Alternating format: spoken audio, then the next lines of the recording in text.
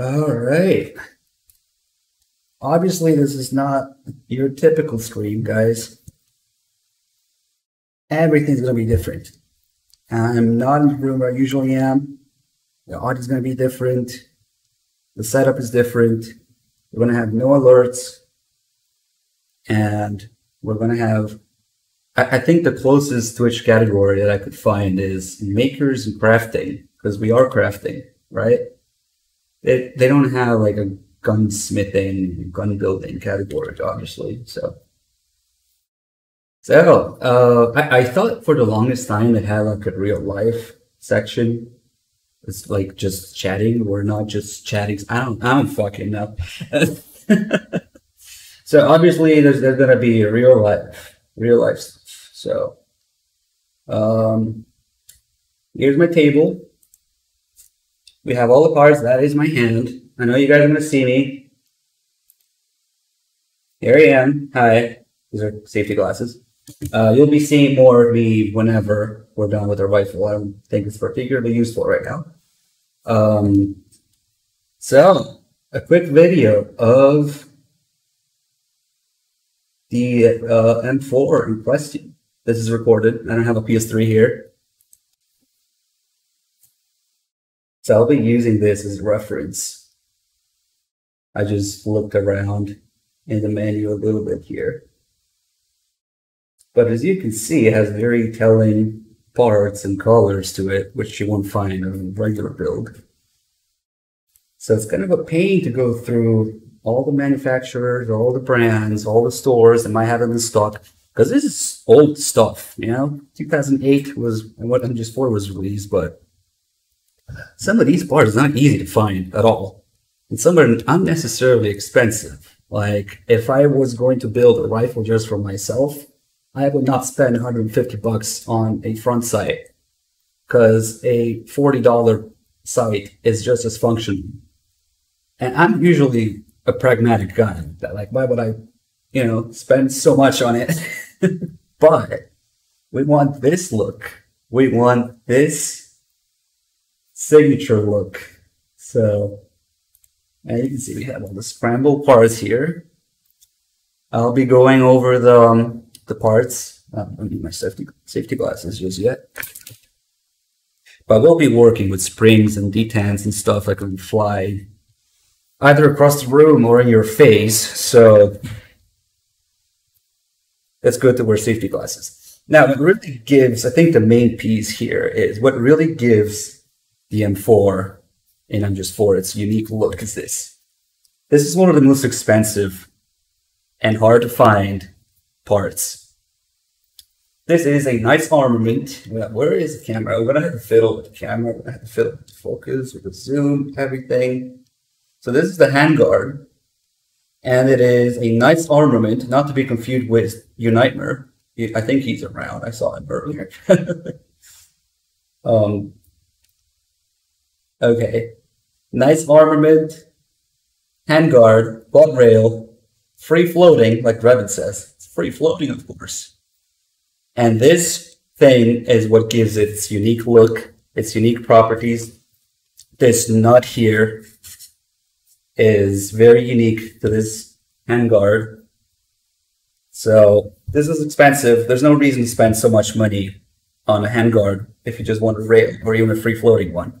But Knight's Armament in general is a very premium brand that you just pay for the brand. And obviously it's good quality as well.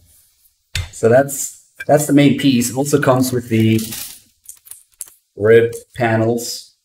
If you actually want to grab onto it a little more comfortably, there's 3 of these. But as we know, these are not MGS4, so throw it away for that's it. Then we have your standard lower and upper receivers. These are mil-spec.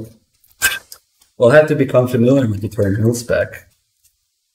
You know, military specifications, sometimes marketers will use that as a way of making it look more appealing, but in reality, mil-spec means the best balance of price and quality, because obviously the military has to arm a lot of people, so they don't go with the automatically best stuff.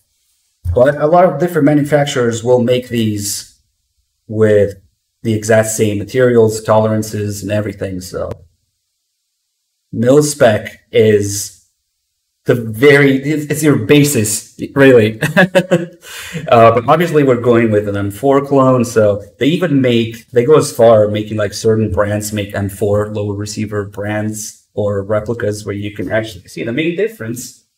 Here we're starting to touch a little bit on laws. Of course, for a civilian rifle, you have your fire and safe positions. There's no full auto, which would normally be here. Yeah, that's a whole different can of worms, so we're not going to do that. You have your standard grip. Now, if I wasn't in California, this would just be a grip, but there's a lot going on with this grip. And the stock. So I was storing for the longest time. Let me see if I can find... we're going to need a picture here.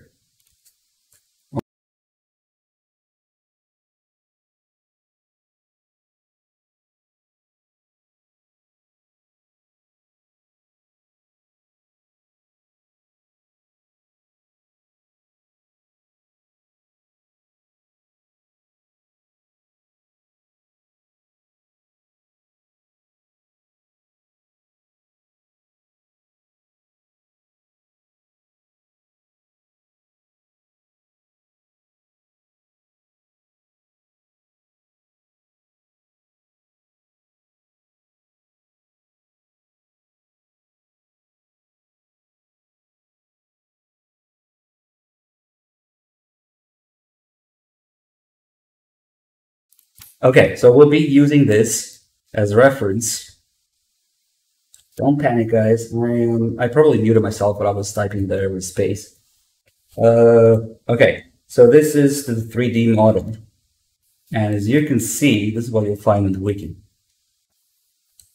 Look at the collar, the stock, and the grip. They are supposed to be this, it's called flat dark earth collar, but no matter how you put it, in real life, these are way brighter. They're not as dark. Just look at it. So that pisses me off to no end that we can't get the exact color. In fact, I initially got this. This picture's a little bit too big. This is OD, olive wrap.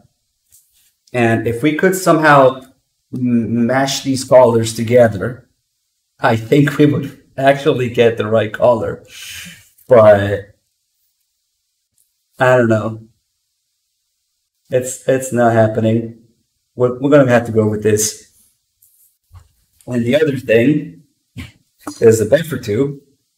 So the buffer tube, you might notice from the picture, is not the same color. It's slightly more gray. So I was able to find that. So yeah, this I think gives it a nice touch for accuracy with the color. All right. So it is FDE, yes, but I don't feel that it matches this model completely. I feel like it's in between, it's way darker. All right. I am here, yes.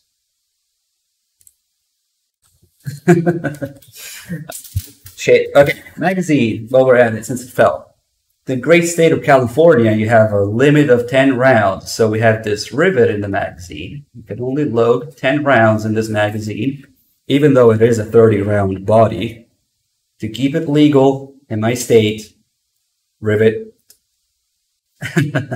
And we'll be doing this. We'll be doing a whole lot of face palming at these laws through the stream. But at least it's the right color, it's the right finish, it's the right size. You're able to buy these. We have to suck it up, pay more for less capacity. Thanks, California. Anyway, these are they're called OK Industries Surefeed magazines. These, along with Holt, were the two manufacturers for the U.S. Army. So this is pretty close as it gets. As you can see, it's already like scratched and blemished and everything because they actually test these before selling them. They fire them, so scratches and use is normal. But I'm glad that we can get a look. There it is. It's actually a little darker there, but if you look in game, like here, it's definitely a gray one, a mil-spec gray. So we got that. Let's put it out of the way. We don't need it yet. In fact, we got all sorts of shit that's not needed yet, but we're just going over right now. Now, the elephant in the room is the barrel. The barrel, be ready to go over a lot of legal nonsense for the barrel, for it to keep it legal, because obviously I'm streaming this. Some people might be doing this in the comfort of their own home where nobody will ever know what they're doing. And it's really easy to assemble a rifle and commit a felony in the process. So obviously I've done my research and we're not going to commit any felonies today. So a true M4 barrel is 14.5 inches. However, a civilian rifle cannot have a barrel shorter than 16 inches. So how is this legal? Because this is the actual barrel, and then this part here at the end is a muzzle brake. This, combined with the 14.5 inches, is a total 16 inches, just above 16 inches. Now, for this muzzle brake to be considered integral part of the barrel, it has to be pinned and welded.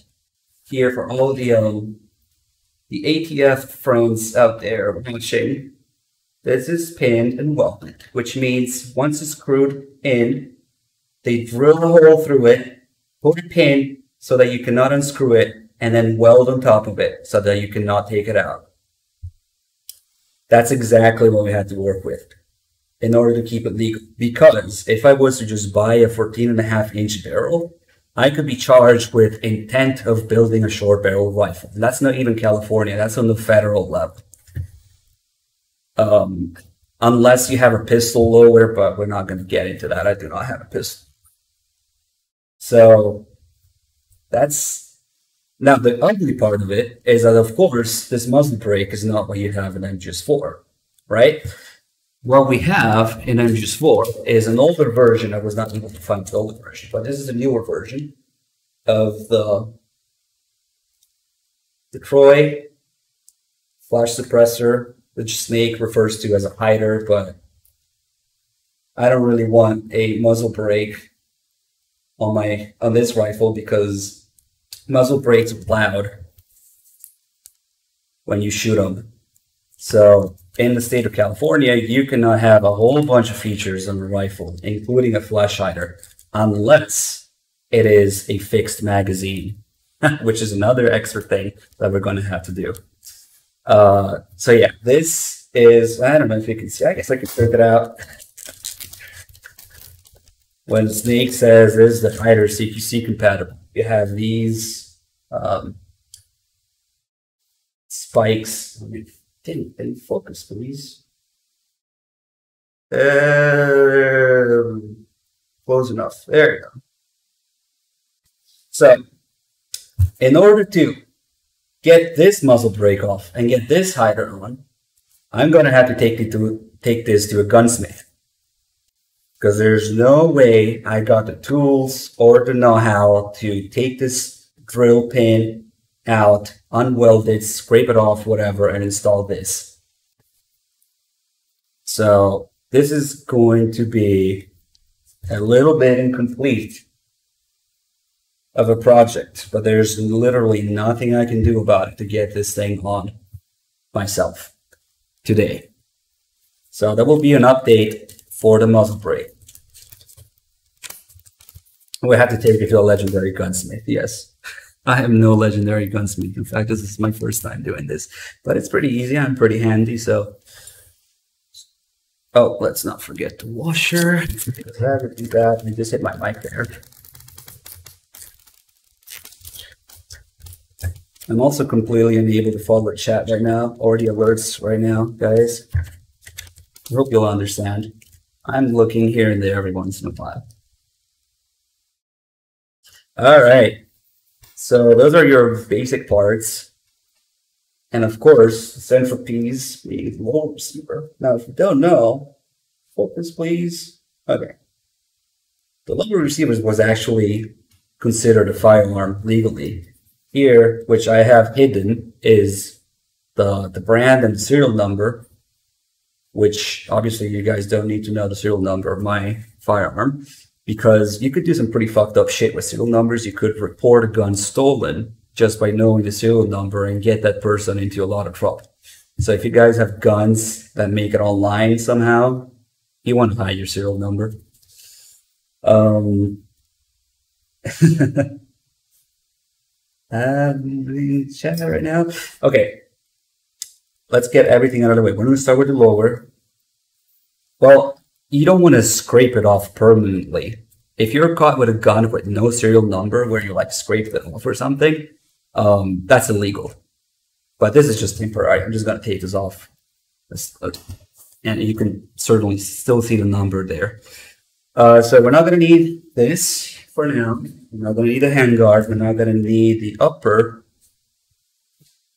We are not going to need a buffer tube. We are not going to need the grip or the stock. And we are not going to need the barrel.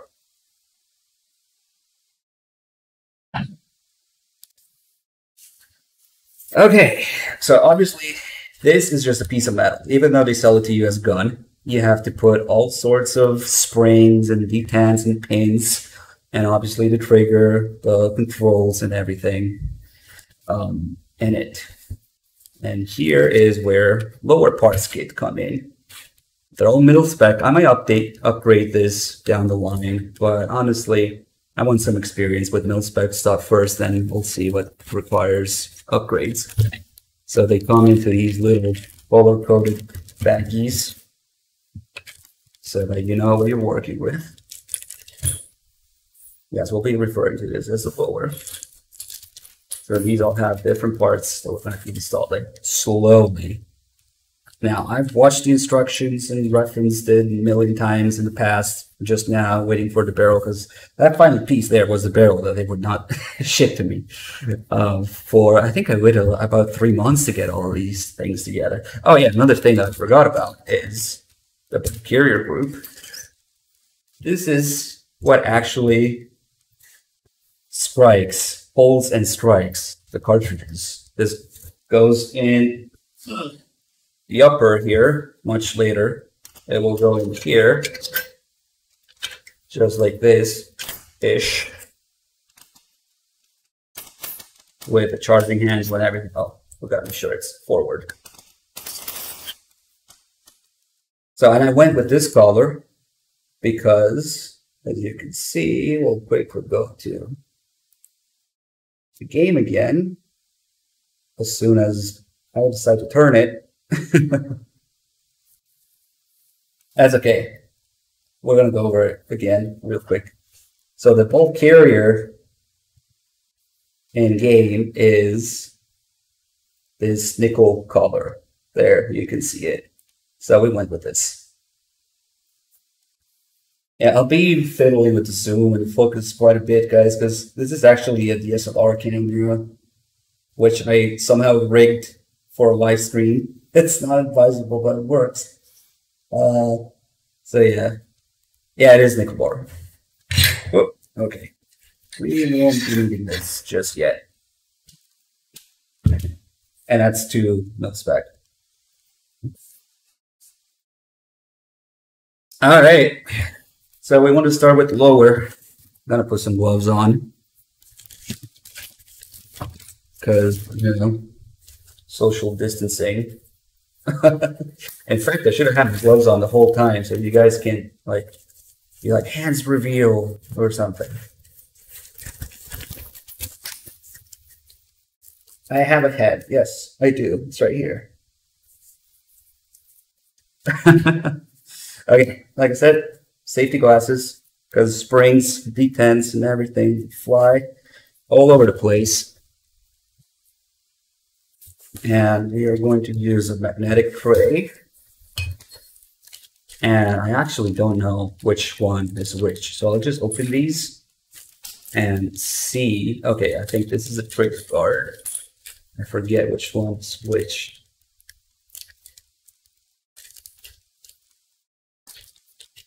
I would like to start with the... Oh, wait. Yep, that's it. Now, it's not over yet with the California laws, so here we have the takedown pins and the buffer retention bit and spring to go with it. But I forgot to mention another thing. In order to make this rifle California legal, we're going to have to install this ironically named Hogue Freedom Fighter. And what this is, again, little bit of a law sidetracking here. In California, you can only have a legal rifle in one of two ways. Either you have a fixed magazine, which is what we're going to do, or you have to have a what they call a featureless rifle. Because according to the overlords who made these laws, who obviously know a lot about guns, you cannot have certain features on a rifle because that makes it unsafe. And these features include a flash hider, a pistol grip, an adjustable stock, and a removable magazine. So none of that really makes any sense because you'll see abominations with really weird grips out there and other ways to circumvent these. Well, not really circumvent, but comply with these laws. But we're going to go the fixed magazine way. If you do a fixed magazine rifle, then you can have all those evil features that make it an assault weapon. This is remnants from the assault weapon ban, which the rest of the country did away with, but apparently California didn't. So we're going to be installing a device that does not allow me to use the magazine release unless the rifle is disassembled. And that's, in a nutshell, what a fixed magazine does. So in order to have all those features and a real pistol grip, that's what we're going to be doing. And this is the scariest part of the build, because this requires drilling into the lower. It's not going to be fun. It's going to require steady hand and lots of patience. Yes, if you're in a free state, you'll automatically be like, yeah, that's stupid. You can't have more than 10 rounds. You can't use the magazine release unless the rifle is disassembled. Because the second, let's get this again. So let's say all the parts are assembled right now. Like this, it would be your rifle. The second it goes like this, it's not considered a rifle anymore. It's not considered a firearm anymore. So the second this upper and lower are separated, it is legal to have a functional magazine release. So what they came up with is a special pin, which is why I mentioned it, because here we have the regular pin, but I'm going to have to install a special pin here to quickly disassemble. What the pin does is you press it instead of pulling it out like you normally would. By pressing it, it disassembles the upper and the lower just a little bit, and that enables the magazine release. And that's how you change magazines with a fixed mag. It's not going to be pretty, but that's the best I can do. The good thing about the magazine, the fixed magazine, because there's many solutions out there. The good thing about this one is that it's completely hidden. It's a pain in the ass to install, but it's completely hidden once it is. And that's what we want, because we want that look, right? So this is going to be the scariest, most delicate part of this. But yeah, let's begin with the other pins. So the problem with these pins is that, okay, now have to zoom in, move stuff around. Focus. Maybe. Okay. So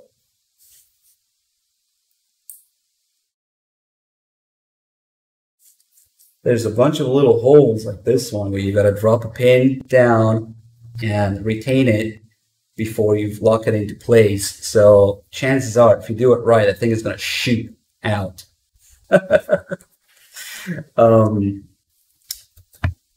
So that's the biggest concern here, which is why there's things like this. It's called a whoops kit, which is basically just a bunch of spare parts in case you do send some of those pins flying. So I picked up one of these just in case, because I'm like, yeah, this might happen. I cannot say that's not going to happen. So yeah, whoops kit. And I'm going to be following instructions that I referenced for a long time, but I'm still going to go over them live, I guess. So this is going to take some time. Bear with me because it's going to be the first time doing this.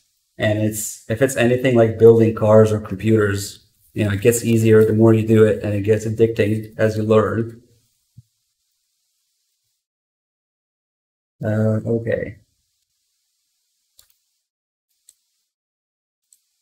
So we're actually starting, because this is one of the most annoying parts.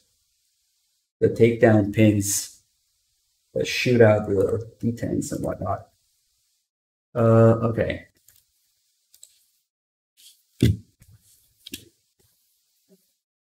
You guys probably won't be able to hear it, but...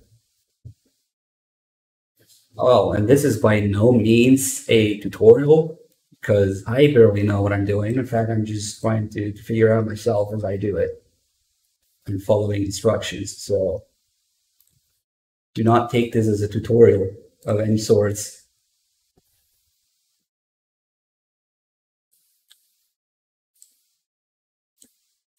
Let's see.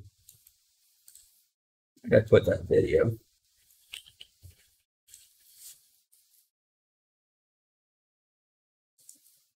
Life advice, guys. There's so much you can get done in your life if you just YouTube a video on how to do it and try your hand at it.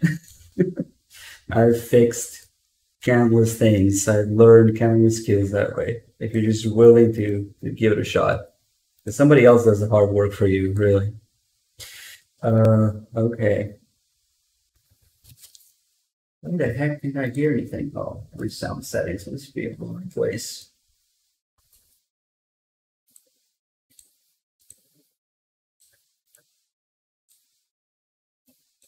Okay.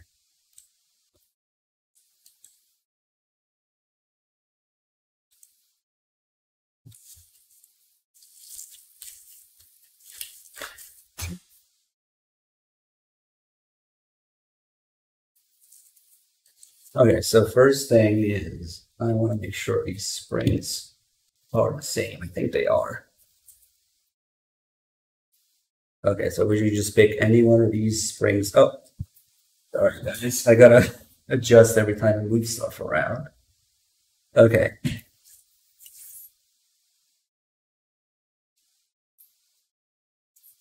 So we're going to be installing this pin. Let's out. And adjust and focus. Okay. So this pin will be installed here, but it's not that easy because it's a detent with a spring. So I'm going to be setting the spring in here. And now making sure these pins are the same as they are. Okay. Now there's a problem. We know there's a spring in there. So if I put this detent in it, when I had to hold it down, I'm actually kind of questioning my gloves right now. It doesn't quite give me enough dexterity to do this. So yeah, rip gloves will get oil all over the place, but whatever. So I'm gonna get something like an Allen wrench. of somewhat the appropriate size. And that works. So we're going to be using this to hold the detent down temporarily. Oh, there's the tricky part. Okay. So I want to push this down and retain it with the Allen wrench. Oh man. Oh, I see what they mean now. Oh, okay. So we got that in there. It's under wrench right now, but now we're gonna hand it off to the little channel in this pin. So I'm gonna be sliding off the wrench and whoa! The channel doesn't start as soon as the pin starts. That's the problem right here. Okay, start over. And we did not lose the pin because I saw it happen. Never mind. Oh man, I see what they mean now. Okay. This is amazing. Okay, it's in there. And if only this channel went all the way, but if it did go all the way, you wouldn't be able to retain the thing in there, so that's the problem. Nice. Okay. I'm going to, so you guys can see. Okay, got it. That wasn't too bad. Now the pin is in.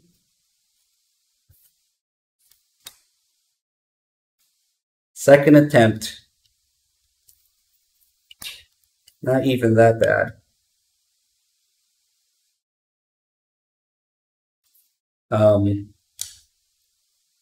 Yeah. I'm trying to figure out how to take it out now.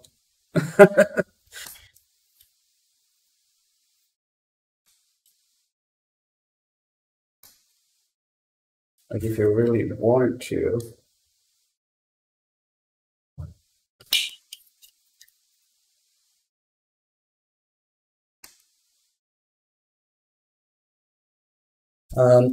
Yeah, I'm just trying to fiddle with this just in case I want to take the pin back out. Because you should be able to take it back out. But maybe we'll use a little bit of help. And I do have to go off camera sometimes.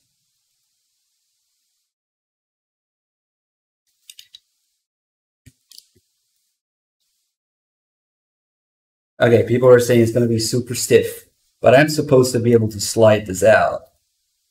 So maybe I'll use like a screwdriver or something. It is pretty... I should have maybe oiled it before doing this.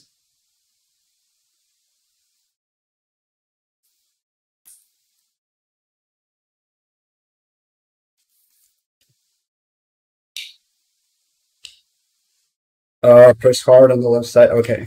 Ah, there you go. We got it. So now we are able to, it is retained, and we are able to slide it like that. Okay, nice. Hey, the chat is actually helpful with this. It is really stiff. You have to press here. Oh, here, now it's not stiff anymore. Broken in. First pin down. Cool.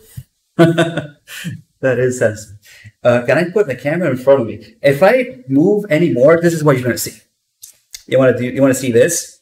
Because I'm trying to do this from the side. I'm sitting to the side and working like sideways. So this is what we're gonna have to work with. Sometimes I have to look closely at things, and I might move it out of the way. Okay, there. We'll stop fiddling with it now. I got it. Let's see what's next.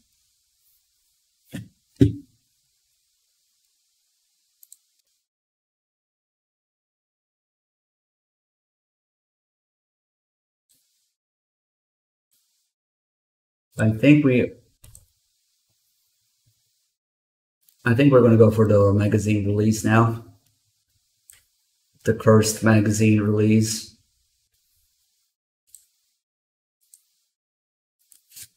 Okay, so we're not going to need these yet.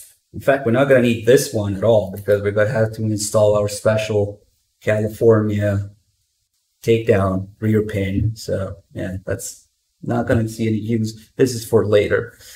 That's the trigger. This is, I guess we could also go for the trigger guard right now. Okay, this is trigger guard and the grip screw. I have like 3 grip screws. Oh, there's also the safety selector in here. And we have a roll pin. We have a washer for the grip. We have a detent for, oh, this is for safety. This roll pin is for the trigger guard. Because here we're missing trigger guard. So this should be relatively easy to do. This is 556. It's a 1 in 7 twist, which I know is not optimal, but it's an M forgery. So that's what we're going with. So the trigger guard has one spring-loaded pin that we can slide in here. Whoops. I wish I had a little longer nails for this if I knew. Add tolerances, please help me. Screwdriver it is. There's nothing a flathead screwdriver can't do. It's an arrow barrel. All right, snaps in there. And the other side is going to require the first of our roll pins. So let's get the roll pin punches. Got any old sorts of punches. Let's see. This looks like a good fit. Is it free float? It's not the barrel that's free float, it's the handguard. But yes, obviously, I went over all the parts at the beginning.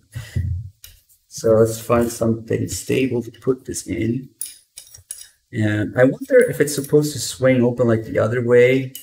I don't really care. I don't think I'm ever going to open it. Is there like somebody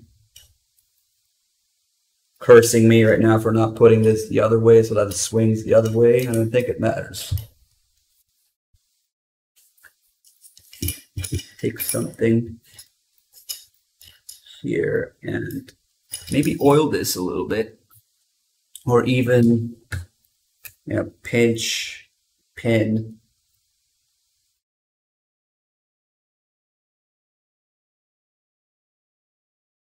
Oh, it only installs one way. Yeah, I'm dumb. Yeah, because there's no hole on this side. So yeah, obviously it's that way. Don't worry, I'm going to screw something up at one point, and that's going to be the highlight of the stream. Okay, so little brass hammer is what you want to use for this. One side is metal, one side is brass.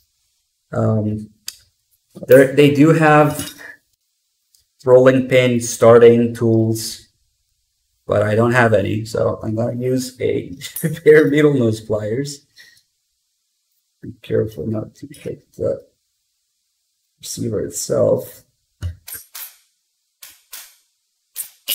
Whoops. Yeah, no, this is going to make a little more story of this. And the reason we want brass or metal is because otherwise we would scratch the hell out of, oh, you know what, I'm going to oil this. It would scratch the hell out of the aluminum of the receiver.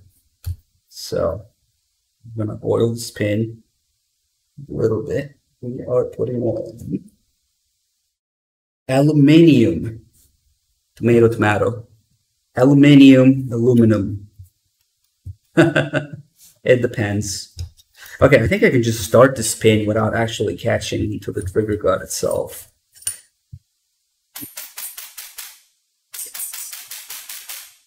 I'm not sure how the NVIDIA voice noise suppression thing is going to handle all the noises. You guys may or may not hear them. Okay, the pin is started. We're not caught in the trigger guard yet. So we're going to use the actual punch now. They really recommend this tiny ass, like maybe 10 ounces hammer for this. I don't know. Let me get something a little bigger. It's still rubber, but, you know, a little more effective. Okay. It's probably going to take a while. It's not engaging the trigger guard itself yet. I don't know. Let's see. I don't want to mess it up having to pull it out, though. That's for sure. You just have to be violent. Okay. It's engaged now.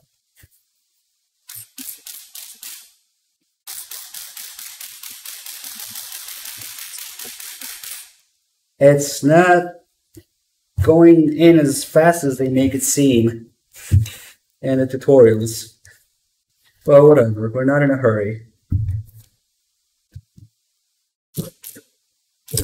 Whoops. Yeah, we need some stable position for this.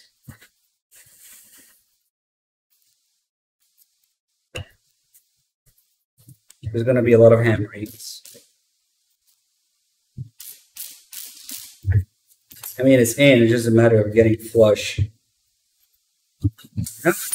Forget this thing.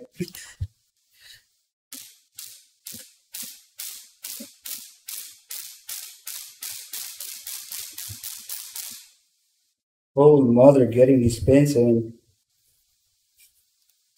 Okay, well.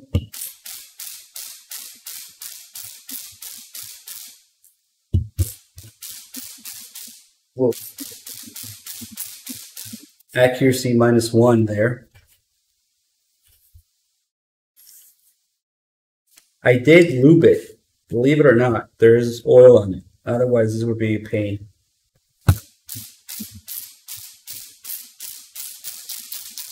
Poor screwdriver.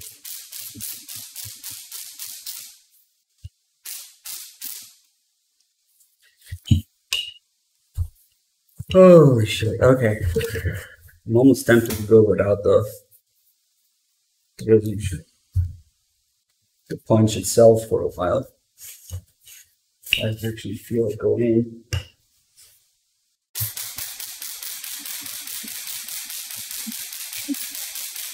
And then we'll use the punch to finish it. That makes the most sense.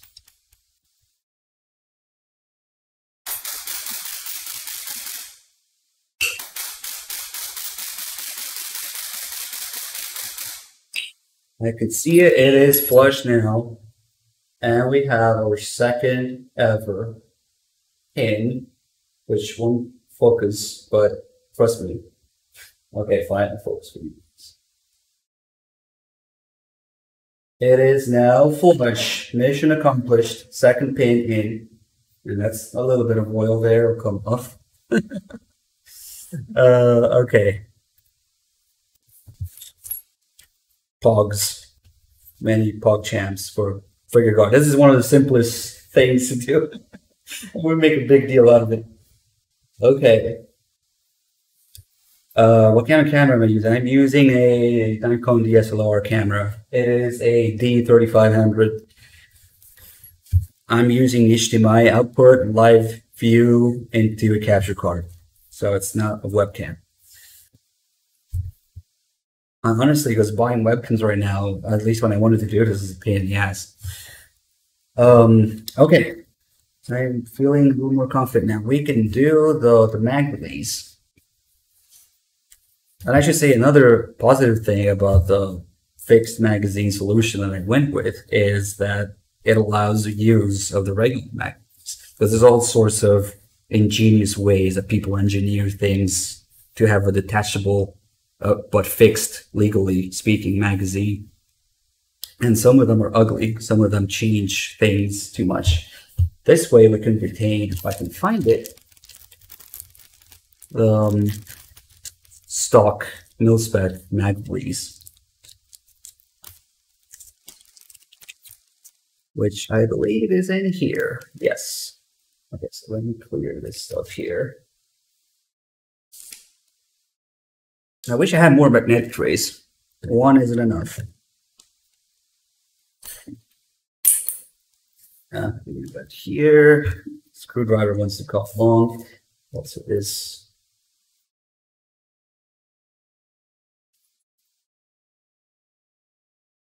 Okay. All right, mag release. And whatever else is in here. Oh, we have the mag release.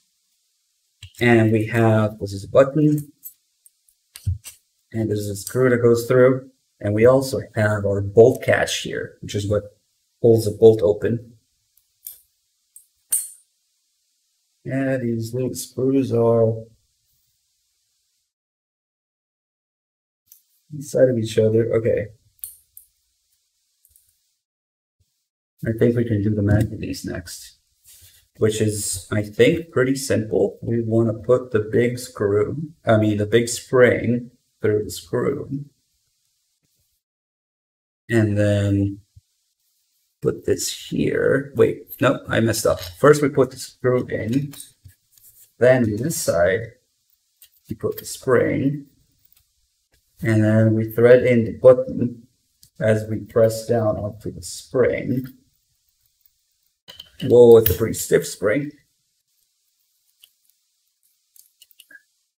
Just enough to hold on to it. Okay. And then we want to press this all the way in. And now it comes up this side. And we can spin this instead, which is okay. And now we can go even deeper with some sort of tool. This punch might work, actually. Yeah, this needs something pretty. So press all the way down with the punch so that we can screw this even more until on the other side the screw is, and there's different schools of thoughts about this, but just about flush with the button, or like one turn away from being flush. And press down.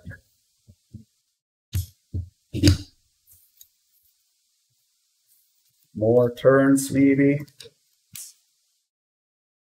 How do I know how to do this? I talked about this. If you just bother to do something and learn knowledge, go look up a YouTube video how to fix your dishwasher, your car, your gun, your anything. And the hard work is already out there for you.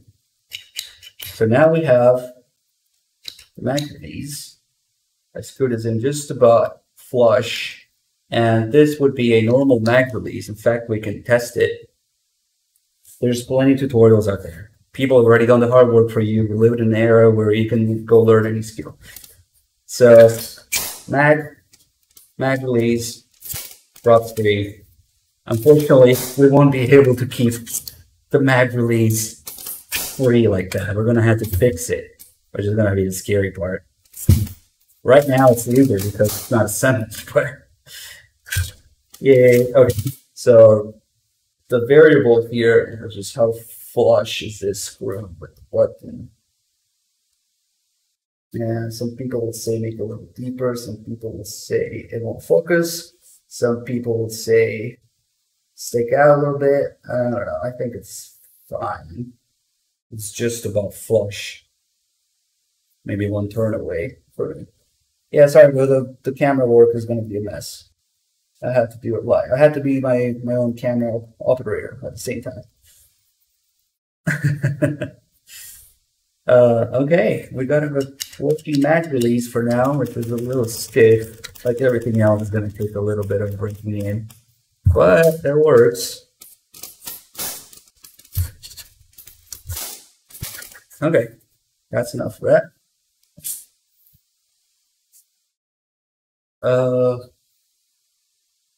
Yeah, once we do the whatever next part in detail, I'll probably zoom in and focus buff.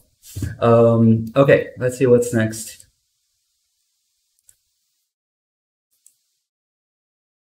I think we're going to do the bulk catch. Okay, so we have, so it's going to go here. It says hole through it. We have this little plunger and a small spring. So we drop the spring in here and the plunger on top of it. Okay, that was easy enough. And now we have to align it with the catch itself. Let me see. Okay, so this also has a hole that needs to align with the hole that goes through here. And then it will be met with spring tension as we go down onto that detent. And we'll be putting this roll pin in it. Okay. So we want to push in a line of holes, which you can sort of see top hole there. We can start to spin. Okay, oil. A bit of oil. Oh man, maybe this black background wasn't the best idea for this. This is actually really easy. This is my first time doing this and I'm just following instructions. So it might look a little painful for people who know how to do this already. It's a skill and it's really easy. I would compare it closely to building computers where you pick out all the parts and they just fit in together as long as you know what order to go in.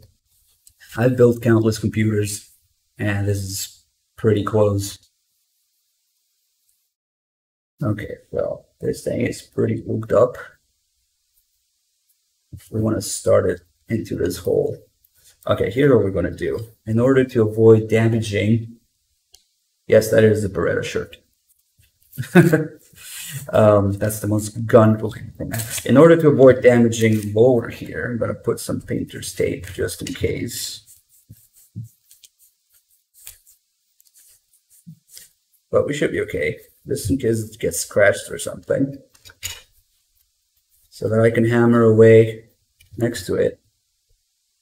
And in typical fashion, I almost lost a pin doing that. Okay, now there it is. I don't know if I can maybe pinch it a little bit to make it fit in.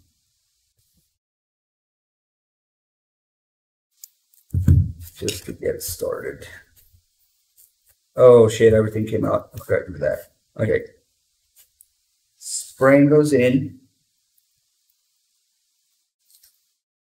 Plunger goes in.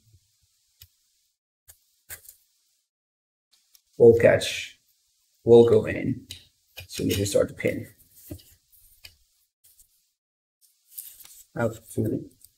Maybe I should just drop everything until the pin started, you know?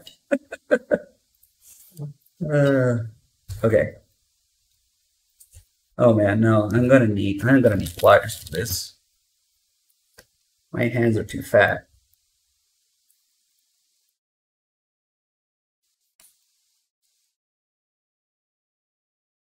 Okay.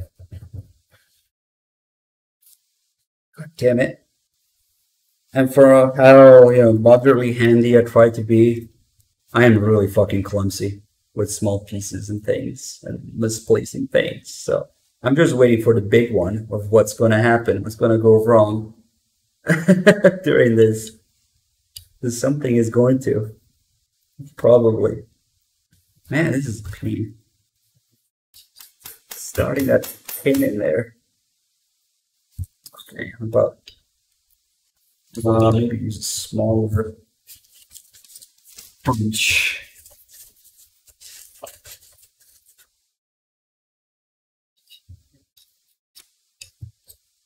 Oh, I know what I can do. Hold up. Genius moment here. We'll just use like a tiny punch to go through this so that it's held in place. So I'll put this through the other side. And then now it's being held in place. We can do this with another punch. Damn it, it's still quite annoying to hold it in place. I wish I had one of those starter punches, which have a little recess where you can actually put the pin itself, because now I have to hold it together myself. God. Let's go in here. Pin, please. God damn it. Whoa, don't you jump away from me.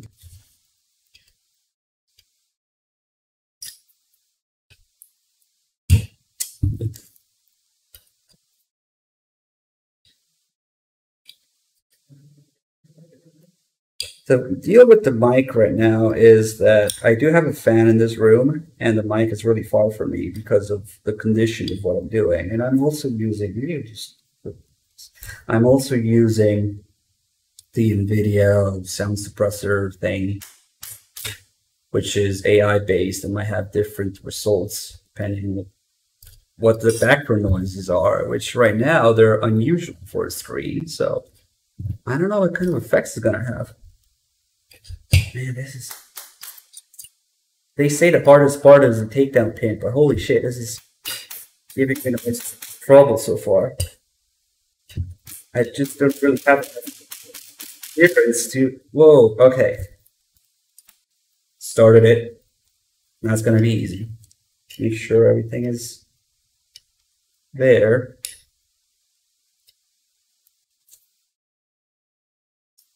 And we should have put some tape on the other side as well.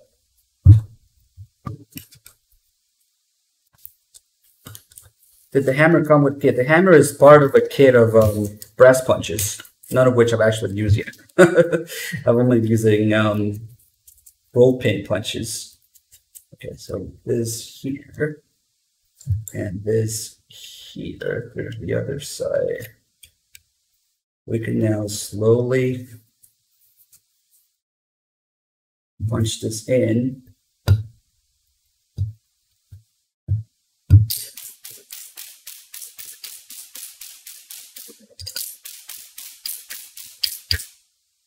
Oh man, this is annoying. This is getting fucked up.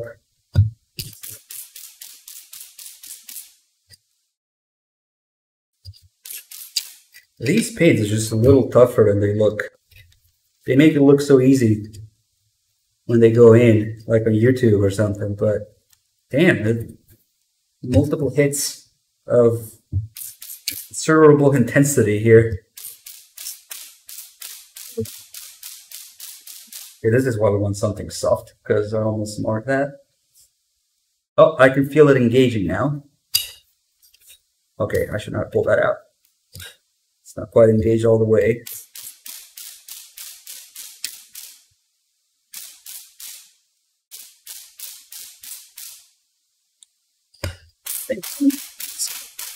Oh god, that poor blower. If there was anything other than brass, because brass is a softer metal, this would be ruined, but thankfully it's not. Okay, now we could probably use this. I think, yeah, I do have the NVIDIA, again, AI sound suppression thing going on. So I wonder what these strikes sound like on screen. This is definitely the most painful pin so far. Holy shit, man.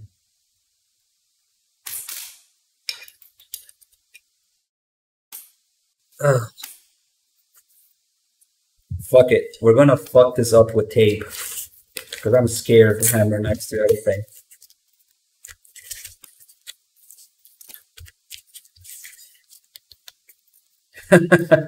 They do advise to use a plastic hammer or a brass hammer. If you go crazy with the hammers, you're going to ruin everything. Son of a bitch. Okay. Yep. That was scary. We got it covered though.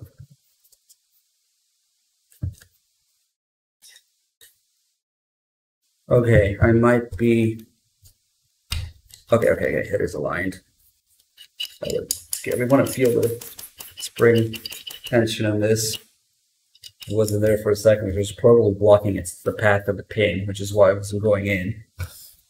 I wonder if I can use a longer punch so it sticks out a little bit more. This is just basically an endless series of pin boss fights.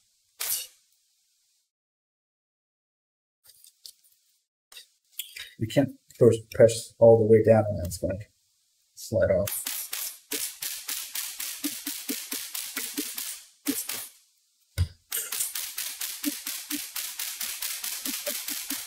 Okay, just a matter of being patient. I can see it going in. You guys probably can't.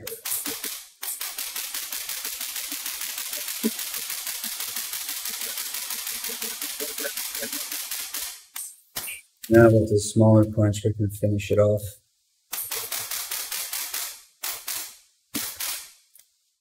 And we are flush. Every time I move forward, it can roll. You're just assuming. So what matters is that we have spring tension in this. Just like that.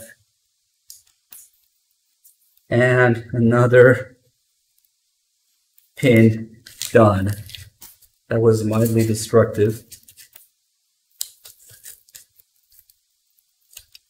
But thankfully we are using the right materials, so it is not like scratched beyond repair or noticeably.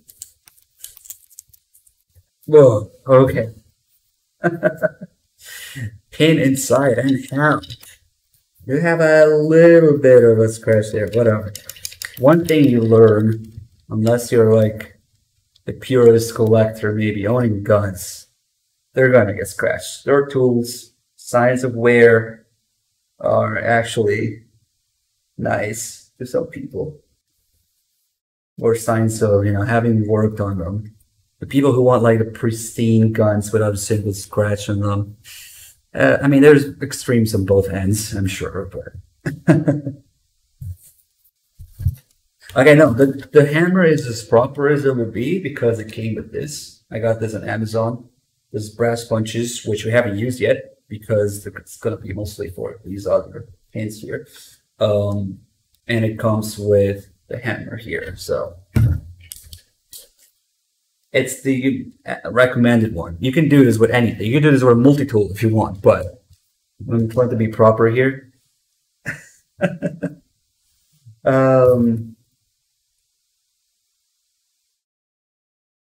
Your brain is having trouble associating my voice with my body. Yeah, I mean, I have hair.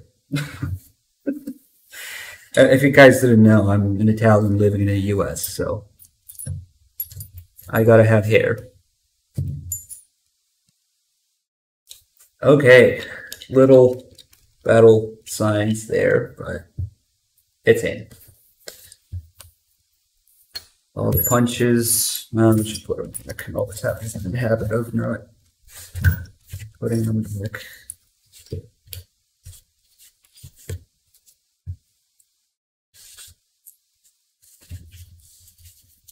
Up this one goes here.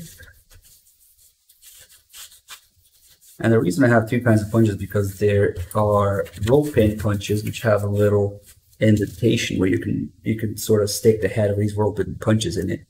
And then the regular brass punches, which are like this one, I don't really need one of them, which are completely flat, which are used to use other push in other pins so that they're flush with the receiver.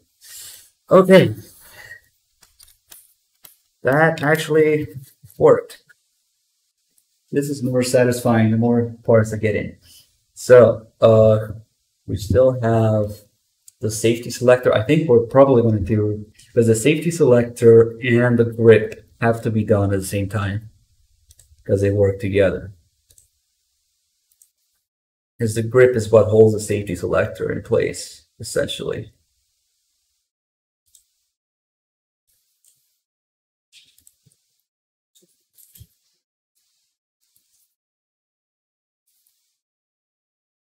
Hi, you want to say hi? What? Hi. You're actually starting? I've been going at it for a while now. I'm incredibly slow by the standard of somebody who knows how to do this, but I'm learning as I go. Okay. You can say hi if you want. How long ago did you start? How long ago did I start? An hour, about an hour and 10 minutes. This should be done in like 20 minutes if you know what you're doing, but obviously I don't know yet. Yes. I'm learning. Okay.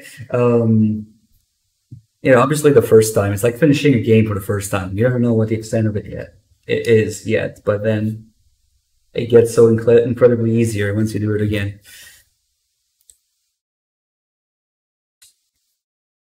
Okay, let's see.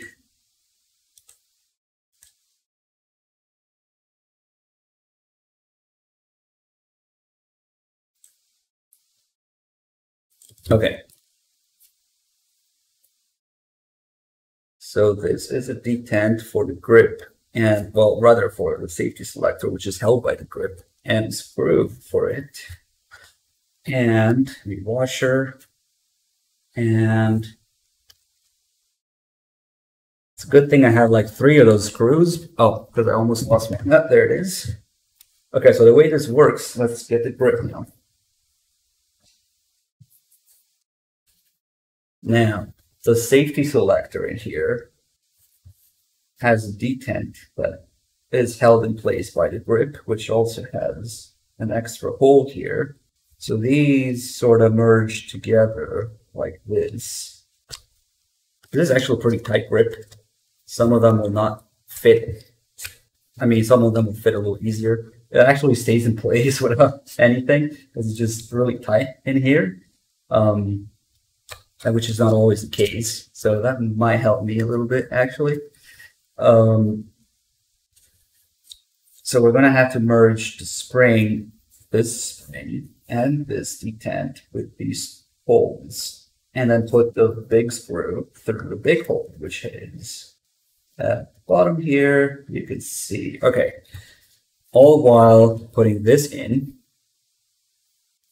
Wait, so this just drops in freely?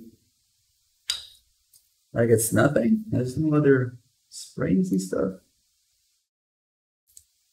Let's see. That looks like it. Okay, that's easy enough. So we just put this like this, and then we go upside down. Is it like a PC where it's cheaper to build your own? Yeah, not only you learn more, you have control over your parts, and in the most cases, yes, it's cheaper. You can get entire build kits out there for like $400, and then you get a loader for like $50, $100. You can easily build a rifle for around $500 easily if you just want a basic rifle. This is obviously a more involved look that we're going for the MGS4 and 4, but pretty easy to get parts if you just want parts. Just like that. In fact, I would closely compare this to building your own PC, both in terms of skill and material required and parts. Okay, so we put the safety selector in there, and we put the spring here. And now we're gonna have to merge these without dropping any, and then the detent in here. I'm pretty sure it goes this way, right?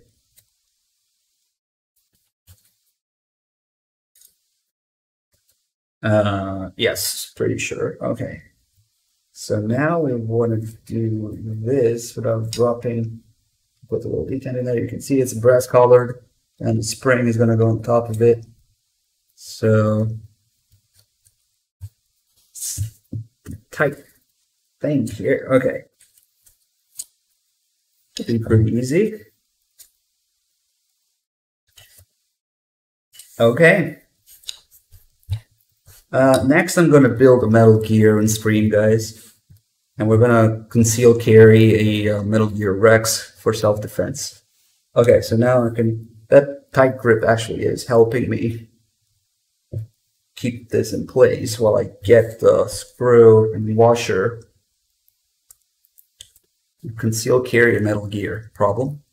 Okay, so we get this, the washer on the screw, and now it's a little deeper. We're gonna have to drop that in there and screw it in with an Allen key, which I prepared. Should be this one. Okay, there you go. Might also do this sideways because of the washer, so that it doesn't drop in. Now this is a little bit, and I do have a head. Yes, saws in the way. Whoop. Okay, I got it. I can promise you that screw went into the hole that you saw there, and I'm now screwing it in. The grip is another big point of concern in California. You cannot have a pistol grip because it's scary. You know, if you have the exact same rifle but with like a hunting stock, wooden style on it, instead of a pistol grip, it's perfectly fine. But the second you have a pistol grip, it's a scary assault weapon. Never mind that it shoots the exact same round, the exact same velocity, barrel length, magazine capacity. These people have no idea what they're doing. Anyway, maybe I should put some thread locker on it, but before we do that, let's make sure that the safety flicks both ways. Safe, fire, safe, fire. We get a nice click and spring tension on it. So I'm pretty sure I did it right. Cool. Okay, I'm gonna put some thread locker on this because I really don't want the grip to come loose.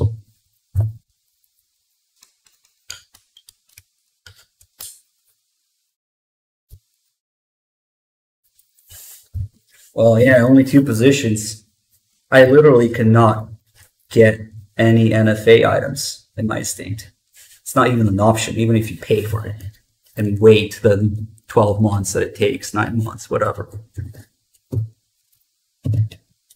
Do I wear a Beretta? Here, this is why I have a Beretta shirt.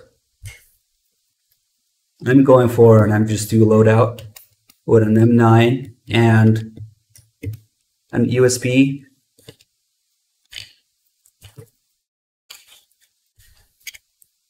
Obviously, the M9 is not tranquilizer, though.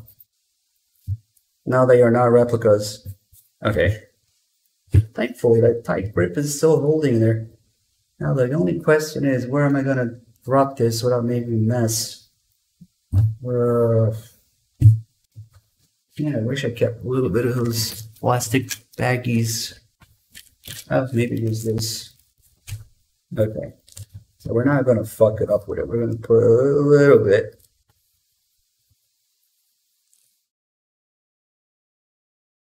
That probably is fucked up, according to some people. But the grip does not ever need to come loose, hopefully, so...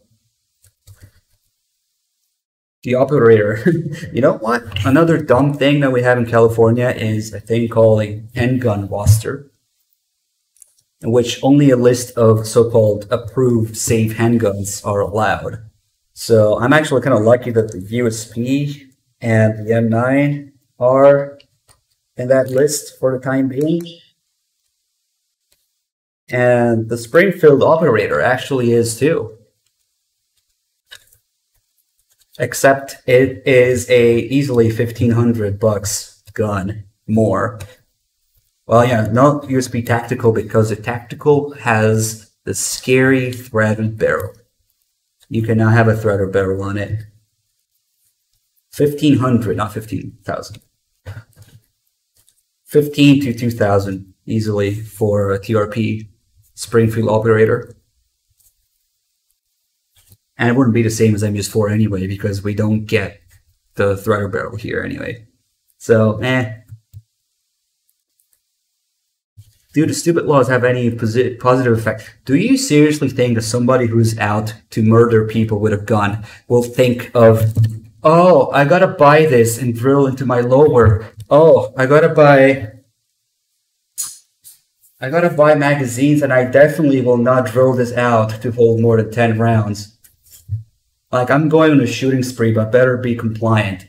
Nobody does. It's so easy to break the law, accidentally break the law when you're building rifle if you don't know what you're doing.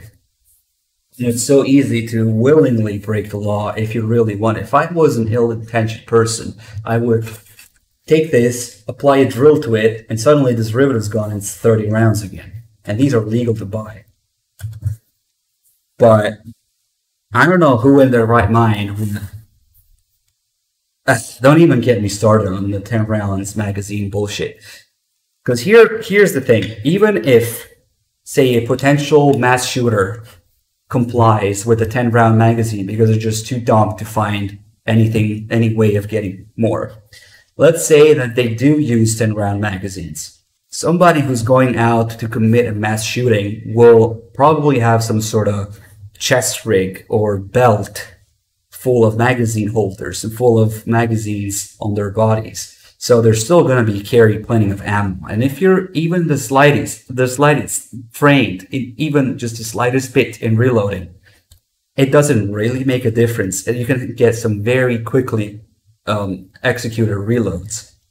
But what this law does for me in the middle of the night, hearing a serial killer breaking into my house, I only have 10 rounds because obviously when I wake up in the middle of the night, because you hear the proverbial bump in the night, home defense situation, you're only going to grab whatever's in your nightstand. You're only going to have that one magazine. You're not going to have a chest rig. You're not going to have a belt.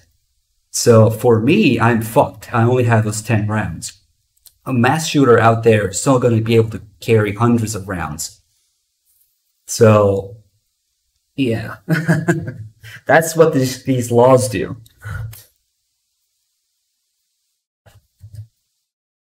Anyway, I really don't want to turn this into political, gun law ranting stream because whatever.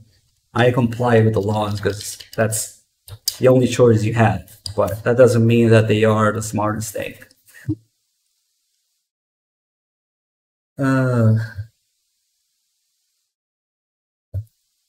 There's actually a myth that ARs 5.56 overpenetrate. If you go look at some tests out there, due to the extreme velocity and lightweight of the bullet, a 5.56 round is much more likely to tumble or fragment and not penetrate as much if you hit a wall or something compared to like a handgun round. So ARs are actually okay for home defense. Build a grenade launcher. Okay, so this actually is starting to resemble something because we have a grip and a safety selector installed. How much am I saving? Well, this is specifically made to look like the MGS4 rifle build. So I'm not doing this to save. I'm doing this to have a little bit of because one of the things that MGS4 does right is the gun porn. So we are replicating this. So I went out of my way to get specific parts, which are often more expensive to do so. But like I was saying earlier, you can get basic parts and build a rifle for $500 or so. Anyway, I'm sorry I'm not able to follow the chat, guys, but yeah, hopefully I didn't go off rambling too much there. It is quite a satisfying flick that you get out of it. No third position. Okay, what's next? I think we're about to maybe look at the trigger. Kind of need the trigger, Oh, maybe actually the buffer tube. Oh, okay. Okay, we are going to mess with the buffer tube next. So we want to make sure that's not it's the right way, which I'm pretty sure it is. So we want to screw it all the way down.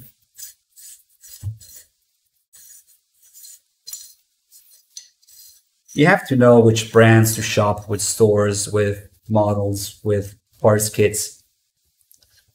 But the only regulator part is lower, like this part here. You can get that through an FFL or something, and then you can order every other part to your door. So there's different tiers out there, just like everything else. If you know the brands and how much you want to spend, you can get whatever's in your price range. But basic stuff, $500, $400 for a parts kit, easily. Somebody's saying it's backward. It's okay. We'll confirm.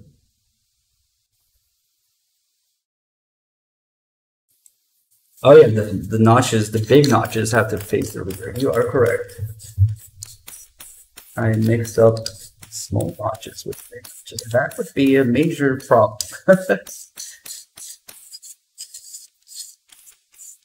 There's obviously people who know a lot more than I do here, which is nice. There you go. That's better. Classic mistake there. Let me see.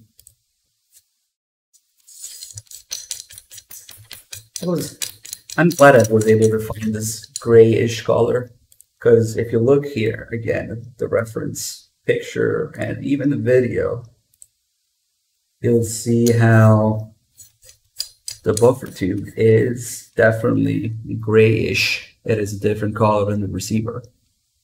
So they make these things in all sorts of colors. They make these in pink if you want them. Bright ass yellow, green, blue, whatever you want. But yeah, I do feel like it could be a little bit, just a little bit lighter color, but it is grayish, so whatever. There is a little bit of extra Loctite on the red back here, right? And I just happened to deposit this thing on it. Let's wipe it off before it dries it out.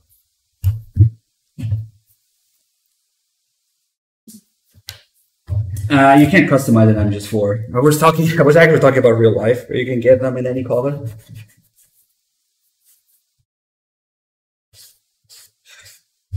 You know, I'm thankful enough that we can get something that at least looks like the part, even though it only holds 10 rounds and it has a fixed magazine. I'm happy enough that it doesn't have to be like one of those monstrosity with grips that go like this or some shit. Because that's the other way to get around the law. But yeah, it's called a feature. If you want to have a laugh, go Google California featureless rifle and look at those grips. I'm not going to, because yeah.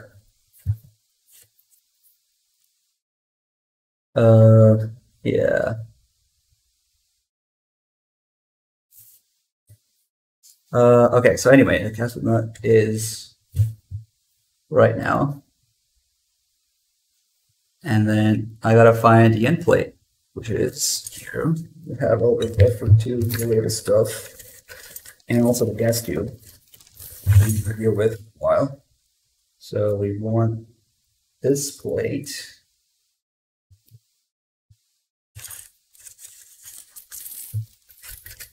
Another nice thing in California is that if you buy a gun, you gotta wait anywhere from 10 to 30 days to pick it up. You can't just walk into the store, do the background check in like 15 minutes and walk out with it. No, there is a minimum of 10 days, which now the system is getting overwhelmed with everything that's happening. So it goes up to 30 days for some people. Waiting period, just in case, you need to cool off, just in case you're getting your gun to shoot someone the same day. They call it a cooling off period, which maybe is excusable for your first gun, but if you already have a gun, why would you have to wait again? I don't know. Whatever. Okay, this is delicate. Let's not get distracted with gun laws again.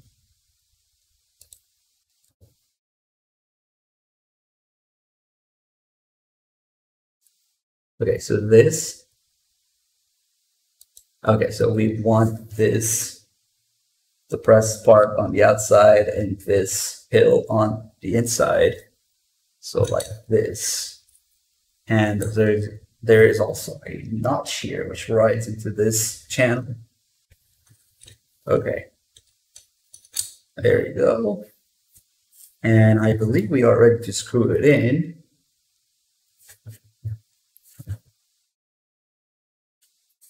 Just a little bit, just so it holds.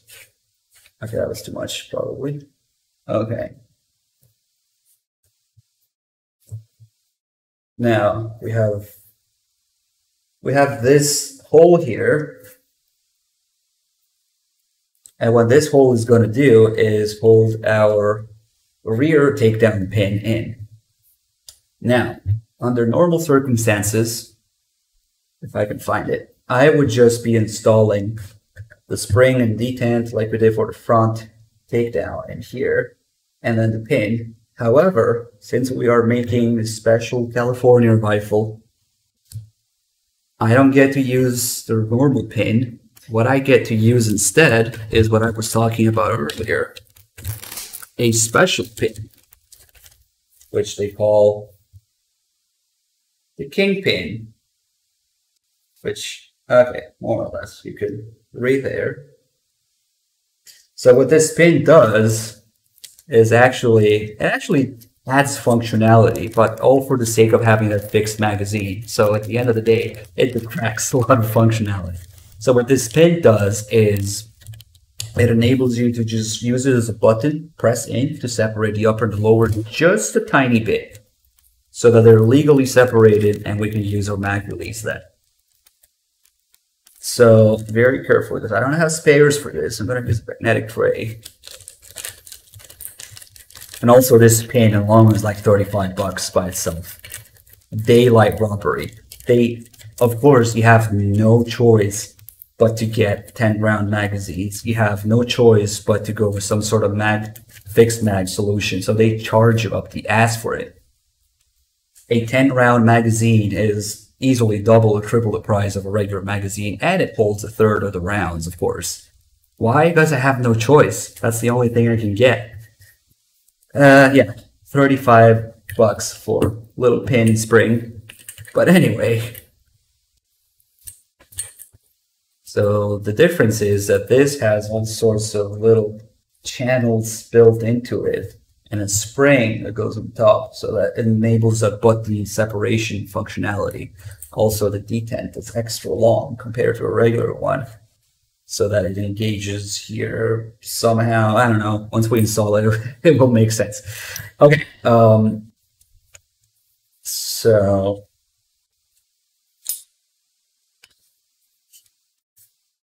okay, here's the thing. There was Freedom Week. There are people who know about Freedom Week. I have Freedom Week mags for my Beretta. I did not have the budget or the insight to buy mags for an AR, and going with the fixed magazine anyway, even if you have Freedom Week mags, you can't use those because it's a separate law for assault weapons. So that's out of the question. However, here's the thing about the mags that you need to know. The mags are out of focus. Let me fix this. Mags are date stamped. You see that? It says 8/19, which means this was manufactured in August of 2019. That's hard to see. Oh, there you go. There you go. It's not the expiration date. And as we know, Freedom Week was at the end of March 2019 and first few days of April. It was like March 29th to April 4th or something like that. So there's no way this could be a Freedom mag if it was manufactured after the date. It's also not safe to eat. Yeah. Technically, you're right. It is not safe to eat after that date.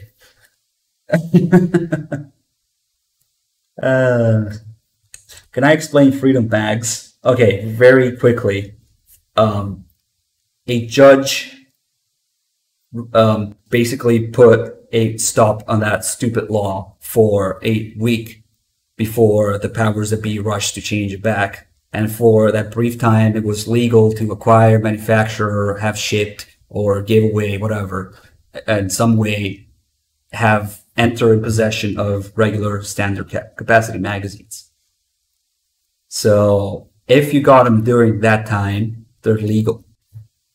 But that's not what we're doing here. So let's not confuse people with it, okay? Because like I said, for a fixed magazine rifle, even if I did have them, they're still not legal to use because it's a separate law. It's the assault weapon law, not the magazine capacity law. So that's a whole different can of worms. Why do we always end up talking about law? I guess people ask, that's fair. But yeah, obviously people who care really regard a judge in high regards. So yes. And there's actually a bunch of cases at the Supreme Court right now. Supreme Court level means that there's nothing beyond that. What they rule goes. And it's actually kind of a critical period right now because there's quite a few cases that they're looking at, deciding whether to look at still. So the next few months might be interesting. Telling you about my in-laws. Now, what is the total weight of that rifle? I estimate it's going to be probably somewhere around 7 pounds, maybe 6.5. I don't know. 6 to 7, if I had to guess, the average. Well, we'll see. Let's do this because this is delicate. This is a California-specific part. I have no spares. It's expensive. I had to follow an entirely different tutorial for it. And yeah.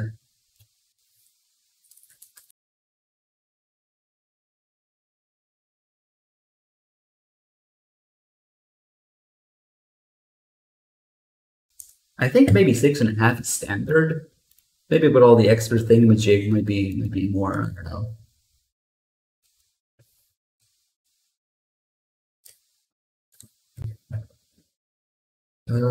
Let's see.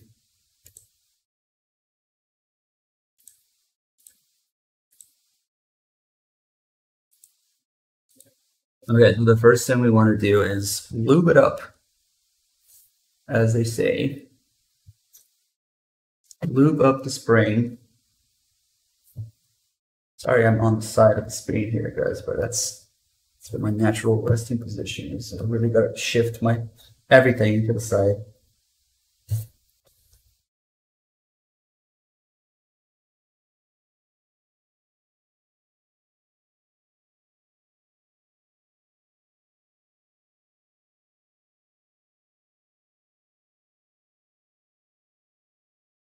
Okay, so we need to get this on here, which is pretty tight, because they want those tolerances when you actually use it.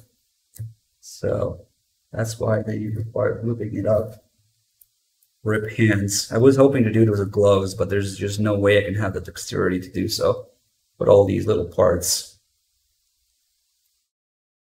But yeah, let me see if this goes all the way. I think it does.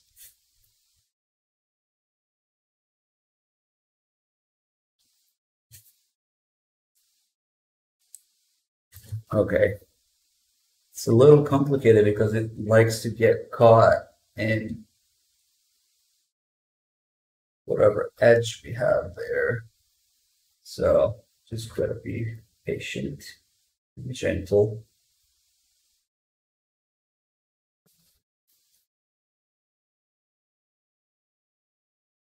This isn't even my final form. This isn't even the scariest thing about this. Oh man. The scariest thing is gonna be drilling into the lower to put the mag lock in. And I'm starting to wonder if I'm doing this wrong. Or okay, okay. Okay, it's all the way in, as it should be. Okay.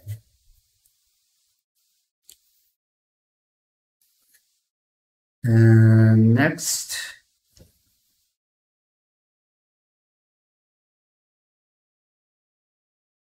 Let's see, what did it say here?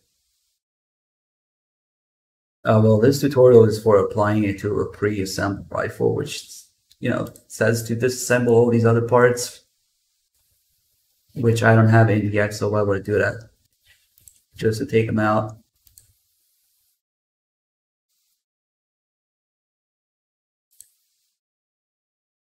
Let's see, going through instructions.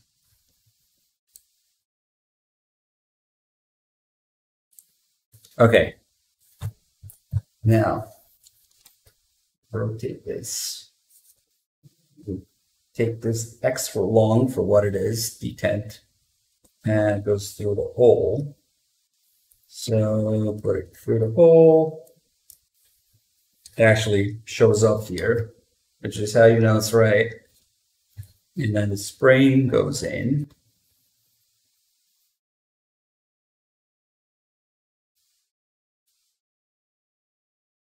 And, oh, I'm wondering if they have another part. Wait a second.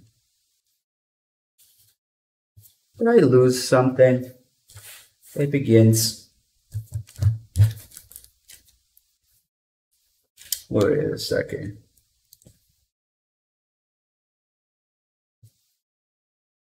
Maybe not.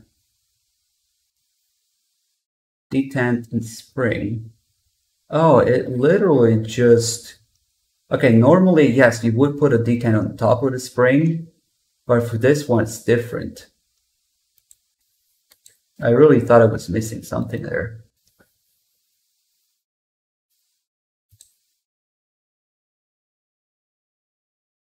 Yeah, no, it does not. Okay. It literally just sits. This is actually easier to install if the spring just sits there. I'm just trying to confirm this before we make a mess.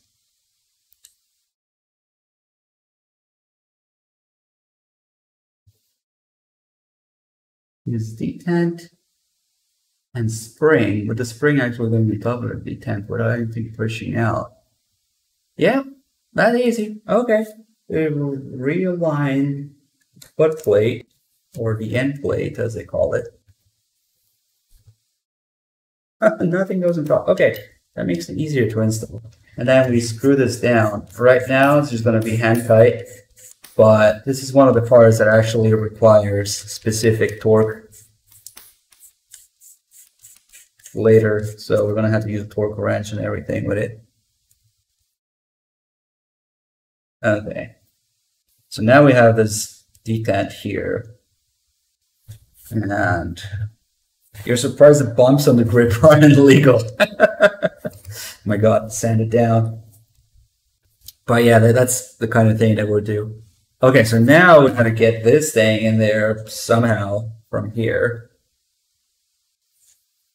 I'm just going to ease it in and see what the tutorials say.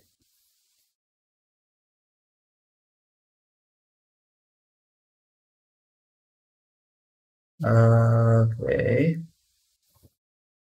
Okay, this guy is tightening the knot already, but we don't need to do that yet. That will be vice specific stuff. Let's see. Okay, so insert it, and then by twisting it a certain way, it will go through that hole with the detent in the way. Even though the detent is in the way here, this needs to go through by means of lowering it with a screwdriver, or probably something thin like a tiny Allen wrench, like maybe like this. I'm not really sure how they want me to do this. First, I need to figure out. Oh, I see. I need to lower it back into the spring tension that way. Oh, I see. Okay, so we do this, and let's see why it's good. That makes sense now. We need to lower this back down. Oh, there you go. That's probably good. We got it into a little channel. And push and rotate into rotation channel. Oh, there you go. Oh, nice. So we just rotate it into the channel so it doesn't come out. And now we have this as a button that's spring loaded. And as soon as we put the upper in, it's going to take down the upper from the lower very slightly. Okay, but to actually take it out, it's just like when I installed this one, it's a little stiff. And we need some other operation, manual of operations. Okay, push in. All right, so I need to push it in and rotate it. And it actually comes out like a real takedown pin, which is going to be needed for, you know, assembling the upper. Okay, so all it needs is just push this back that way. Okay, sorry if it's a little out of focus, guys, but kind of trying to adjust over and over here. Okay, I'm just learning how this shit works in real time. So push this in. I wonder if there's a way to retain this and also take out the pin, but not completely. Okay.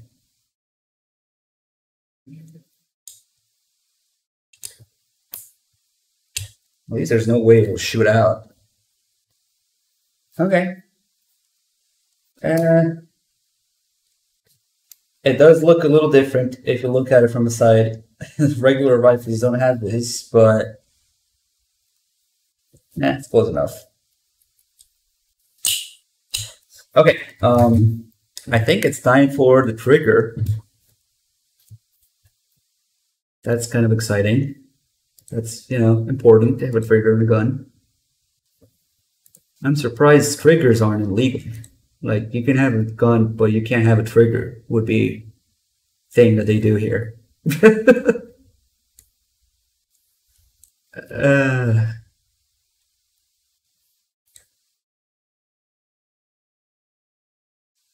Okay, trigger, where is the trigger? There it is.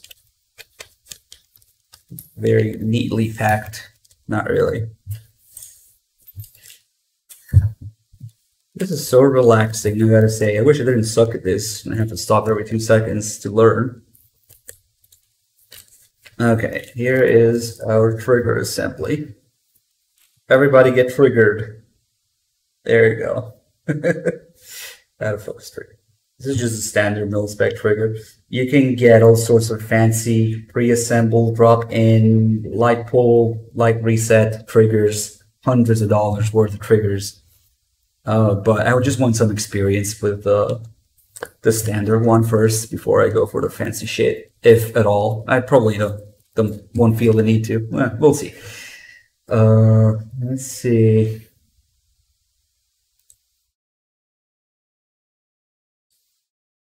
Okay, so we got these springs shaped like this, and they can be put on the wrong way or the correct way.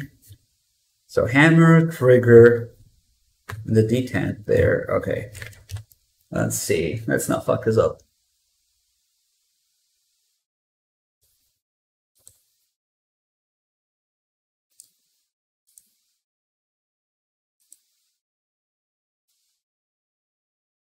Okay, this connector spring, which is this spring, which is slightly, it's hard to see, but this spring, and of course I'm gonna have to focus again a minute.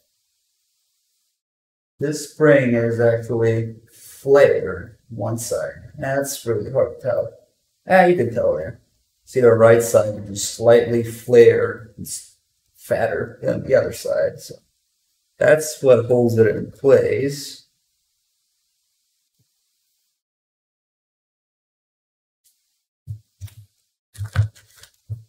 And the back here, there is a little opening for it, and kind of like a rail. Okay, let's lube it up.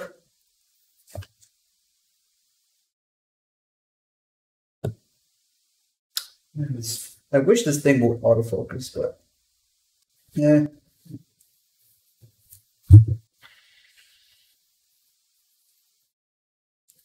Wait a sec, I'm starting to think I might take the non-flared end for this. Nah, I just need to be a little more forceful. It is the flare end that goes in. It's just a little tight.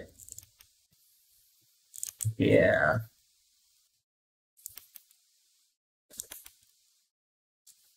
We can't make the Patriot for a whole bunch of legal reasons. The Patriot would be, and maybe in a free state, you could do that. But damn, that would be expensive anyway. But no, we are making this for reference quickly. We're making this from MGS4. Okay, that spring is nice and fixed there. That flared end is really holding it inside the rail there. Okay, so this is gonna go like this, and then these holes will align with all the stuff in here, with the hammer and trigger holes. So we don't need to put that on just yet. And I think we can just drop in, there's different ways of doing this. Some people put it in all the way, all together, but I think you can just put in one piece at a time. So we drop the trigger through the opening there.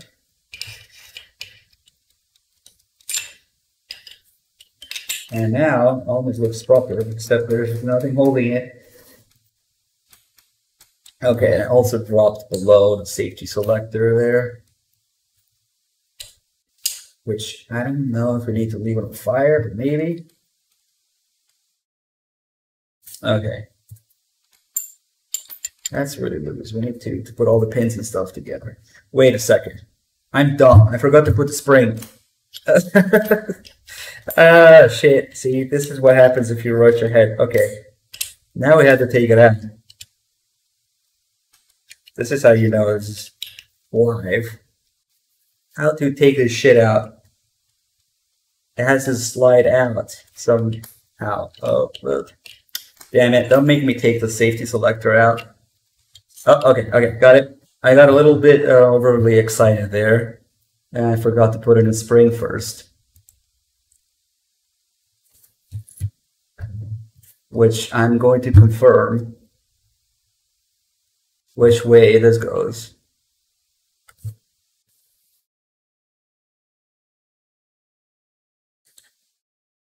I really don't want to fuck this up, so.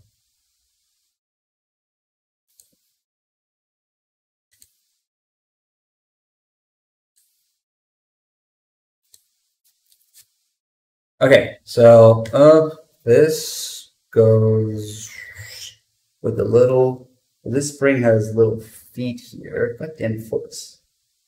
So these need to go upwards, so we need to slide it on like so. A lube, not necessary, but nice to have. Always lube it up.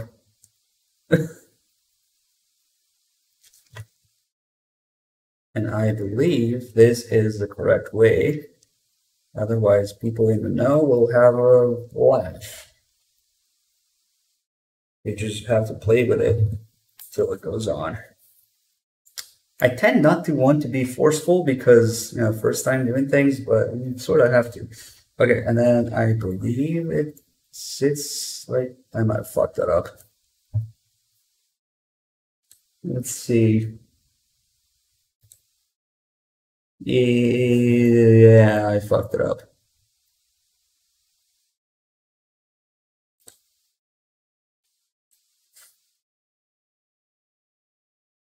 Yeah, I fucked it up.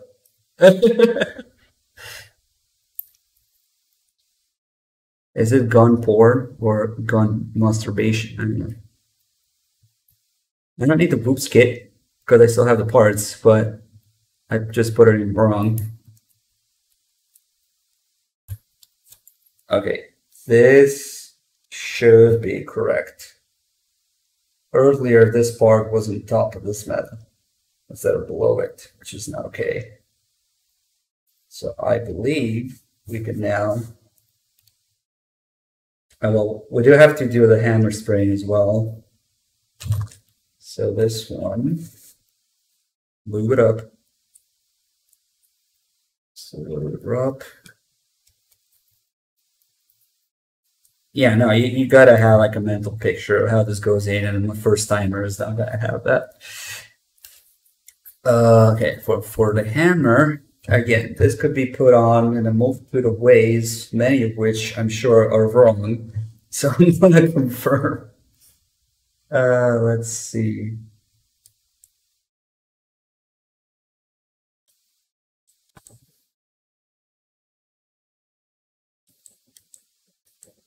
Okay, it looks like we want to turn this around and let's see.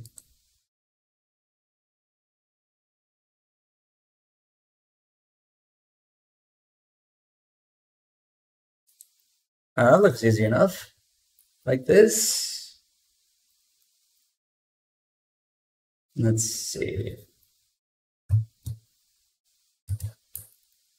And I think we need to rotate it like so. This should be correct. Let's see.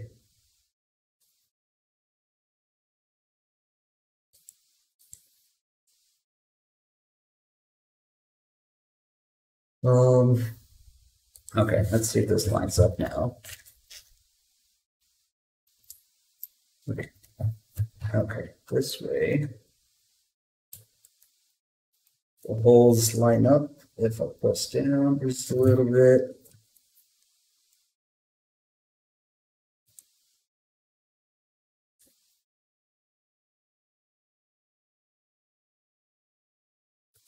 And now we can actually drop it in, like so. With these feet of the spring facing forward. Okay, now we have spring tension on it, and we're going to align the hole. That makes a little bit more sense. Okay. Even like, oh my god, trigger discipline. Use the trigger itself to hold it. That feels wrong. It's a disassembled gun. Relax. Let's see. Now, for the hammer and the disconnector,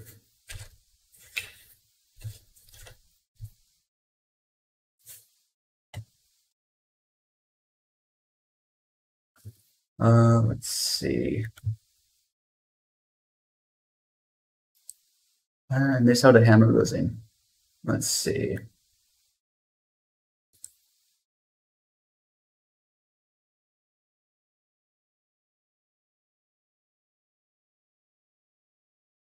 Oh, I think we can put a first pin.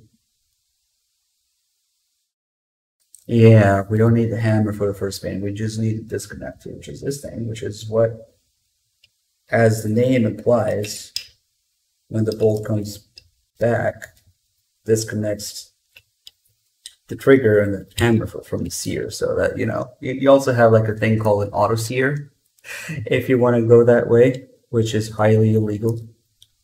But no, we want the disconnect. Okay, let's see. So we want to align this, everything together. Okay, and we want, I think these pins are actually the same. Move it up.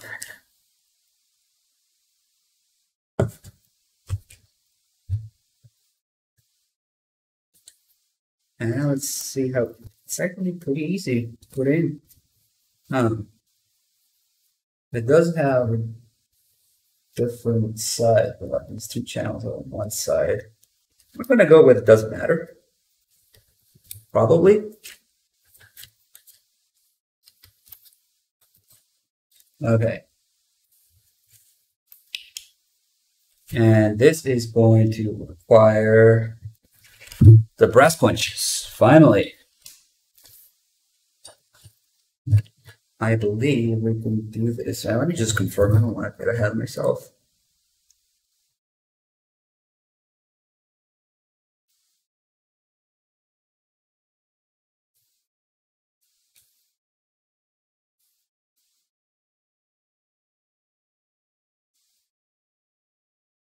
Yeah, we can just...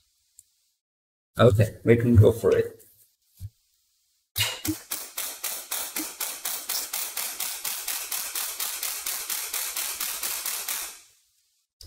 I do need some relief and attention there. Okay, this can go away for now. Right on how it works. So we can use like another punch or something on the opposite side to keep it aligned. Bigger one.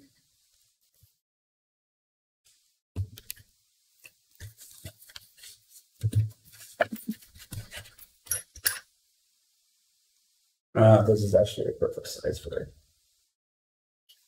Okay. And then go to town with it.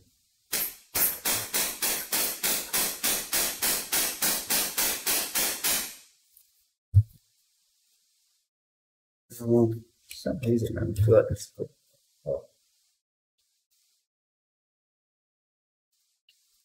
always these minute details. Okay, no. Let's actually use the punch all the way.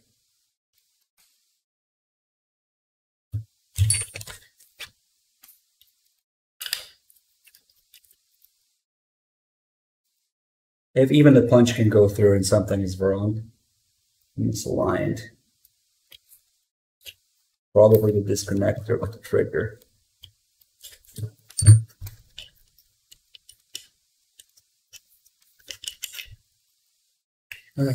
Okay. Yeah, I can see there's something that's not.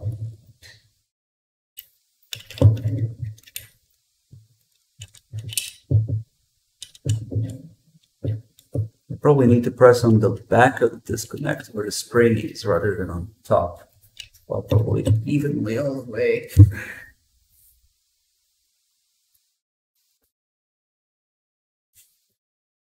Okay, that looks better. Damn. This is definitely a little harder than I can believe. So punch goes in. Okay, let's get a smaller one.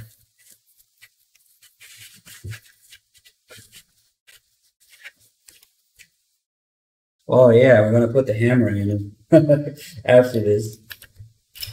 Okay, now we got it in place with the punch, but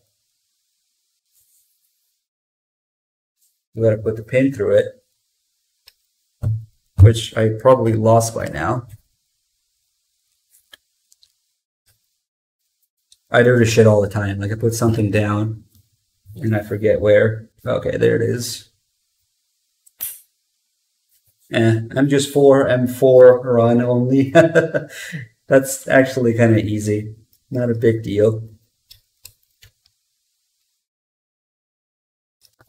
Okay, I'm trying to get this on one side while I punch out at the same time.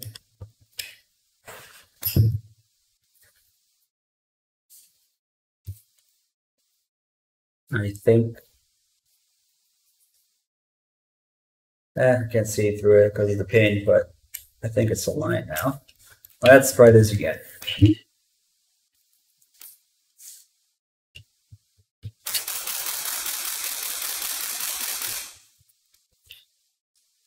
I should not have to force it so much. No, it's the disconnector isn't caught into a pin.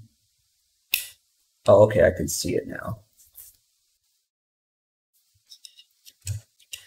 That actually kind of worked, taking this connector out because this pin is going through, but it needs to go through this hole as well.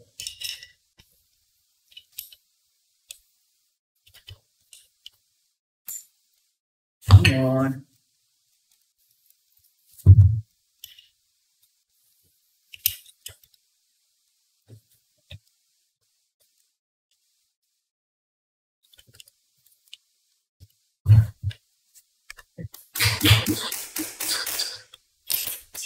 It's not engaging. That's annoying. I'm starting to wonder if this thing even fits through the hole now. Like, what? Oh, but we got the pin in there. Okay. Like, does this work? Yes, it does. Just has to be very exact. Holy shit. Okay. And we have to do that in there with the trigger in a way.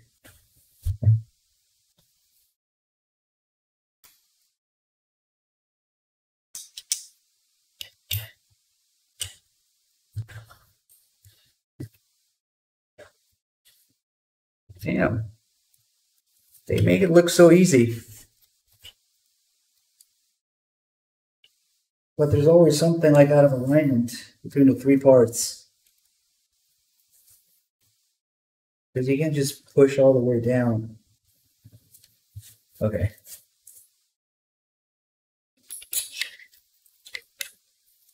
Punch goes in.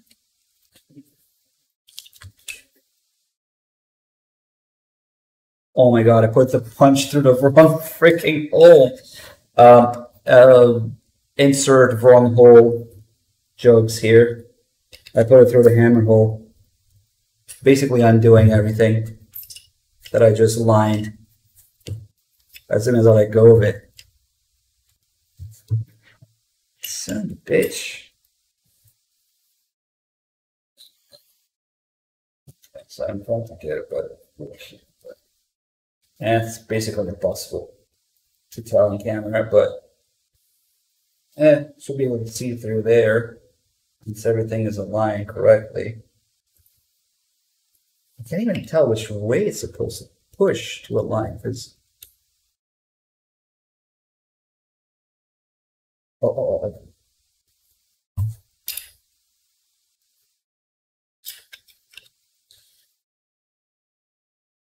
this thing is really fighting me. I wonder if we have like a tolerance problem here.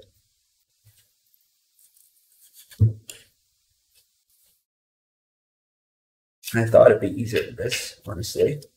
Okay, now we got the punch through and it's basically the perfect size. So it should be close enough to the pin, hopefully. Let's see.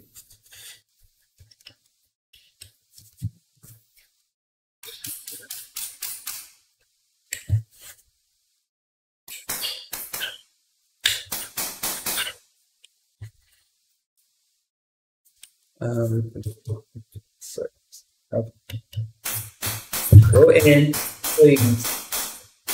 I'm gonna have to force it so much because the side is just right. It just needs a slight flip. So,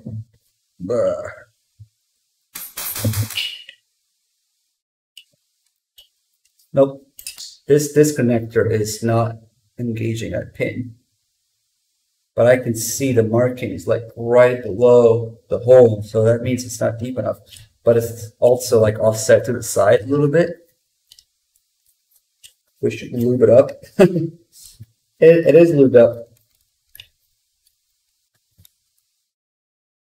Trying to work through the hole.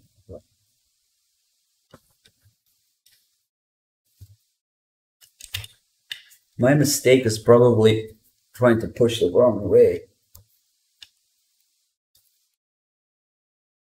to align it. And the punch kind of makes it fall in place correctly where it needs to be when I play with it. Oh man, I probably spent the longest time in this now. I didn't think it would be a problem. Okay, let's just take everything out, start over. Because sometimes you just gotta do that. So what we're trying to do is have this hole and this hole with a little spring in the back there align and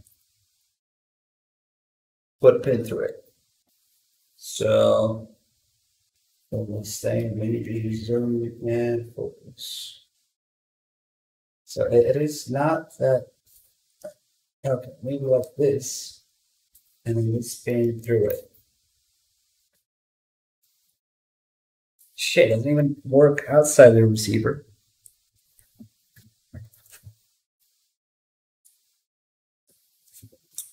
Damn. You guys can backseat gun build, sure. I'm probably pressing on this thing in the wrong way to align it. I'm not sure. Like you can see how it's not perfectly aligned there. You know, I should get this to work outside the receiver first before I can figure out. Okay, so it has to slide in. I'm sure Twitch chat is having a great day with all of these sliding in, looping up, and holds references. Damn it.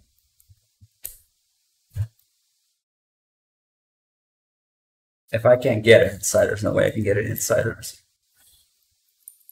What the hell? I mean, the pin goes through here. It goes through the trigger. It goes through the disconnector. But I can't seem to do it together. Which means there's some alignment problem.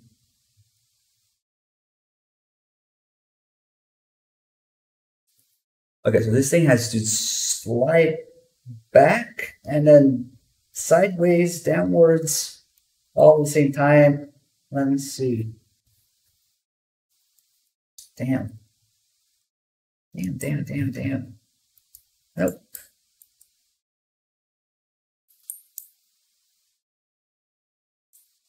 It might be easier to actually do it in the receiver because I can press it down against the receiver.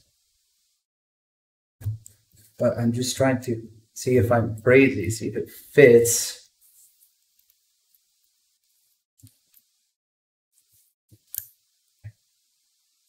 Yeah, no, I have to become pretty well versed in gun laws if you have any sort of passion for it in California. You gotta know what you're doing, or did it. Okay, so it is possible, but holy shit. Oh man, that's a lot harder than it looks. It might be because of the particular tolerances on this particular piece. Oh man, you guys are kidding with the nanomachines, but they're actually, if you look up smart guns, they're trying to pass something. That's pretty much it. System ID. Gun locked up. Blocked guns or whatever. Nanomachine. Gun ID. Holy shit, dude. This is, I could do it, but it's...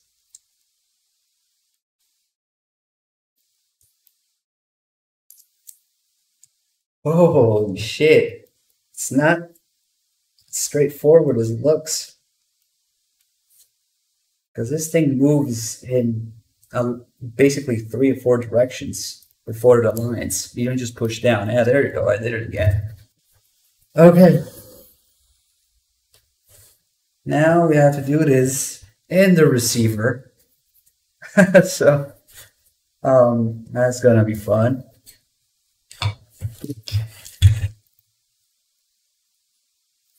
We're gonna blame that on tolerances. Okay. Yeah, put the trigger in backwards. That'll work. Okay, so drop this in there again.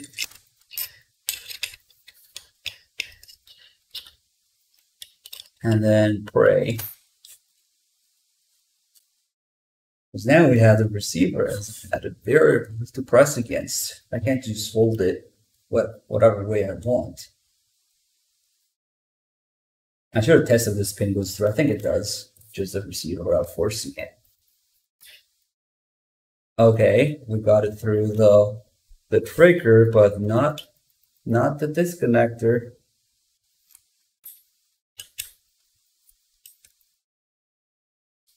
Yeah, actually, you know what? Streaming this leaves proof that I'm not breaking any laws. Some people, like, the burden of proof depends on who it is or whatever felonies you might commit, but I know what I'm doing. So hopefully we can refer to this if they ever...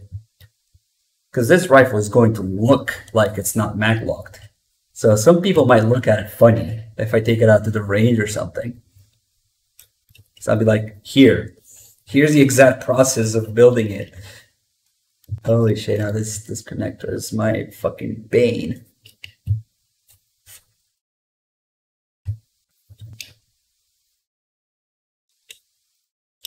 You don't just press down on it. You have to press down and left, and then, come on, you piece of, it's starting to frustrate me. Oh, yes! Finally, it went in. Just need to finish it with a punch. Oh yes, it went in. Wait, that doesn't even, like, oh, I need to keep pressing down as I do this. Okay. Holy shit, finally. Just a little bit. And there we go. It is flush. That was pretty satisfying, not gonna lie. That moment it slid in with all that lube, and it was the correct hole too. Okay, can we can we not do this every time? Come on, guys. Fuck's sake. Okay, now we need to install the hammer because you kind of need a hammer to strike the firing pin. So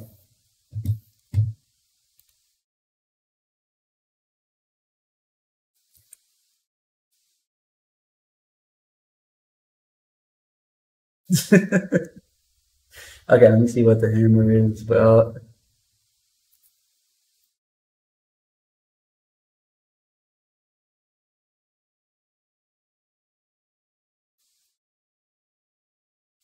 Okay, so these two legs on the hammer spring are going to press against the back side of the trigger, so like this. I guess that makes sense. So like this, you drop those two legs behind the trigger, and then force it in, and it should, whoa, align with the other pole. Okay, so put it in, and then, whoa, really requires a lot of force, more than I thought. I guess it is a hammer. You don't want light strikes. So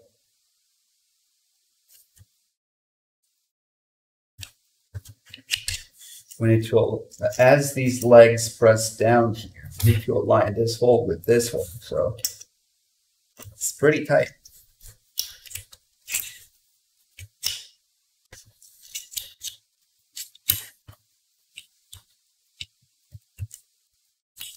I wonder if I'm doing something wrong.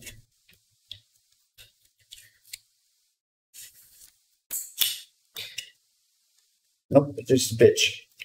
Okay. Not aligned. Okay, we need a punch in here to hold it in place.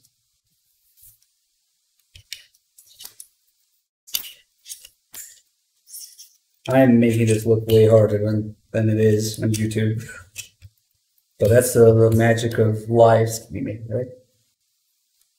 Hey, I have created some sort of hammer trigger assembly connection. Yeah, that's not how it works.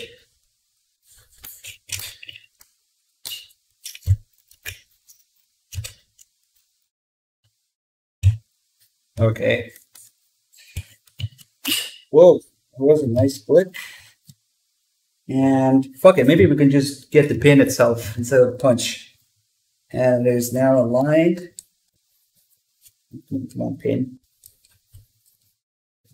On pin. Okay, I'm getting greedy here. Punch it is. Okay, punch for now.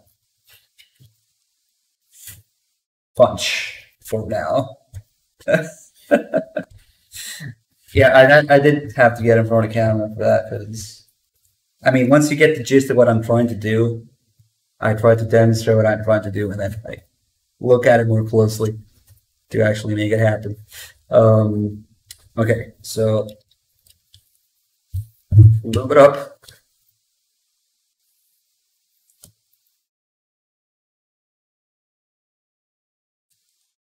Just dunk the entire gun in lube. There's a YouTube video of somebody out there, because one of the questions are, like, if I lube my gun too much, will it malfunction or something? So somebody went and took like a quart of motor oil, dunked their gun in motor oil, and then demonstrated that it still works.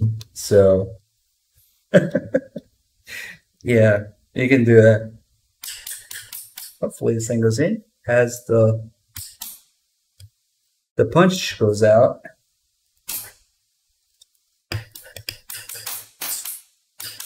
Okay, that was way easier with this one. Yeah, you can see a slow-mo of the firing, the oil splashing on all sides. Okay, this was a lot easier. Finish it up with the punch. I said, oh, I need to press down some more. Holy shit, it's tight.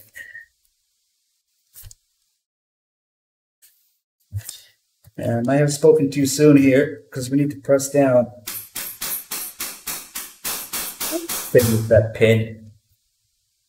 Which is, oh yeah, I can see here it's not lined all the way.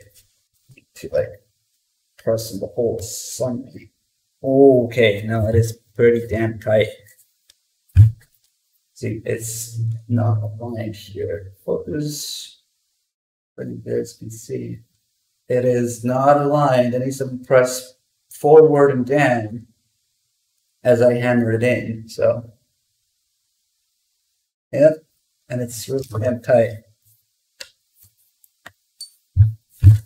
Somebody could just take the audio from this stream and make like a porn parody of me.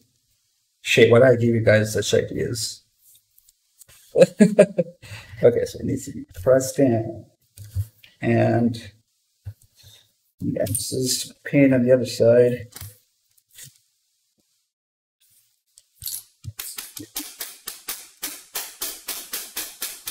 Ah, got it. It is now flush on both sides. Wait, that's this one. Okay. It's sticking out a little bit here, so there you go. It's flush. So now we can actually cock the hammer. I said cock.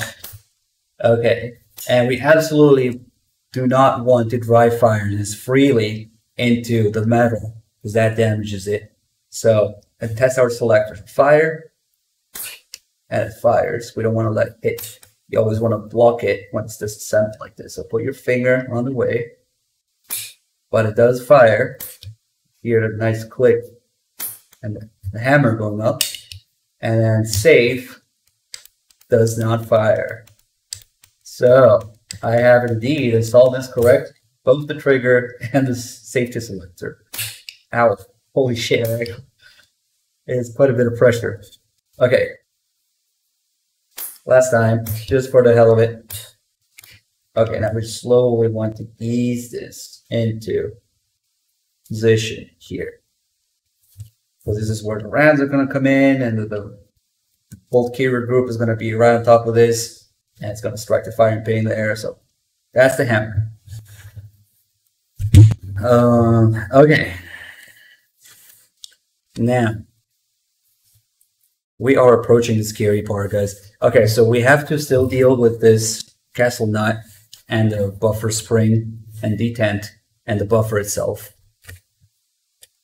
So this is one of those things that's going to require a vise and torque wrenches, adapters, and all that good stuff. And of course, the armorer's wrench, but all sorts of weird tooling on it. This actually engages. Well, actually, this engages with these. What am I doing? You guys are down here, so we'll engage here. So we're going to put a torque wrench through this, and physics tells me that the torque wrench needs to be at 90 degrees to actually get an accurate torque reading. You think it's straight, but no. Okay, so we have to do all that. And, oh, as is typical, you cannot go into save if the hammer has been fired. Well, if the hammer is down. Although you might think this is up, but no, this is down. This is cocked. Put on save. I just wanted to do it one more time. You actually cannot put it into save if the hammer isn't cocked. Because it makes sense anyway, you can't fire with the hammer already in the non-cocked position. Let's say cocked one more time, shall we? Okay, so let me see. We probably want to... Yes, down is up. It's a little confusing because you think this is down, but this is actually cocked, so this is ready to go. But down is not ready to go, so this is down. It came down. Why would you uncock it though? If you dry fire or something, and then you have to operate the handle, the charging handle. Anyway. I have to deal with this because this is just hand tight right now, and it needs to be a certain torque, which we actually have this. This is a vice grip for the upper, but it has torque values engraved onto it, which you probably can't read, but I can do. So 35 to 39. Foot-pounds, okay, 35 to 39. So I sort of went over the parts at the beginning of the stream. I'll go over the parts, not completely. I'll go over all the parts, I guess, once we're done.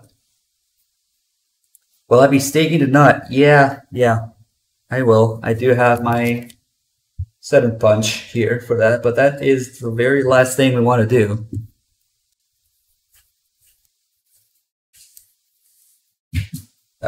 Okay, so I have my little vise here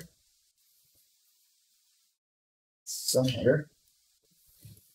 There it is. You can zoom out probably. Okay. And now we have to go to town with this slowly and carefully. Everything, you know, torque wrench related is delicate. We have to ask too much. I want to find grips for it. So we do have this nifty little vice block, which goes in the mag below.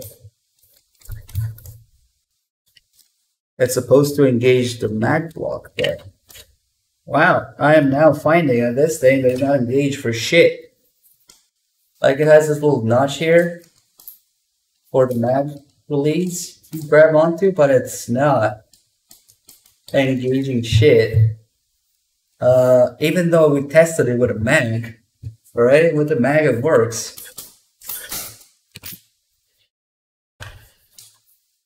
Oh man. I'm wondering why now. This thing is just bad quality then.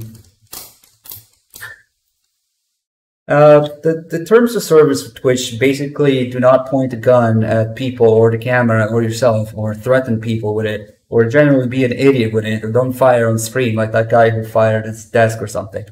And you're fine. That's the gist of it. And we're not going to do any of that, so. Yeah, because if you point at the camera, you might upload the bullet, you know? No, it looks threatening. That's the problem. We do not threaten people. That's the thing. Don't be an idiot with it, and you'll be fine. It's allowed. People scream their range trips all the time and whatnot. Anyway. I'm wondering if I need to screw in this mag release more for it to engage. Like, what? I don't understand why it's not engaging the vice block. I did not anticipate this. Well, no. It's not. I'll just barely, I can feel a little bit of Yeah, we'll try to screw it in a little bit more, and then we'll play with it. Punch. Maybe it could use a few more turns. Well, it's almost engaging the bolt catch now, so one more turns. Well, the magazine still works. This is just I'm just gonna go with this thing is ass. So yeah, I think okay, we need a solution to focusing on the device without ruining it. I mean, they do have these little rubber covers for it.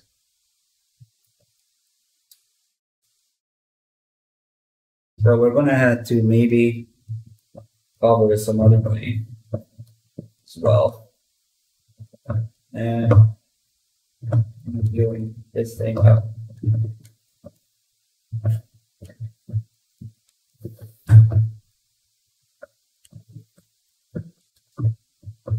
Beretta is Italian, yes, but you know they have a lot of business in the U.S. and have their own U.S. factories right now. It's actually the oldest gun manufacturer still active in the world.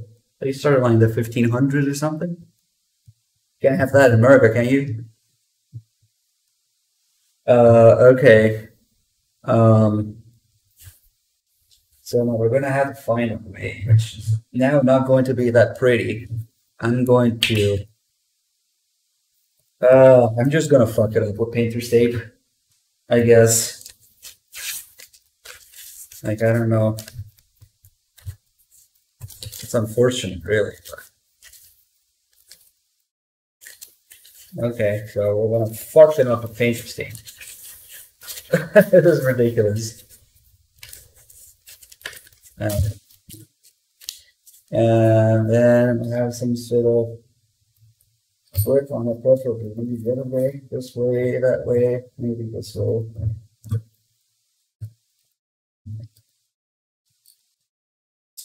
This is a little scary now.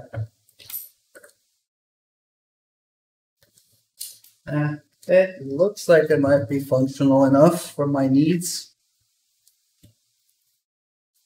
Oh, you want me to use the mag and then like wrapped mag? Use the mag as, but you know what? If I'm just going to parse, I don't know. I feel like it's a little more stable here as the mag also rattles a little bit. I was really hoping that this thing would be tight enough to at least engage, but it doesn't engage the way the mag does. That's really stupid. Show the rivet for, you know, California Department of Justice agents watching. There is a rivet there. Okay, fuck it. It's good enough, I think. Magwell is not Lookberry. You're right. I'm trying not to fuck it up with the whole force that I have, but maybe I can go a little over. I don't know. But damn, dude, I don't know. It's really unfortunate. It is a hollow part. Damn it. Maybe I'll just try to force this thing in. Well, not force, but just lose. I can try to make it a little thicker.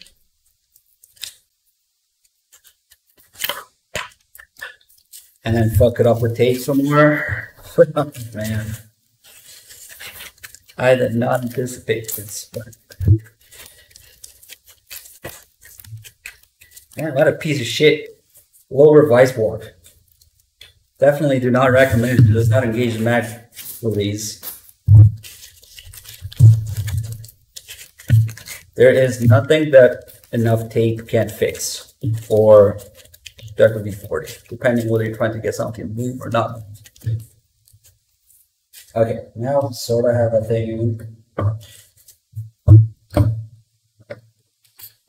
And hopefully it's rattling us. It's bad.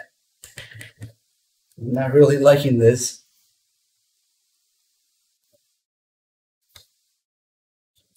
Fuck it, let's see what happens. Now I can just go. tight as I want with that itself. I almost like collapsed the magwell earlier, going too hard on the magwell itself. And fuck it. We'll have to deal with this rattling. This is the vice block. It's in here. It's not engaging the mag release as it should, so I have wrapped it up instead. That's the best I can do right now. I mean, hopefully we didn't like compress the magwell so much that the mags don't go in anymore. I think it still works. Okay, fuck it. Now it's time to bust out my huge ass wrench, which I only got for automotive reasons, so it's fucking huge. There you go. Normally you would not go this big with a torque wrench. It doesn't even fit. But it does have the torque settings that I need. Believe it or not. So we're gonna use this. Oh man. Who needs an AR when you got this? I'm just gonna whack people with this. Okay, so 35, 39. I originally got this for my cars. It just happens that it's one of those tools that carries over. This is probably more dangerous than the AR, yes. So we want to... I keep thinking I'm in the frame, but I'm not. Okay. Yes, that is indeed the floor. Okay. Okay, so we want to put this the correct setting.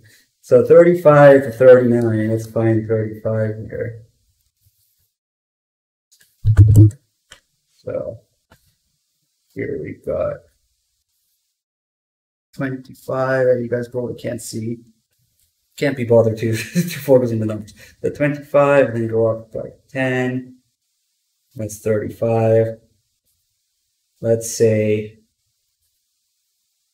that's 37, 38, which is right in between where we need it to be. And then we tighten this up. Is that a CZ? No, it's, as you might be able to tell, but the shirt, it's not a CZ. I'm kind of looking at the subcompact CZ though, like the Rami. That's pretty nice. If I had to carry, that would be one of the choices. Okay, so we got this at just about, let's see, that would be 40. This is 35, 37-ish. Okay.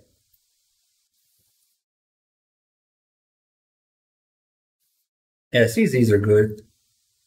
I just don't really see the need because, you know, with one of these, just as the Wonder Nines, I want more variety first, maybe. They're all steel, aluminum, heavy, European nines. Anyway, let's do this. So I watched a very long and complicated physics video, at the end of which they explained that essentially, if you do this, if you put it straight at a 0-degree angle, it actually over-torques. So you want it at a 90-degree. Well, the physics people can confirm that putting the adapter at a 90-degree angle will actually make it the most accurate torque reading. So I'm just going to get up here, get out of the way of all these things, and let's see how this works. Maybe focus in a little bit. Okay. So we're going to put this here somewhere that is engaged, like that. And then put the huge ass wrench at a 90-degree angle. Sorry for the arm.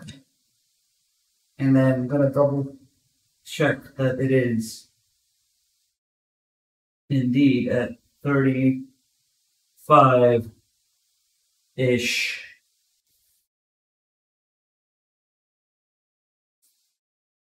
Foot pin. And then torque. Except it's set to unscrew right now. I don't know why anybody would ever unscrew anything with a torque wrench. Because you're going to move it. And I'm going to release that again. By the way, a lot of people think this is bullshit. Like you just go with tight enough, whatever. Use a pair of pliers or some shit. But whatever. We'll measure it. So until this thing clicks, which is actually right in front of the fucking camera, right? Let's move the camera. Okay. Oh god, I'm scared for that. For that vice block.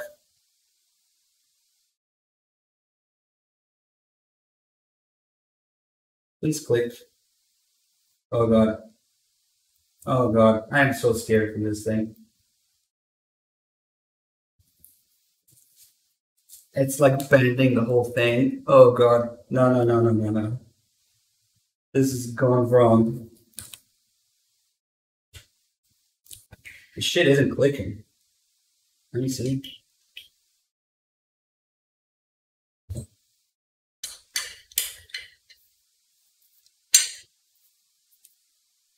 We are at 35 plus 10. That is 35, indeed. Okay. I can get it to click myself. So, we're almost there. We're just about there.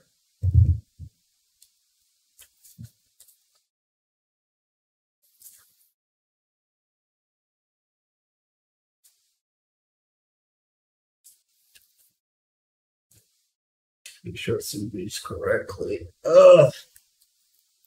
Oh god, my poor vice. Okay, you know what?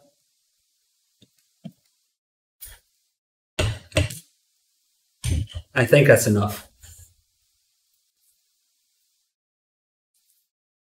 I wonder if I fucking... No, it is 35.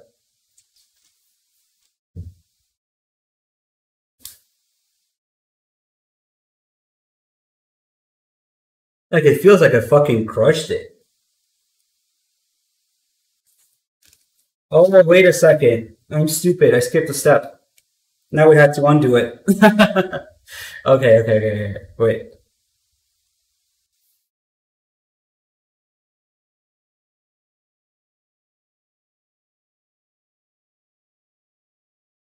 I've used torque wrench before, which helps. Now this is the fun part, because this is delicate, and this is why I skipped a step. So there's also that.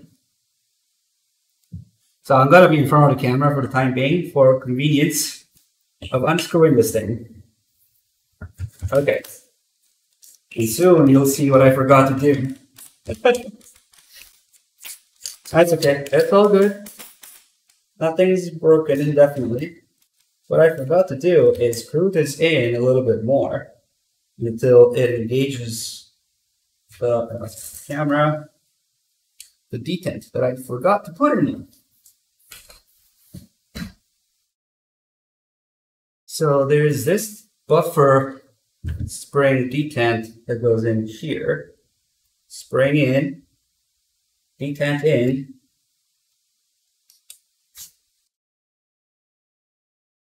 And then we need to press it down and screw this in until it's engaged.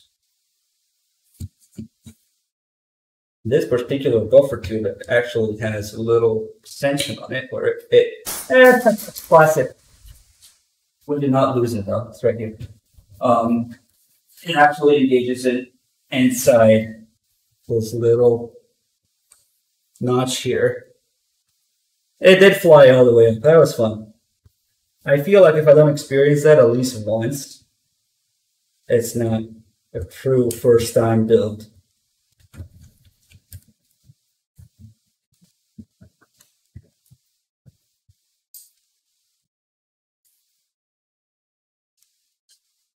There you go.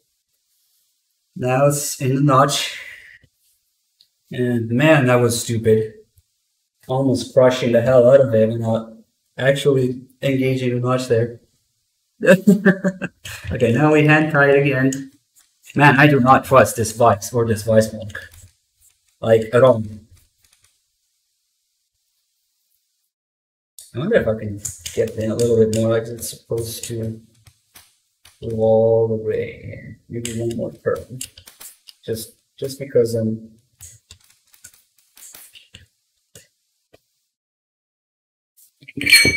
let's see. Put this thing down. One turn.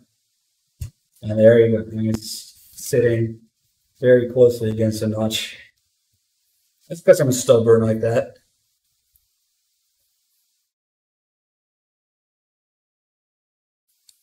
The pin actually goes back. It's a special pin, so it can go in. It has to go in after. This pin has, you see this detent here is huge. It's an oversized detent, which you stick a screwdriver in there and push the detent back to actually insert the pin like that. So thanks for the concern, but this goes in afterwards. We can push it out whenever. Sorry guys, I'm also trying to read the chat at the same time. This is quite taxing. It looks easy on paper on YouTube, but then it's nice. That's really rewarding. I love doing things with my hands. And that's another sexual quote. Yeah, it will be worth it. I know it will be worth it. I'm gonna stare at it and then, you know, I made this.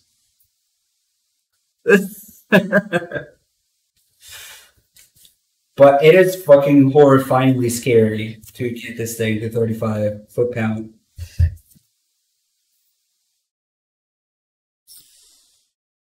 Okay, we'll deal with it again.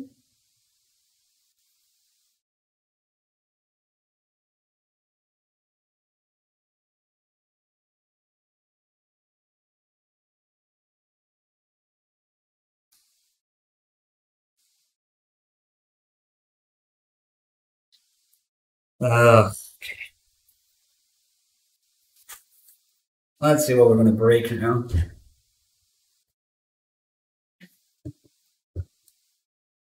Okay, that actually sits nicely there. The huge branch is going to be off the frame. Whatever.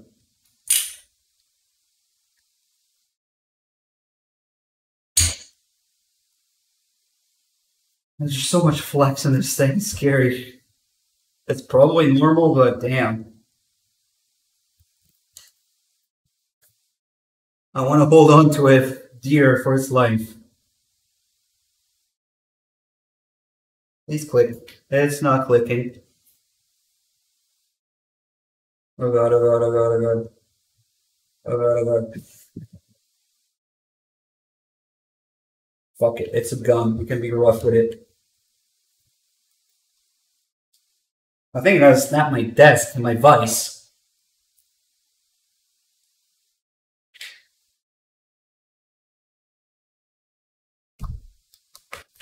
Okay.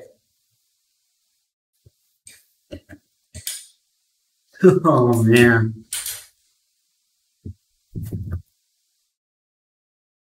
Yeah, the same thing with the Pro. That's also gonna be torqued. We're gonna stake this. That very last thing I'm gonna do.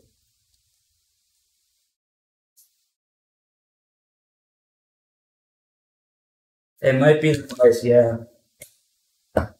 It is. I mean, this is an old IKEA throwaway desk, and look, the vice ate into it. a little bit, ripped that corner, and it definitely came loose. This is a shitty vise, to be honest. I should have bought a bigger one.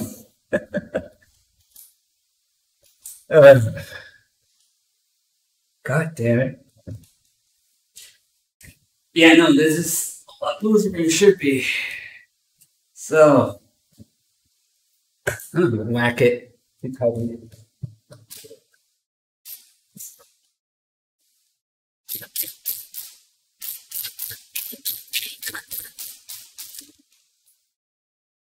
Okay.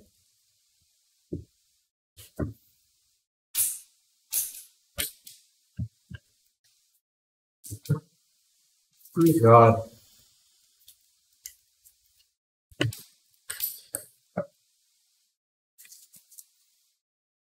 It was not that loose when we thought.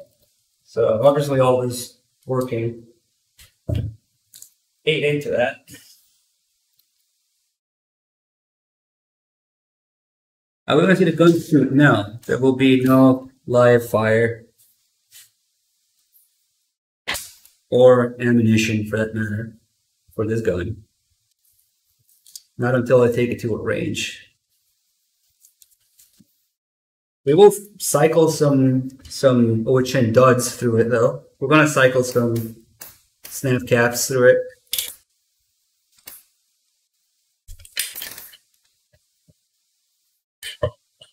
Okay. Here we go again.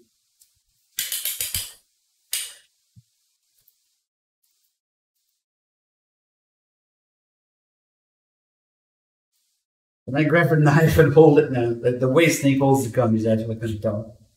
Okay, let me just double check this. It breaks at 35, like it should. If I could math, that's 25 plus 10, and hey, that's out of 4. What the? Just believe me. I don't want to mess with it. And it breaks at 35. So from 30. Okay.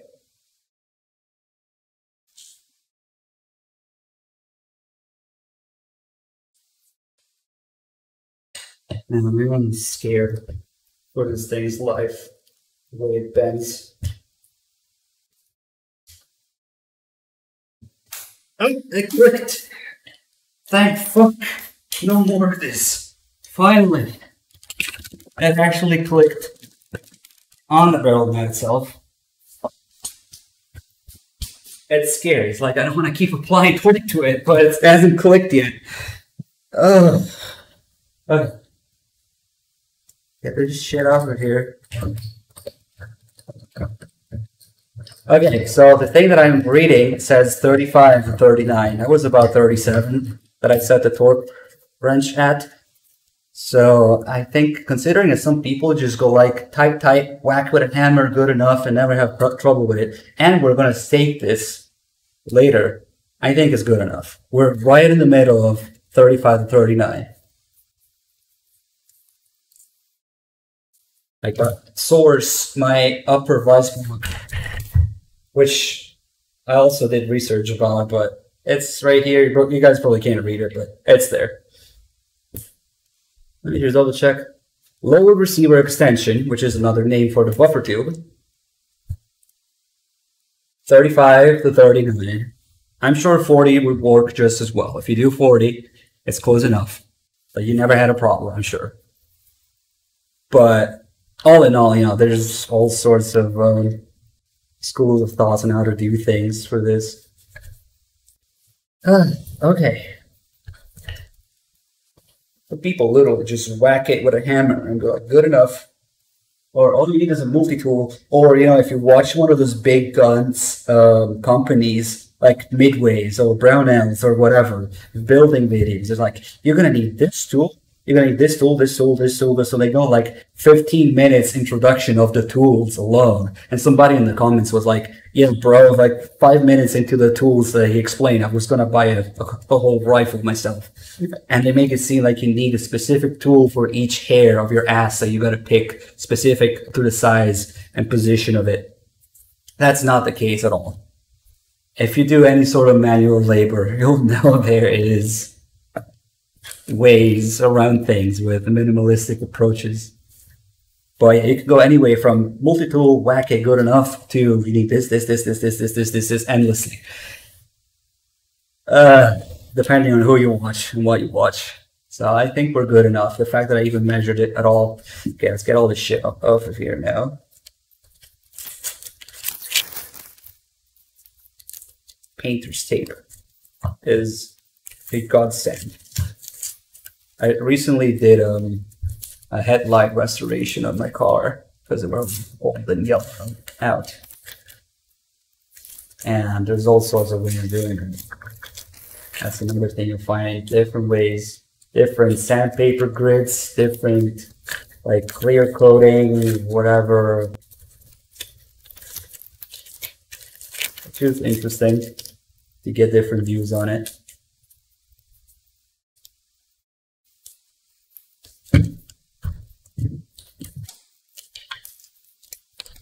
This piece of shit does not engage, even though it has a notch for the magazine catch button, it doesn't engage.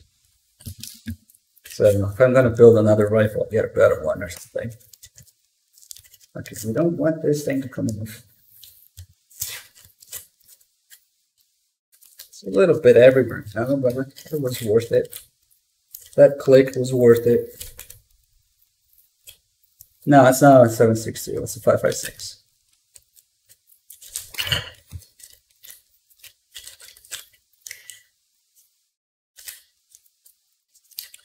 We don't want this thing to come off. Okay.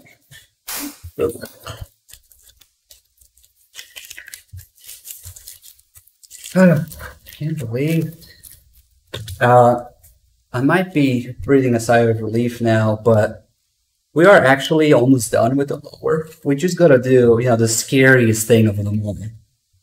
Drilling into it. Now let me just quickly look at my reference tutorial here.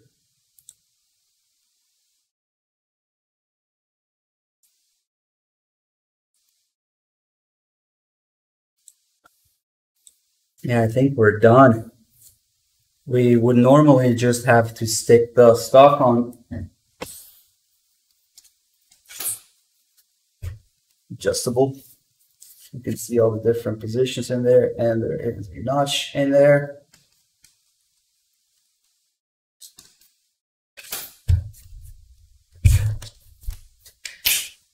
That is actually a completed lower with a functional hammer and mag release and adjustable stock. However, in the great state of California, I cannot go ahead and assemble this onto an upper to have a complete working rifle without fucking up the mag release first. I have to fix this mag release so that it only operates when the upper is separated. It saddens me to do this, but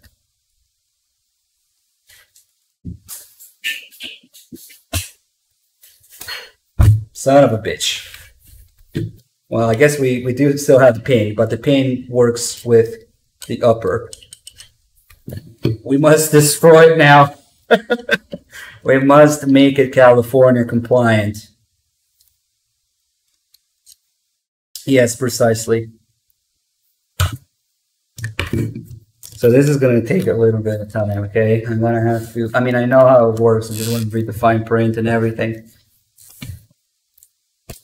Drill. There's no bit in there right now. Trigger discipline on the drill. You want to be safe. This thing is ironically called the Freedom Fighter. I mean, it's pretty good at fighting freedom, that's for sure. But, I mean, these guys are not responsible. If anything, these guys made it a workaround for the stupid law that we have. So it comes with everything except the pin. Because the pin is, where did I put that pin? I just recently put it somewhere. Okay, let's put it here so we don't lose it. Yeah, please save us from California laws. Man, move into the state and vote them out. Please do something. So it comes with everything. The little springs, detents, the drill bits, and the jig. And this is going to be horrifying. But we gotta do it. I had a pair of scissors here. I don't like opening that little bag either. Okay. Okay, so I'm gonna read this stuff here. When installed properly in your firearm, the Freedom Fighter blocks the magazine release until the rear pane is removed and the upper receiver is lifted upwards and away from the lower receiver. Simple to return to firearm to the firearm to detachable magazine capability. Should I go out of state or some of these laws get overthrown or whatever? It's reversible. All necessary parts and instructions are included for 3 installation. That's another. This thing was about $60, but you can use it 3 times. There's 3 sets of detents and springs. Tools needed, whatever. Warranty and whatnot. Oh man, if you live in a free state, I'm sorry. This is gonna be hard to stomach. I know. So we're also going to need this tack to thread the hole that I'm going to drill into the lower, my poor lower. Okay, so here's what we're going to do. Actually, I was hoping to do this without having to get up, but I don't have my WD-40 here. We're going to need WD-40 as a cutting agent, cutting fluid. So I'll be right back. This will be horrific, yes. Oh.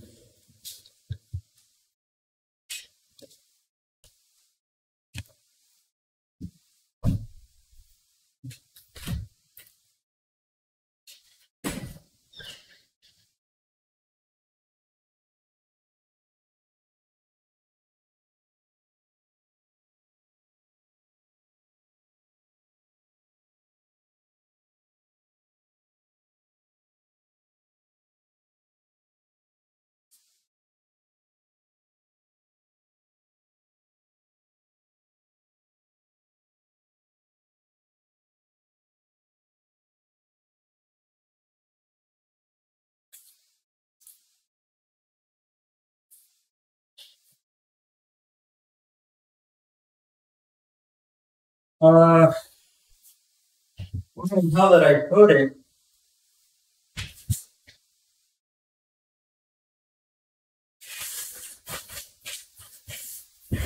I had it ready the whole time when I was waiting for the barrel. Then I used it for something and it's gone. Of course.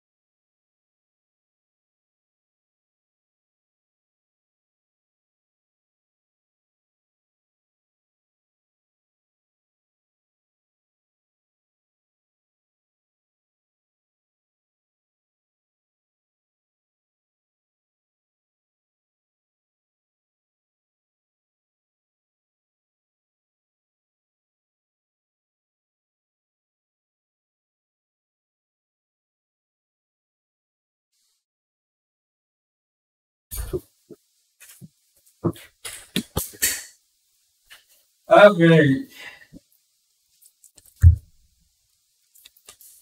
I was hoping to have everything that's ready, but we got it. WD-40. Normally you wouldn't need this, but it's going to be used as a cutting agent to facilitate the drilling.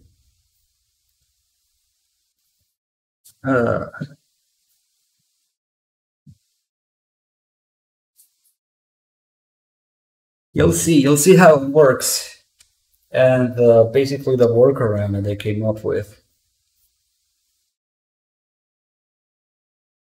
Once it's done, I guess we gotta install that stupid ass thing again. I don't know why I took it off. This thing.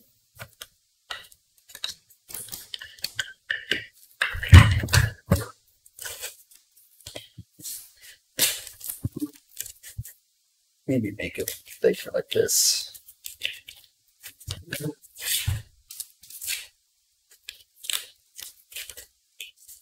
I am complying with the law. Because, you know, somebody who builds a rifle to go on a shooting spree will definitely take the time to drill out the revolver and install this. My God. Whatever.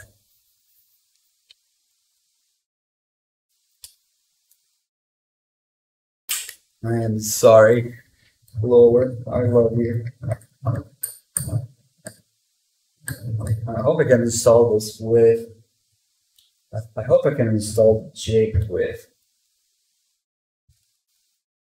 the vice block at the same time. Shit, I don't think I can. This thing goes, oh shit.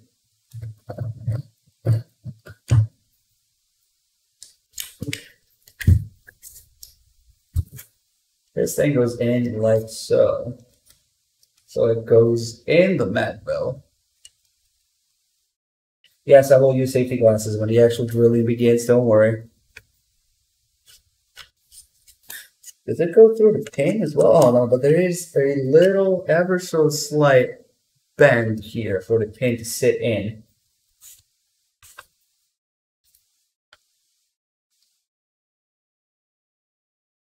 Yep.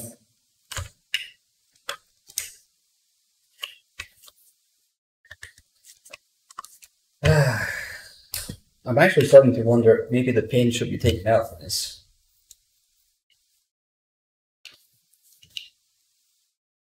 Come on. I did it all the time earlier. That doesn't really break it well enough.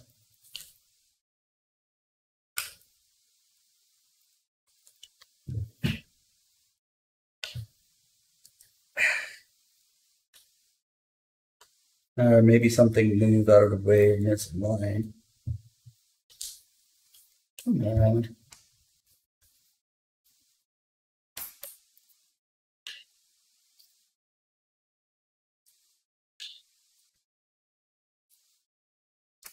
It worked earlier. Alright, got it. So with this pin out of the way, I can install this. Yeah, it's made to go in that space there. Okay, since I'm just drilling, it doesn't need like super torque strength to hold on to it. But here we go with the painter state again, and I'm also going to put a clamp on this. Because all this thing is for, all this jig is for, is to line this hole with where I need to drill. So here, it is very, very tight and scary. It feels like there's not enough room to drill there safely, but apparently the drill bit is small enough to do that.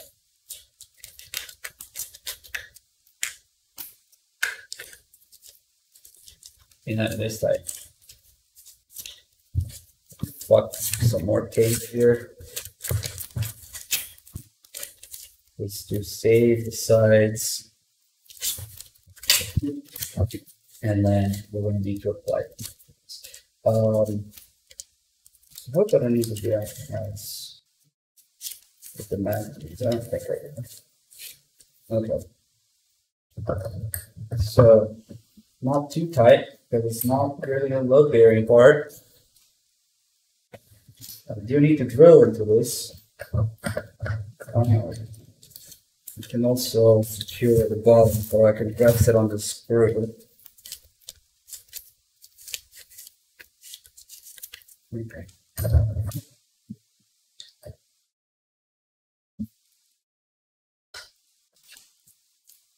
Also need to stick out the turn that we're going to put on. This is so. It's just unfair what I'm about to do to this thing.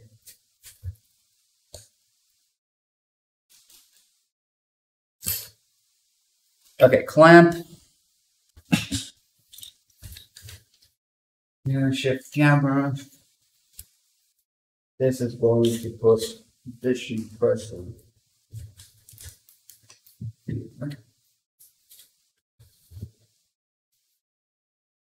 So we for sure have this aligned. I know, I can't believe I'm doing this, but I have to. I literally have no choice to maintain this functionality and look.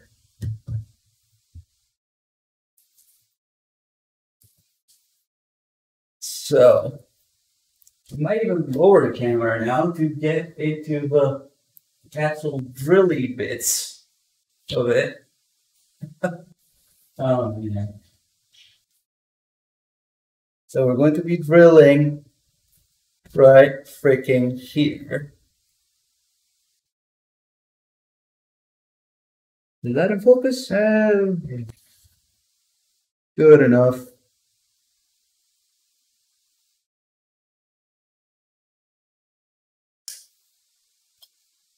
So that is a fucking mess. Where did I put that little baggie now? Ah, there it is. So we have these bits. We'll start with the big one and then we work with the smaller one. Yep, we're doing this.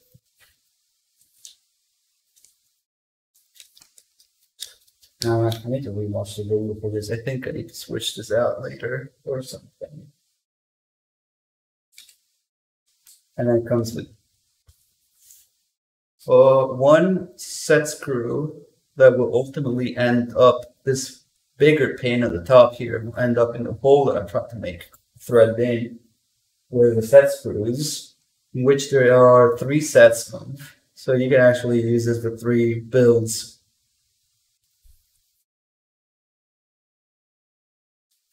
So yeah, this is going to go like this. And we're going to drill into the poor lower.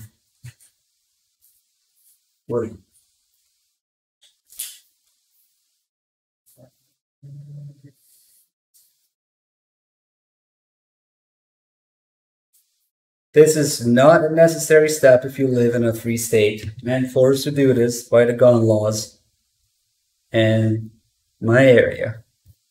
And it's by far the most complicated and unnecessary thing, but whatever.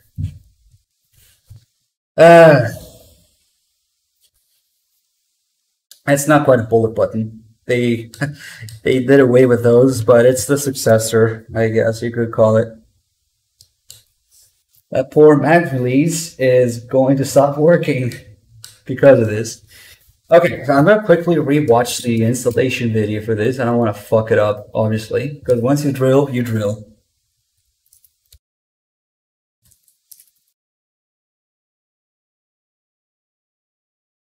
But that's pretty much it.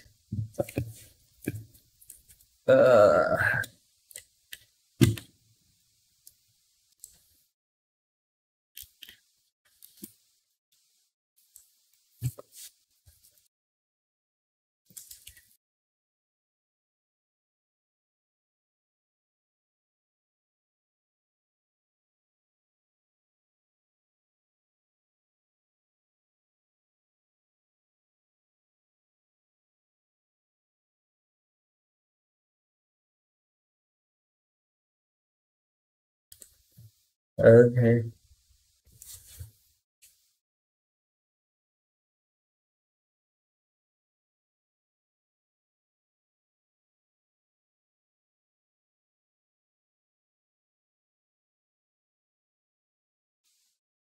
Okay, it seems like this bushing is actually, or this guy thing here is pre-installed, but apparently it comes up.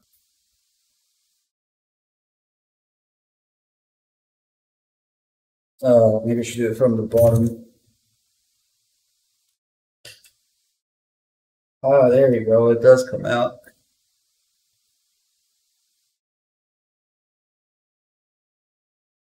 So presumably, since it's pre-installed, that's the first one that you need to work with.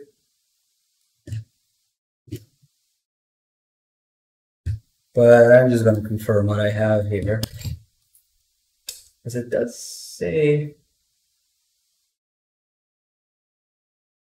a larger one. This is a larger one. Oh, let me see. Nope. Oh, maybe the diameter.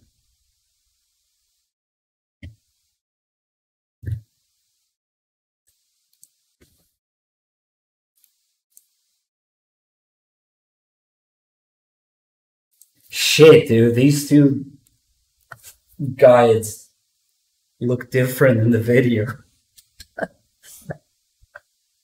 But, I mean, okay, now there must be instructions on the thing itself. I probably have a slightly newer version.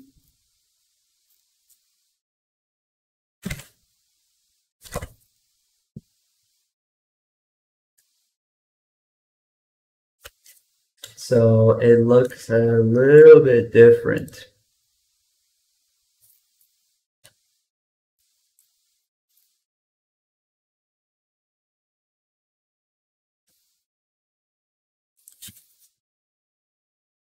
Just move states. Unfortunately, gun laws are not the only thing I have going on in my life.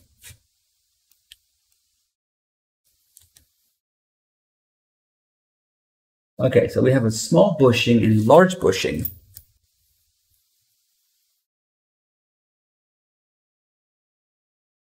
But maybe I'm stupid, but these look pretty close to me. I guess this one is a smaller one, but what the hell? What the hell did I buy? Why does the bushing look different?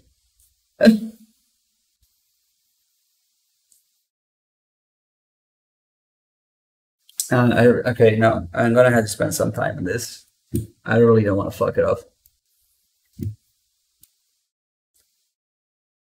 Yeah, it's a diameter, but the thing is, it should look a lot different, not just slightly different like that. Okay, guys, I'm going to basically abandon you for a few minutes because I'm gonna read this and I'm gonna make sure I don't fuck it up.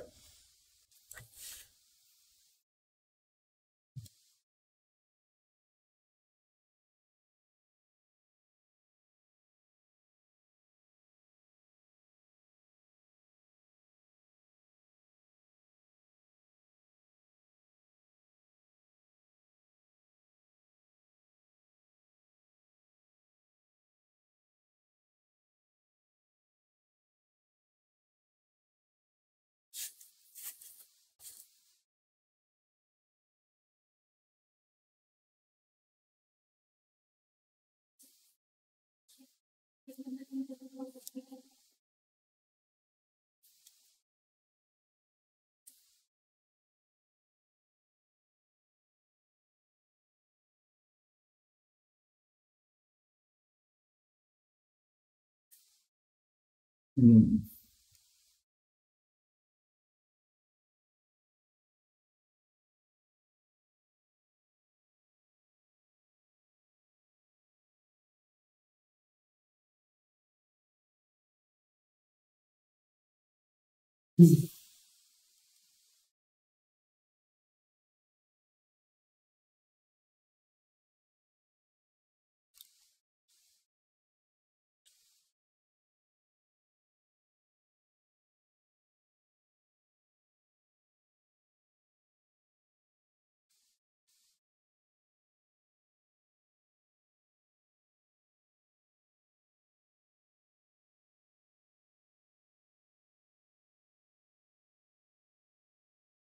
Wait a second. Oh, that's okay. I mixed up the parts. This is a tap guide, not a drill bushing. And this is the small bushing. Still in there. It's this one. Now it makes sense. Still. There you go. I was like missing a part. I'm like, why do these bushings look different? Nope, that's the tap. Because after we drill the hole, we're gonna have to tap it to thread a screw in it. Okay. Accidentally make a nuke. Oh man. Okay. See, reading the manual works.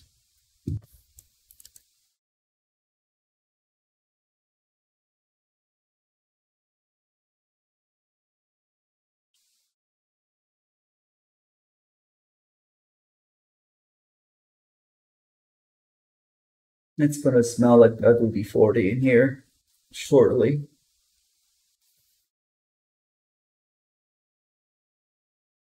Ah, okay. Now that we figure out which is which and the process here, I guess we'll get to it. I am sad because this is where the whole thing will just go to shit, and I might have to like buy a new lower, another background check, and all that shit. I mean, it's pretty fucking scary. Tighten this. Tighten this.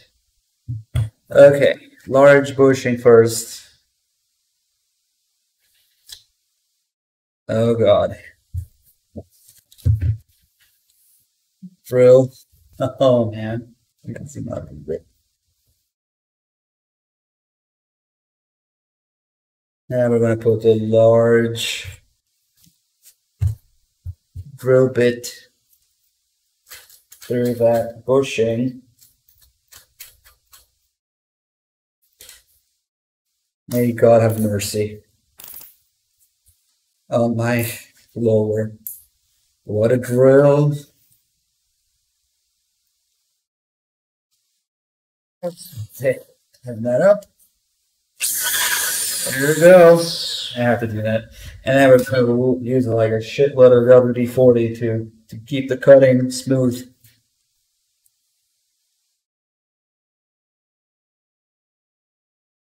Wait, it says you need to remove the magazine release so you don't drill into it. You're right. Okay, that guy is a hero. Somebody give that guy a sub because that's a pretty big. Actually, yeah. I'm looking at the manual. That guy might have saved us a lot of trouble. We'll do just that.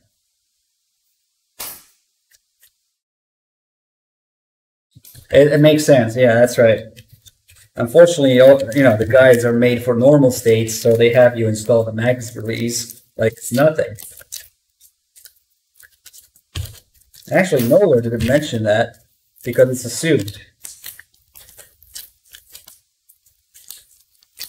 Saved. Alright, alright. Mag release goes bye-bye. So much for magazine.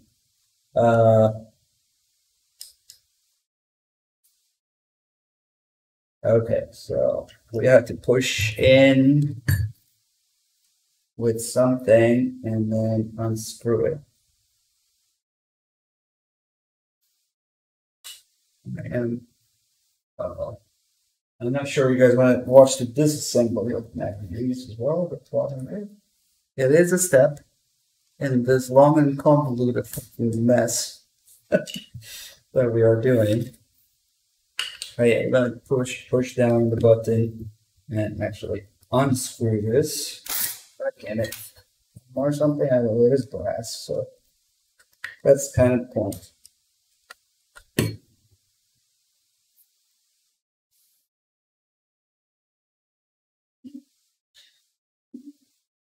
Thank you.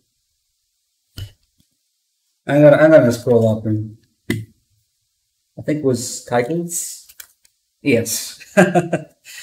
Oh man, yeah, that's true. That's a huge important thing there. Whoa.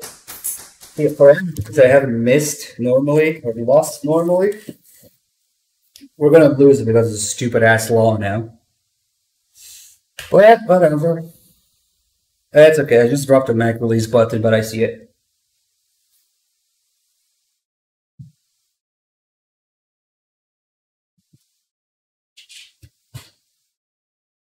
And here it is again. Man, that was almost disastrous. Hopefully I didn't lose anything else. Let's see. Got the spring and the magnum cache itself. Okay. Small jig, big jig, spring, mag release, release button, plastic jig, big drill is already here, drill bit, and here we go again. Fuck it up, tape some more.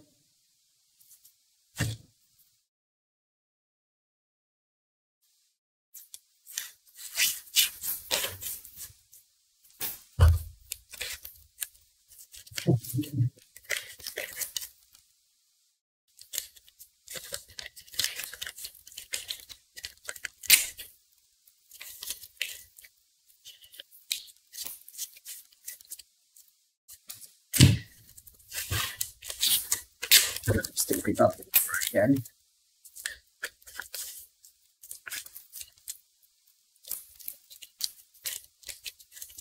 Okay, put this back.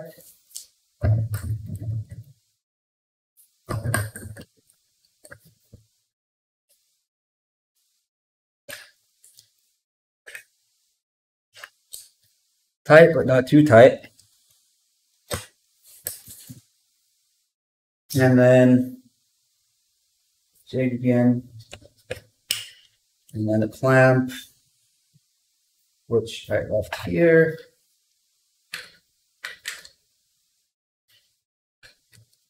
I wonder we should make sure there's some shit in between.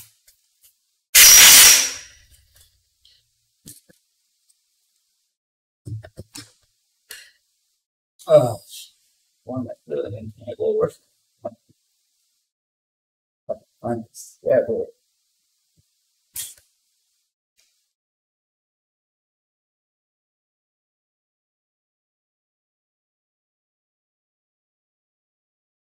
Yeah, you guys are gonna hear all sorts of noises, obviously. So,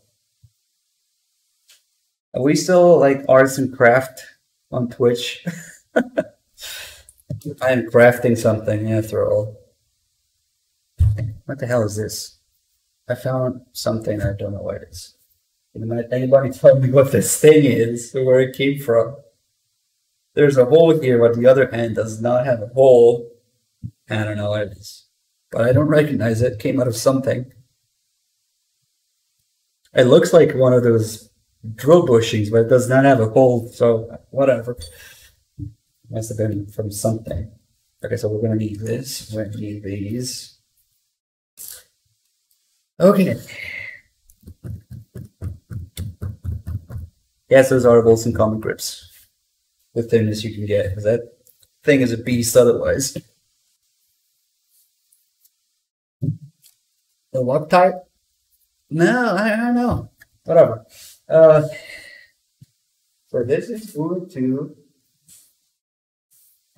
camera. Let's get this out of the way.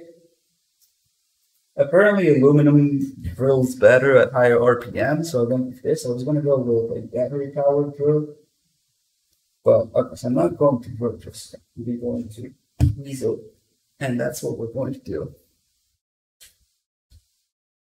And it's going to be painful. We're going to have to lube the hell out of it with WD-40. WD-40 cap, maybe. I don't know. I really don't like to use it. Alright.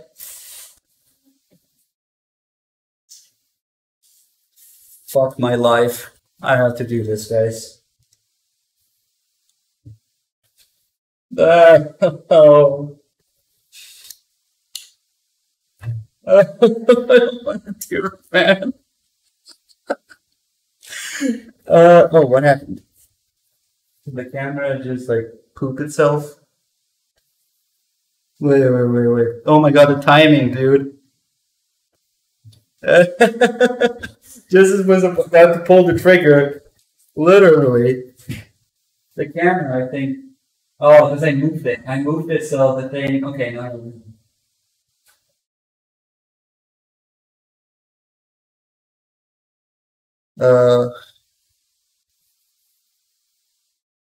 That was hilarious.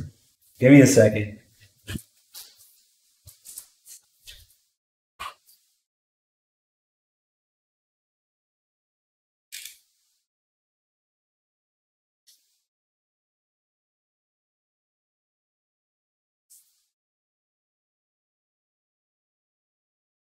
There is a workaround that I'm using to keep the live view on. And I bumped the camera and I undid it. That's what happened. Okay, maybe it's a sign. Maybe we should know. Just stop. Okay, well. I am sorry. I am so sorry.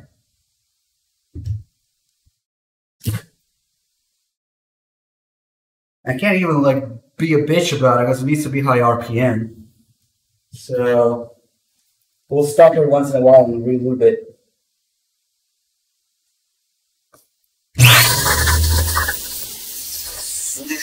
I did it. Well, it's not done yet, but we started.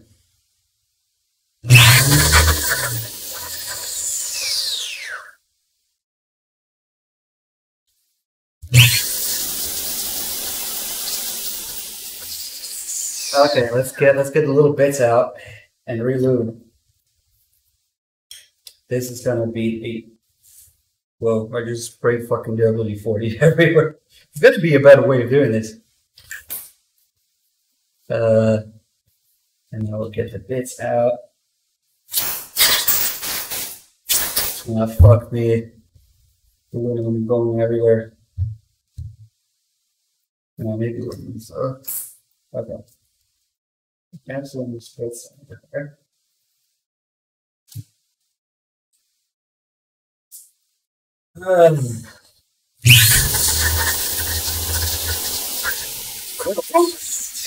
This little, sorry guys, we have to reach a little clip.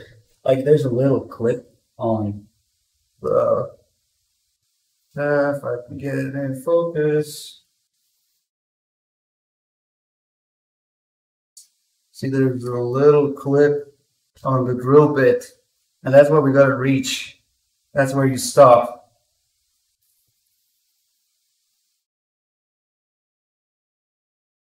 Oh, let's get to it. Oh, that's right, safety glasses. See, it's a good thing I have you guys. Safety glasses.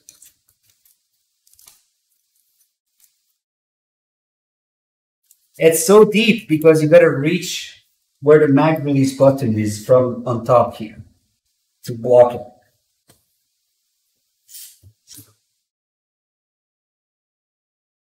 I'm gonna put my head in because I'd rather look closely. Sorry guys. My head is going to be in the way.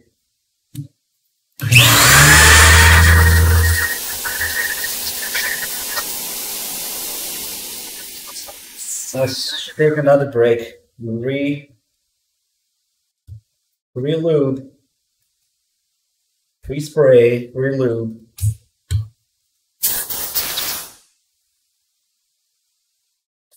Take the little bits out of there. Oh, I just barely dented it, man. It's tougher than I thought. Barely dented it.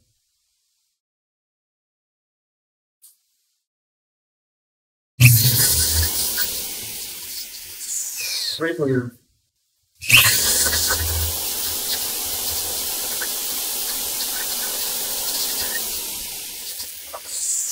Another break. Lift this. Check the little pieces out.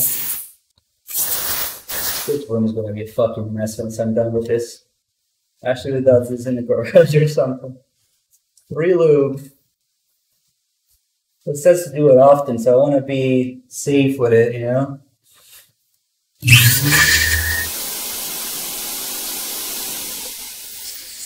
Coming out.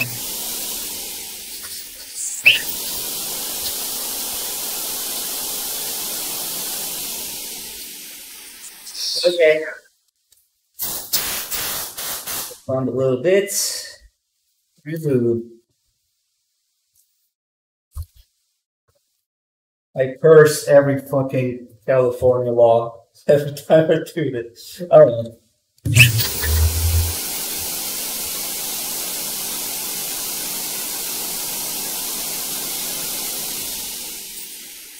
I know that my head is in the way a lot, but I mean that's all that's going on right now. I don't know if you guys didn't really see it.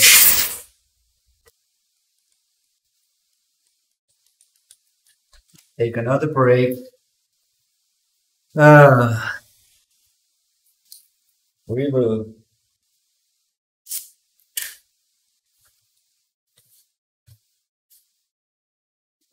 Below, I don't know, whatever. If you guys really want to see this happen.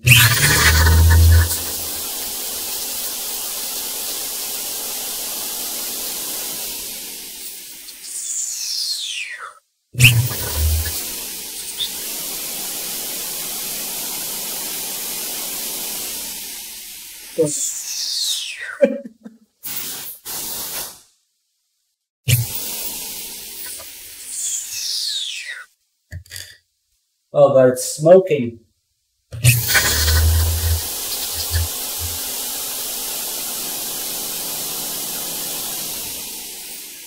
have to find some of all things.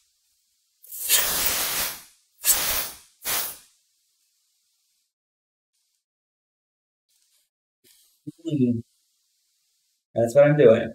I'm literally just repeating this until we hit that clip on the drill bit.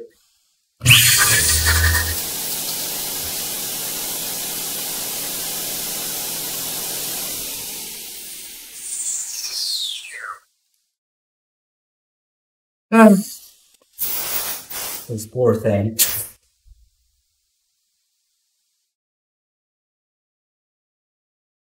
Really?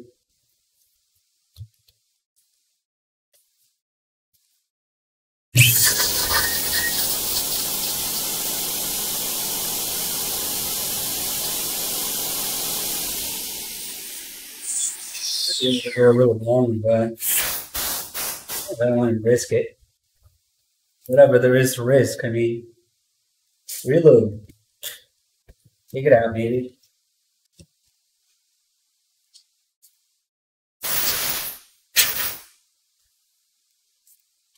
What is... Well, the drill bit actually came with the thing itself, so it's whatever they probably deem best for this, or at least cost effective, you know? Did I re-lube? I got one can of air, one can of lube.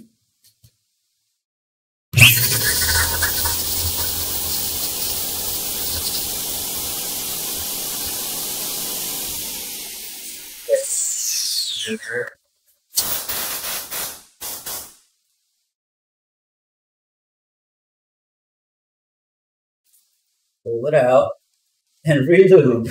This isn't porn at all.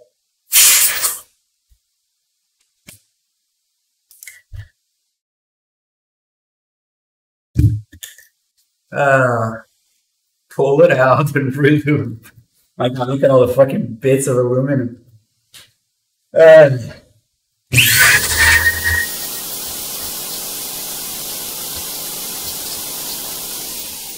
Let's say for the first one, there's two bits that I gotta go through.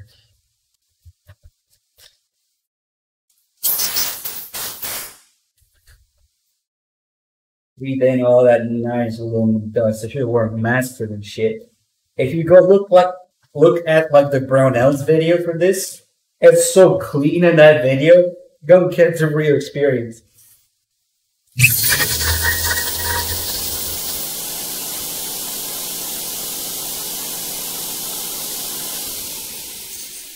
Okay, last scratch, and I think we got it after this.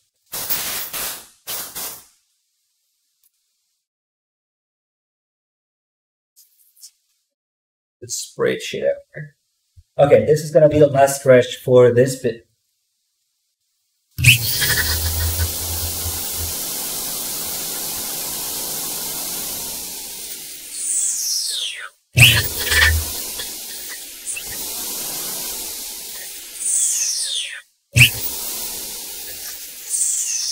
Okay, God, please.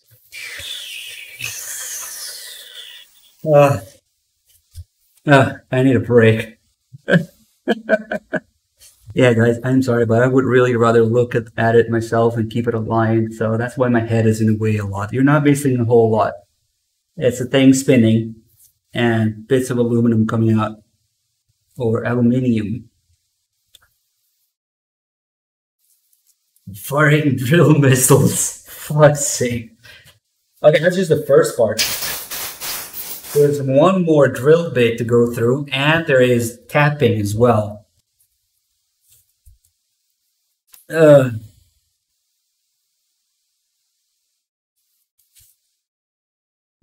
God. Okay, follow instructions. This is only step 6. Step 7.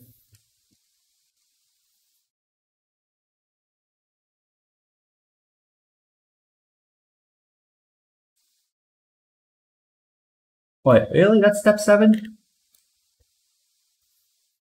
Okay, so they want to do a test fit before, let's get all this shit.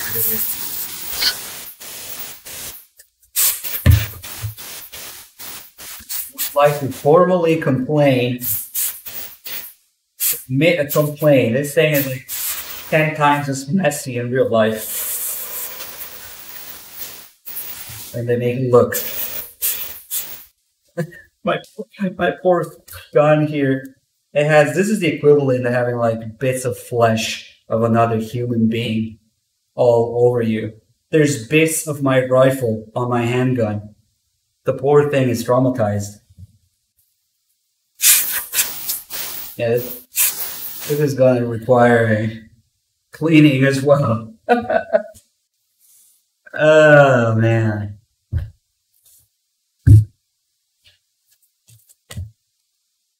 Step 6 of how many? 10? I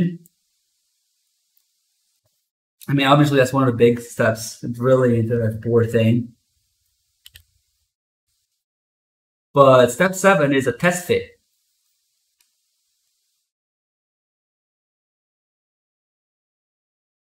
Okay, so we're going to need a 5/64 Allen wrench because metric is inferior. Okay, it's probably this one.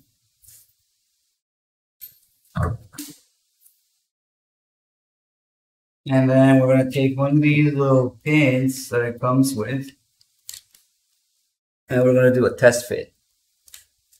Wait, so that means I'm going to get the jig out. Oh, well, okay.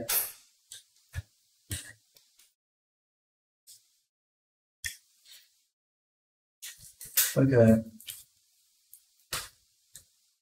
Look at that poor thing over there. That hole, that's what we're going to have to work with. It really feels like there's barely enough room for this thing to even drill. Like, that's not coming out this side. And it's not, but just fucking barely.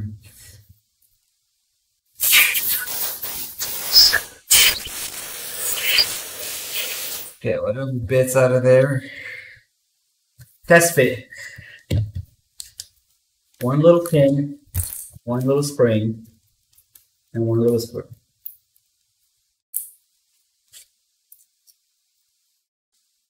Let's see. Insert a spring and pin and then set screw. So I want to make sure I got the right kind of wrench here. which okay, we're gonna call that right. So drop this stuff in here. And that's the magic there. That little pin that sticks out only sticks out thanks to the spring when the upper is separated. Otherwise, it gets in the way of the mag release, and that's what fixes the magazine in place when the rifle is assembled. What am I supposed to do with this Allen screw, though? I didn't tap the thing yet. What do they want me to do?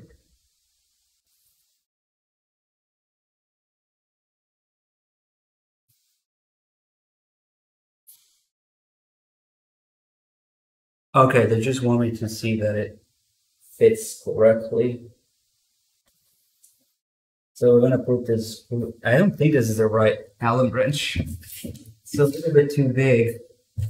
Oh man, this is just like me losing tiny wrench. I think they had like any engravings on it. If I can tell what size it is, it doesn't. I don't know. We'll call that good enough.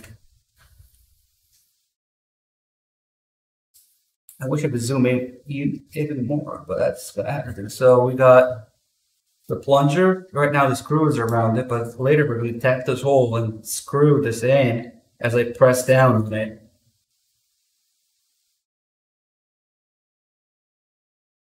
So obviously that means the screw is going to have to thread into that hole that I just drilled.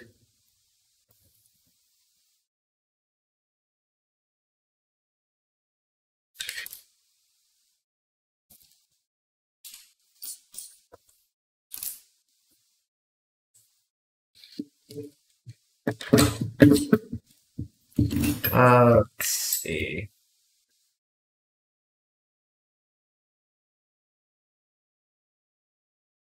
Okay, I found a better Allen wrench. So this is gonna go like this. And I'm gonna fudge something up because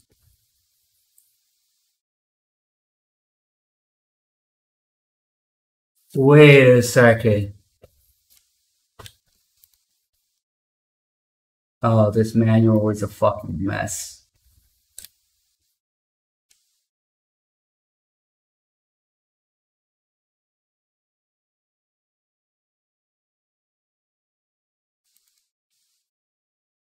Okay, I was looking at a thing that says see step 7, not do step 7. And it's full of them. Man, I need to read more carefully. This is not fun. Okay, the actual step 7 was to clean all of the metal burrs and chips at every step. If necessary, reinsert jig and chase hole with drill bits, both small and large. Okay, that would explain why it's going down, because it needs to go down the other way, the smaller hole. But at least it fits.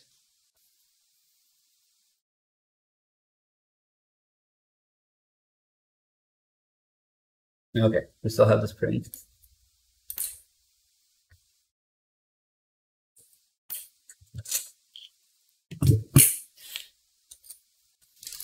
It says even the smallest bit could prevent the pin from plunging. Okay. I mean, it looks pretty clear thanks to the air. Rip ears.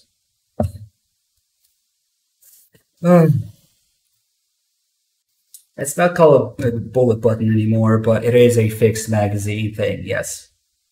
We have to do it. That's why we're doing this whole fucking mess here. Because the lower is perfectly fine on its own otherwise. Let's see. So after clearing... Yeah, I should not have taken the jig out. That's okay. Just put it back in.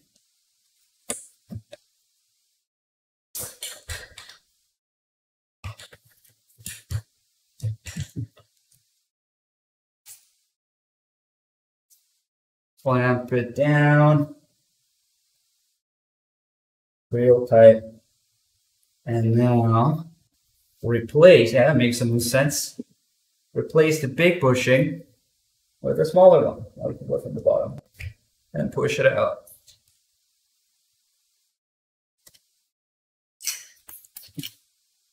And this one is quite a bit longer than the last one.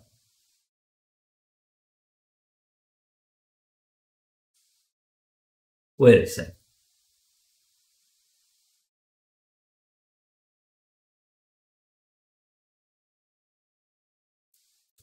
Is this supposed to go in? Something is up here. This thing just drops in freely instead of stopping the jig. Are these things? Oh, they're magnetic. Check that out. Maybe I need to fit into the other bushing, yes, but the manual clearly says replace large metal bushing with small size bushing. But as you pointed out, you can just do this instead, which makes most sense. I'm really skeptical of these instructions now. What the hell? It's like I got a different version of this manual that I found. Well, you know what? Maybe, I mean, if I leave it in, all it's going to do is not drill as far in or as deep down, I guess. So that's the worst that can happen. It should be okay. But what the fuck, man? Yeah, with the second part, you just need to drill filter through. Titles, did you find a different manual or a different video? Because all the videos that I find, the second bushing looks different. Like it looks as wide as the first one, but with a different diameter. Instead, this one is much narrower and apparently fits in the first one. Okay, I'm gonna check out the link that you posted. I think I have a slightly more updated version. Yeah, I'm looking at the Brownell's video as well, but let me see. When they drill into it, it does not make that fucking mess that I made. That's bullshit. Whatever, maybe something about the drill itself. Okay, let me get to the part where they go with the second bushing. They clean up here. No.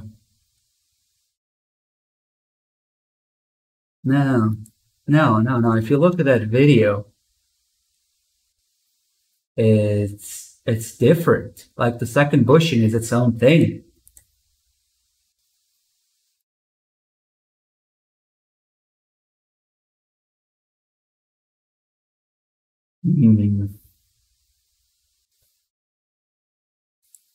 I'm so scared of this shit now. Why is it different?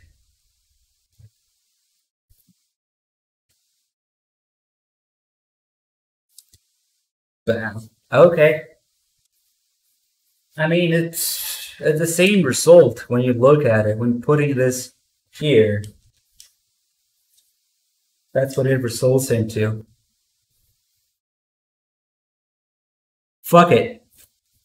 Let's do it. I mean, another thing that I can do is, obviously looking at the package itself, it redirects me to another video with a QR code, which is a different fucking link. No, I didn't want to open it, but it just sends me to their fucking website PDF, which is the same exact thing that I'm looking at. Yeah, no.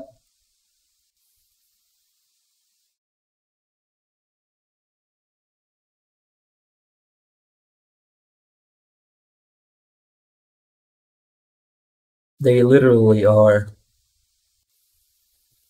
DLC instructions. The only instructions on this thing, look, it's a QR code which sends you to the PDF that I'm looking at. Anyway, so DLC instructions, dude. Okay, now I think that's what I'm supposed to do with the 2 bits. Let me see. It's the second bit is just supposed to drill all the way through until I feel it break into the actual where the mag release is supposed to go. Wait, it's not deep enough. Fucking what? Yeah, just a little bit here. I'm so confused.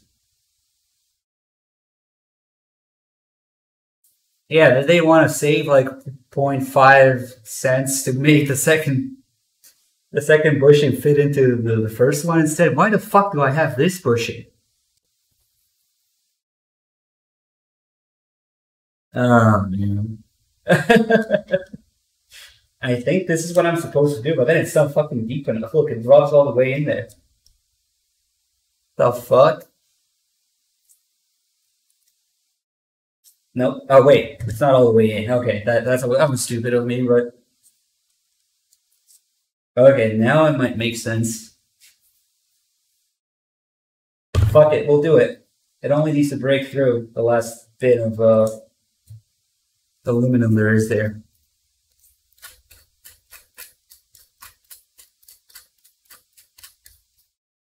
I ripped my lower. Yes, we're gonna lube it up.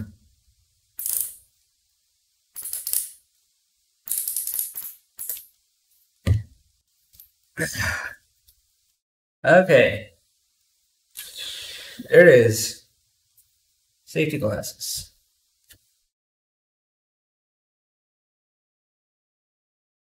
Lube. Lube it up.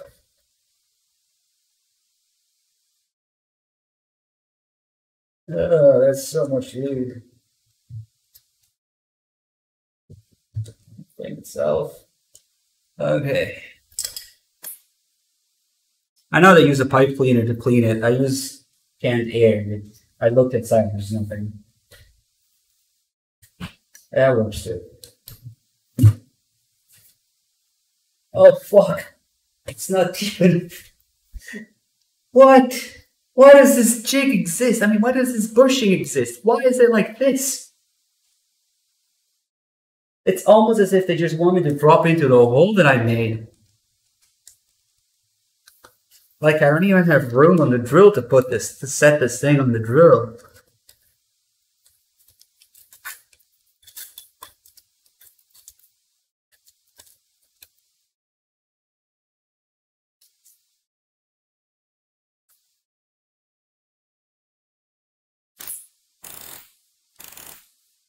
I don't understand, dude. The bushing is different. Fuck me. It almost make the most sense to do this, but okay, I can feel a little bit of. Okay, I'm just gonna watch the video again. Oh, the thing fell.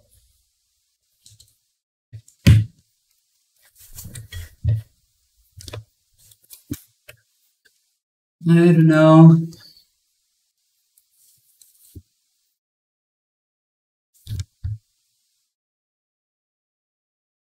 It is never as easier than make it look.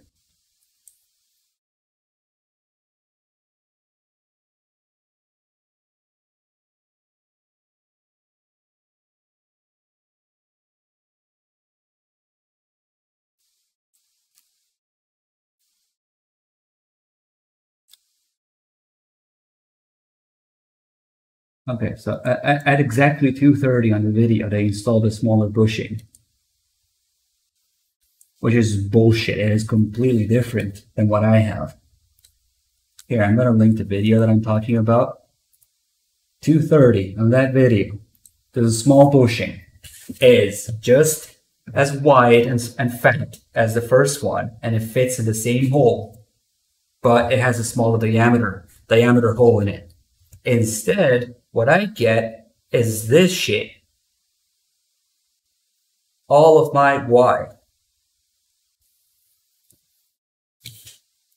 And even on the instructions on the website, it sends me to a PDF where they only have those 2 bushings. What the fuck? Did they like change the design without updating the website? Or I don't understand.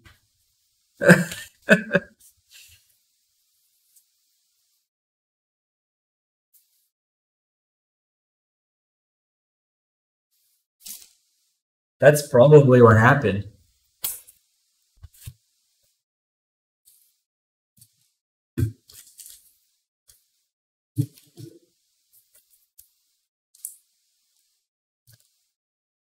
I'm pretty conflicted about this. Because this almost seems like I need to put in the hole that I just created instead to go that deep.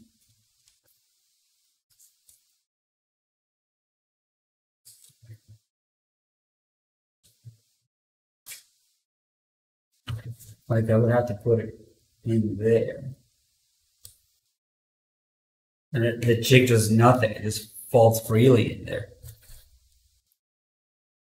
Or I should say the first bushing does nothing. I don't think it's missing or like somewhere that I can't find right now because those are the only two bushings that came. Likely my needle nose pliers are magnetic-ish, so I can get this out.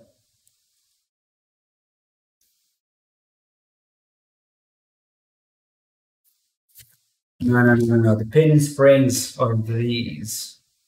They look nothing like it. This is much bigger. These are the pin and springs. And there is no other part. I mean, there's a tap guide, which is plastic bushing. But that's for later.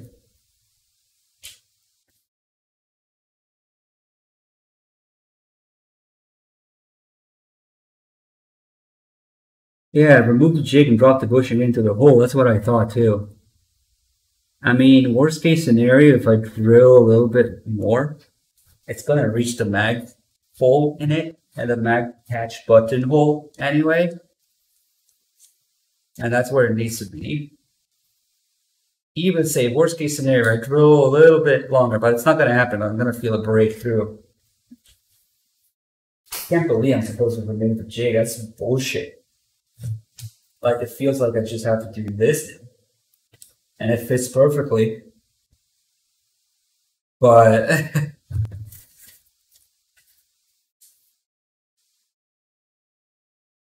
yeah, you would have to follow from the beginning. Sorry, yeah, it's a little weird, and like this is what makes the most sense now. Remove the jig, though. Damn, that's scary. But understanding the mechanics of how this thing reaches where that button is, I guess it makes sense. So fuck it.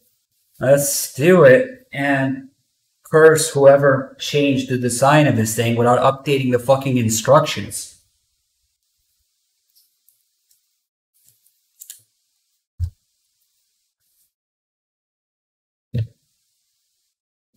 Like, what the fuck?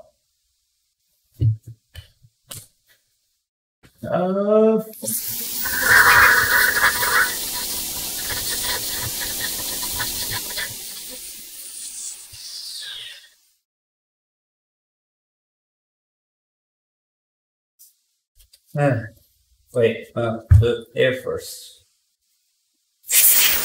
But good thing we're in classes.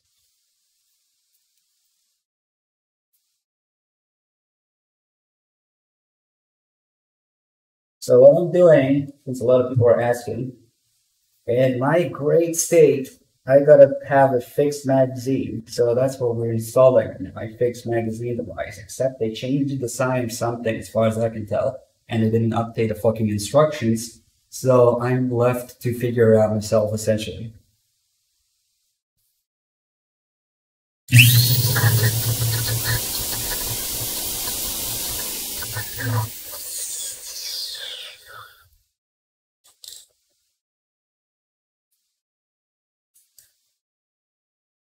So yeah. Oh, it's still backwards from when I was taking it out earlier. Yeah, that's not gonna work. I was just trying to take it out earlier. Yeah, you guys notice that? It's not gonna do shit. I'm like, what's going on?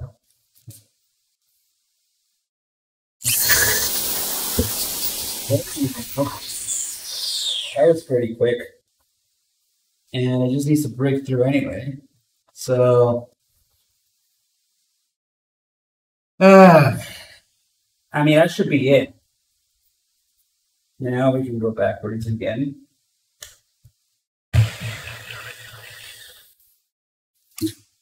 They completely changed the second bushing. I'm going to, they're going to hear from me. That poor lower, though. I think the worst might be over, though. That's the drilling. The tapping isn't nearly as scary. It's still a little scary. And we did mark the bottom there of this, but who the fuck cares? Nobody's gonna see it. Because as the thing broke through, it poked there. But that's internal. Nobody's gonna see that. The poor magazine, well, we can thank the California Department of Justice for that.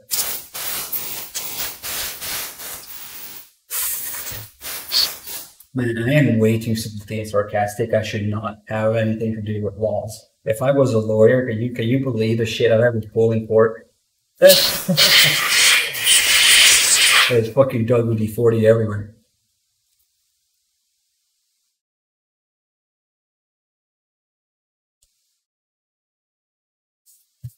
Yeah, it's possible that I might have maybe needed to leave the jig on, but with the jig on, this thing doesn't go deep enough. So what the fuck is the point? Like, the drill bit is too short. Let me see. Maybe. Yeah, I don't understand. Maybe I should not have put the maybe it would have been enough, even with the jig on. I don't know, man. We'll make it work for what we have. At the end of the day, you try to follow instructions, but this is what it comes down to. You're left on your own with your specific case when you're building shit. No, we're not gonna have a fin grip. Fuck that. Okay. Now I gotta do this again to tap it. Let me see what the next step is. Let's say that we drill the second hole with the second bushing. That totally was not a fucking mess from what they're showing me in the instructions. Next step is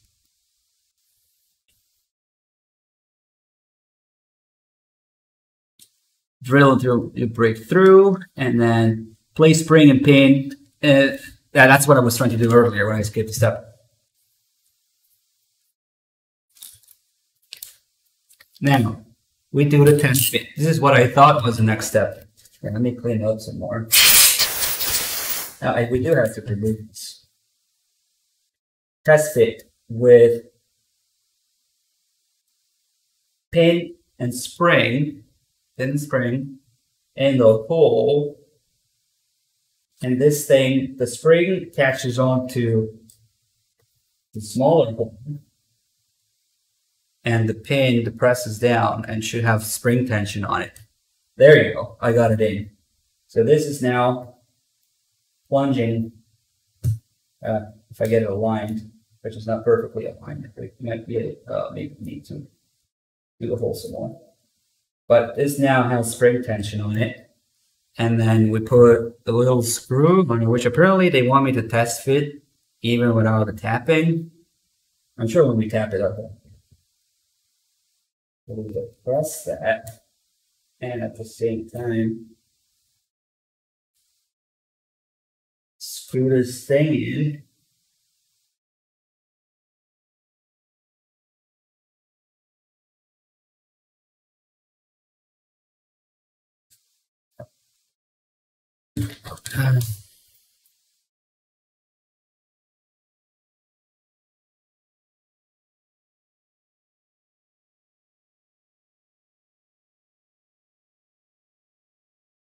don't understand how I'm supposed to screw this in, but before I tap it.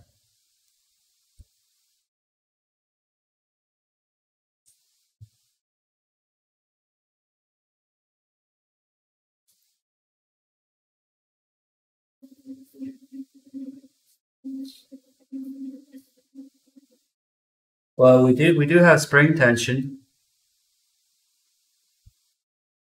That's what matters. Let's take it out. Pliers.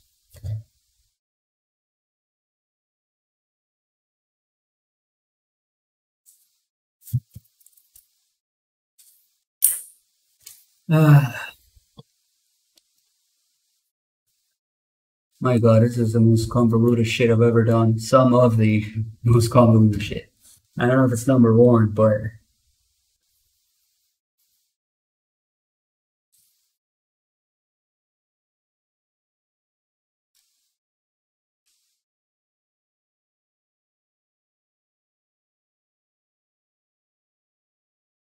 okay. Oh, I think I was again reading the wrong thing, but it's pretty much the same shit in mine as the screw. Okay.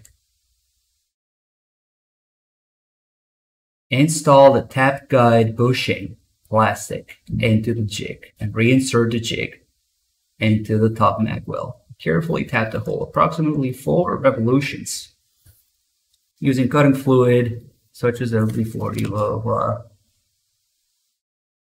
Okay. So, wait again. Point it down. Because why not?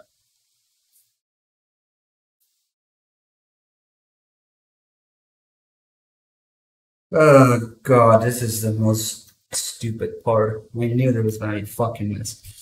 Now we want the plastic bushing. This thing. We go in here. And now the tap that you have to buy separately.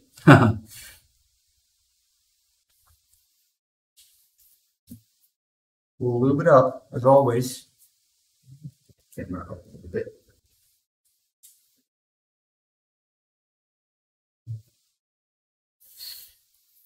Wait, this is not lube, this is fucking canned hair. I just tried to lube it with hair.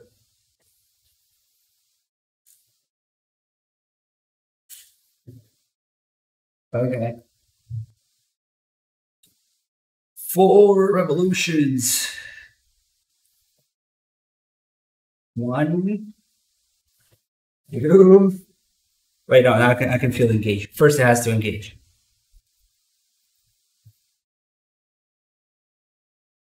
I should have counted more.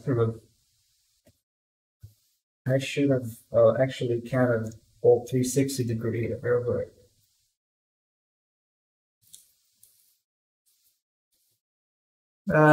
Yes, once we're done with this stupid ass step, we can actually do it. Gun point of view. I think I threaded that. Proceed a little time, checking the set screw, the test fit. Tapping is complete when set screw stops flush with the top of the receiver surface. More is okay, but not necessary. Okay, well, yeah, because it's a screw. That has to go flush. So worst case scenario, we're doing too much, whatever. A little bit of pressure. Okay. I think I threaded that hole. That's... Yeah, it looks threaded enough.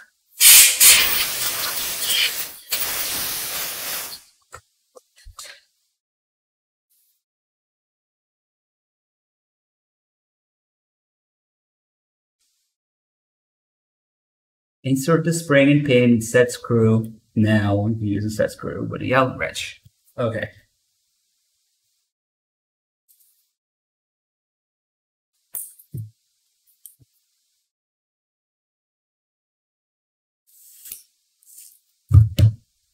Just as soon as I find it again.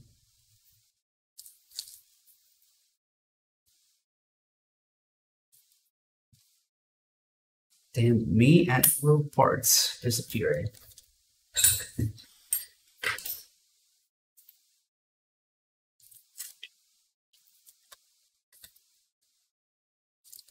Okay.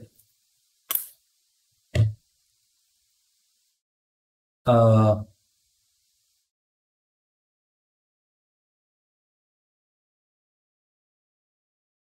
wonder if they want me to remove the jig for this, though.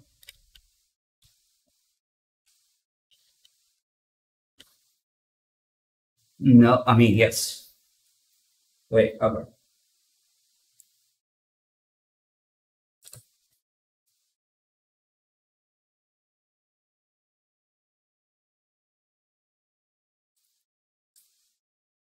I hope this thing doesn't go shooting across the room. Oh, yes. Now we need the screw to go with it.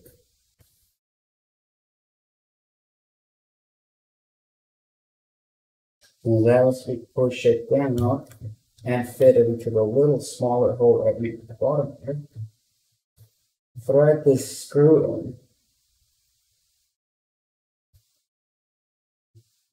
in. And it is a fucking shipwreck, but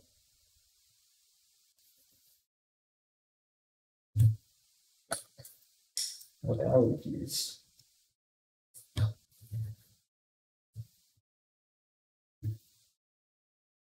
That's not okay.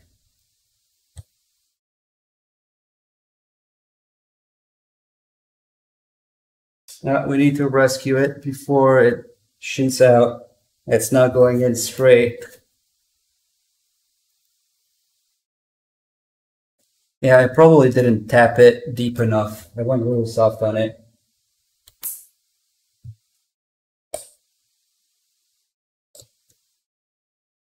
So here what we're going to do, we're going to put this, we're going to try to put the screw in by itself first. So we don't have to work against all this pressure. See that the screw sets in. Yes, I didn't tap it deep enough. Yes, deep enough. Yeah, it's giving me a lot of resistance there when I try to just put the screw in. I want it to be gentle, you know?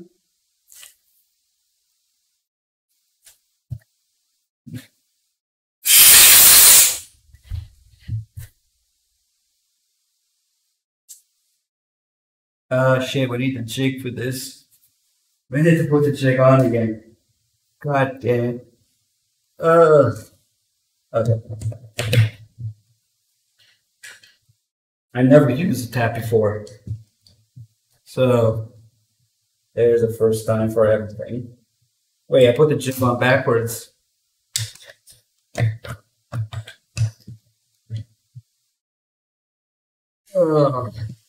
This is the dumbest thing I've ever had to go out of my way to do, by far.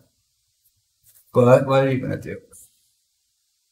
Okay, tap it. Apply some pressure.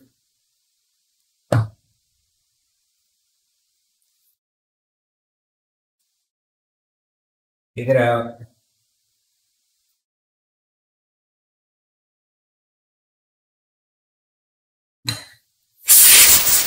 Air and lube. That's a lot of lube. Tap it again. Or tap it deeper.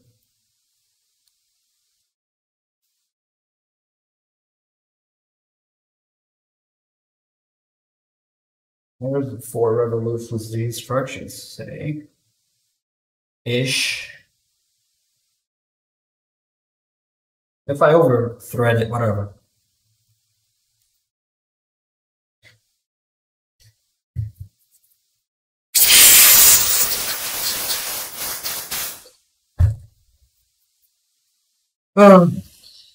This is exhausting.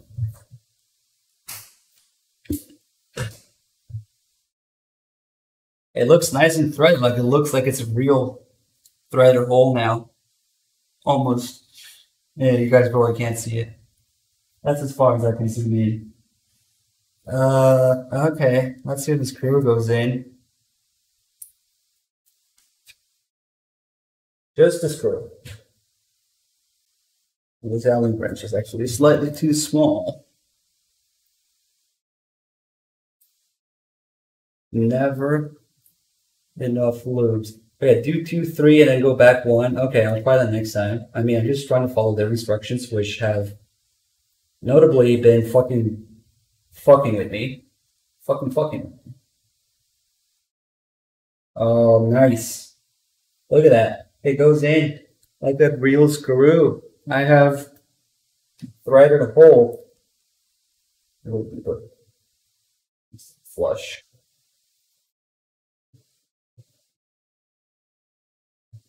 I have never threaded a hole before. Okay. Now we're good. Okay, it definitely is flush.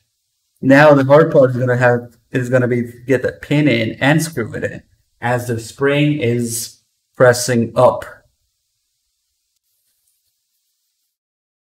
Okay. Okay, son of a bitch. I'm feeling a little more. If we can get this step done, I think this is probably the hardest by far. The second concerning thing would be aligning the gas port with the gas block, but okay, so now we put this in. Yeah, nice little spring tension there. Okay, and now we want to thread the screw on it.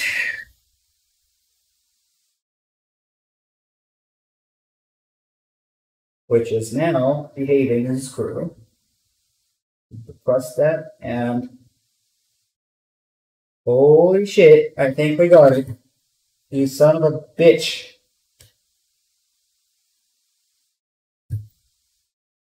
I think I might need a little bit of thread locker in there.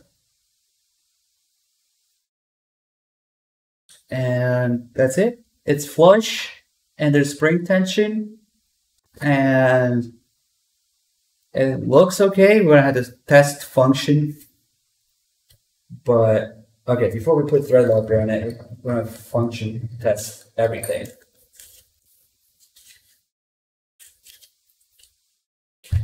So,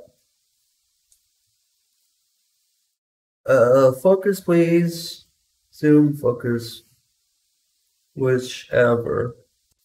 Okay, so the trigger works. That's a plus. Okay, we can't put on safe. Plus down. Safe works. Fire works. And now the big one is going to be, obviously, the mag release. Oh, I can see it very, very closely. Let me focus in. And we can see what that just did. But what I just did is this little pin, when the upper is closed, it will press on it or push down on it, which makes it poke out of here where the mag release is. That way. I don't know if you guys can see, but it's hard.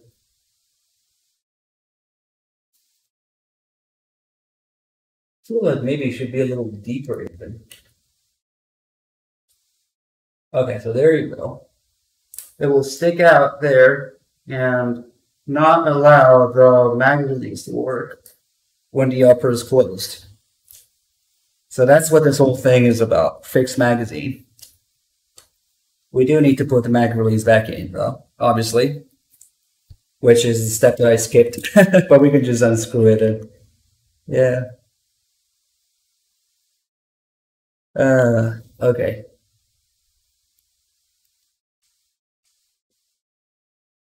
I was supposed to put the mag release back in at one point, but we can just do it now. It's going to be a 556 regular. It's an M4 clone, so keeping it as close as possible. Yeah, I completely forgot to put back the mag release, but it doesn't matter. We can just do it now.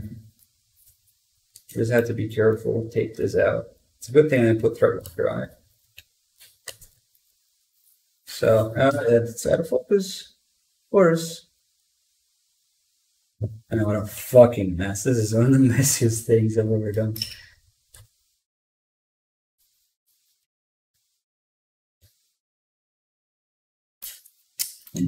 It's a little.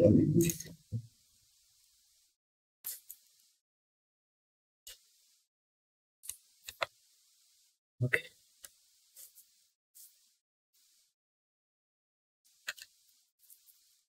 You gotta push down and unscrew. At the same time, I'm just gonna take this. What is it here?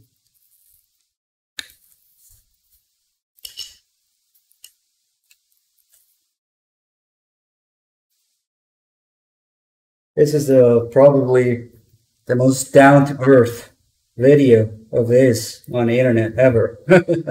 Okay, so we remove all that. Spring is still in there. Spring, come on, spring.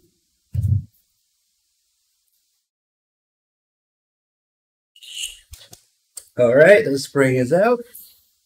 And the shit is out of focus again. I apologize. Those are all bits of aluminum. Fucking mess. Okay, spring, detent, screw are here. Let's install the mag release again. Get out. Look at this. Oh man, okay, now that's just oil. It looks like I ruined the fuck out of it, but all that happened is that oil didn't get there, so it's not as shiny. I thought I ruined the finish, like, oh my god. That's just oil. The oil didn't get in there because of the clamp and the tape. Okay, mag release. Put this in, put the spring on, thread the button. Yeah, I did do the trigger group. It's actually one of the, apart from aligning it, which was a little bit of a headache, it's not particularly hard. You just need to align the holes. Okay, so we just need to screw this onto this enough that it holds. So the spring is fighting me. And then once we thread it just a little bit, we press on the other side. And okay, we do still have a functional mag release without that stuff. I wish I didn't install this stupid bolt catch now, because now I have to actually press down on this even more, deeper, to be able to screw this.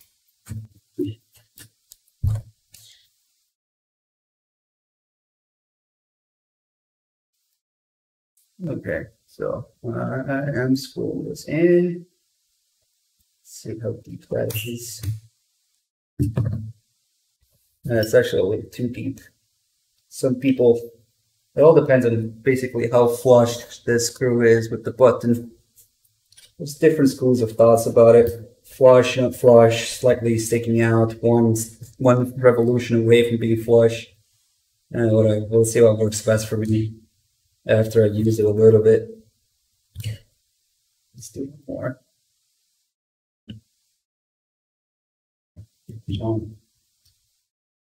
Okay.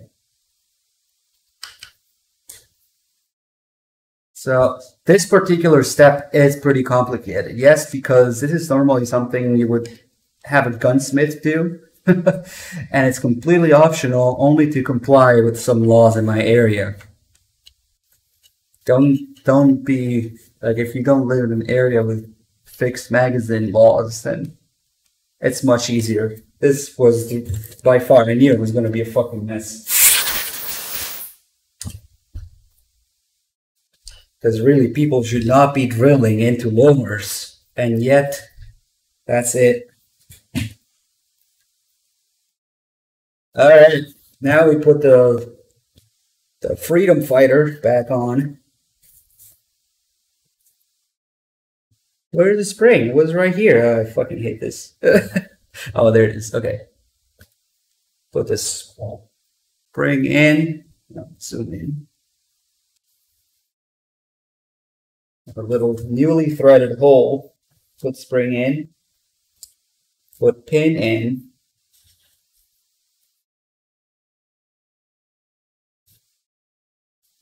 Make sure it goes down into place. Now put the screw on top. As the pin is fighting me with spring tension, that's fun.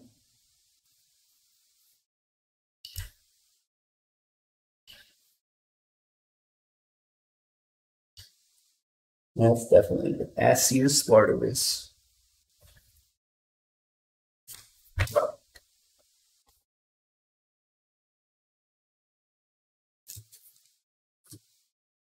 At least my entire rifle is extremely well lubed with WD-40, which normally you wouldn't use for guns, but that's a side effect of this.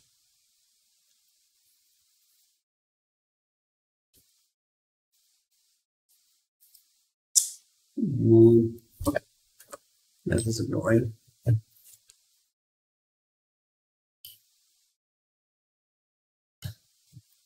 I feel the thing not fucked on sometimes. It needs to be aligned. Oh no, holy shit.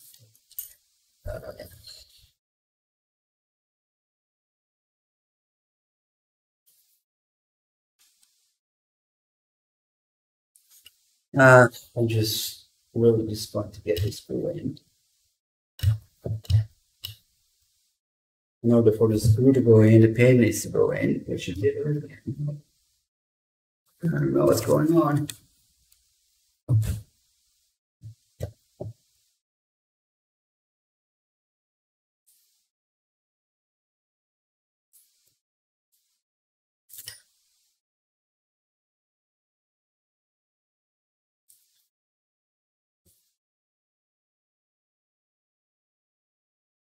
At least we did have it installed at one point, so I know it works. Oh no, it's magnetic. Let's pull the whole thing out. Okay, it's in now.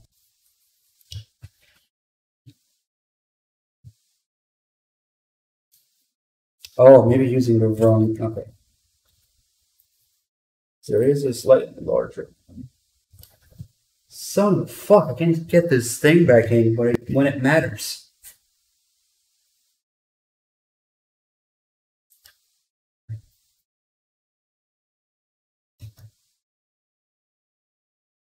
Oh, we got it. Okay. When you think about it, everybody's a son of fuck, but yes. It is now threading in.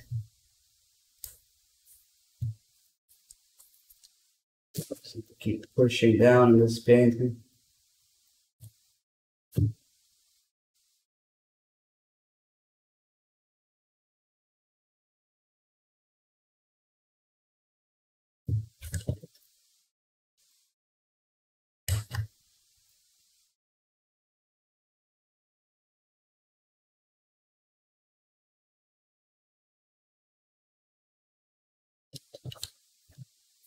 I might need to redo that hole a little bit, that second hole, because it is a little stubborn.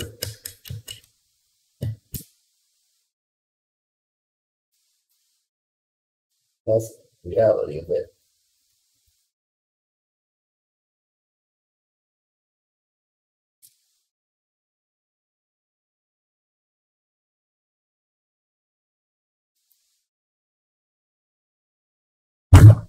It's more than stuff.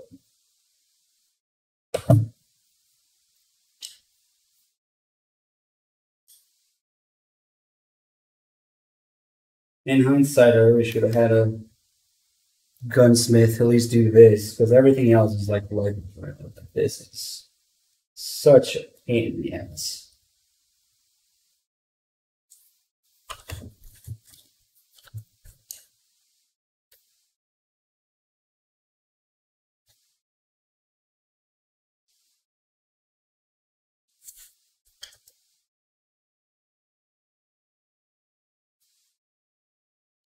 Okay, it's coming up. We'll throw in it.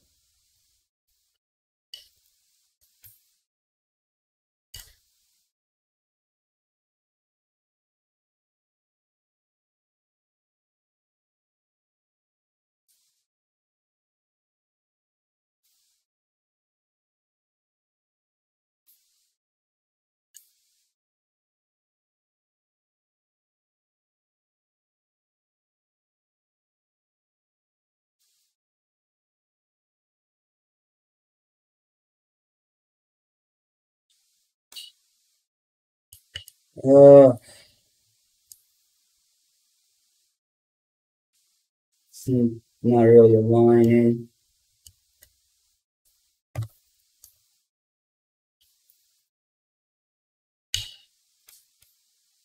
I think I'm gonna fuck up the threading if I keep doing this.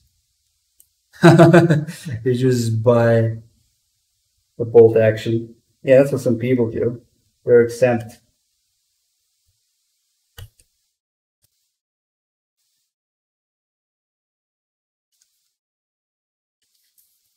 Using these two different sizes, all these crazy, Allen wrenches rather.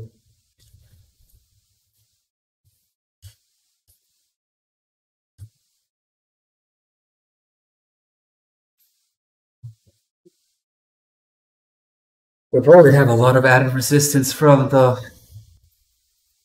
damn magazine buckling being there, I guess.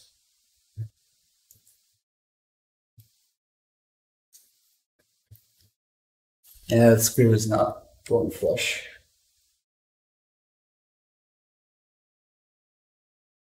Which it did earlier, so.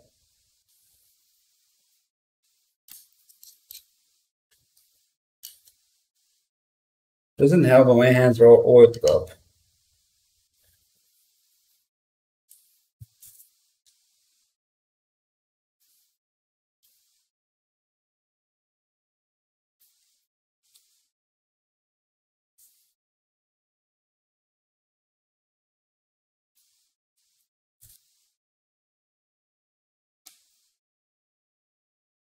I don't think I got some steady hands. I'm so clumsy. I drop and lose shit all the time. I think this screw is just not going in straight right now, so it doesn't matter how much I try to thread it in.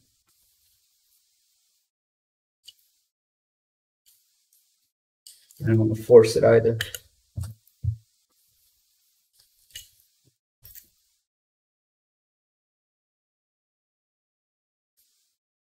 I'll be happy just taking it out now. I'm covering everything, of course. And the zoom is terrible. But right now, I'm just happy taking the shit out and starting over. Maybe doing a different screw because there's three of them. This one's all like clogged up there. Let's see what happens.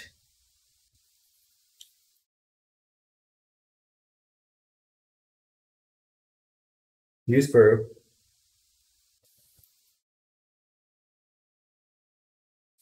Please go for it. Okay.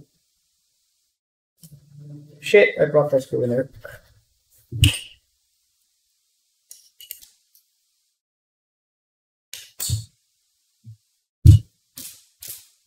It is now lost in the depths of the trigger. I see it. My God.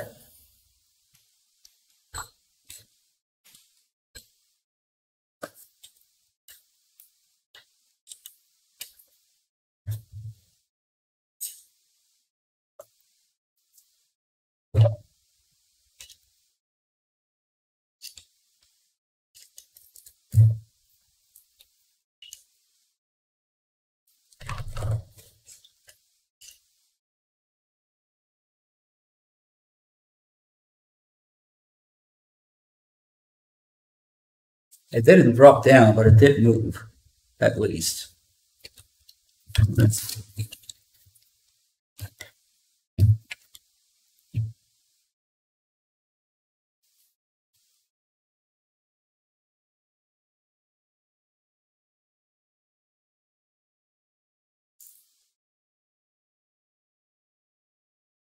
Dude, I'm gonna have to, to take the trigger out for this.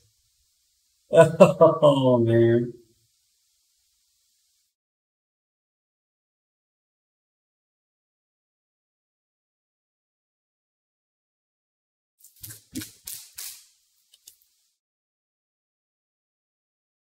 Or at least a hammer.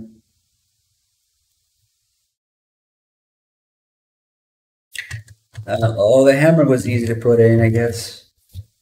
I'm starting to sound so defeated now by this shit.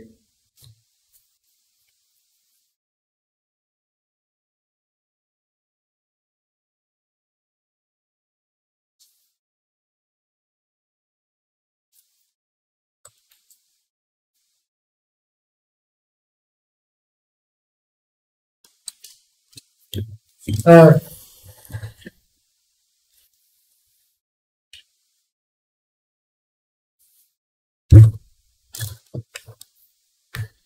so it is stuck in the trigger board. That's not fun.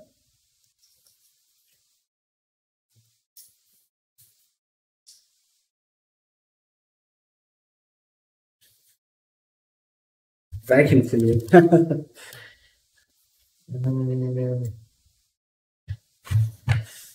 I see it. Damn. I'm not gonna be able to put my pin with this.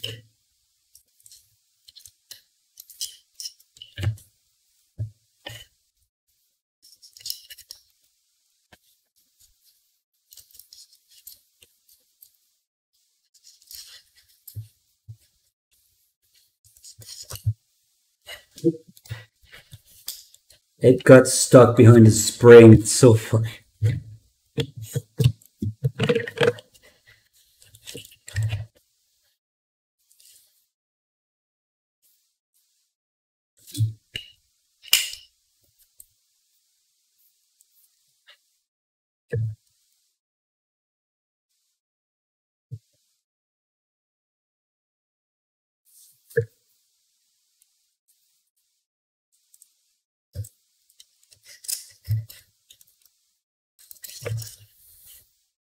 Yeah, no, we had to take the hammer out for this.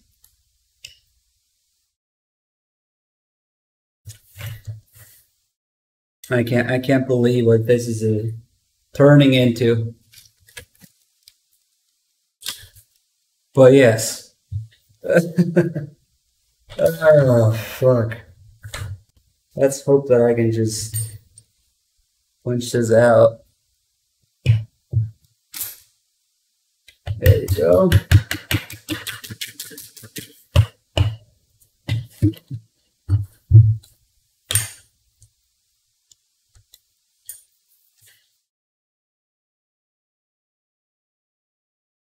The part I had to add is a magazine, a fixed magazine device that prevents the rifle or the magazine from being released, the magazine button from working unless the rifle is disassembled. That's what we're trying to do. And boy, it is a fucking mess.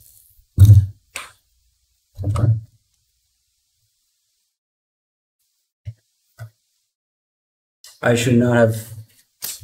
Oh, there comes the hammer comes out.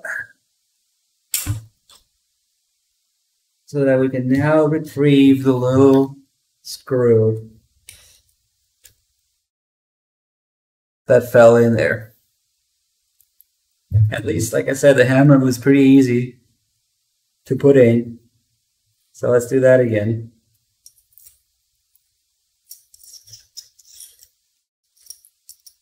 This way. I believe this way. No.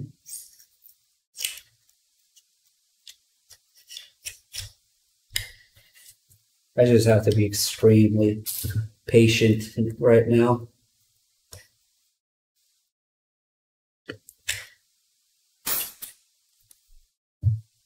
Extremely patient. The more struggles we go through, the more satisfying it's going to be.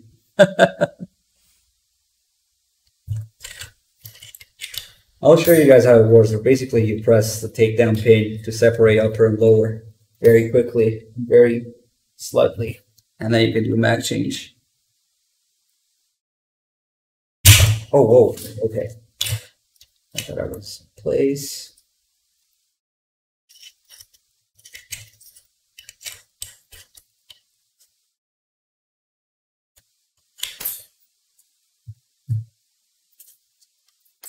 Okay, it's in.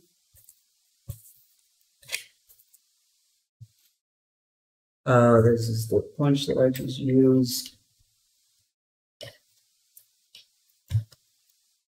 We just have to align this again.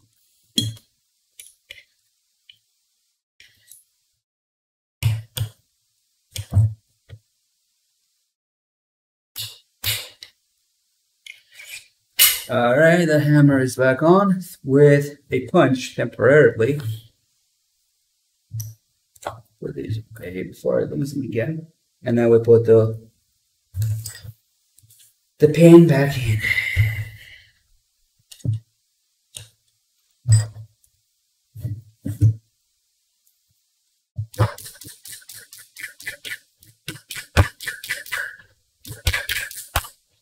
As we push out the punch, the pin goes in.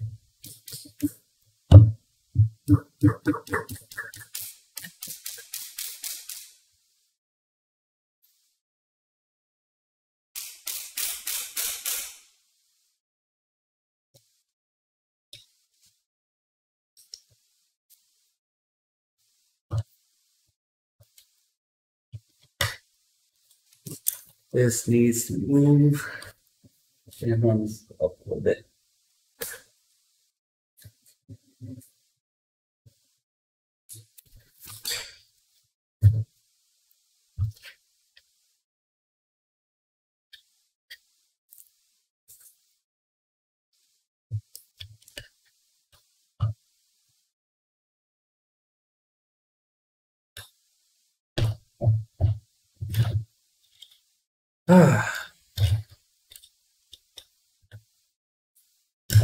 The punch is a little bit smaller. So it's easier with the punch, not the pin. Man, my hand is tired.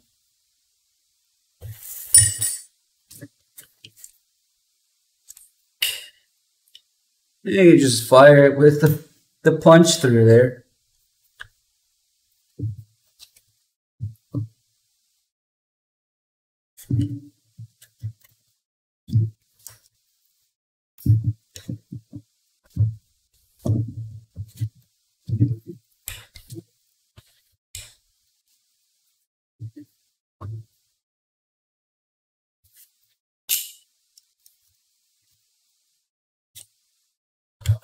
All right, we got the pin in halfway.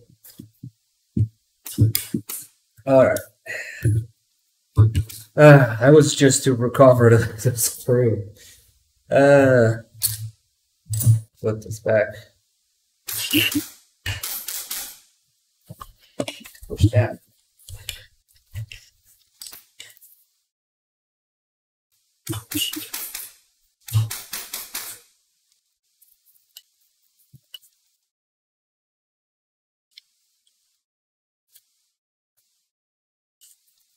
I should look at why it's not aligned.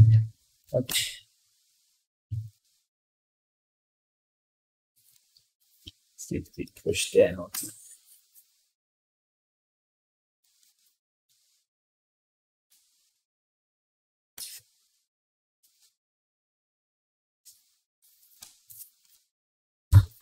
I'm gonna tape off the trigger because damn, I don't want to drop the spring in there again. You never stop learning.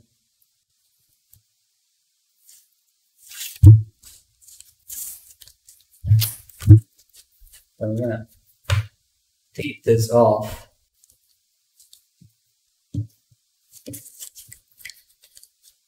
And it's all oily now, the tape isn't sticking.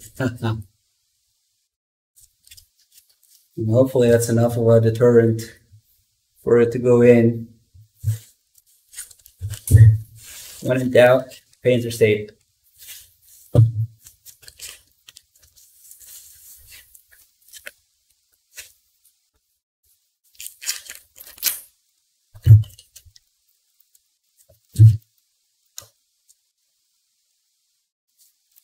Okay, where was I? Let's verify that the screw goes in by itself again. Okay, this shouldn't get in the way.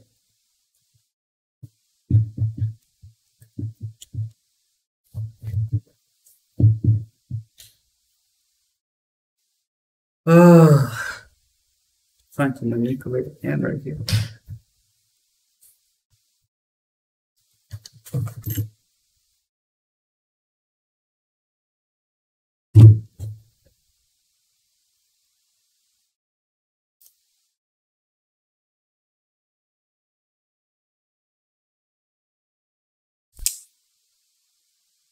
All right, screw goes in, and it's actually flush. And we need to do that with the detent. I mean, with the plunger in there. Okay. Use a coat hanging trick. Yeah, I don't think people are going to be happy about that.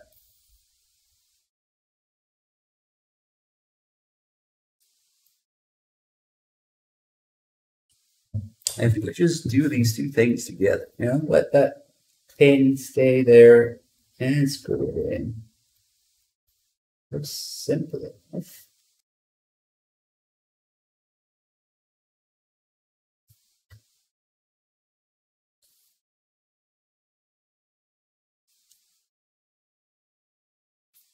There's probably some alignment issue.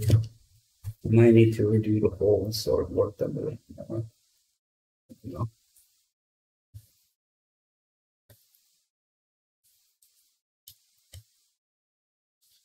Because the pin isn't going all the way down when I have the screw there.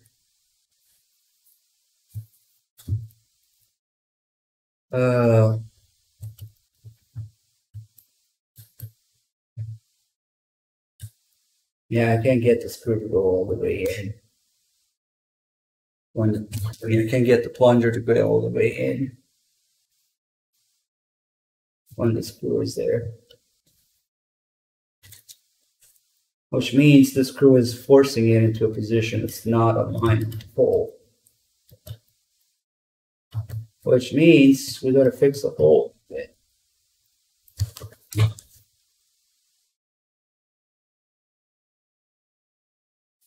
Hey, I'm using the wrong stupid key.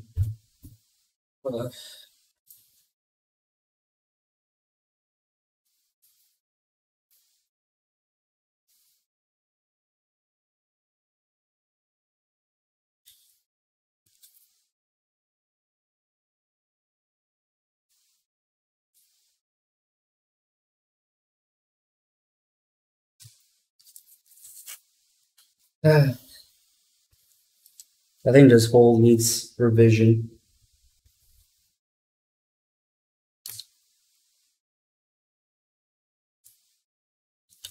Just slowly unspooling this.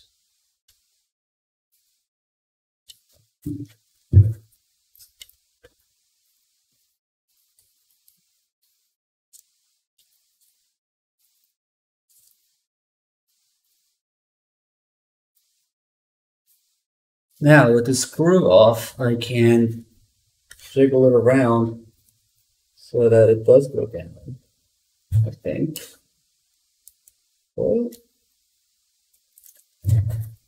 Oh shit. It kind of flew away. Now here's the spring. Oh, well, that's a good thing. I'm gonna mess with it some more. Where is drill? I'm not gonna drill into it, but I'm going to like poke it.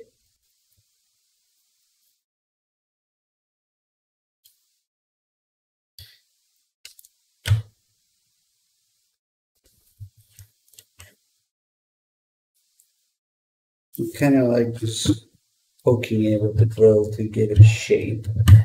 As dirty as that sounds. Clean it up a little bit. Break it in a little bit. I can actually feel the magnetes get blocked by the drill bit.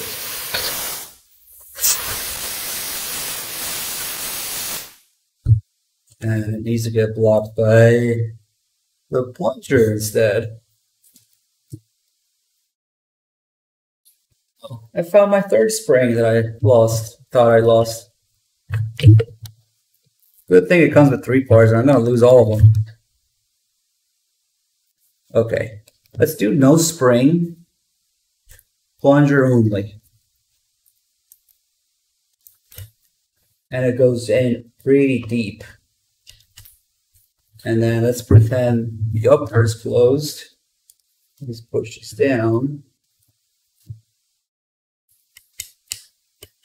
Nope, it doesn't quite go where it's supposed to. Oh, there we go.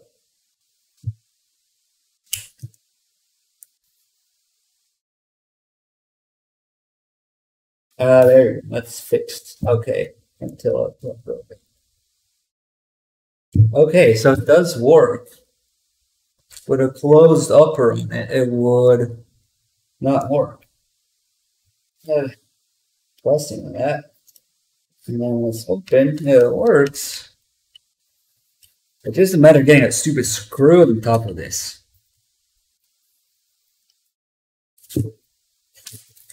With the spring, of course.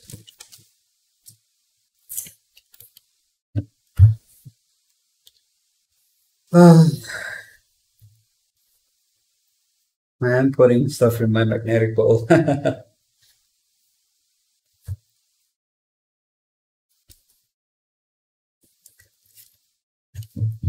Okay, now we have screw and plunger. I mean, detent and plunger. Fuck it. Plunger and spring.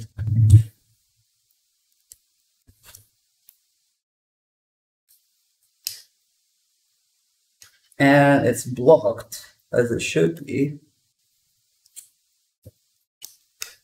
And it works now.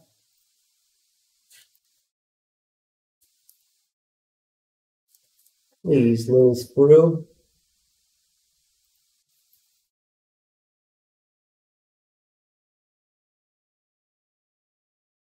I have a feeling maybe I threaded it like with a tap at a funny angle. Worst case, we redo the tapping, I don't know.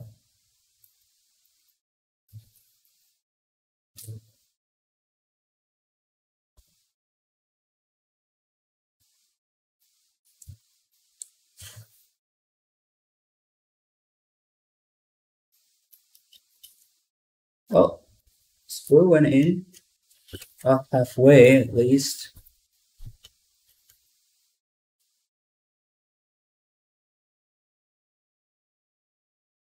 But it's always the same bullshit. After I get it halfway, the plunger doesn't go down enough.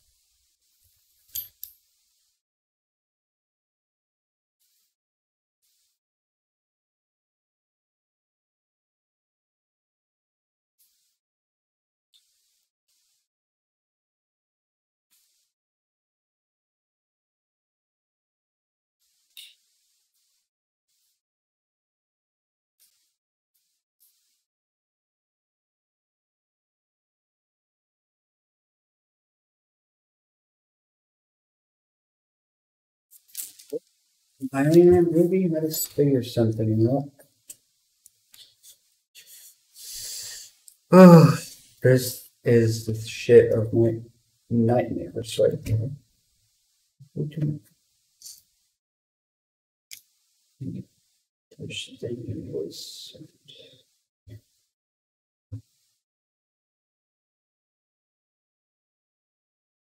Oh, damn it.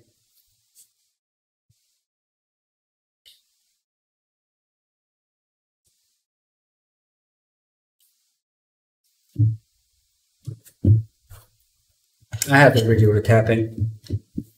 to some degree at least, I think. But it just threads in a funny way that does not let the plunger down. I'm sorry, I'm also completely ignoring the chat, guys.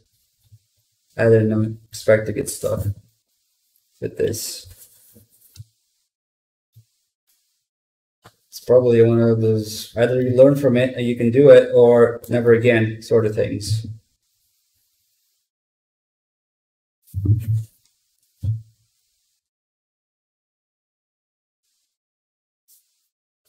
Yeah, it might also work better with the device.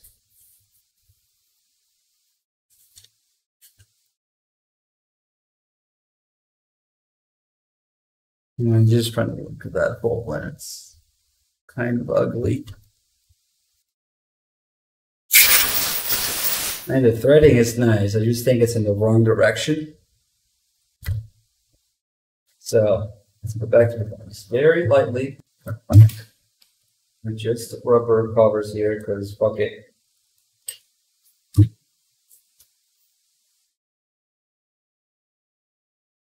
This hole is the hole of nightmares. It looks nice and threaded, doesn't it?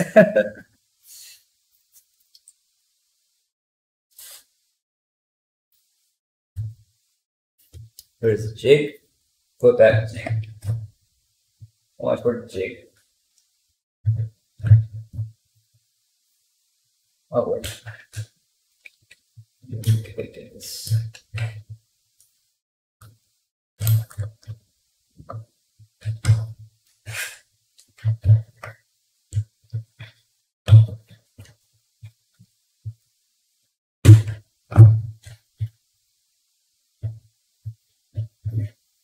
I mean, technically this thing should guide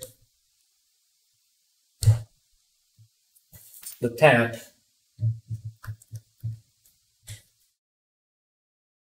But it feels like I just tapped it at the wrong angle.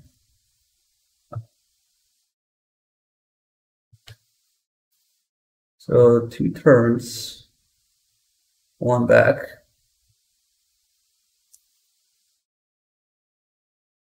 And then bleed.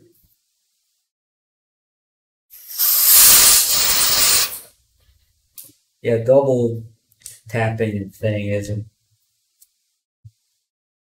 clean at all.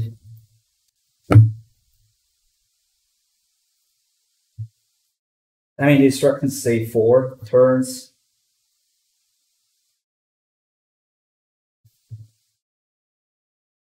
And then back. I'm probably fucking it up.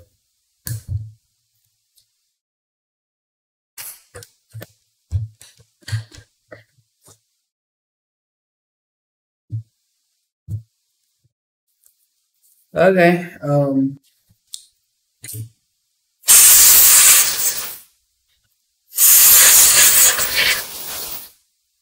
again, looks nice and threaded, but let's see.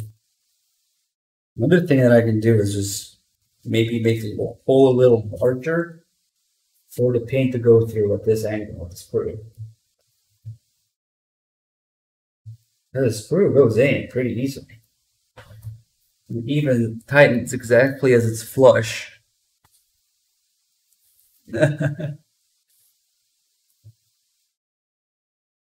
And I can't go featureless for this kind of build, because that completely ruins the looks. That's like half the point of this build.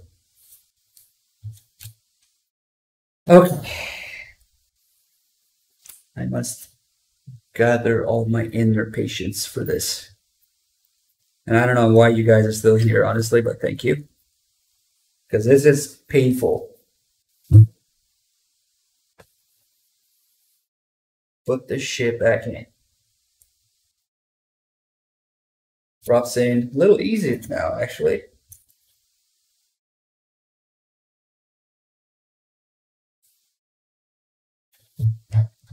Nope, it's not all the way where it should be. I feel like the second hole, we need to do more of the second hole.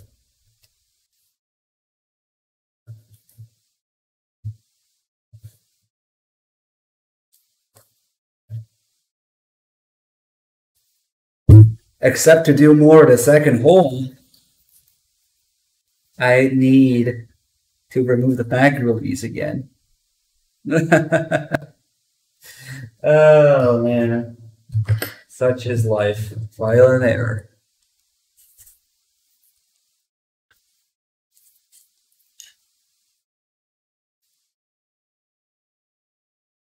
Now, guys, this is actually a little more advanced solution than top loading, and I wish I could fucking get it to work so I can show you how it works. And it's actually the most advanced combination they have right now. This pin with this Freedom Fighter plunger thing is the best combination out there.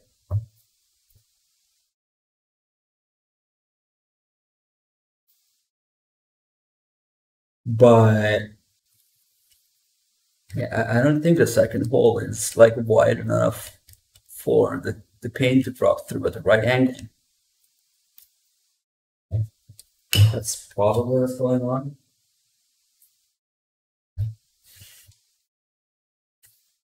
I'm just gonna fuck it. Remove mag release again. This is gonna be the most scratched up mag release button in history before even firing the rifle.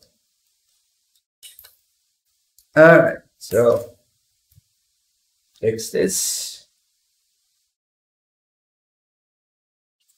Get the mag release out. Push down something.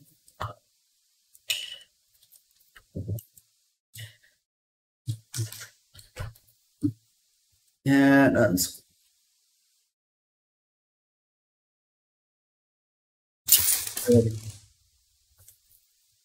turn plunger around. Am I putting in the plunger the wrong fucking way? No, I don't think so. Wait. Let me look at the fucking instruction. I'm gonna like laugh my ass off if I put a plunger in the wrong way. Hold up. Let me look. Nah, there's no way because the spring needs to fit on that longer part there. No, I see it. That's not it. Nice try though. I was hopeful of it. Where did the button go? Oh well, it's somewhere.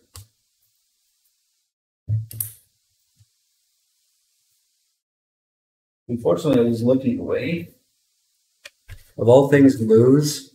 Don't suppose there's a spare one in here, huh?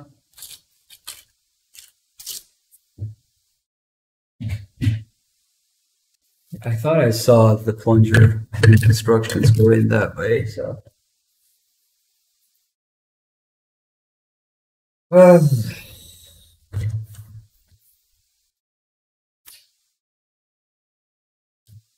Okay, that kind of sucks. I can't find the mag release button now.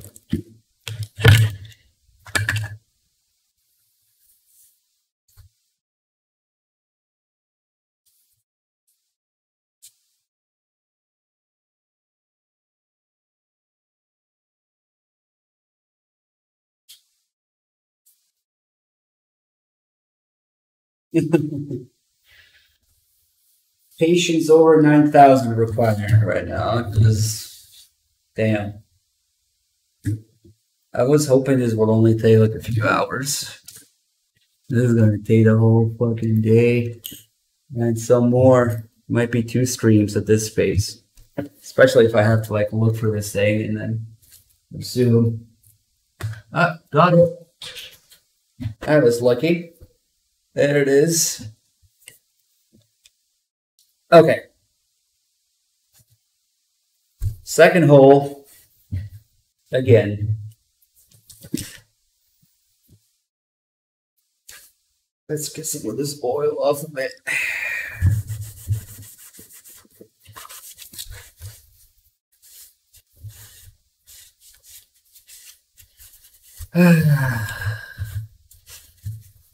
I think I'm gonna have a gunsmith do this next time. Then again, you're gonna find somebody willing to drill into your lower, which, yeah, in that profession, you could easily go like, oh no, I don't want to do that kind of work. I don't want to do that job. No, that sounds dangerous. I'm not gonna do that. Okay. Why did I do this again? Oh yeah, the second hole.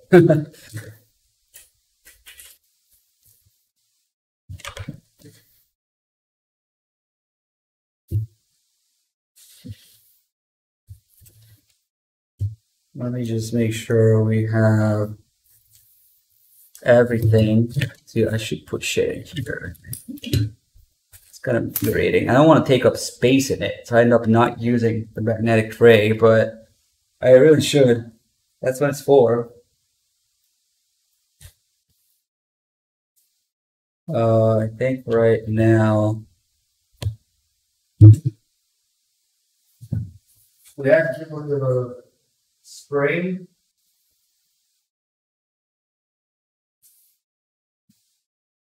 Oh, I see it.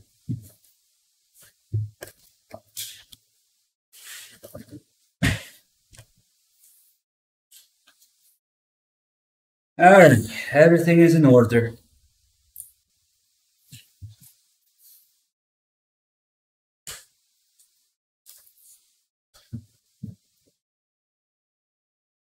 We're kind of starting to lose light here. Okay. Put all these little parts in here.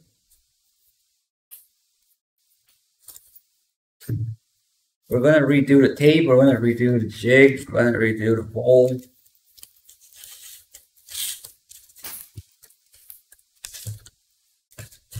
And this is just sad.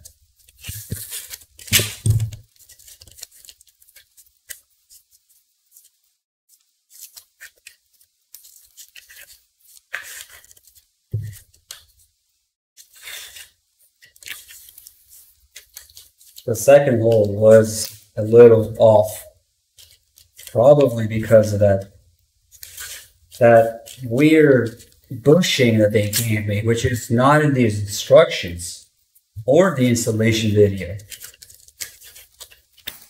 So I'm gonna blame it on that, because 98% that's what it is. Seriously.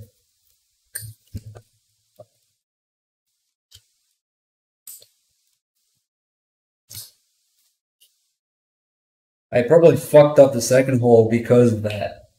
And now we're going to try it with the jig on.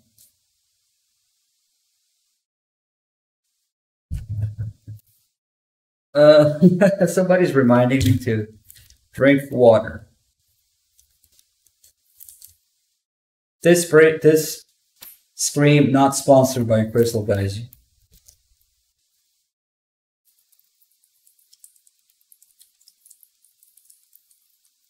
But yes.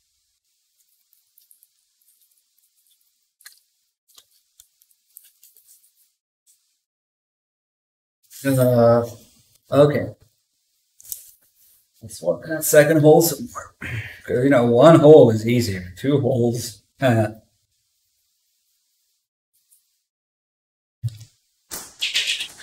I just dropped some. Sure.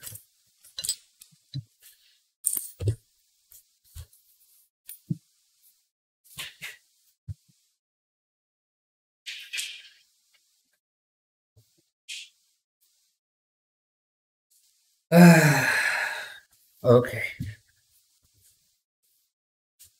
I actually can't see. Oh, there it is. So, Jake, back on. What's on? This.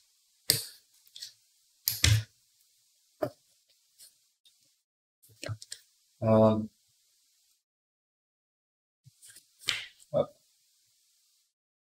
If I can close it and we have plants.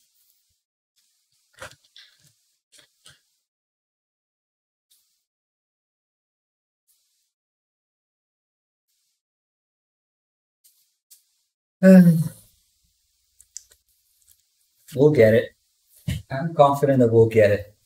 Now, the whole problem with this is that the instructions, as well as the installation video for this thing that I'm installing, which you can, the only instructions you get are this QR code, which sends you to a PDF on their website. And there's an installation video out there. And this second bushing for the smaller hole is different in both the PDF and the video. So I am left with myself to figure out what the fuck to do with this. I think it's supposed to go in like this. Because in the video and the instructions, they simply have another one of these bushings that fit into the jig. That is just as wide, but with a narrower opening.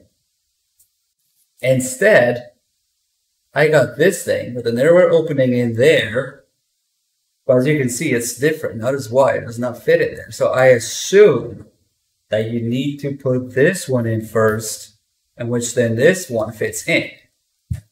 And that would be how you get the smaller diameter.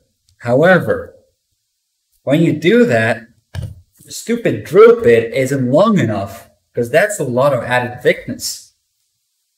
It's not long enough to reach the bottom that it needs to reach. Like, what?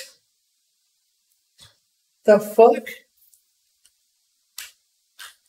So, I can try putting it like on the very tip of my drill here, but that they provided this drill bit with it. That's the thing.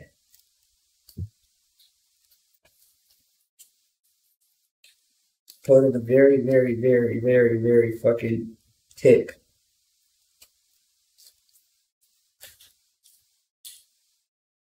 Whatever little I can do for it to still be stable on the drill. Yeah, I could trim the jig or the bushing, but what the fuck? What's the deal with that? You're not supposed to need to do that. So I want to imagine this puts it at the right angle for that second hole. Let's see if I can get any.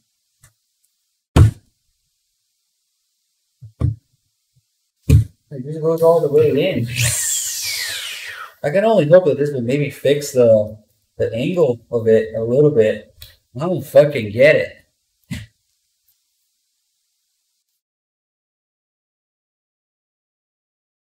Put the bigger bushing in the bottom.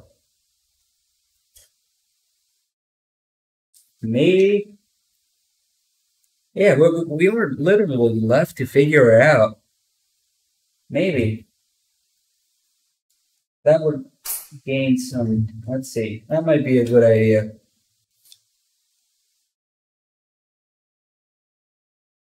No, I can't, because look, there's this, I mean, I can, but there's this little plastic piece that sticks out. And maybe, sort of.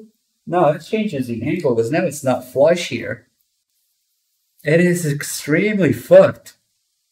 I have to, now I think the only drilling that we might still require is to adjust the angle of that second hole.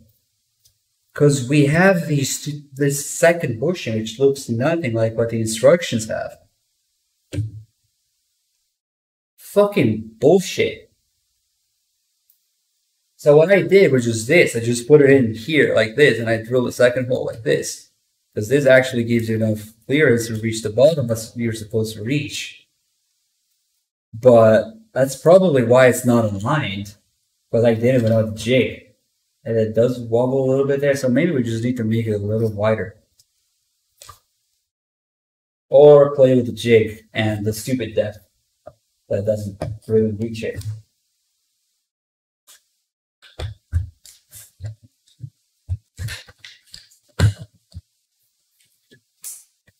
I'm pretty mad. I don't know if I got a defective thing, if they changed the design and they didn't update the instructions.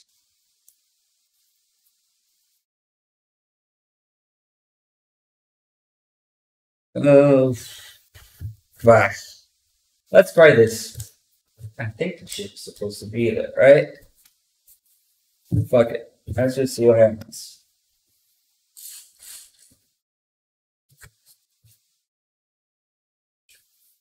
I really don't think I'm supposed to shave down the bushings.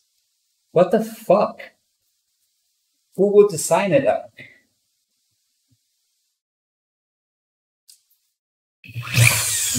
Getting no resistance whatsoever here. So it's not deep enough.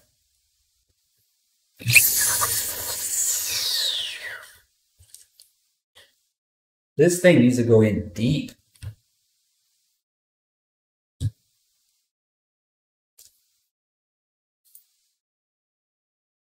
What are the chances somebody from fucking Vogue is watching this? What the fuck did you do to the instructions or the jig? The small bushing. Let's get the big one out again. The other option would be just put this in by itself, which then it goes straight through. And the jig basically does nothing. So, whatever. Okay. What the fuck, man? I'm just gonna make it a little, just a little wider.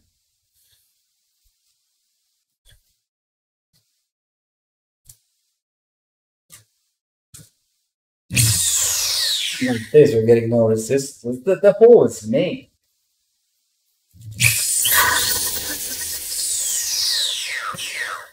Nope.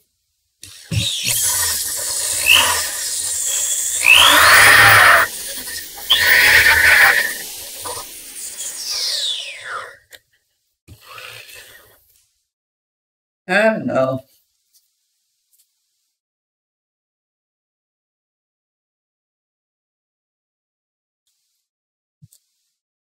Put in the plunger assembly now without the mag release and it should be fine.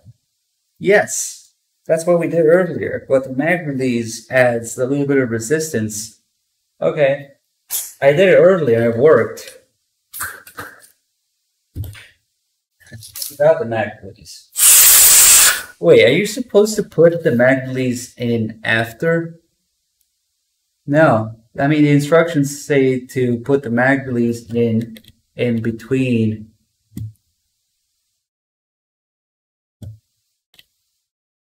Maybe just a dumbass, but as a matter of fact, this bushing is 100% different from what you get in the instructions and the video.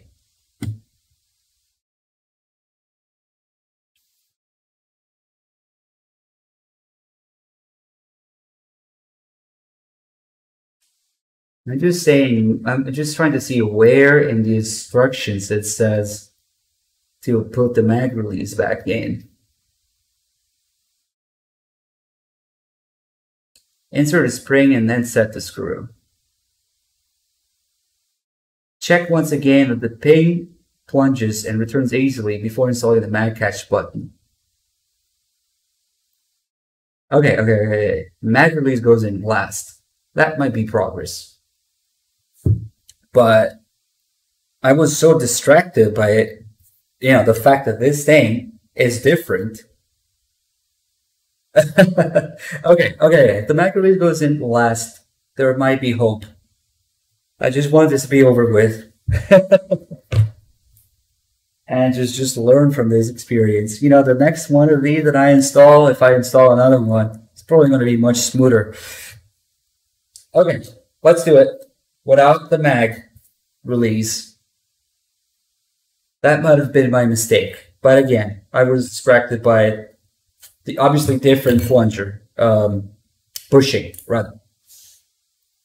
Okay. That sounds easy, because I've done this before. We might be seeing the light at the end of the tunnel here. Spring goes in. Plunger goes in. One plunger. Plunger goes all the way in. And we have spring tension. Okay. And then screw goes in.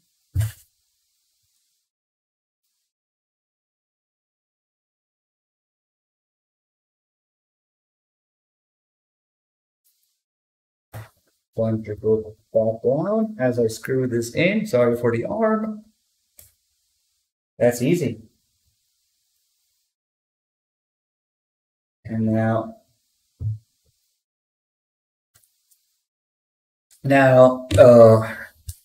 screw is flush, plunger is sticking out with spring tension. Everything as it should be, except for the fact that the mag release isn't in. So we'll do that next, see what happens, and hopefully that's the end of that. Because, damn, I'm dumb, but they confuse the fuck out of me. It's just learning experience, I guess.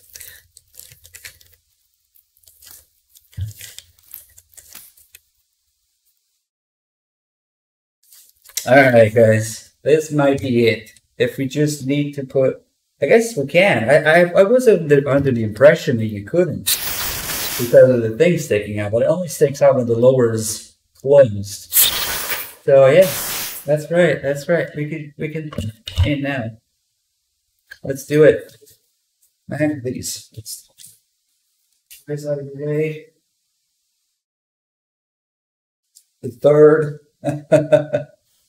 And final mag release installed. Oops. So put this piece in. Now it's sticking out this side. We put the big spring on it. We thread in the button.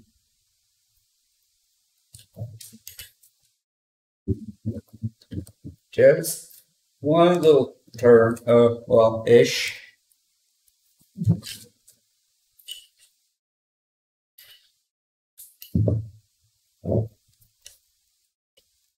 Just enough for it to retain that spring in there, that button and spring in there. Then push through.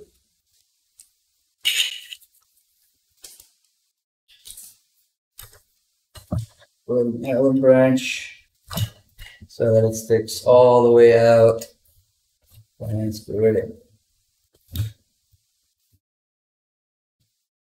It might actually be set now. Hard to believe, but let's see how deep this is. Okay. We have a working mag release. Now, when I push this down, we don't want a working mag release.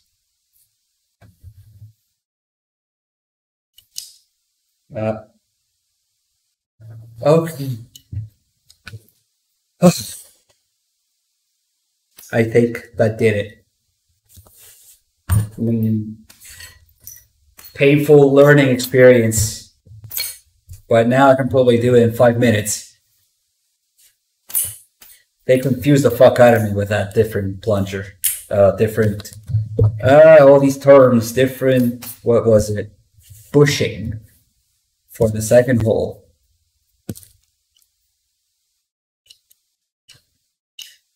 So, I hope the flamethrower attachment isn't this hard. So when this is pressed down, the mag catch doesn't work. That's all we want. Now don't worry, it's actually not that bad. With all these workarounds and devices that they came up with to separate quickly and block but still use the original mag release, you'll see once it's complete, it's not that bad. It's one additional action, pressing down here to reload. And that's about it. Okay. So for the pin itself, that's a special pin that allows us to do that. Use it as a button. We can install it whenever the upper. I think we should move on to the upper. That's enough for this lower. Enough for the tape.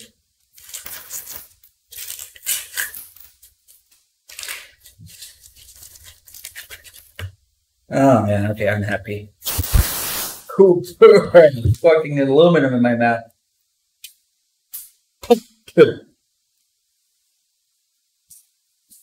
Why did I have my mouth open?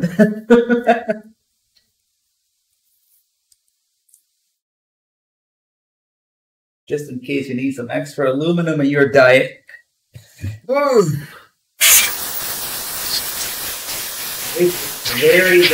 low. Fucking WD-40, and it really shouldn't be used for guns, but whatever. We're using it as a cutting agent.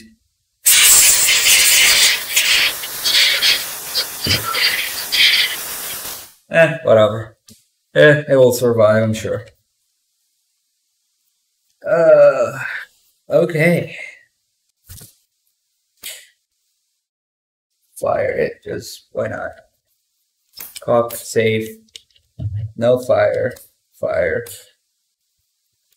Okay. That's enough of that rubber. That's enough for this for now.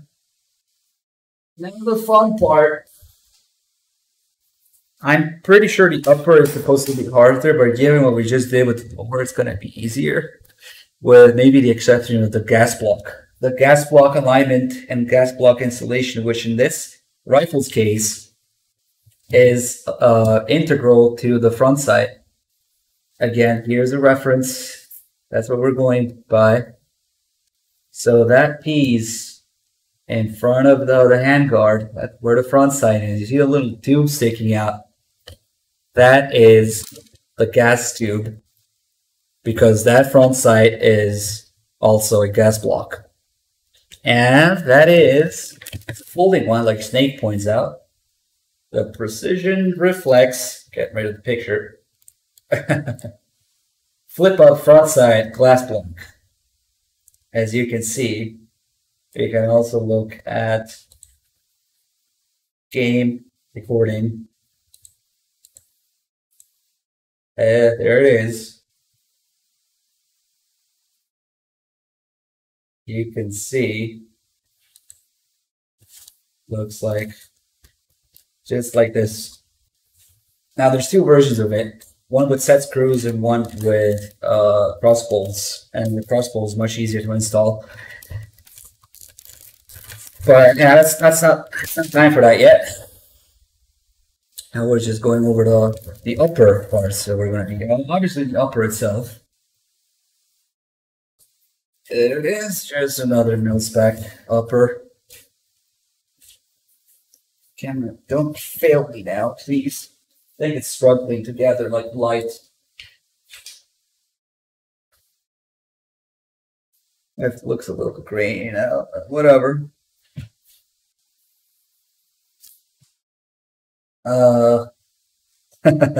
Okay, so this is probably pretty easy from what I've seen. Installing the upper parts. You got your forward assist assembly there, and if I can find it.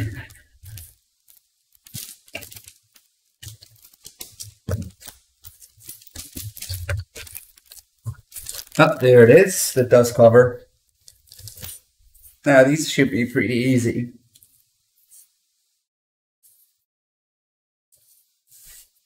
Oh my god. Make sure I have any little like shit here. This room will have to be thoroughly decontaminated after this. Okay. Let's start here. It doesn't matter.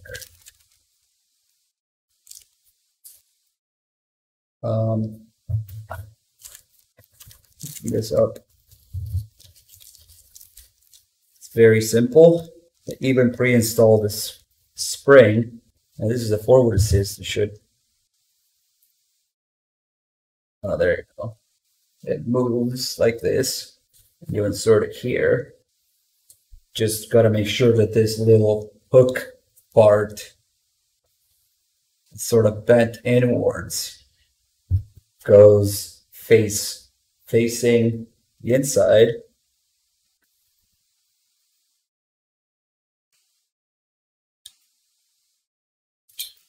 And then we have a pin that goes through there.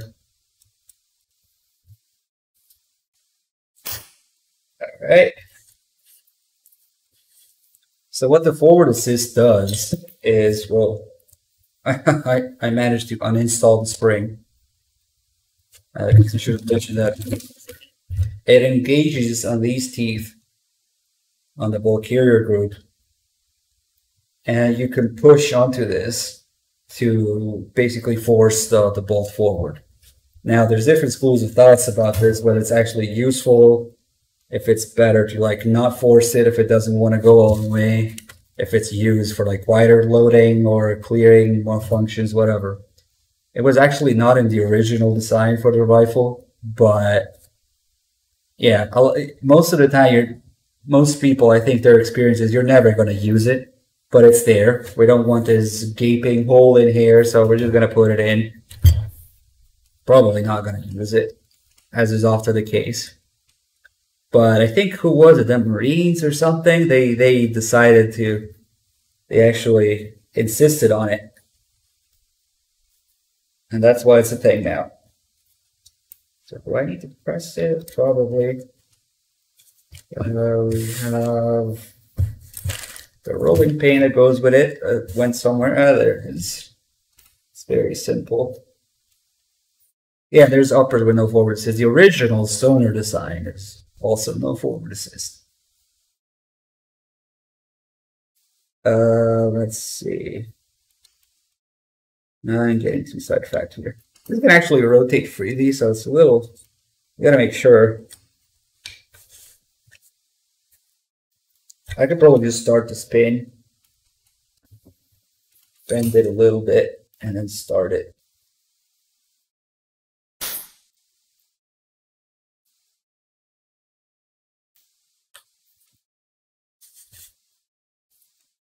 Do upside down, get it cleaner. We'll just start the pin. If I can find my little hammer.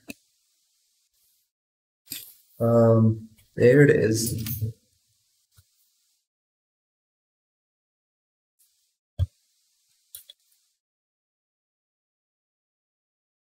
In hindsight, I really wish I had one of those rolling pin starters. Or any pin starter, really. Okay, it started enough that it pulls there but doesn't go through, so we can put the full resistance there.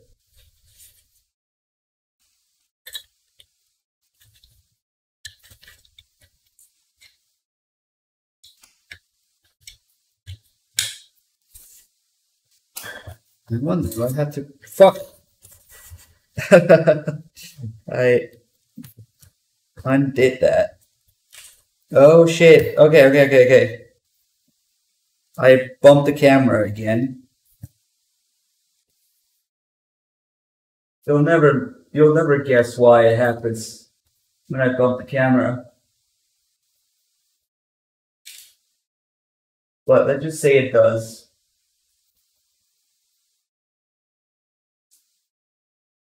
Okay, that should fix it.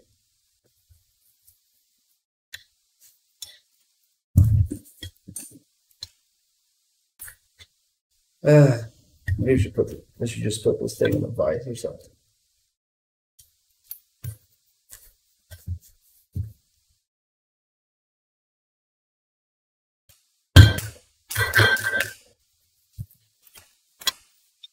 Now they keep checking. That's kind of weird. I think I need to press it all the way in. So this needs to go this way.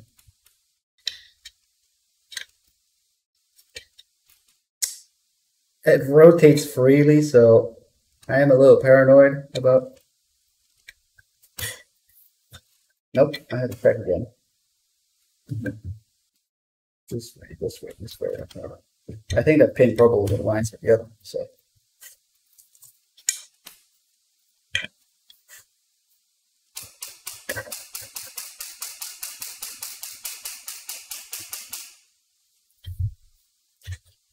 At the very least, it's thoroughly started now.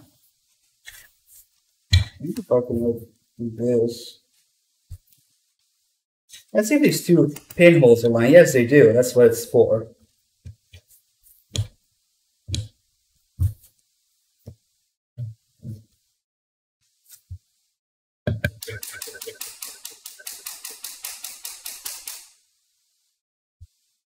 This is quite.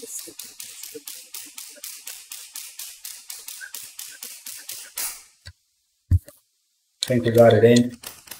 Okay, we got it in. We just need to finish the pin now. Function.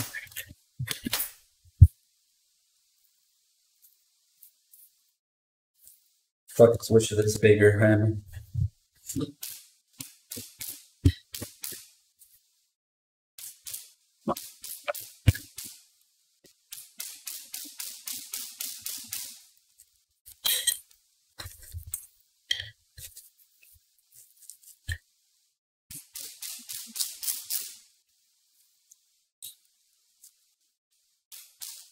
I should have looped it up. But now the thing is never going to come out, so whatever. We could see, I don't know if you guys could see, but in there, well, it's out of focus, but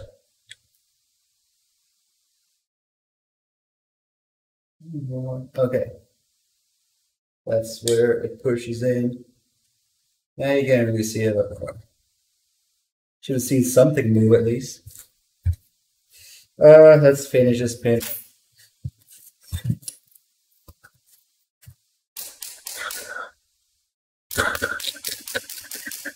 Brass it is.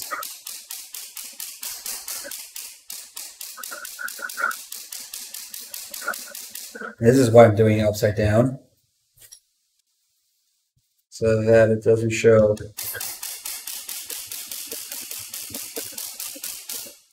Alright, that's pretty flush. That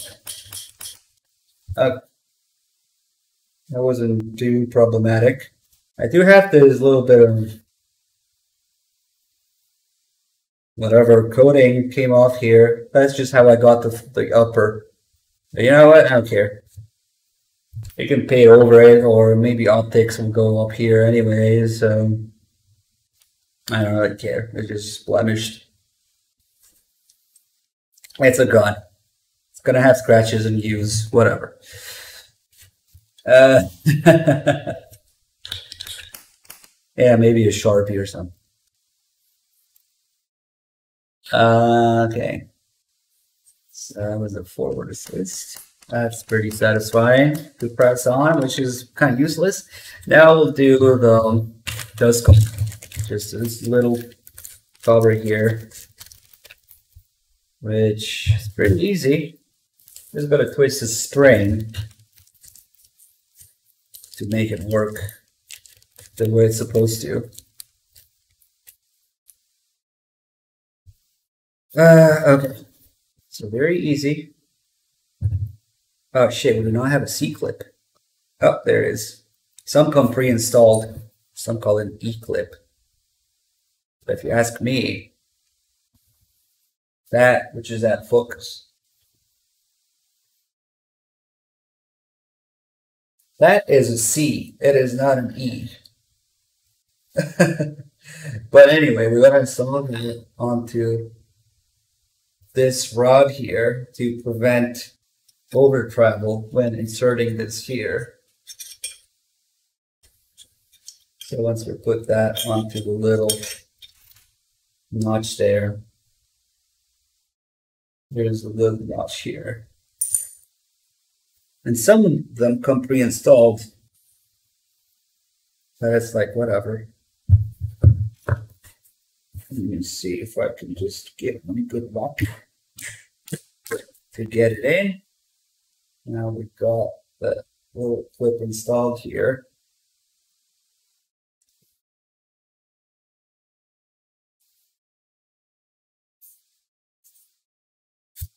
Okay, I'm just gonna look at my reference thing, even though we should be fine. It's pretty easy.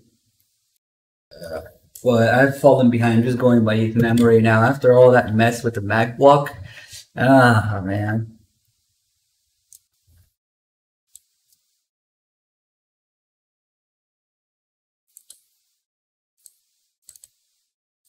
Let me just see.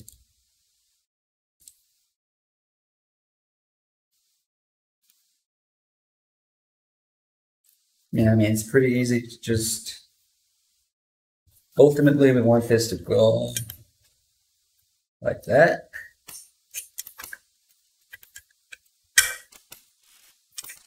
So we just need to put the rod through here.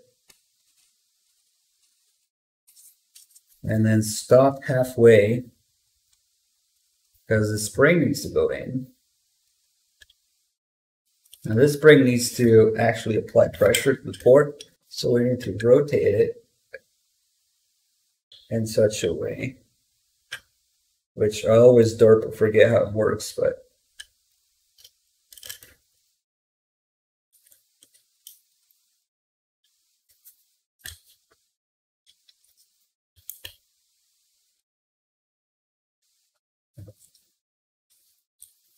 yeah, you just put it like this and then rotate this lip end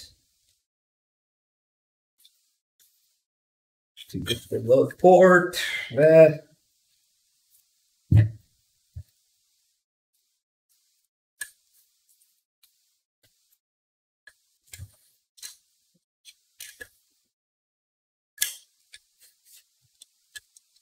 I'm losing IQ level as I do this. I think I need to twist it more, like all the way.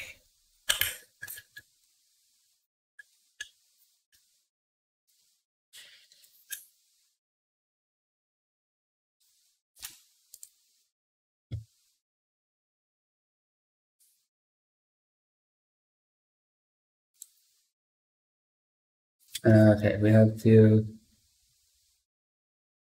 rotate it. It's not hard. I mean, it's a little hard to keep it that way up.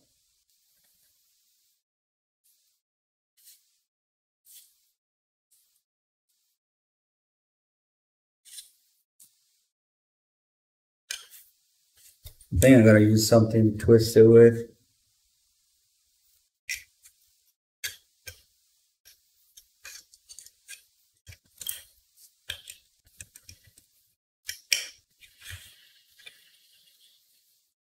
I just put it backwards.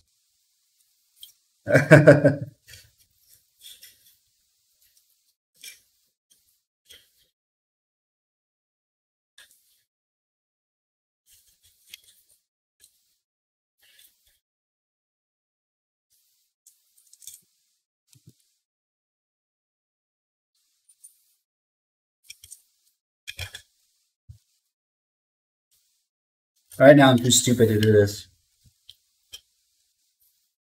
There is a spring.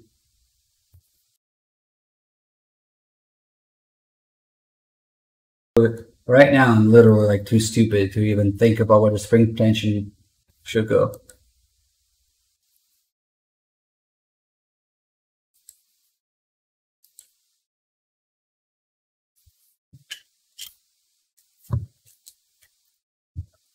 It makes a lot more sense once you do it once. Let's see what these people do.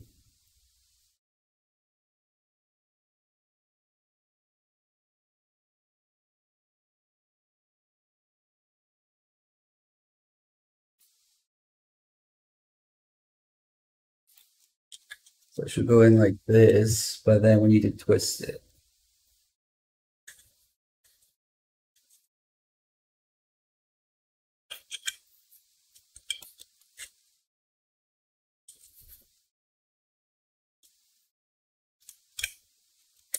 Something to catch.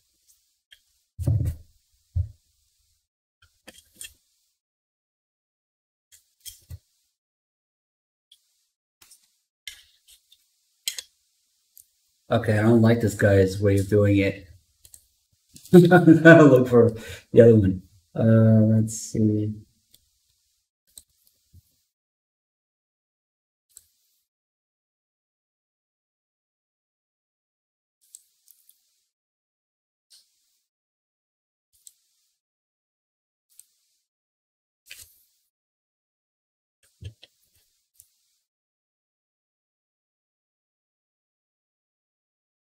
Okay, so this short leg.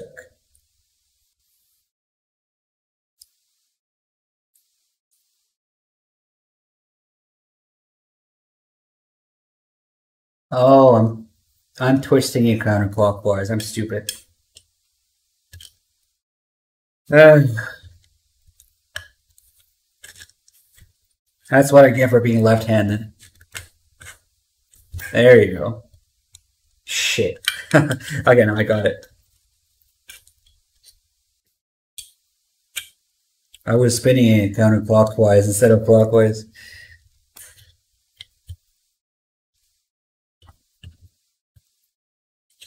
So I just want to rotate that spring so that there is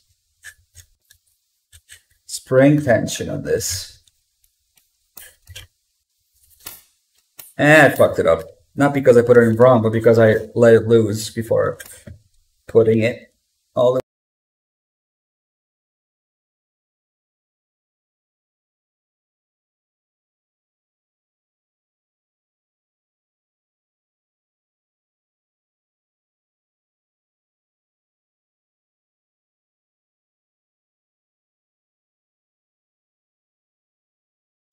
The short end of the spring is actually kind of hard to grab onto.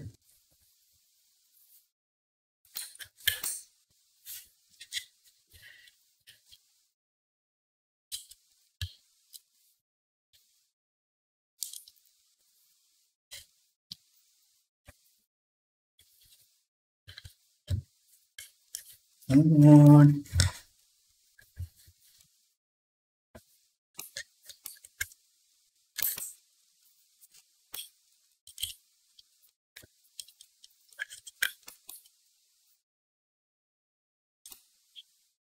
It is not cooperating. I might need pliers for this.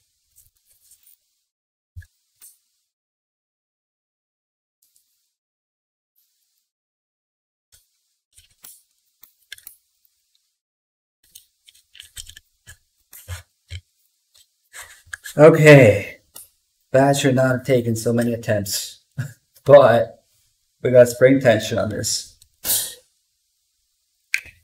Damn, it's pretty damn tight. Open it. There you go. We got spring tension and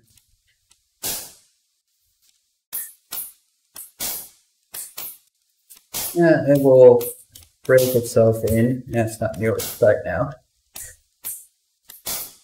Okay, I was stupid. It should not have taken so many attempts to do it. But supposedly, when you operate the bolt, or even firing, I think, I just opened this. Holy shit. Sometimes it's really hard. Sometimes. Okay, well, that's it for the easy upper parts. Okay. It's the bolt that kicks it open. Okay. You can see a little bit of wear here. You guys probably can't see it. It's starting to wear where the plunger is engaging. But that's okay. Okay, let's see. Now the hard part, everything related to the barrel and the handguard, obviously, which is unique to each handguard. So that was fun trying to figure out because you can't really find a guide. You can only piece together parts of different guides to figure out how to install this particular handguard. But I think I got it. I got a barrel and everything. It's a free floating handguard. Okay. Let's go slowly.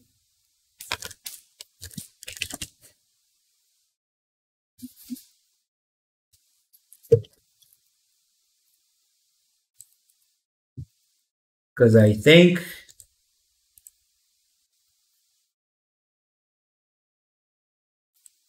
we are going to dwell into barrel torque, barrel nuts, gas blocks, all that stuff now. So really, there's just get to it, get to the vice, and start with the barrel.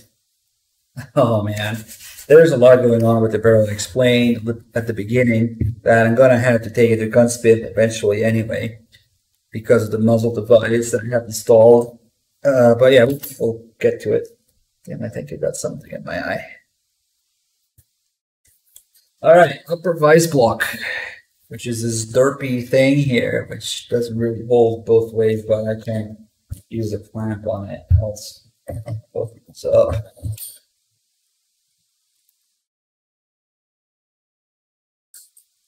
How long did the parts take? Well, from the second I had the idea of doing this and actually buying everything, shopping, delivery times, about 3 months. If you look at my tweet, it's like from April. So yeah, this thing goes around the upper, like so. Well, it's supposed to, at least. Some way. I can't figure out. Oh, I think, okay. So this. So it goes like this, but as you can see, like the top is open, so this thing is a little derpy. Both of these upper and lower vice blocks that I got are so derpy. I should have gotten, they can get pretty expensive. They're just pieces of plastic. But yeah, tighten that up, and then since it's special, I'm also going to put this clamp here on top. The same clamp that helped us with the Freedom Fighter installation. Might not be necessary, but whatever.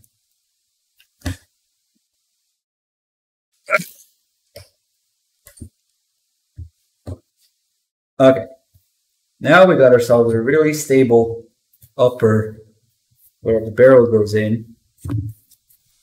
So we gotta grease it, we gotta torque it, and we gotta align the gas system with it. So for the grease, we've got this standard air shell. That's what they use for mil-spec builds. For the barrel, we've got this. It's an Aero Precision M4 profile, which pretty much means it has 1 in 7 twist. It has these little cuts and notches here, which are supposed to be for a grenade launcher. Again, 2 or 3, but obviously we're not getting one. Now, a true M4 barrel is 14.5 inches. With this, which this is, if you don't look at the muzzle device on it, this muzzle brake has no business existing. So this is 14.5 inches. However, for civilians to own a rifle with below 16 inches of a barrel length, it's basically illegal, or you have to go through the NFA trouble to do it, which you can't even do in some states, to register as a short barrel rifle. So I'm not going to do that. This actually counts as 16 inches and is legal because this is pinned and welded in place. So once you add a barrel and muzzle device that is long enough, and you thread it in, drill a hole and weld, put pin in so they can't be unscrewed, and then weld on top of it, that is now considered legally part of the barrel. So this meets the 16 inches requirement. However, as we know, this muzzle brake looks nothing like what we have in MGS4. In MGS4, you have this little thing, which is a Troy flash suppressor. So there's no way in hell that I can undo this myself. This welding, pinning, and unscrewing. This has to be done very carefully by a gunsmith. They're going to take that off and put this on so that we can still have this barrel and the correct muzzle device. Another concern is that the gas block, this has to slide in here. So most muzzle brakes or muzzle devices, like if I had this already installed in here, it would be too thick for the gas block to slide in. So this is actually a very specific muzzle brake that is specifically made with the same diameter of the barrel, so that you can still install things on top of it, like that.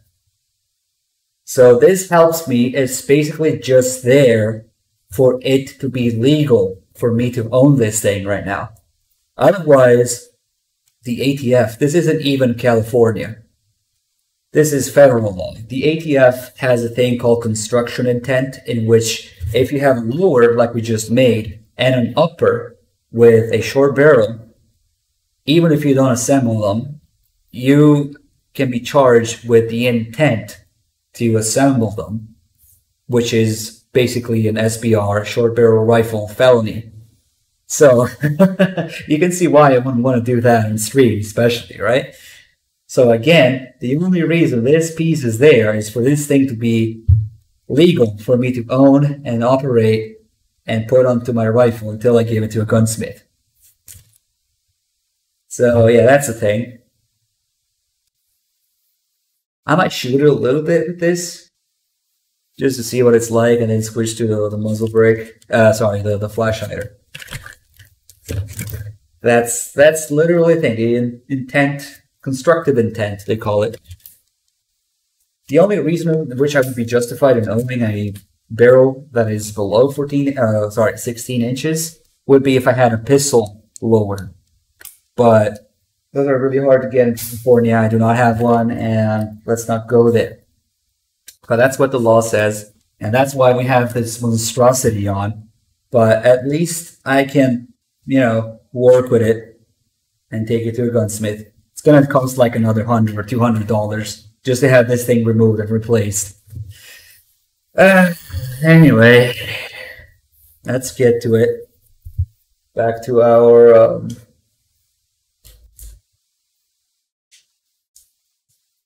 like, you could make the argument, if I own a 16-inch barrel and a hacksaw, is that constructive intent? Because I have the pieces to make it shorter if I want to?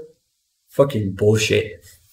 Anyway, let's not get on my sarcastic side. So this has a little notch. This is actually upside down. That goes in there. Except you don't just slide it in there. You want to lube it up with some grease. This time we're not going to lube up WD-40 or anything else other than this is air shell grease, whatever the designation is, mil-spec grease used for this. Anyway. Yeah, I can have a flash suppressor on this because it's a fixed magazine. I forgot to mention, in California, flash hiders or flash suppressor are one of those evil features that make it an assault weapon. But since I'm gonna have a fixed magazine, like we spent hours on, flash hiders are actually allowed. Some stupid stores, some stupid gunsmiths, gun stores even, don't even know about it, refuse to ship or refuse to work with flash hiders. But they only know about featureless rifle. You have two options in California. Either featureless or fixed magazine with features. And that's what we're doing. Fixed magazine with features. Okay, so we're going to lube it up. I do have a little... I want to get my hands dirty. Oh god, that's a lot. Okay. We are going to lube up the... or grease up, I should say. A little bit on the inside here, that's where it actually slides in. Doesn't matter if a little bit leaks because we're also going to use it on the threading outside.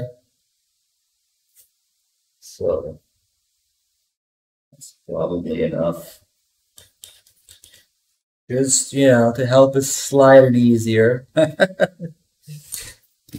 Go away. This can also go, this can go back where it came from. And I hate that we're losing light right now. Here's what we're going to do. Headlight. It's a good thing you guys can't see me because I look like a fucking nerd with this on. And my headphones.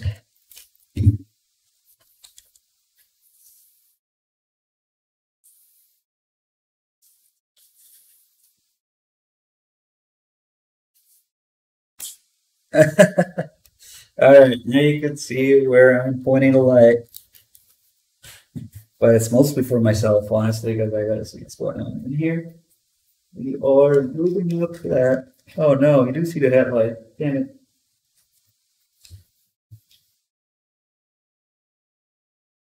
And just going by the videos.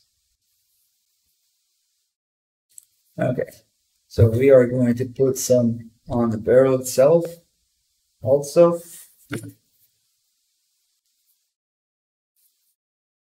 Just like that.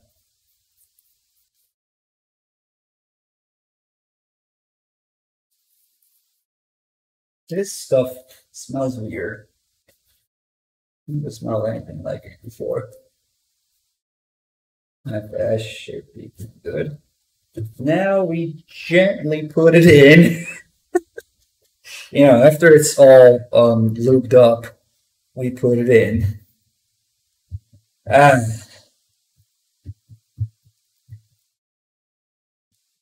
And we match the notch with the little space for it on the upper. Okay, you can tell where I'm looking at this thing. I believe that step is required. Let me see what's next. Maybe we'll clean up. I mean, the residue is going to go outside anyway on the threading.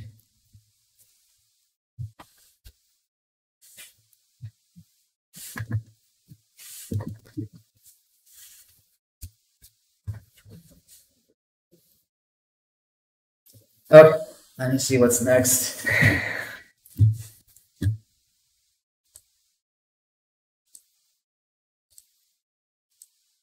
This guy actually takes a while to do it because his tolerance is a little tighter. This was actually pretty easy to get it in. Okay, so now he's moving on to the barrel nut, which for me is, we gotta work at the same time, again, with the Knights Armament RAS rail adapter system. This is what gives it that specific look. This cover, the actual barrel nut, is underneath.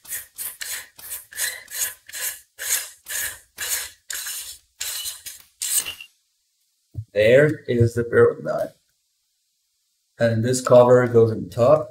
And then this does not open. This is free floating. Free floating means that this thing does not touch the barrel at any point. It attaches purely to the upper receiver.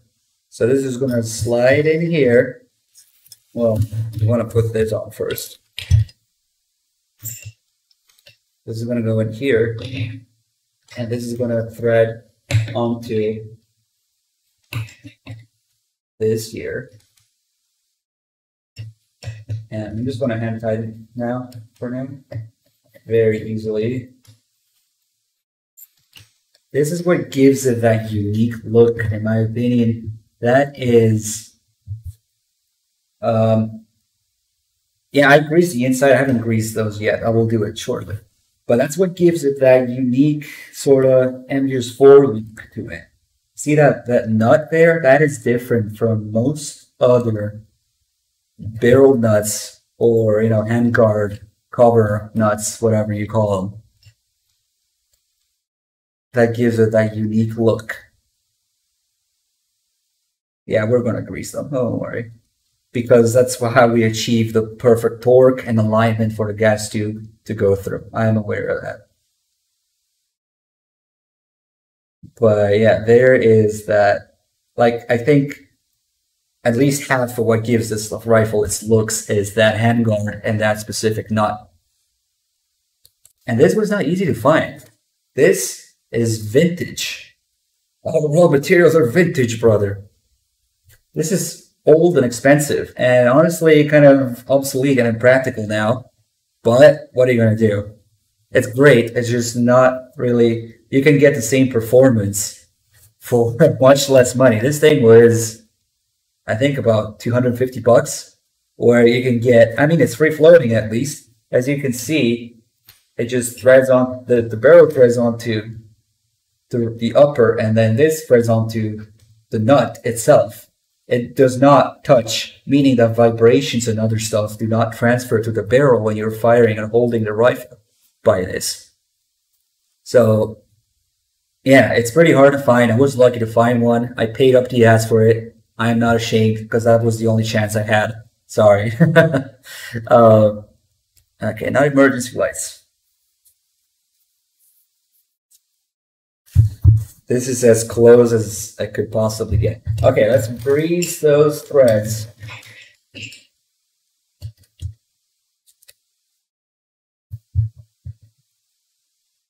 There you go. Take it all, you filthy. I know you like it.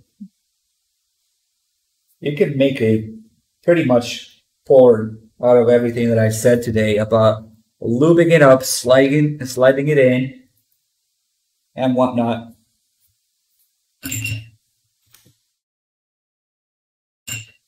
Maybe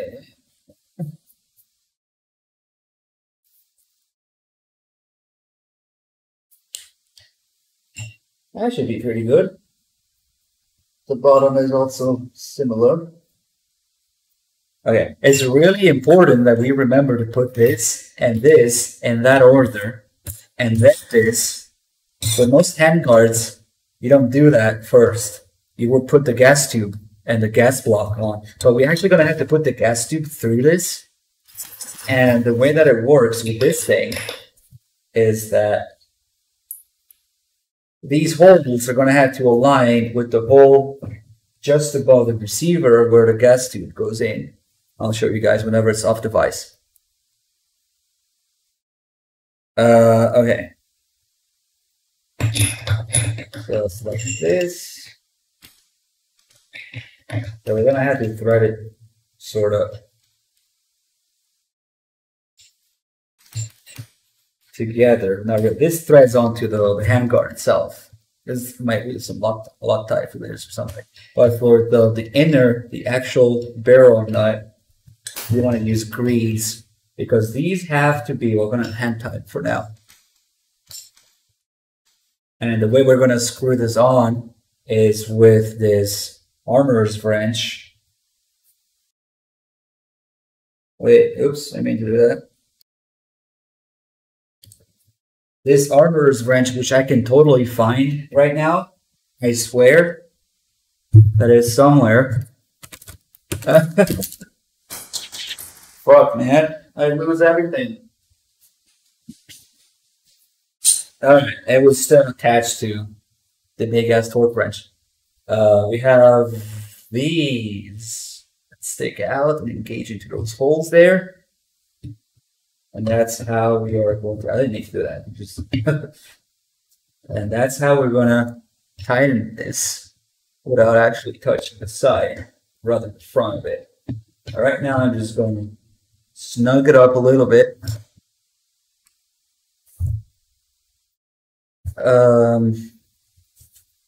This is still going freely here.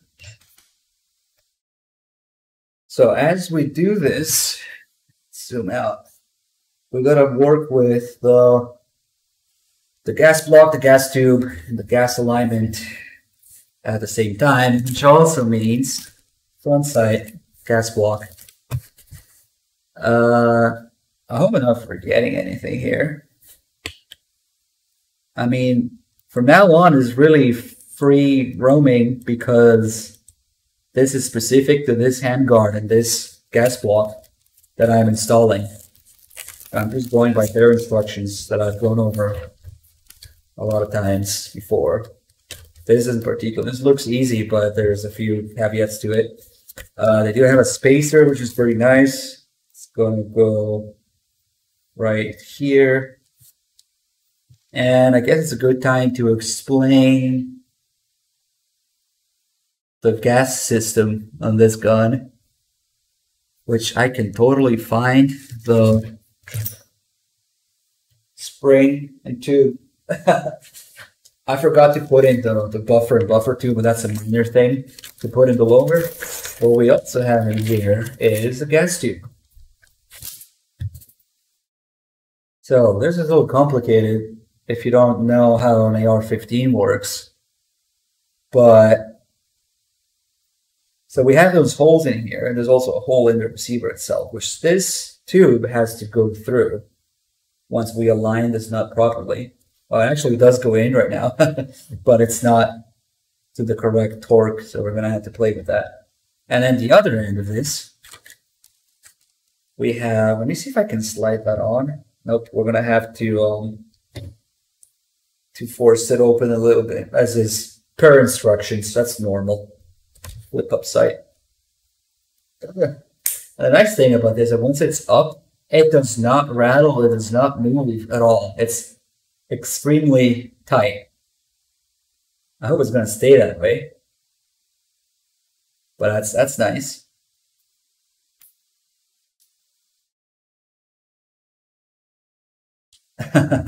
So this is supposed to slide onto this. But first we have to open up these screws a little bit with a shim inside. That's what the instructions say. So that we can slide this on. And then this is going to catch onto here. That's actually the next thing we're going to do. We're going to put the gas tube in the gas block. And then once this thing is on here, you can't see it, but I'm going to have to really move the camera and zoom in. But there is a hole here. So what happens when you fire around is that the pressure builds up, the gases expand, the bullet gets pushed out, and when the pressurized gases meet that hole over here, the gas comes out, goes through the tube, goes back into the receiver where it's met with the gas key on the bolt carrier group inside the receiver, like so. This goes back and forth. And that's actually what pushes the bolt carrier group back, and then the spring that's in the buffer tube will push this back and chamber next round and so on. So that's the gas system right there. The gas block, the gas tube, and the gas key on the bolt carrier. This is referred to as direct impingement. If you want to be technical, it's semi-direct impingement, because the other difference would be that some guns, instead of having a long gas tube like this, they have maybe a shorter one or mid-length one, and then instead of pushing directly onto, where the gun feeds, they have a piston. They push the piston, and that's the piston that pushes onto whatever is next up to move the action. So there's a whole piston versus direct impingement thing, but this design actually does have a somewhat of a piston in here. But I'm not about to tell you all the details about this. You can go look at why it's not exactly. I recommend Forgotten Weapons for that explanation as to why it's not exactly direct impingement. That's a pretty good explanation they have there. And I'm in no position to demonstrate it as well right now. But anyway, I just grabbed that grease with my bare hands, not looking what I was doing. Oh, well. Let's just call it, most people just call it direct impingement, and it's one of those things you have to be anal about to correct them. Anyway, in order for all of that to work, all these holes in the gas tube, in the gas block, they need to align and be pinned together. So that's what we're going to do next. The hardest part is going to be aligning this hole here, which I can't seem to show. Oh, that one over there, with the tiny hole on the barrel, which you probably can't even see. So first thing is, we are going to have, especially since, damn it, we're going to have this thing on top. And it's just barely, once the screw is in, it's going to barely uncover the hole there. Because if you look at the M4 here, you can see that the gas tube there where the front side is like, that's the first notch of the sight that you see there. You don't even see the second notch yet. Let me flip this up so you can see the relationship. You see this notch, but you don't see this one because it's basically all the way against the handguard itself. It's very close of a clearance. This thing, if this thing was an inch too long, we would not be able to do this. And there are different lengths of gas tubes, gas systems, and handguards, which need to work together. This is a carbine length with a carbine handguard. And different lengths, instead of having the hole here, you have the hole here or here, and you'll have different recoil impulses, different reliability, different ammo, a whole bunch of learning you can do about that. Anyway, let's see. Where do I begin? So we're gonna have to align this with this thing on, which is just barely gonna stick me out. So I think the first thing we gotta do, well, other than we gotta put these together and we gotta thread this to proper torque.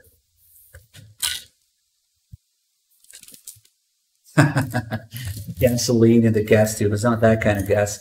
So this actually goes in here. It has another additional hole at the very tip where it just takes a roll pin to keep it in there. So that should be pretty easy to do. That is, of course, assuming that I can find the damn roll pin that we are supposed to have in this. Because, you know, where the hell did I put it? Classic. So this thing, it was with, it's also where the washer and the spacer are. Where the hell did I put it? Fuck me. I always do this shit.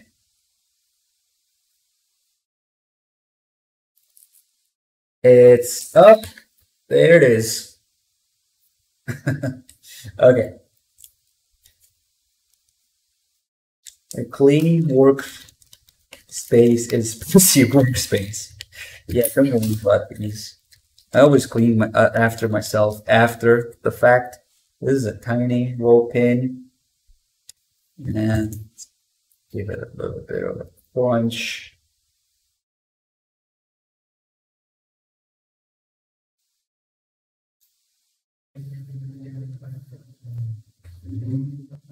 Okay. Now, simply put it through here so that these two pieces stay together. We'll use this block here.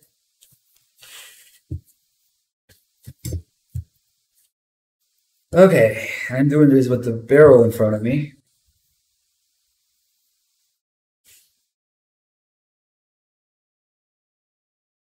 The camera light is struggling. Anyway, tiny roll pin, it seems like.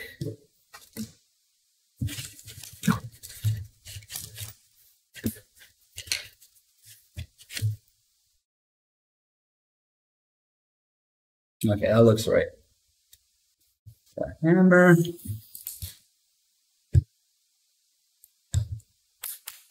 Oh, that goes in pretty easily.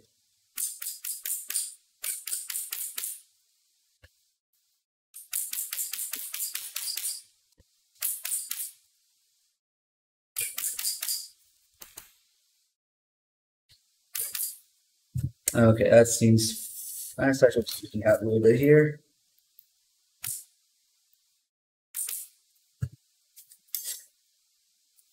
Doesn't matter, it's flush enough. I seriously hope I didn't put this backwards, because this needs to bend upwards.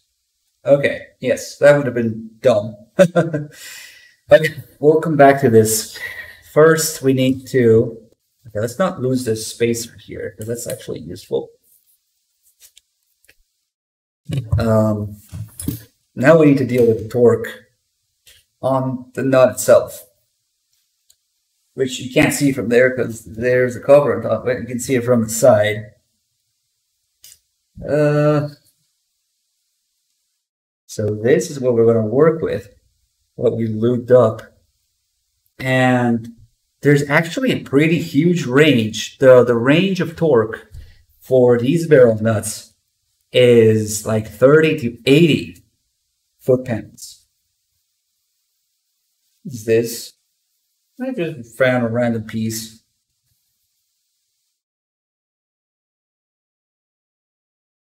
I actually have no idea what this is. It looks like a trigger pin or hammer pin, but it's shorter. Should I be concerned? Where the hell did this thing come from?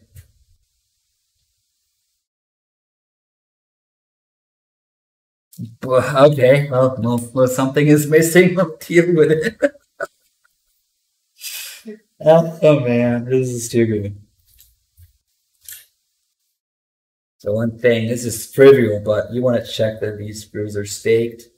And you buy a bolt carrier group. You can also buy different pieces yourself and assemble it. But it's not really used there.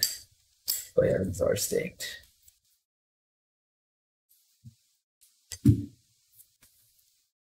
Okay, so I think we could just mostly. The reason given such a huge range is because first you need to get it down to torque, but then you also need to, like I said, align all of these holes with the hole that. That's what you want to see about in the receiver there, because right now we have the vice block. So the grease allows us to do that, and the huge range also allows us to do that. So I'm just gonna get, well, okay, hopefully we can get this thing to stay on without, it's not this, it's pushing away from it, it's, let's see. Undo. Abort. I think I fucked up actually. I think I put it in. Let me see. There's something wrong here. This is one of those things that you want to triple check and only do once. Well, at least I can show you guys the whole stuff you can get there. The side of the receiver. Oh shit. Okay, no, I can't do this. Turn on my nerd light. See this hole there? That's the hole where the gas tube is going to go in and meet the gas key. And that's what needs to be aligned with these holes. Okay.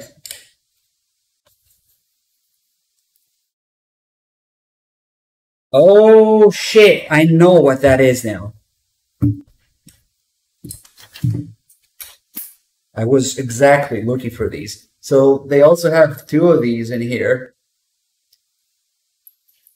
to lock into these two holes like that. Which means we lost one. Oh, I see it. See, everything comes together. I must have dropped it at one point without noticing. Well, then I have absolutely no bandwidth to look at that right now. You can tweet it to me or something. But it sounds cool. Okay, so these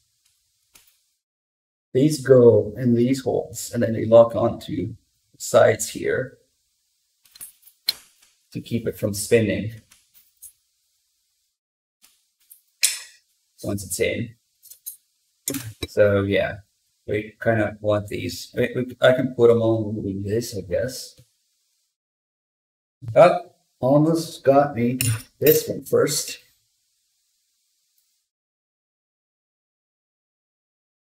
And then this. I'm fairly sure that's the way to thread it, but let me check the instructions real quick. We actually have paper instructions instead of VLC instructions. So, yeah, those are the pins I was talking about. And we do have a strap wrench for this. And yeah, it is with the flat side out. No DLC instructions for this one.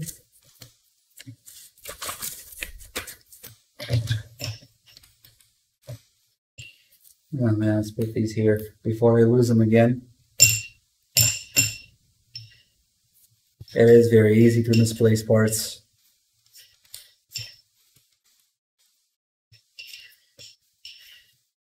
Okay, hand tight for now. Then whatever type it is.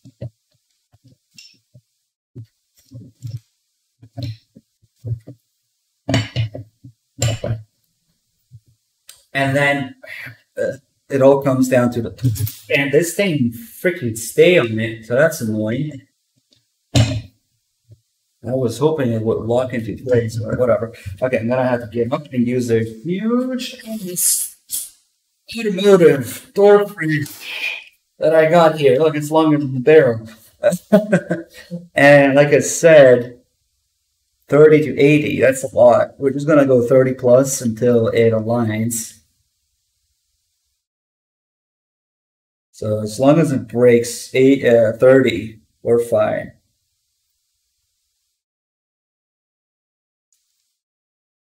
So let me set this to maybe 30. It's 25 plus 5. I can math. Okay, so we've got this set to 30.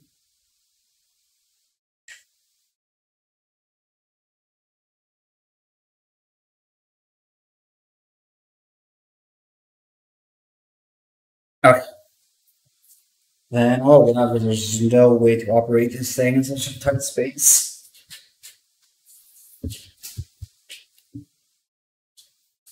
Random glove on the floor.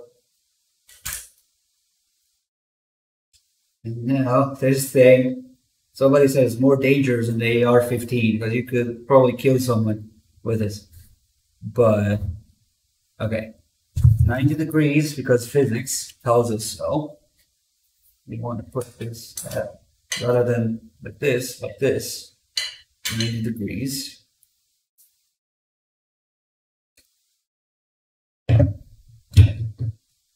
And now comes the scary part. Slightly less scary for the upper though, because it doesn't have as much bend. Okay, before I do this, I've got to be sure what I'm doing. I think we're good, really. And it broke so easily.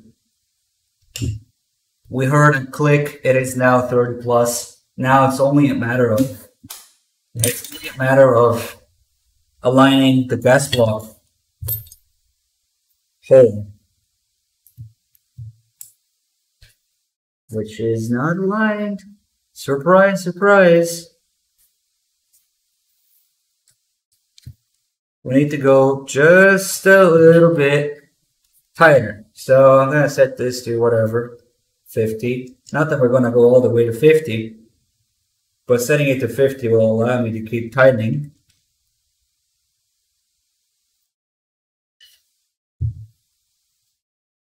Hopefully we won't need to go all the way to 50. Okay, so I can see it's in between right now. So we need to try it.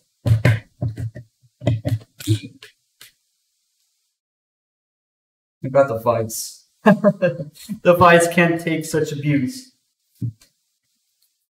Yeah, that's enough.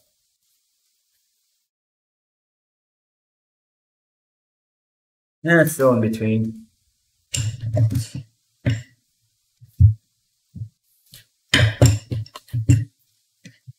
Sorry for all the arms and hair and whatnot. This way.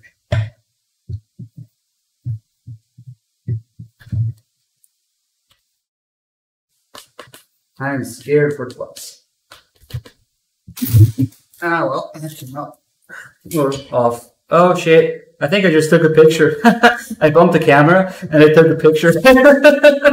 Nice. So yeah, you are at the SLR camera right now, guys. So that's what happens. Oh man, that's cool. We'll have something to remember this way. Let me see. I mean, I should really, maybe I shouldn't have put this on just yet because I need to do this, but eventually I do need to put it on anyway. So, oh, there you go. There you go. See, this is the muzzle brake at work that allows you to slide it in anyway. So we need this to go in the gas hole, which is not right. I think we can actually untighten it a little bit.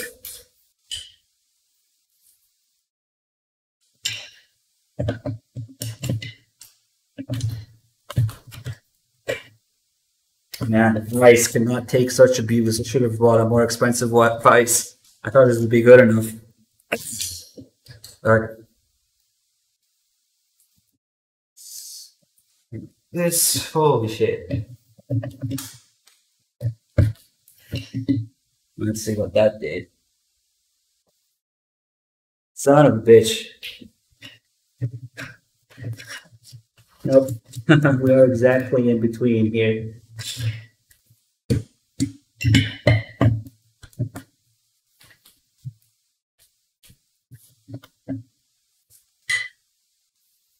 Exactly in between. And the device is like eating away at my desk. That's okay. I mean, this is a sacrificial desk for this purpose.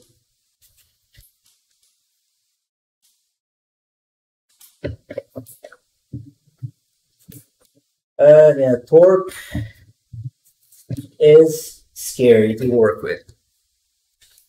Excessive torque wrenches.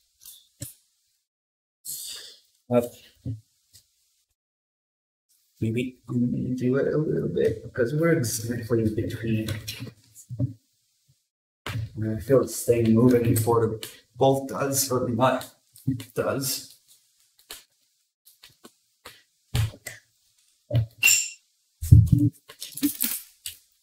Yeah, a few wax.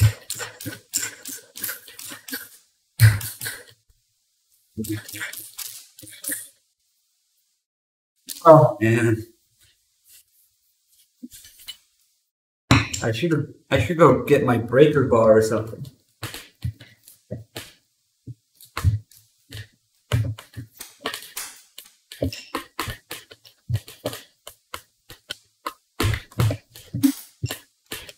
Damn. We're also going to pull the wrench onto the holes. I'm not sure if I should probably.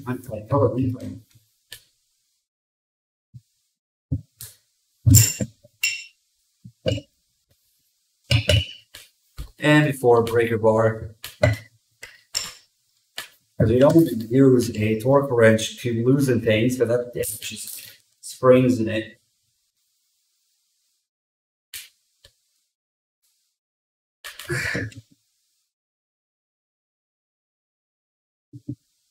Son of a bitch. It is exactly in the middle.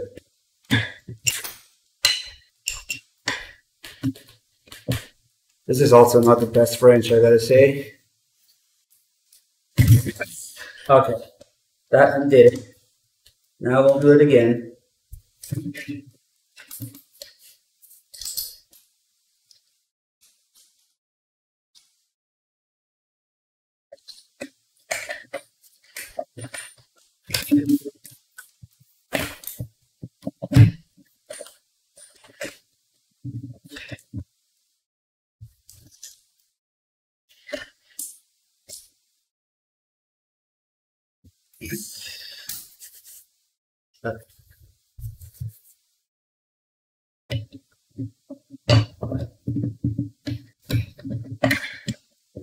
So that it breaks really easily at 30, so.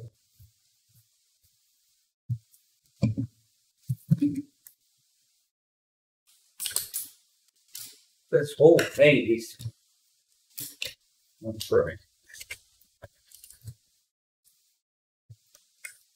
Yeah, my head is going to be in the way a lot. I'm sorry.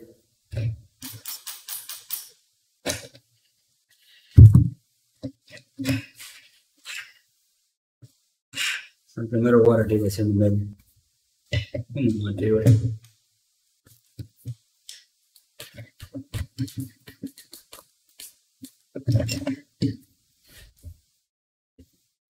I think the vise is just giving up.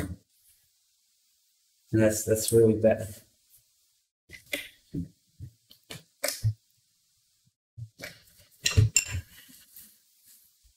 Okay. This isn't the worst thing. We'll get this done. The table is giving up. Everything is giving up. The branch is giving up. Look at this wear on it. Just build me one rifle branch, please. You can do it. Now, we are literally destroying the desk here. I'm going to switch spots.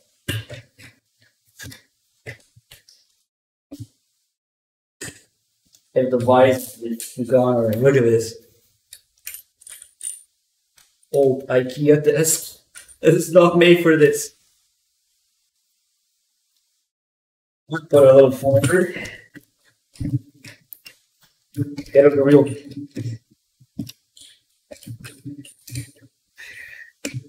workbench. Get a real workbench and a real vise for this. Is my advice if you're gonna do this.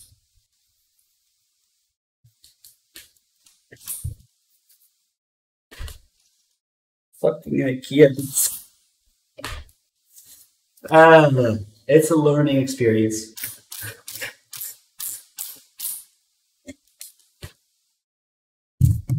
I was going to throw this desk away and I figured I would just use it as clean space to work with.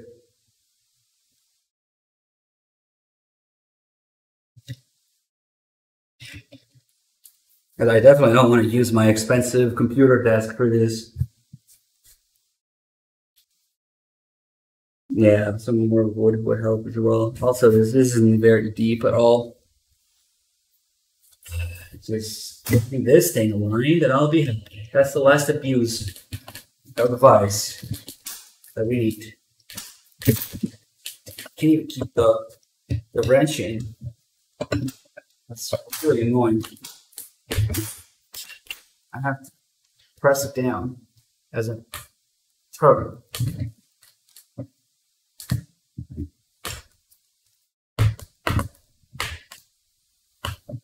I'd say that did anything. Dead in the middle.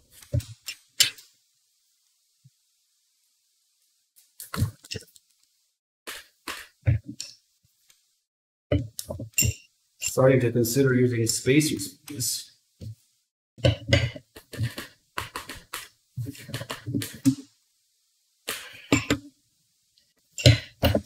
More. Okay, fuck it. I need more leverage. I was hoping I could do this without the big bad wrench. But we do need an extra leverage. And at this point, the torque doesn't matter. I bring down to at least 30.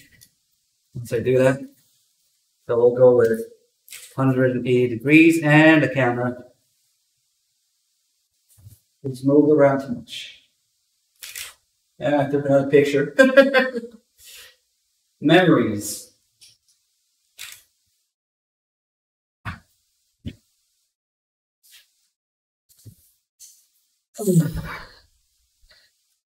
Okay, let's set this up.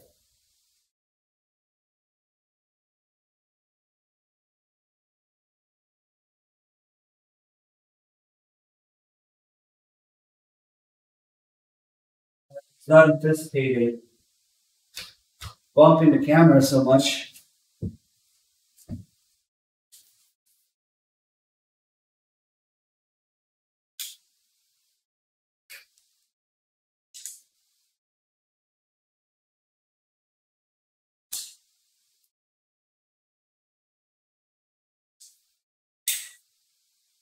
Okay. Should be fine until I bump into it again. Put a vise in the corner, maybe. If this doesn't work out, I just want extra leverage now.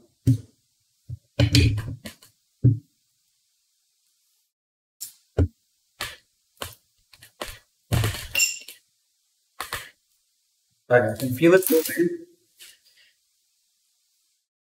Oh, I think we might be good. Let's see this goes in.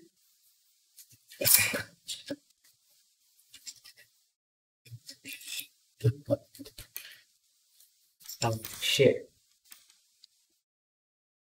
Close a little bit more.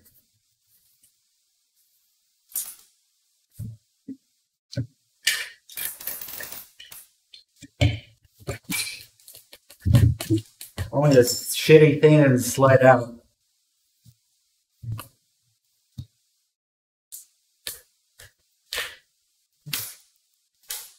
Man, it broke at, well, not broke as in it reached the torque. At, oh, it's only like 30, 50 right now. Okay. We are at 50. And damn, it needs just a little bit more. When I say it broke, it means it reached the torque. Not that it's destroyed. Let's do 55. Fuck it. We have a range up until 80 anyway.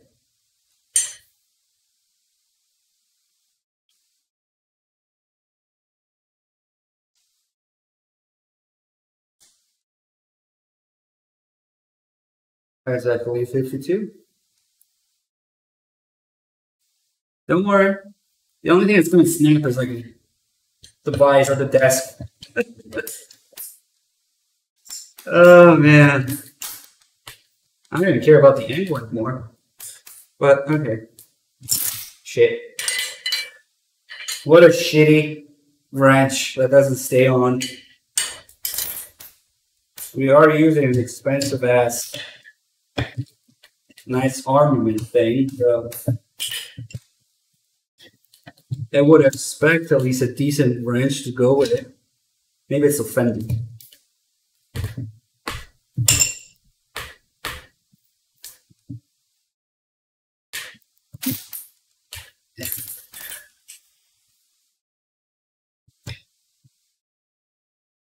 Let's see if it goes again.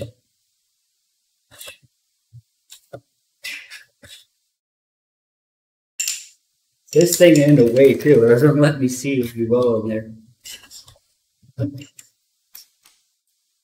I should honestly do less instead of more, but it's so close. It's so close if I just tighten it.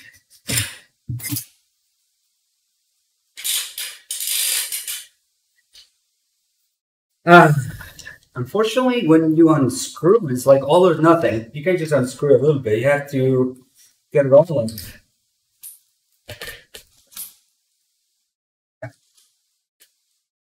And then retighten it.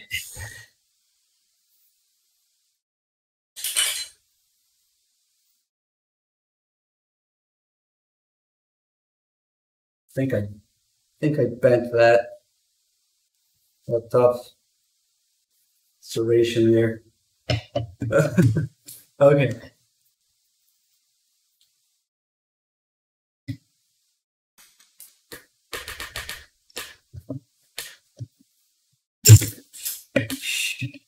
It just gives out.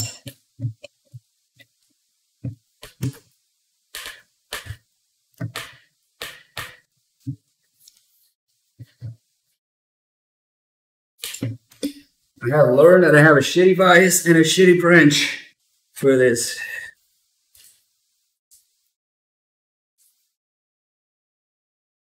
Ooh, we might have moved.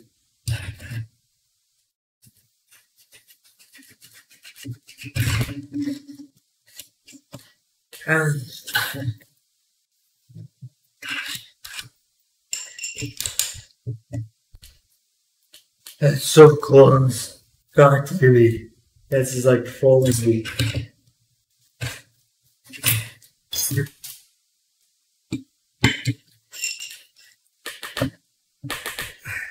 The whole thing moves.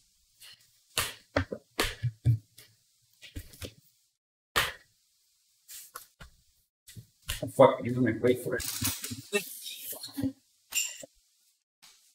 That should be timing.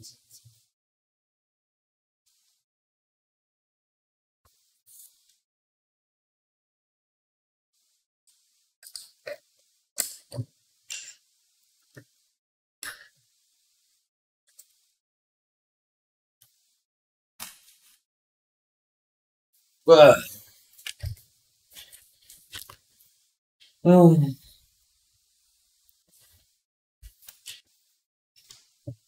Yeah, no, this is not good. It just moves.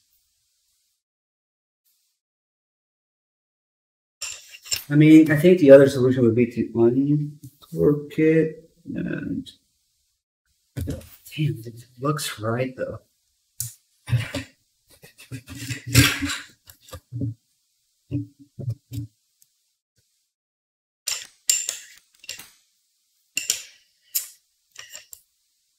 So close. It actually looks right until you try.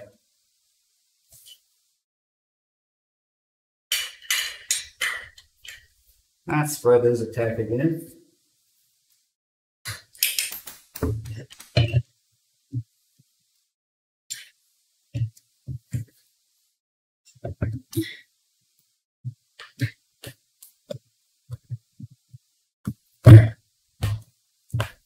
I'm just thinking straight up not going up.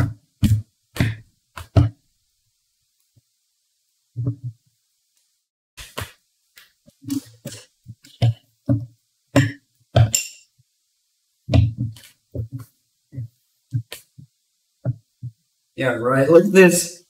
Bye. Buys.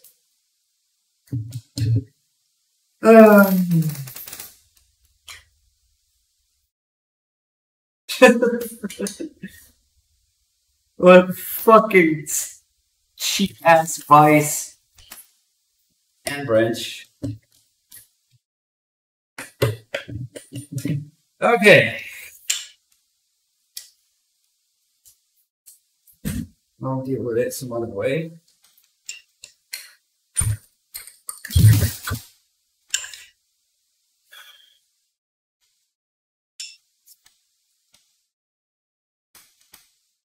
The only reason this thing needs to be torqued more is to fit the gas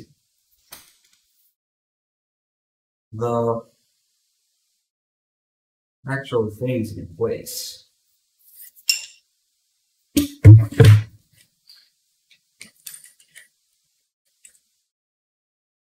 Throw away desk. No worries. The device is tired and so am I. This is the last, probably, physically involved thing that we need to do here.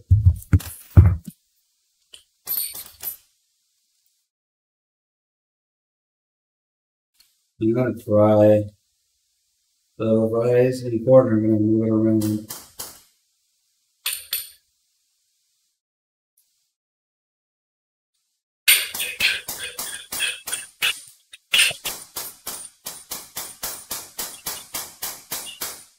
I'm not carrying it on the way and into the corner, like somebody was suggesting.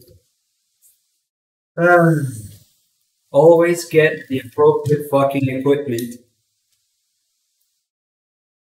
And at least after a learning experience such as this.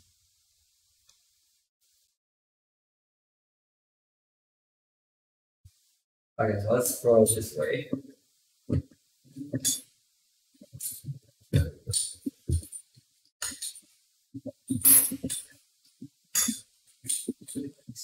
Anyway.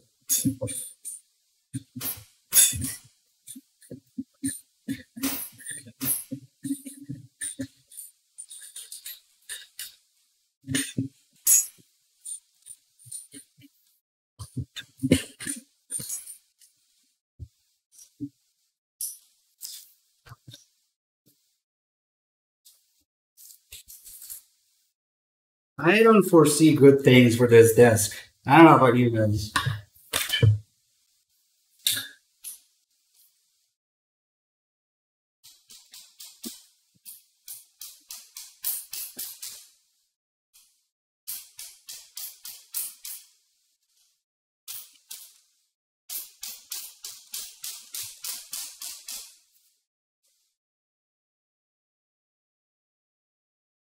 Ah, shit, I don't think it's aligned.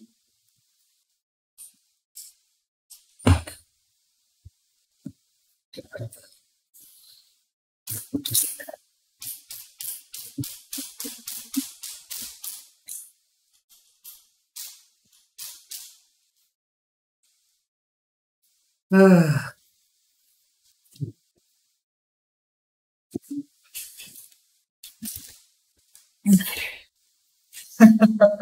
is so ridiculous. I still have to drill again. I don't want to see a drill ever again. Let's see how we're going to deal with this.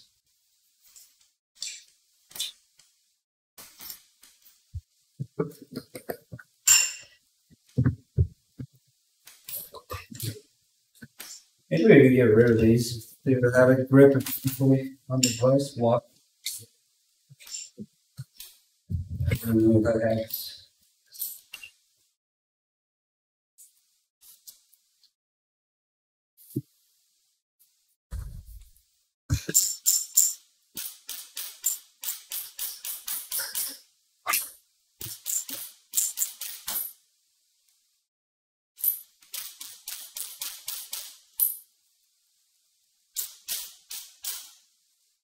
Oh.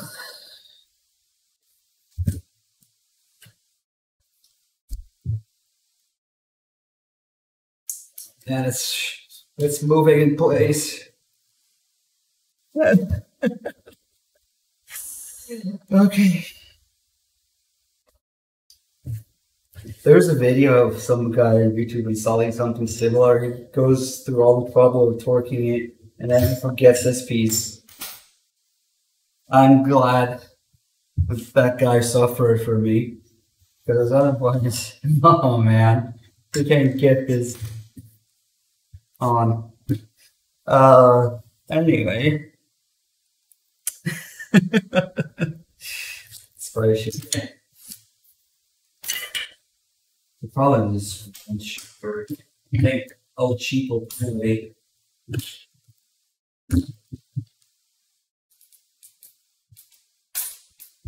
Oh, it broke at it's not very high. It is 52 right now.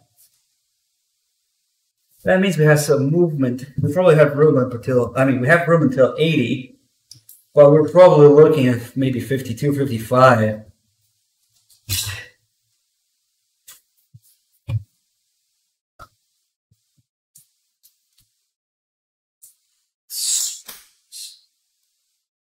It's even closer than before.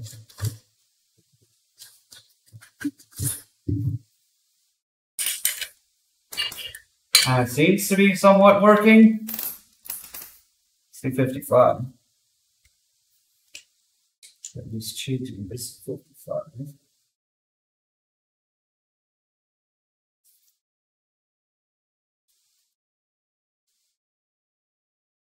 I can get pretty fucking close. But not enough. I broke a 55. Which means we must have had movement from 52, right?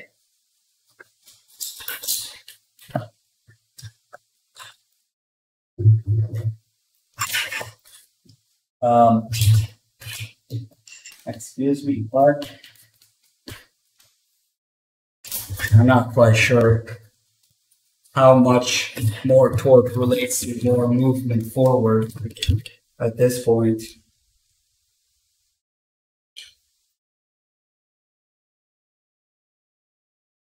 I'm just gonna go in increments of whatever this thing is, 2, 2.5.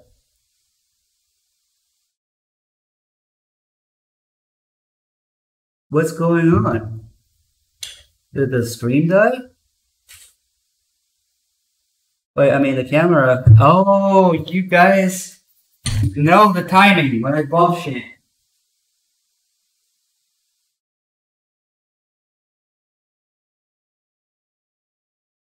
That's hilarious.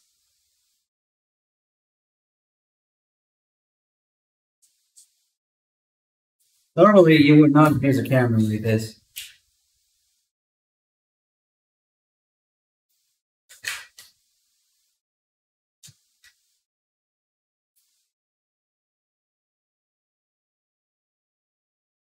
You need to put a little video too on it.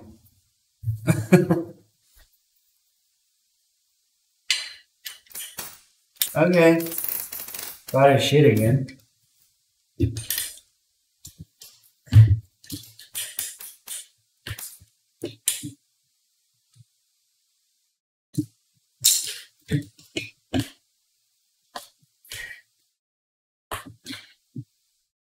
Oh man. Either this thing is completely bent out of shape or what am I doing? Oh.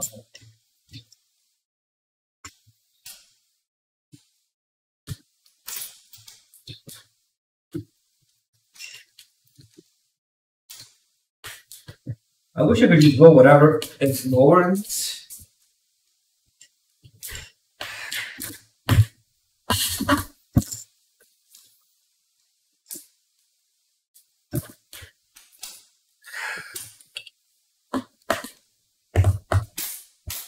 It broke at 57.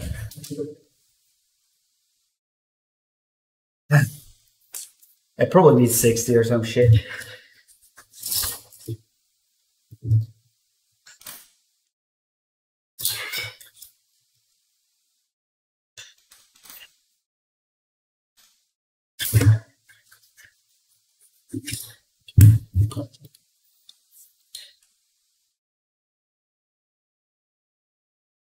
Is this 67? This is not 67.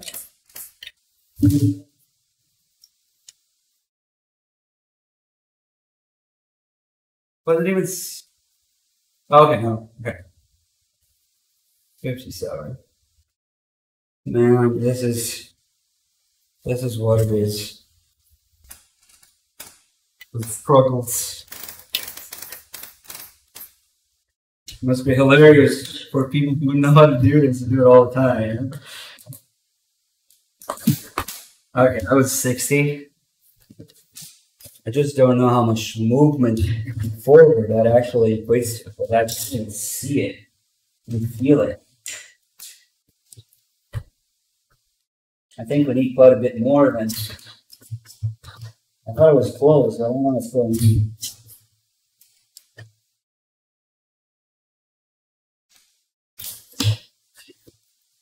I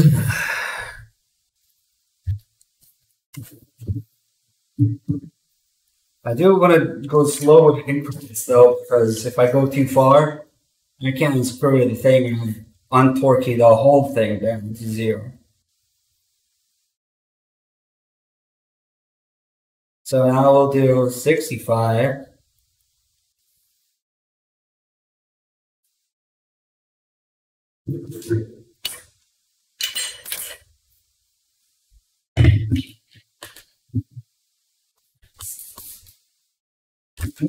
Right desk. That's the whole fucking desk move.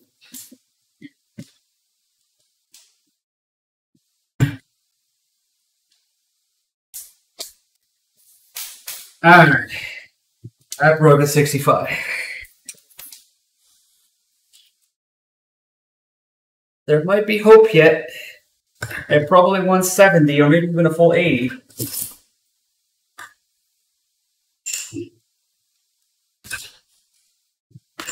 Just son of a bitch. I don't know if I can keep applying force to this without the whole thing coming apart.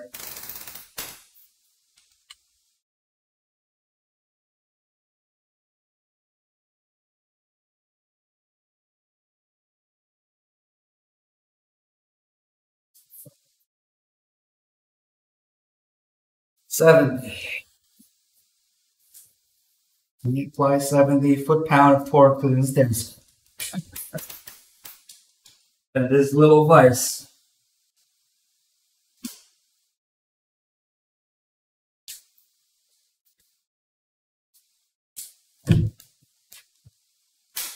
I definitely felt to move forward there. It actually looks good now. I mean, I've not been saying that for ages, but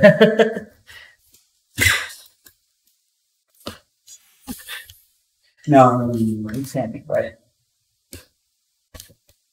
It's on top of it. There goes the camera. There. I see that you enjoy Konami games. This camera needs to be further away.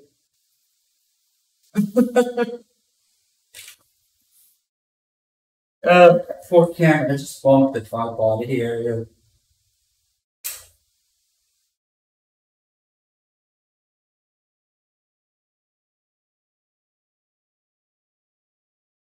This is physically demanding. Also out of focus, fuck.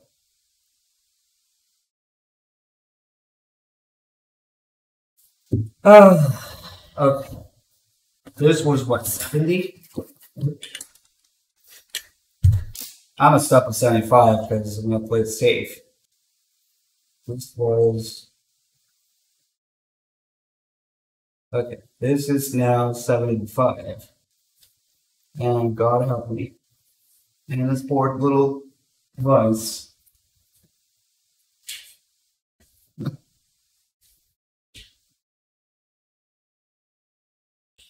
Thanks, I have nice help to burn them.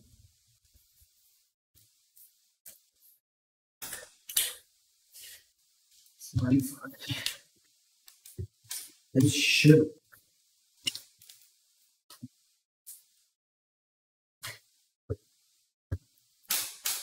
We actually got 75. Nice. You gonna go in, son of a bitch? Do you need the entire 80? It's a range, but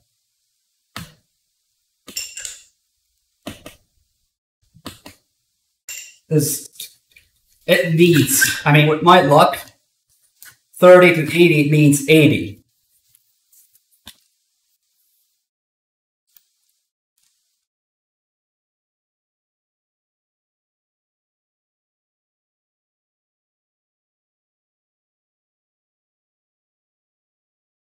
Sneaking mission 60, weapons 80. See, even Raiden knew. Weapons 80.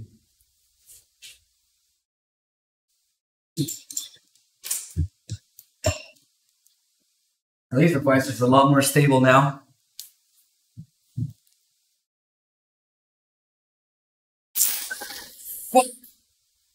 That was not the thing reaching it, or giving up, or something, you know. It even gets hard. There it is. Assuming that this thing stayed at 80. And it's more like 77. It moved back. Well, let's see.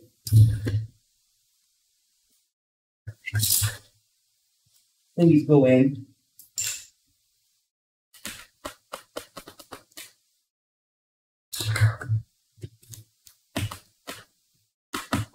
Oh, it went in. Oh, yes, Jesus. Finally.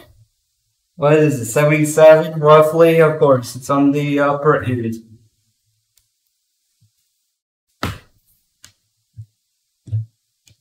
Wait, it's not all the way.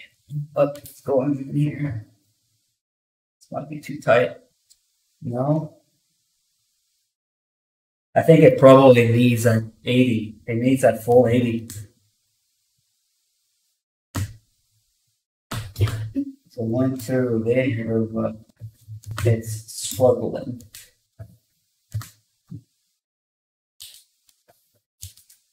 Yeah. Let's give it 80. Should probably type this a little harder when I use it.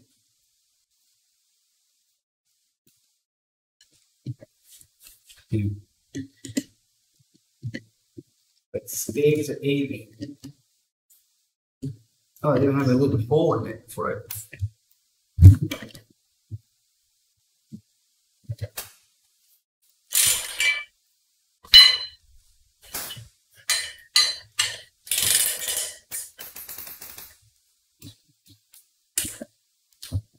Yeah, 67. Into 80. Come on.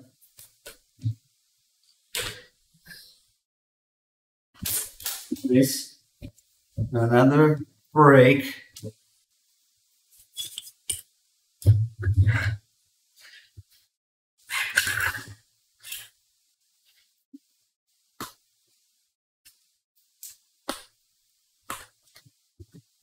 And now it's all the way in where it needs to be. We just need to add a little spacer, a rubber spacer between this notch in the barrel and the actual sight.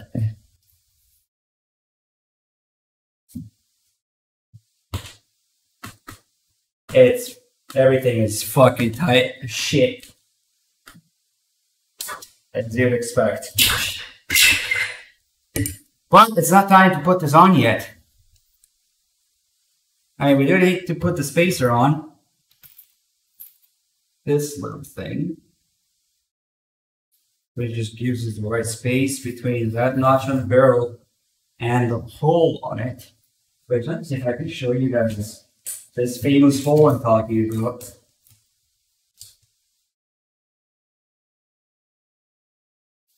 There you go. You can clearly see the hole.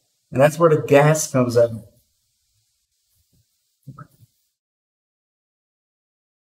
And it's going to interface with this hole inside here. And it's going to carry the gases through our gas tube. Also, for some reason, scissors. Anyway. And what fucking time is it? Man, it's almost 11. Alright. Tap we don't need. Stupid jig or stupid thing we don't need. Now, before we actually slide that in, this comes into play. We're actually going to have to slide it through this. So this is relatively simple in comparison.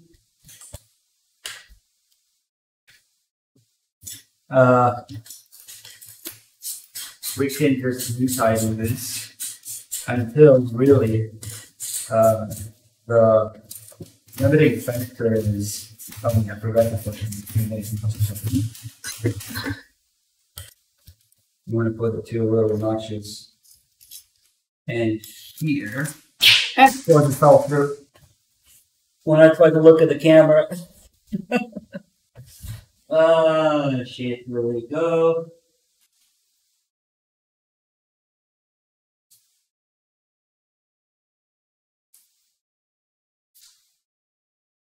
You know when something falls on the floor and it's like a black hole? You are looking exactly where fruit. Got it. So I put these two notches in on top of the desk this time.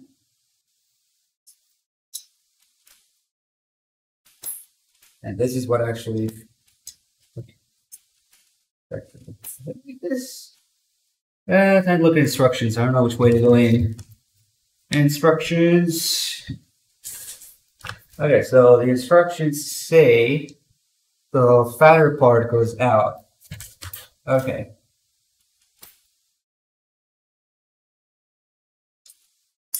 So this is what actually keeps and engages in the same hole, so we're using here.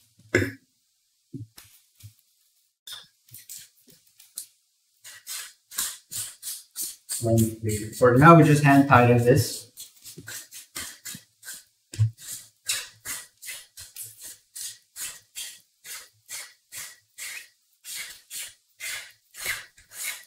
I'll probably put some time on it. And that's what makes it free flow. It's not touching the barrel at any point. It's only threading onto here, onto the receiver in the barrel. So when you grab this, no vibrations are transferred to the barrel. Free floating. And then we're going to have to put the gas tube and front side assembly, gas block, through there, through the hole here, blind. Pretty much blind. Oh.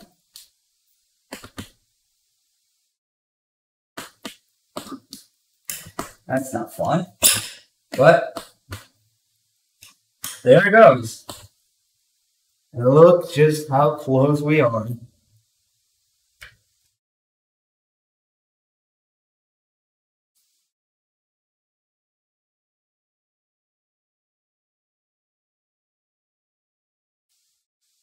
Now, this is all assuming that the gas ports are aligned in here, which is a pretty big if, but there's really no way to check that without firing the rifle, if it's aligned properly, if it's gassing properly, if it's recycling reliably. So I'm gonna have to take it to the range, but we're not done quite yet. We are not done quite yet.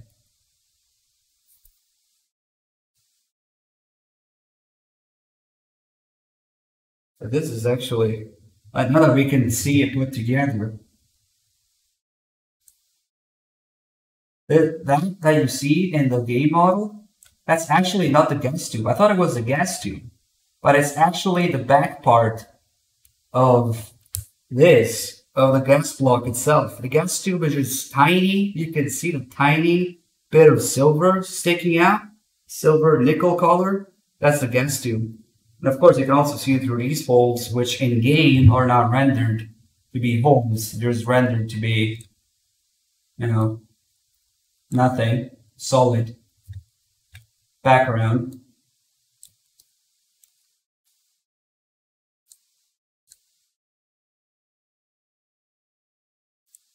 Let's take a look here.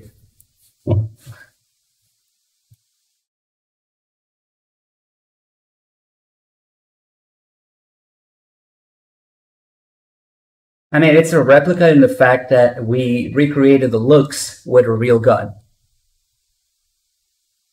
Also, notice how it has a front plate in game, which means it's not really free floating, because that front plate that's plugging up the handguard is connected to the barrel. So they probably didn't know about it and they put it on anyway.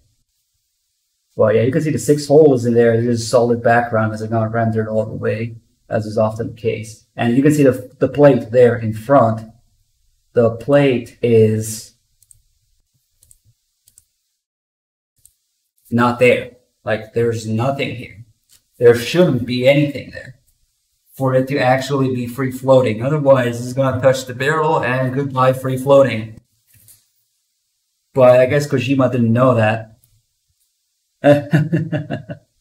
Oh, man. Alright, we're pretty fucking close. Let's get this shit out twice. This twice and this desk have fought hard. They're like doing their best. Yeah, fuck that. Okay. So here we are. We still have to deal with the muzzle brake, but that wouldn't be possible for weeks. We need an actual gunsmith for that. And then the last thing that remains to be done for the upper is pretty simple. Bolt carrier group. That's where the gas tube. Now the gas tube is sticking out here. And that's going to meet with the gas key as we put this in. But before we do that, we need a charging hand. That's what actually grabs onto the carrier group for manipulating it. So it goes over the gas key, actually, like this.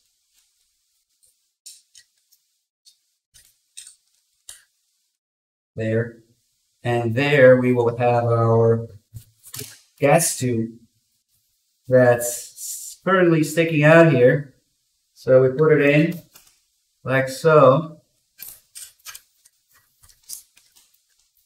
I think we're going to put this thing in with the charging handle. Make sure it's extended all the way.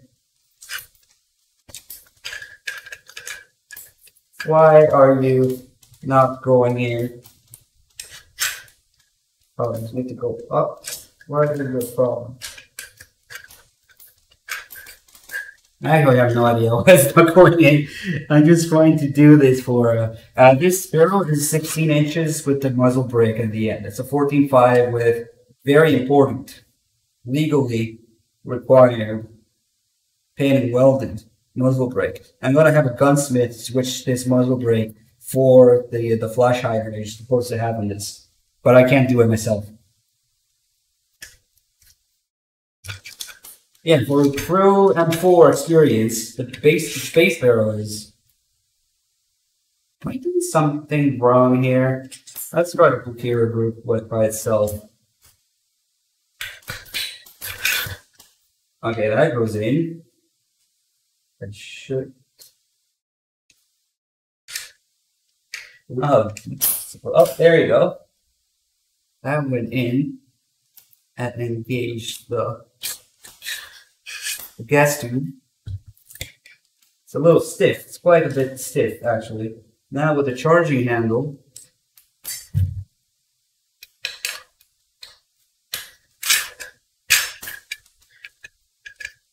damn it. I think, oh, wait. I know, yeah. It's this thing. It does have a little thing to grab onto to unlock it. Now we can just put this in first, which is refusing to go in. Oh wait, no, that's stupid. That's for when it's all the way forward. And the charging handle is like, nope, I'm not gonna go in.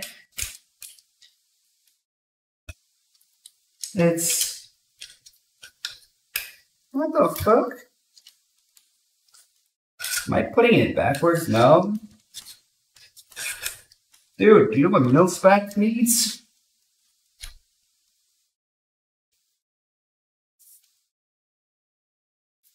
I mean, I've never seen anybody have trouble with a freaking charging handle. Yeah, I'm just doing charging handle by itself right now. And it's like not going in. The hell?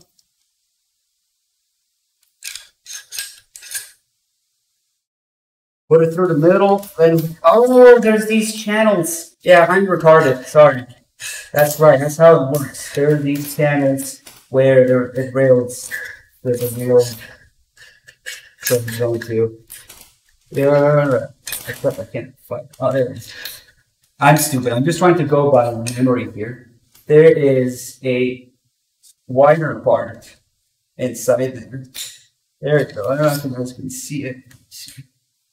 I thought you just drop it in. I don't know. See, this is noob mistakes right here. So there is a wider part in there where these flaps go in, and then it slides. And then it slides forward. There you go. That was just me being a fucking noob. Let's be honest here. And then pull your group forward. And we put it in.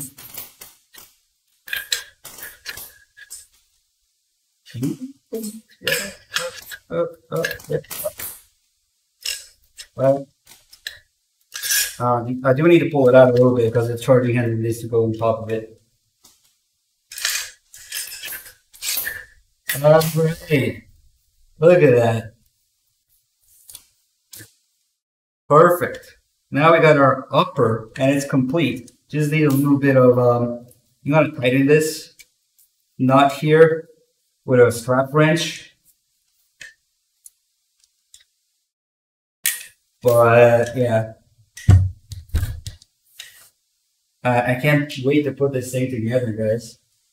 Actual lower and upper. So we painted here. So, question for people who actually do this. Do you put it in the hammer cocked or not, or does it not matter?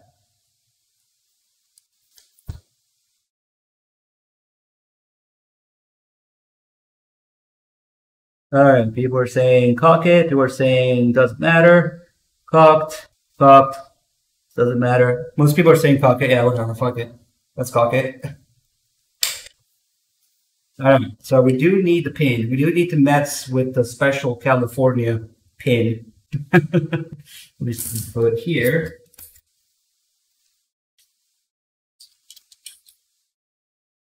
I'm not sure what point the upper goes in when you put the pin in. Midway, before, after, we'll mess with it.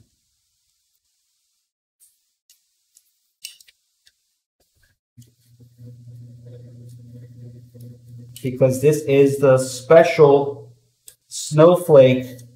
Ah, there goes the camera. Look at the camera. It's a special snowflake, California maglock. Because we're just that cool, guys. The rest of the country has no videos. Alright. It's a big moment-ish.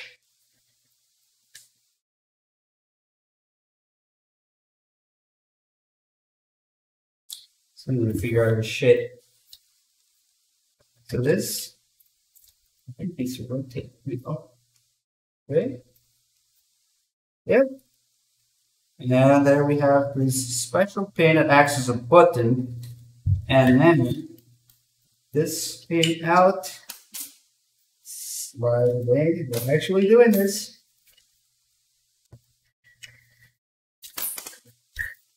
It's happening, guys. Oh yeah. Pin goes in. Upper goes. Fucking hell with this pin, dude. It's such a way to ruin the climax. I mean, that's fucking pin. No, okay. It obviously needs to go in after. Because this thing is closed off. So fucking California, dude. Okay, I fucked it. Let's take the pin out.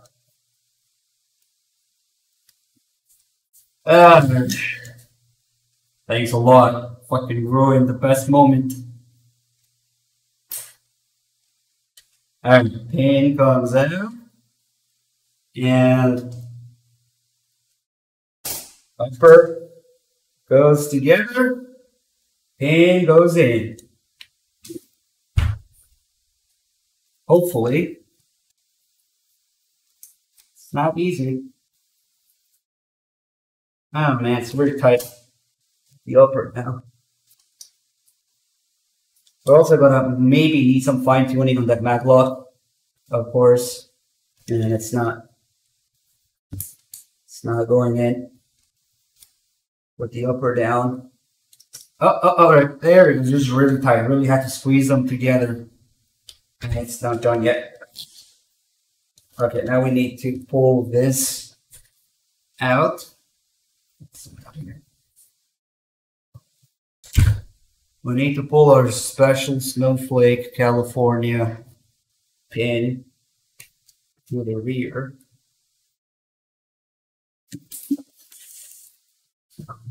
Just put the camera up here. So we're going to have to do this backwards. Screwdriver. If I can grab onto it. I can't seem to grab onto it anymore.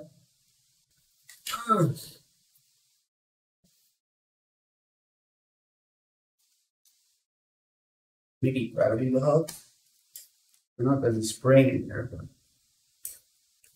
there you go.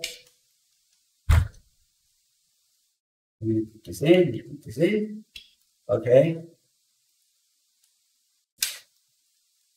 Oh, I also need to squeeze really hard. The upper and lower need to be squeezed really hard. Okay, I don't think I'll be able to do this on camera, guys. I'm going to apply my weight to it onto the desk.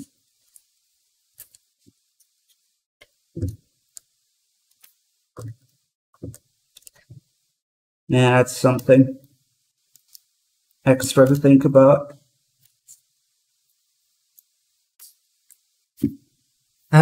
Something thinner. Thinner than a screwdriver.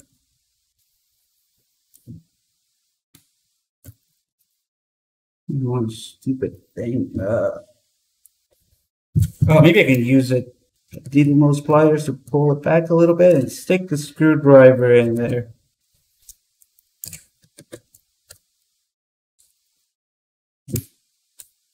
Fuck's sake. I'm so pissed right now. We're so close.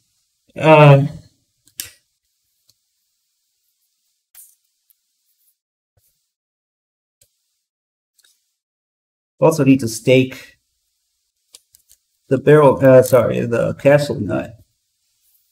Okay, I got this, but I should push it out. I need to remove this while it's under pressure. God damn, that's stupid.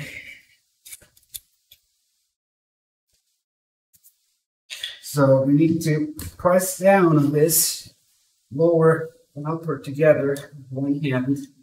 With the other hand, fuck it. Let me get the needle splitters in. Screwdriver in. Okay. Push together. Then. Oh, fuck. Also, you can make sure this thing is rotating the right way. Oh, what a pain in the ass.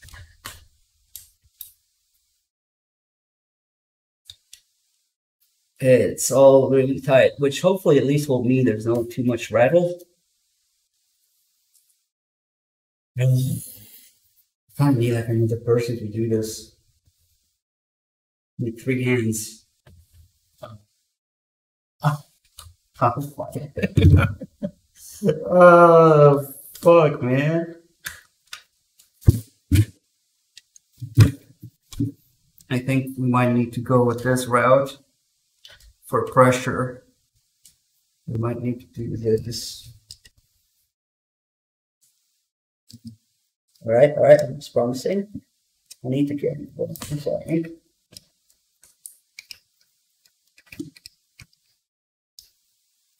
Holy shit, I'm never gonna take this thing out since I get it in.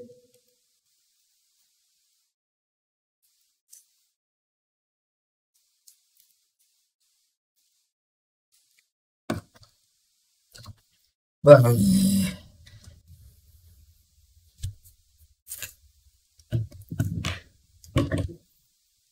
wait, these are too big. I'm gonna sleep with this thing every night. I don't really want to use it for home defense.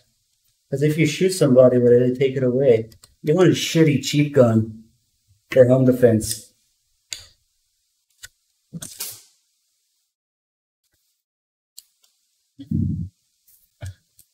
Man, that is tough. Holy shit.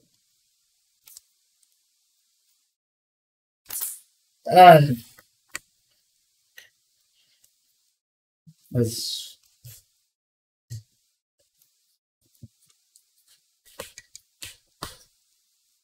trying to really press the hell down on this thing, and then somehow I need to get just a screwdriver. I can't use any of those pliers.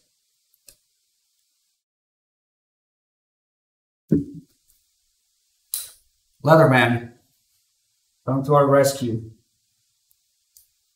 Hopefully, this will have a thinner freaking screwdriver.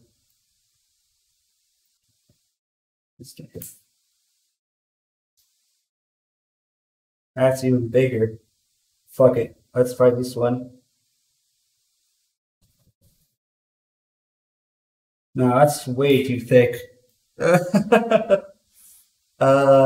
This is probably the small one. Okay, this one is small. Okay.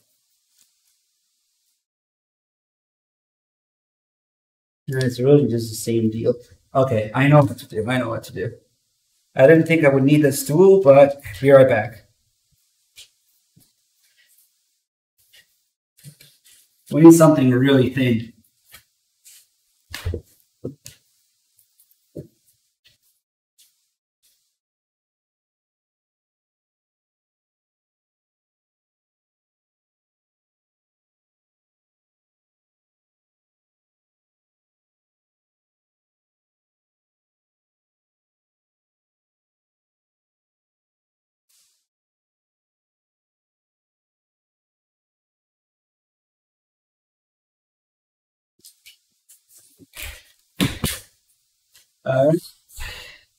Like I said, we need something really thin, like what's better?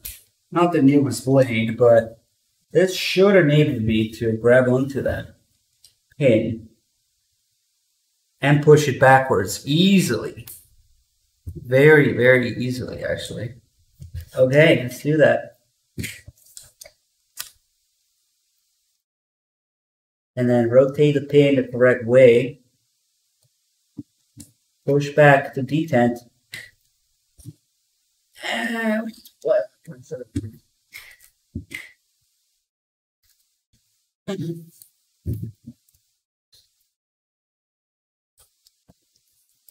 It's still really fucking hard to do it.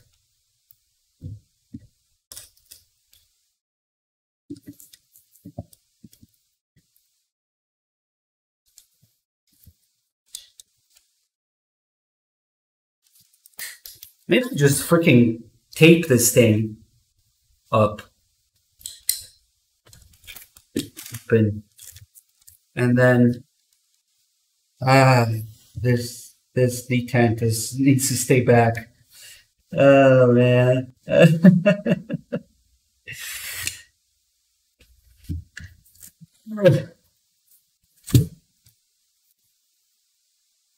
We can't even do the thing where we put the detent on after because it needs to rotate. I think. Yeah, instructions. Don't push back. Okay. Push back.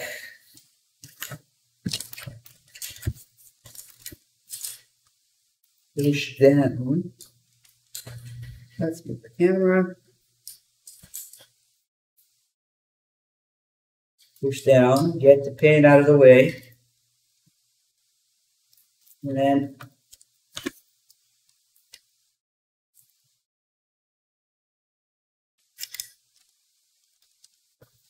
fuck. Oh, it's rotated out. I wonder if we need to like leave it up. There's nothing that a little lube can't fix. Let's lube the hell out of it. Lube, lube, lube, where did you go? Here. Fuck it up. Lube.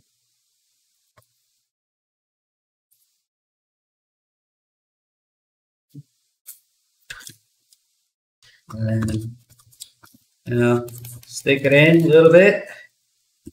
Rotate.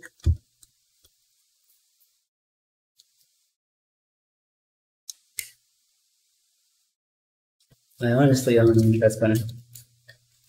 We know that I'm scratching and staying somewhere. Just the downward pressure that I need for this is insane. Is there anything I could do? Maybe take out the posterior group or something? Would that reduce the pressure needed for it to close? Let me just get this. Yeah, people who are saying I'm doing this wrong obviously don't understand that this is not your standard pin, which I have said, I think, I don't know how many times.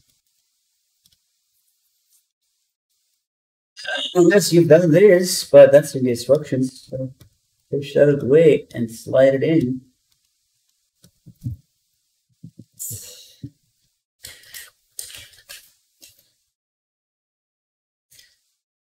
Let's see. I honestly find it, unless you guys are in California or something, I find it hard to believe we'll find people specifically experienced with the kingpin itself. So it's kind of, yeah.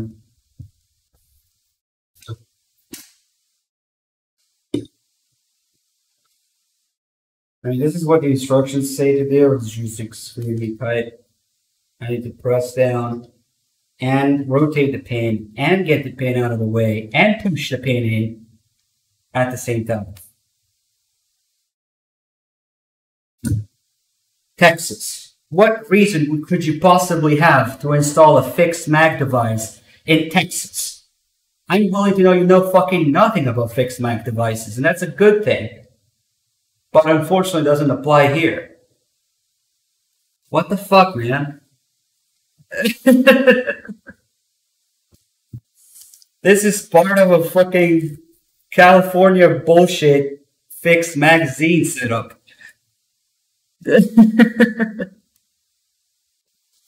Why would you know about that? I'm happy that you don't have to know about that, yeah?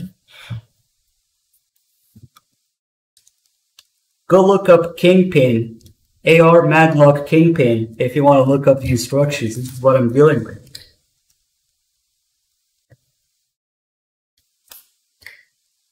If only this thing is just wide in. I might have to loosen the castle nut after all. Which means more fucking vice work.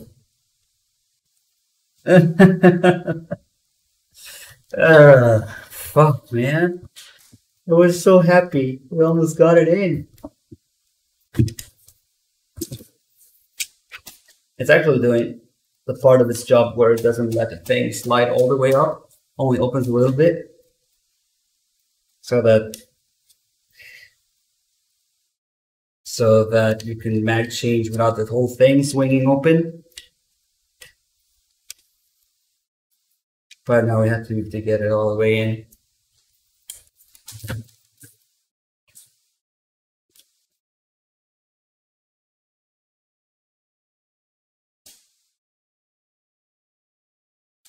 It's also not the wrong side up. Please, guys, bear with me, okay? I know that you all live in free states out there. You have no reason to even know about any of this.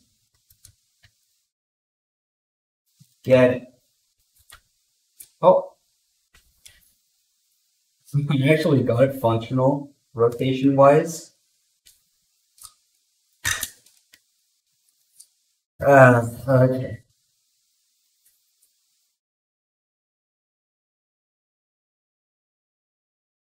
Separate the lower from the upper and dry fire the gun 10 times. Nice try, but you don't dry fire with the hammer free floating or free flying forward. I mean, you can block it here with your finger, but it doesn't do shit. We are so cucked right now. We can't like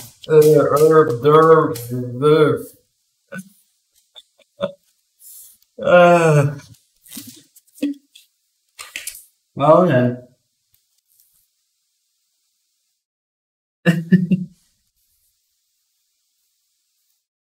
I know what to do. Fuck it up with loops on here.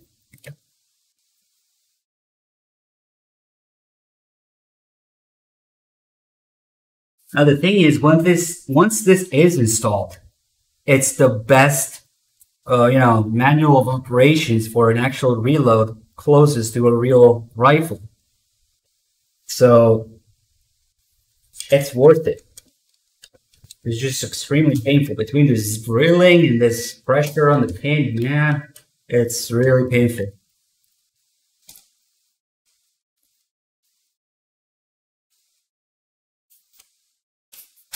Let's see.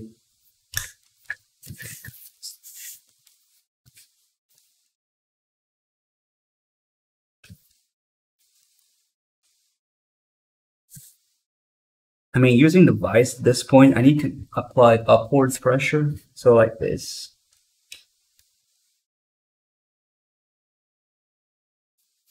In fact, most people will look at this detent being oversized and showing through here and be like, what the fuck? Why would you ever do that on a rifle? But I have to.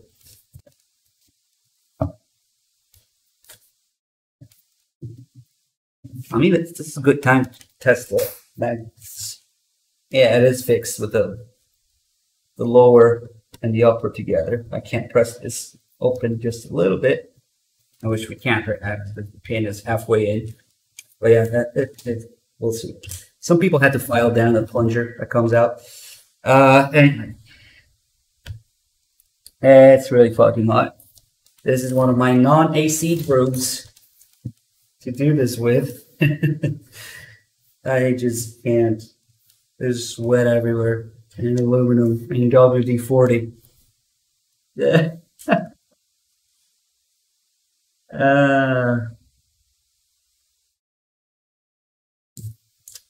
Yet another day at the California Gun Laws Museum.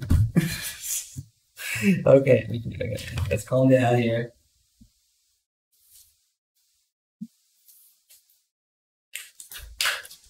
I'm also wearing headphones, which I don't really need to right now. Kind of weird not having headphones as a streamer. Okay, now we're gonna get this done. We are going to get this done.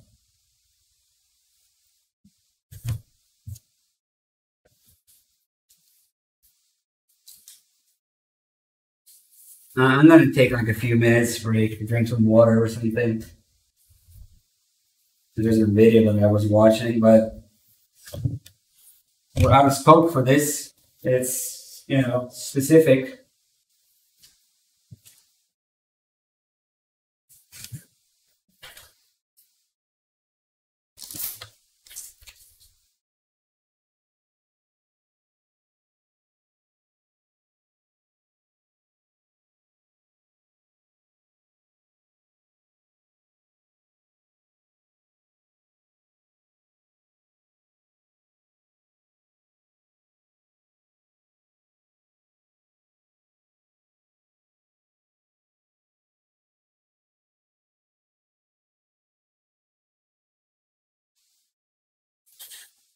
I'm gonna try the good old read the instructions again.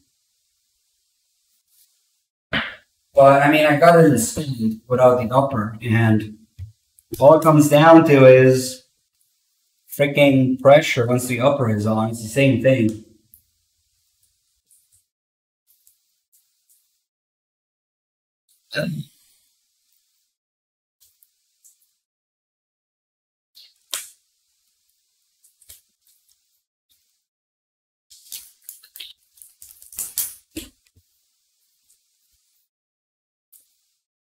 I guess now is a good time to show people what I mean.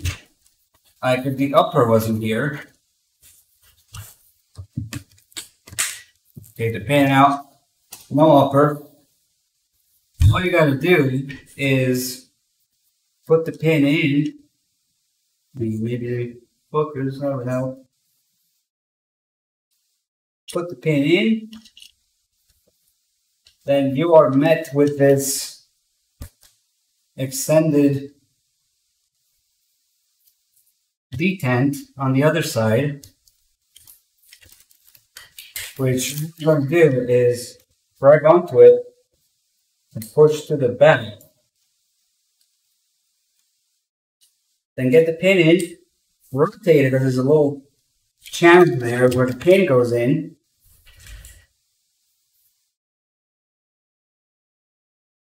And then push it in, rotate out of that channel because it continues once it's twisted, and that's it. That's the pin. And it acts as a button to separate upper and lower really quickly. However, I cannot get this done with the upper on top just because of the insane pressure, downward pressure that we need for the pin to even go through. I have to add downward pressure, lots of it, into the equation. Hey, I really look at the chat, but I did catch Natasha going to bed. So, good night. Thanks for stopping by. And everybody else, it's nice to have you guys in here. I don't understand how you guys sat through, I don't know how many hours, 7 hours, 8 hours of absolute noobness of this, but yeah, everybody does start somewhere.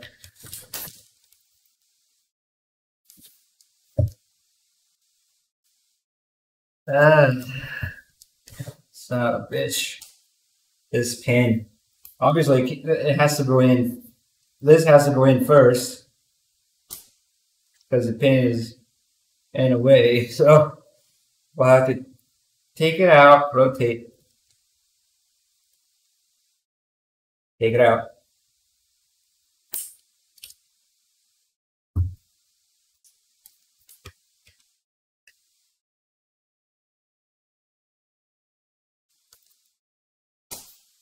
Strap something onto the upper and lower through the trigger guard for the pressure. Hello, clamp. Will that work? Come on up here. Dude, look at that. Yes. Big brain move. 300 IQ. It fits just barely. Okay, no, it fits. 300 IQ move. Whoever said that, yeah.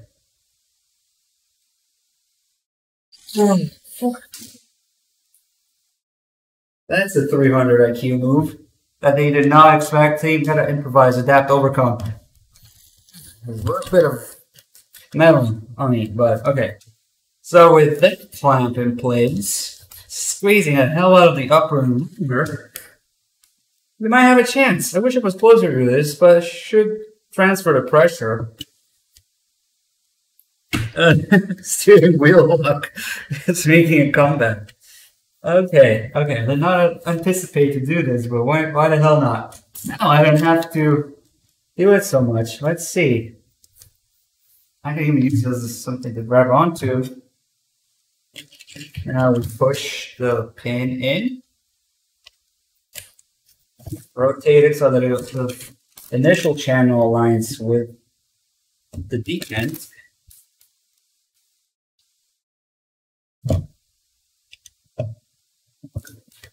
Oh man, I'm so okay. Let's see.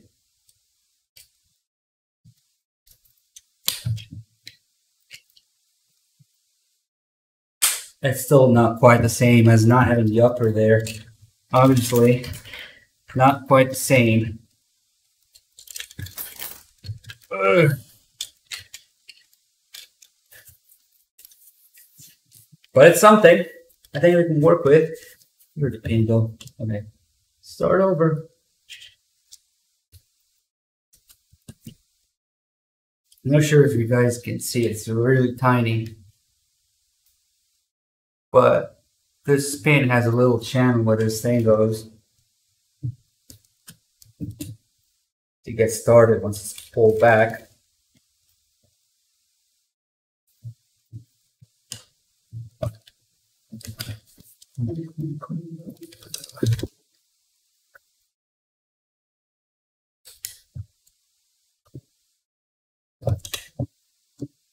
I think I might still not be going through.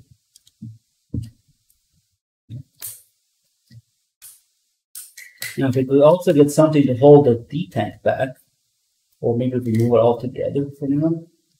Yeah, we should still have my headlamp.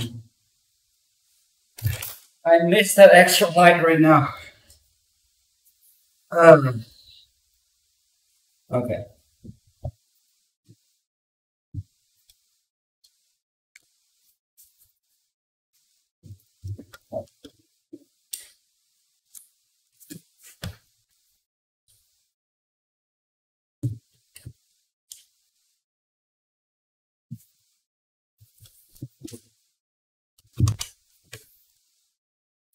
All you have to do is push this back and hopefully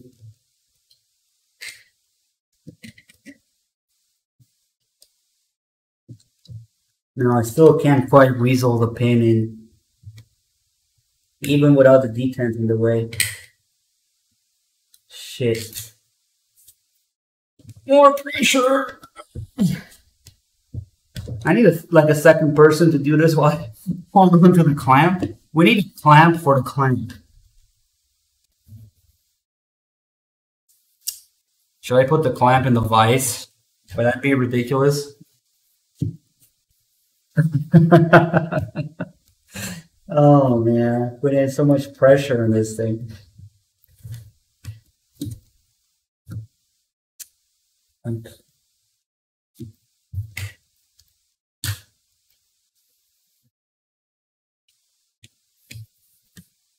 Now the detent is completely out of the way now. It's just a matter of pushing the damn pin through with the upper exerting pressure.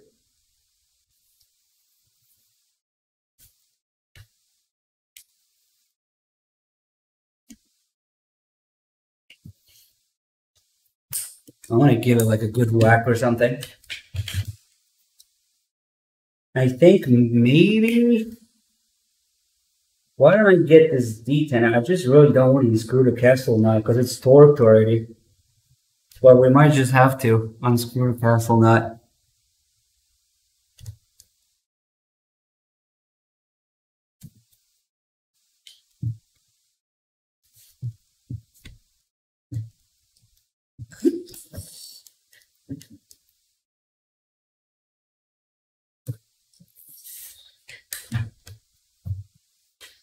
Yeah, I give up. I'm unscrewing the castle nut.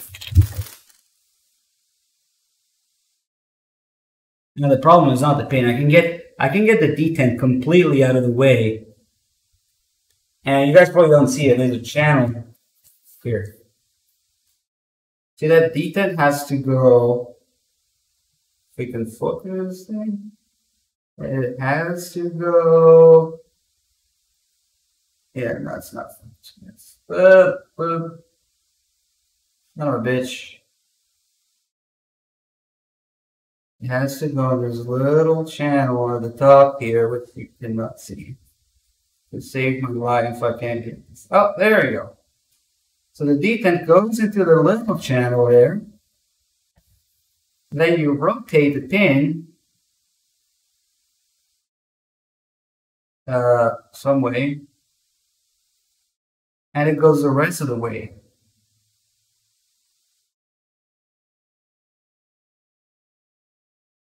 But I can't get that. I can't just even get the pin through the hole with the upper up on, regardless of this dent.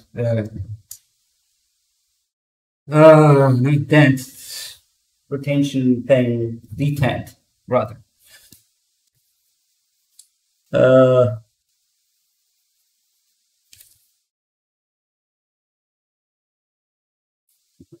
Really tempted to just unscrew the castle nut, pull the detent out, and force the pin through there. More pressure. If I don't have to keep the detent out of the way, maybe. Okay. That's unfortunate.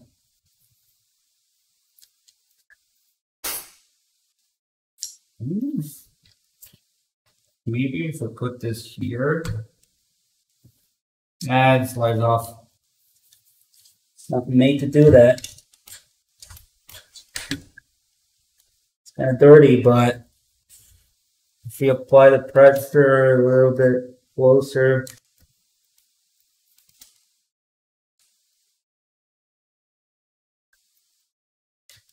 now it just slides off. It's sliding off, but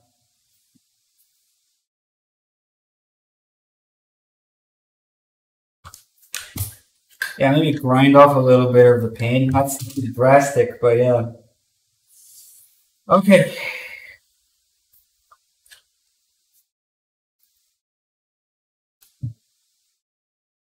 I'm going to unscrew, as sad as it is, the castle nut. Hopefully, I won't need too much force.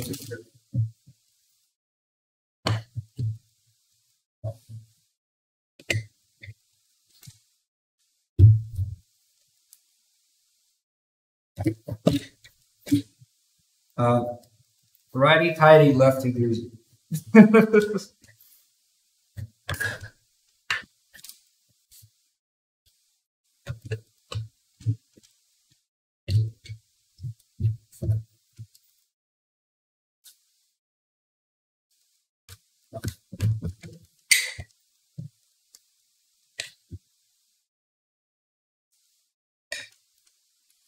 Thinking of the hand grip was more of a headache. No, but I don't know. No, I mean, it's not flat here. It's still slanted, so. Well, something cracked. We don't want to crack things. I think I might need to do vice, but I am really tired of vice, dude. Okay, nothing visibly cracked. That was a scary sound, though. It was maybe a desk. So the options are grind off a little bit of the pin to make this hole a little larger. Like this just needs to go through there and go through here at the same time.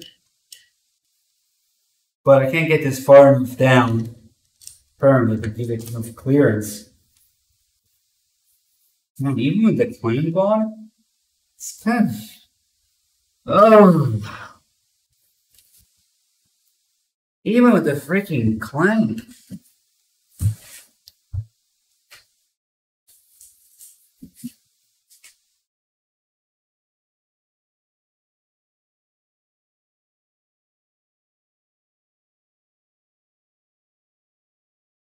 I mean, it looks like it was far enough down with the clamp, yes, but I'm gonna try to put her in from the other side. There's 4 shits and giggles. Just to see if it goes through. Another thing that we can do is use the regular pin, which is obviously a pain in the ass to use with this magazine lock system. But it's not illegal or anything. You just can't take it out as quickly. So we might invoke the help of the regular pin here. Just see. But the detent is in the way, so I don't know. Okay, let's clamp it back up.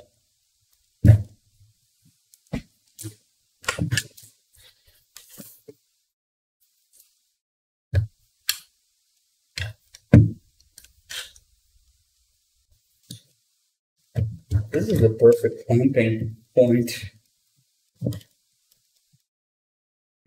Nope. I should be moving this way.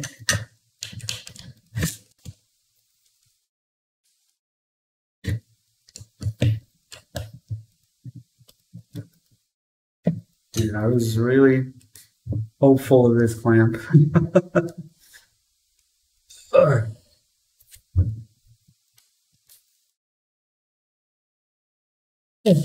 Okay. We do have pressure. We do. It's a stupid detent thing in a way. But it's designed to be in a way. Kind of like California laws. This is California laws right here. Can you imagine going through all this trouble? If you actually want to, I don't know, make an illegal gun or shoot somebody with it? Who would go through this? Fuck it. Whatever.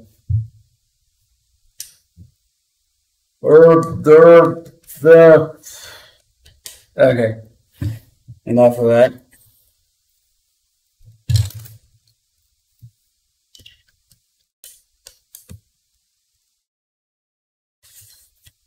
Does 3Dog do this? I think 3Dog doesn't have a license for his butter knife. You're probably gonna get arrested for it.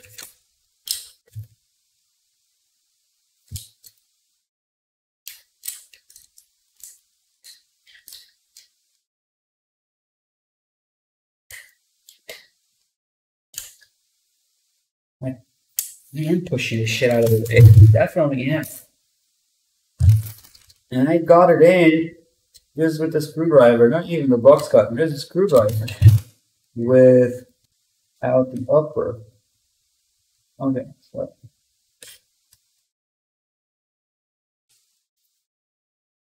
I can't feel that thing click into the channel of the pin because the pin doesn't go deep enough. Oh, no. That was the other tip of the screwdriver going into the channel that I felt. Son of a bitch, there's not enough pressure for this pin to go actually through. Give it a whack. It fucking worked! You gave it a whack and it worked. Dude. Derpa.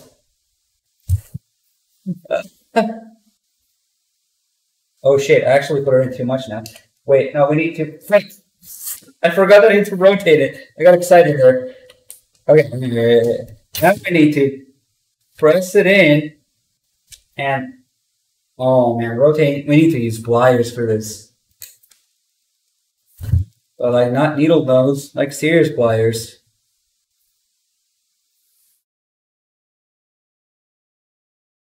But now you can see that that shit detent is through that channel in the pin. But now we need to push it forward and rotate the pin. Oh man, it's so tight. No, I can't do it by hand.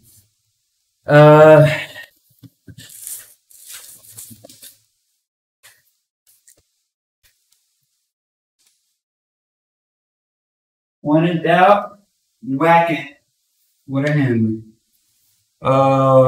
Can't find any serious pliers. Only needle nose. And honestly, I don't want to scratch the pin, but what you gonna do? Fuck it. Alright.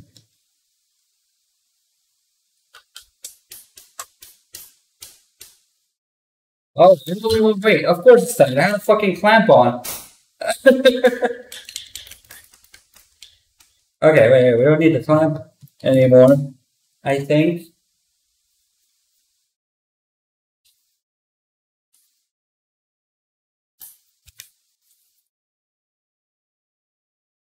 This shit just really needs to be broken in. Yeah, we can put the buffer spring in whenever. That's not a problem. Then again, I guess we would need to rotate this again, so that's a good point right now. I just wonder how long it would take to break this in.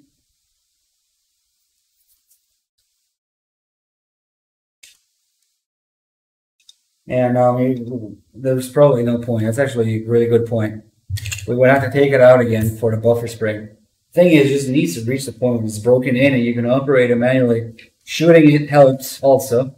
Okay.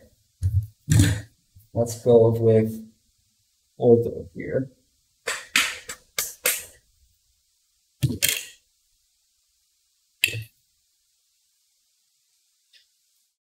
The get gun is the best way to eliminate manually. Oh yeah. Beans might be useful. Anyway, yeah, we want to put the spring in. It's trivial.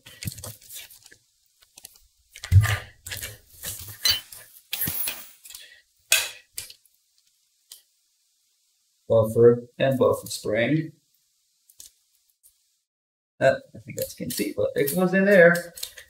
A long time ago, we were selling that. And push it in with the detent that sticks out just enough to stop it.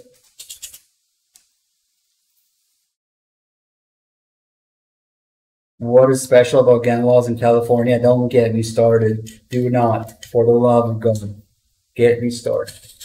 Well, got this in. That was easy.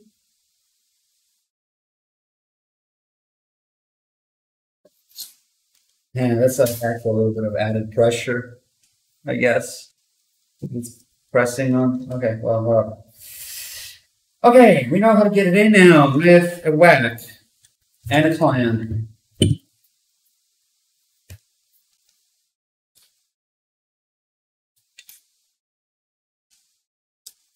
Hopefully that broke it in a little bit. Do that again. In.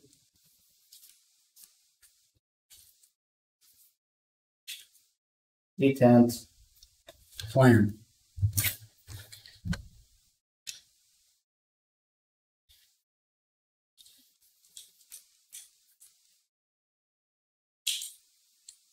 If we weren't really stupid, the two things that took the longest are the fucking California compliance bullshit.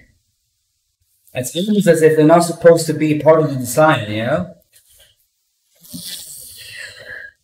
I don't know. Clamp on, pretty tight.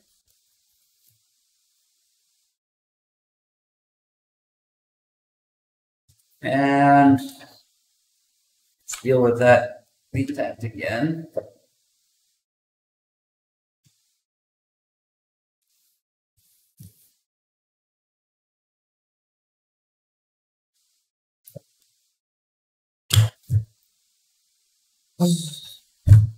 Recollect my thoughts. Whack and okay. Rotate.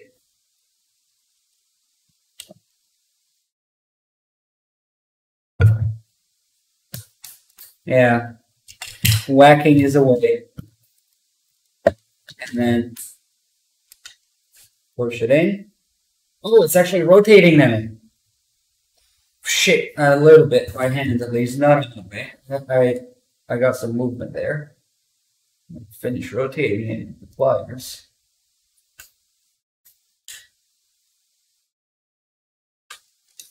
And we want the clamp off now.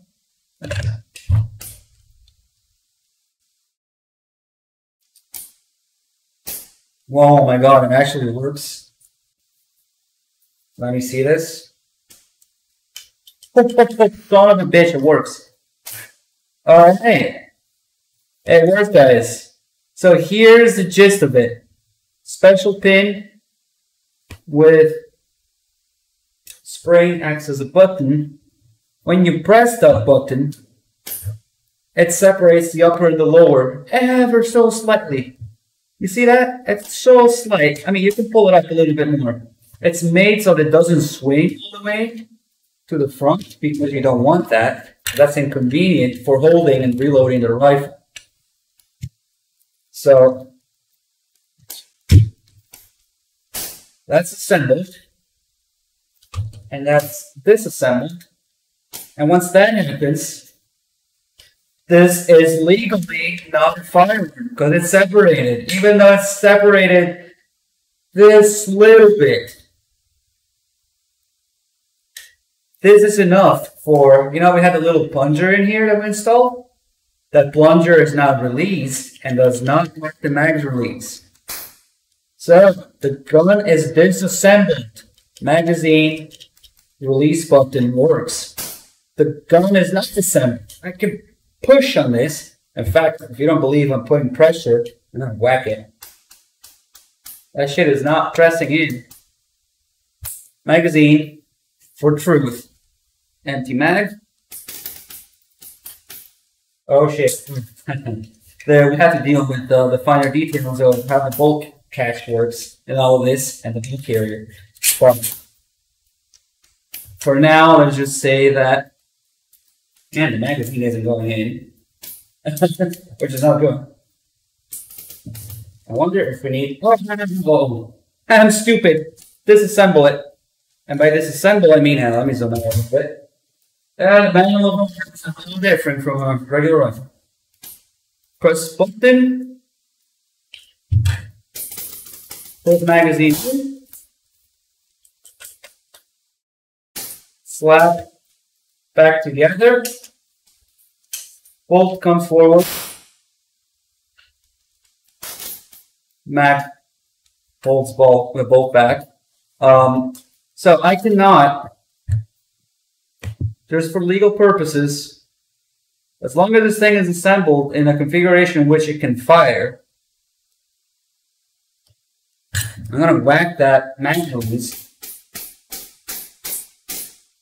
Nothing. It's a brick. It's useless. It's disabled. As soon as we hit that pin, though,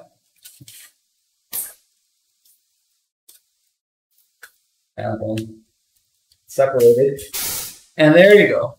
It's separated so tiny, slightly, but that's legal. This is how they work around it. As soon as that thing is disabled, and we need to tighten all the shader and stake the casting nut. But the gun is legally disassembled the second I do this. It's a little tight. Everything is tight. It needs to be shot. Slightly here. And the bolt also doesn't help when the bolt is back, but it's still doable. The gun is disassembled. So the magazine can be inserted and can be removed. And then Gun is not disassembled. Magazine cannot be removed. Now, there's a whole bunch of devices there. Well, you know what we need? We need sights, dude. We only have the front sight. Let's fix that. Real quick. So as far as California was, there are so many solutions out there for a fixed mag device. Fixed mag solutions all over the place. And this is so tight that sometimes it doesn't even work with the thing, but we might need to file things down or, you know, kind of like Wi-Fi it is and probably with snap caps. But yeah, there it is. For the most part, we need sights. Some people file down the detent, the plunger in here a little bit. Just because sometimes, right now, this rifle is so compliant that even when it's disassembled, sometimes you still can't. It's really tight. There you go. Disassembled. See this line here? You can see through it. That's disassembled, baby. Sorry. Also, with the bolt back, makes everything tighter because the bolt is actually going back into the tube here. But we're still able to open just enough. With the bolt forward, it's actually a lot easier. A lot to use.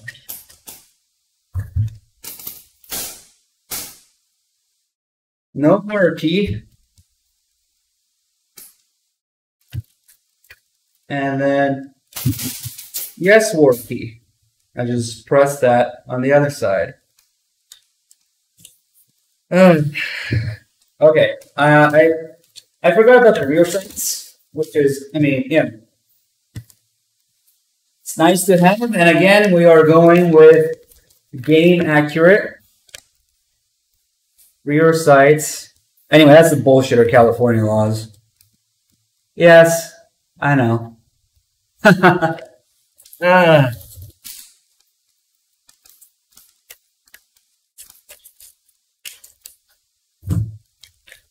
The brand is Bogart Ponies.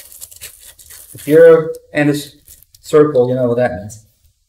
We are going with, actually, I'm throwing that away, actually. Because I just need, seriously, just mil-spec stuff, so whatever. It's the arm, you probably can't read that. Arms. Number 40L, low profile, flip up sight. Again, we are going with, actually I have no idea how to flip this thing up. We'll install it, but I mean, it's just a pick rail thing, so whatever. Game's accurate. Let's take a look.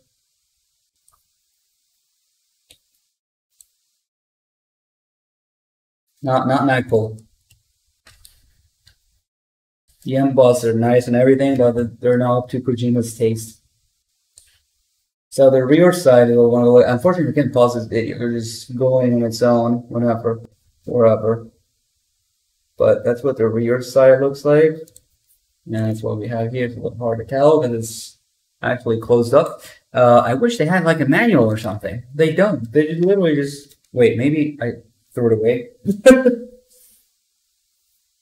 Was there a little piece of paper in there with this thing?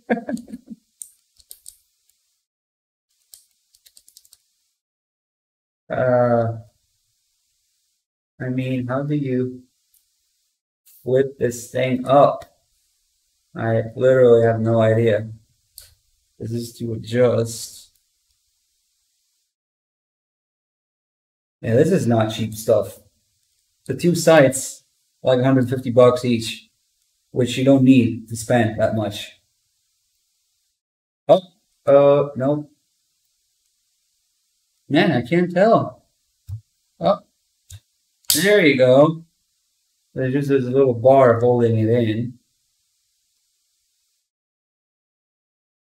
And we do have the two notches here for different ranges, low aperture. Hey, you're on TV. Okay. So this just goes like this. Probably on the first notch.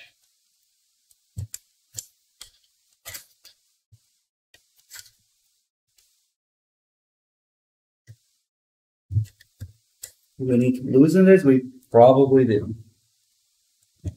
No, oh, this one there. Also has a little retaining wire here for the pin, which is nice. Oh, that's why. Okay. It fell. My life in a nutshell. Okay, we learn if it's not captive. So I'm just going by logic here.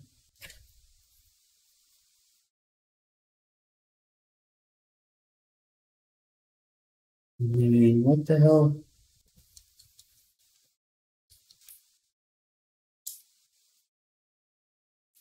Yeah, there's no need to unscrew it all the way. So it just stays on. Okay.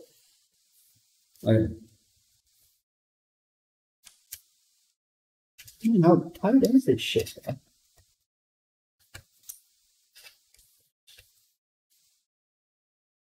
Pretty tight.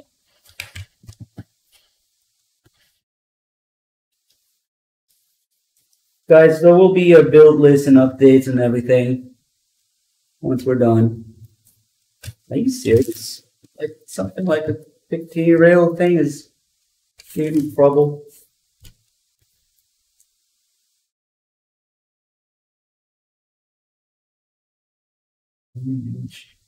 Do I need to pull it forward?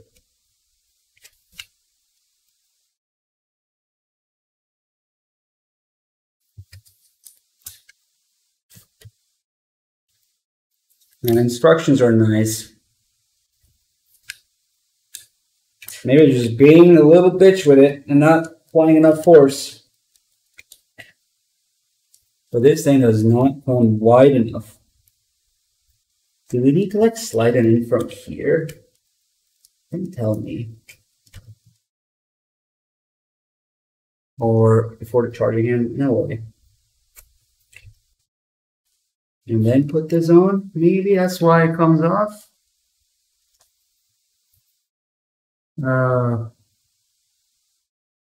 the screw comes out. I just didn't think it was necessary. And there's this other part here that is tight anyway. Damn, we do have to slide it on. Maybe? Which is why that screw comes out. Damn, in that case it's... How the fuck did Redmond do this? Yes, I do have a mag block. We suffered for it. Dude, this thing is in the way. So...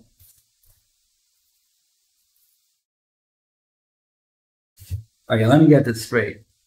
This screw is not the problem. There's another part that's way tighter here. That's not adjustable. So what the fuck?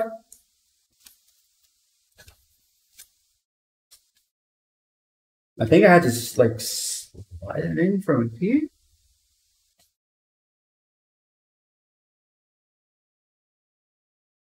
I'm so confused.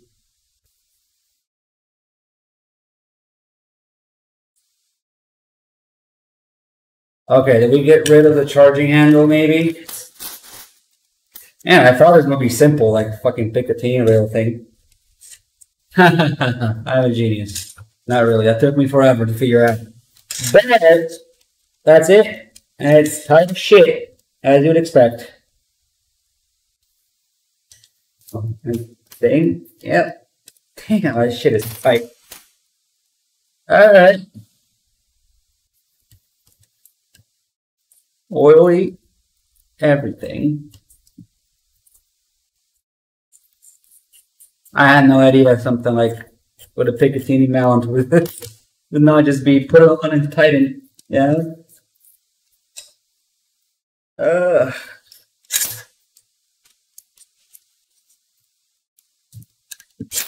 Oh, there you go. Now you can slide it all the way around. And then we add. That's why the screw comes out. Son of a bitch. I've been outplayed way too many times just doing noob things. Alright, there you go. And then you thread this in. Man, I must have been dumb to watch the screwdriver a little bit too small for this.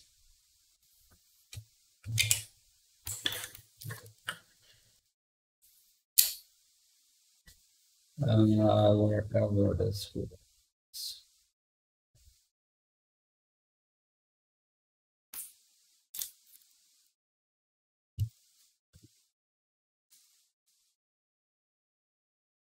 It doesn't need to be like terribly tight. I do have a tendency to over tighten things and I'll often break them. Yeah, it is as far back as possible. I am aware of this. This is where the first notch is, where I can actually slide the retaining screw here.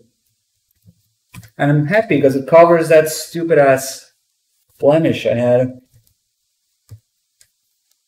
So one day we'll get a ACOG or some shit, or maybe a pump M2, so we can flip this down.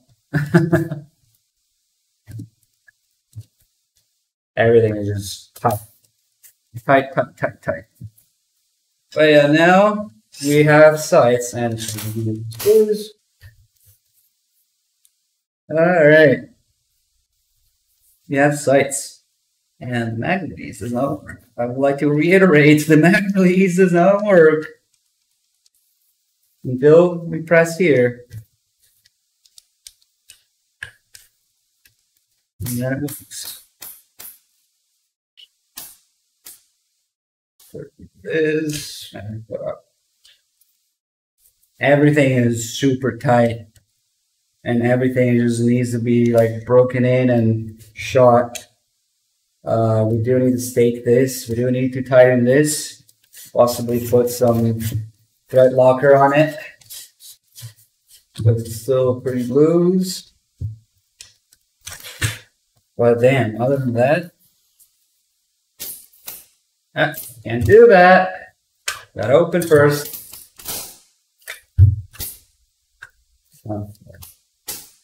We'll develop a method. Well, there's the mic. Rook mic. Sorry, Mike. Now I do want to cycle some. I do want to cycle some OHN duds through it. Some. Holy shit! I'm blanking out on the word.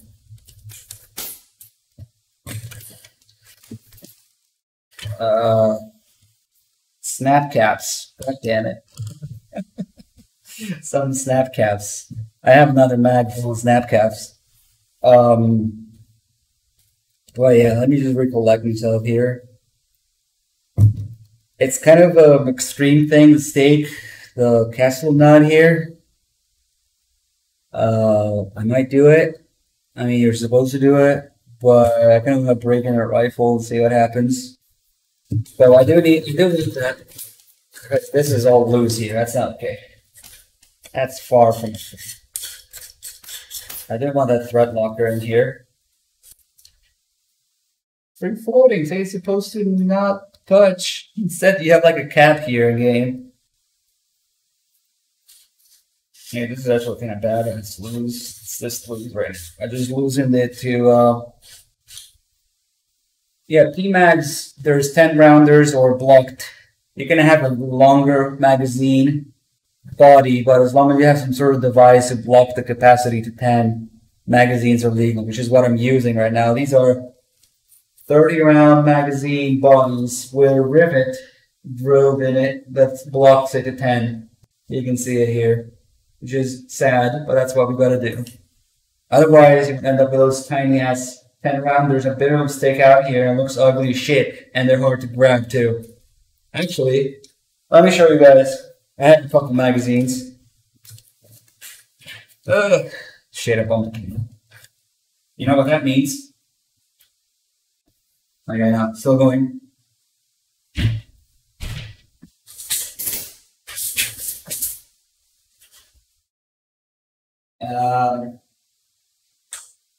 Somewhere.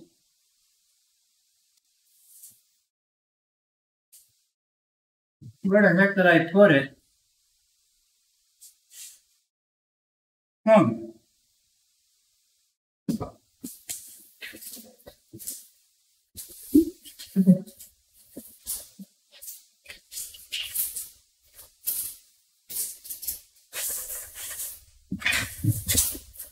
Well, I hate losing shit all the time, but it's fine anyways. Oh, there it is. I'm fucking blind. Okay, so this is another 30 rounder body with rivet to block the 10 rounds with California. This is an actual 10 round magazine and 10 round body. Doesn't need to be blocked. And let's assemble this really quick.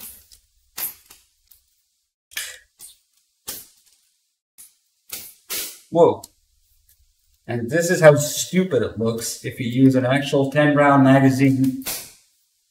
This is how stupid it looks. Yeah. Now there's a fun part. This is a 10 round PMAG. It's actually loaded, but we're not going to put any live rounds in the chamber right now. This is a 10 round PMAG. Surprise! It's two 10 round PMAGs. This is another thing that people came up with to sort of at least have 20 rounds. You replace the base plate with a joint base plate. This is perfectly legal. It's two magazines joined together. You gotta pull it out, flip it, and reload. But at least you can carry 20 rounds. Somebody breaks into your house and you have nothing on you but one magazine, one rifle. That's all you're gonna get. So the amount of ammo you can actually have in the rifle itself is crucial. Not so much for a mass shooter who might be wearing fucking belts and vests and strap-ons and whatnot of magazines. It doesn't matter to them. They're good at reloading. They can still carry hundreds of rounds. But the poor bastard who has to defend his house naked, suddenly in the middle of the night, only has whatever you can grab.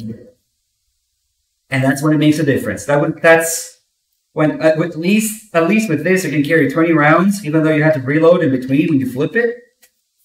But that's who suffers the most from that law. Because you get what you get when you grab the rifle, end of it. So that law is great at doing fucking nothing to help law-abiding citizens. But whatever.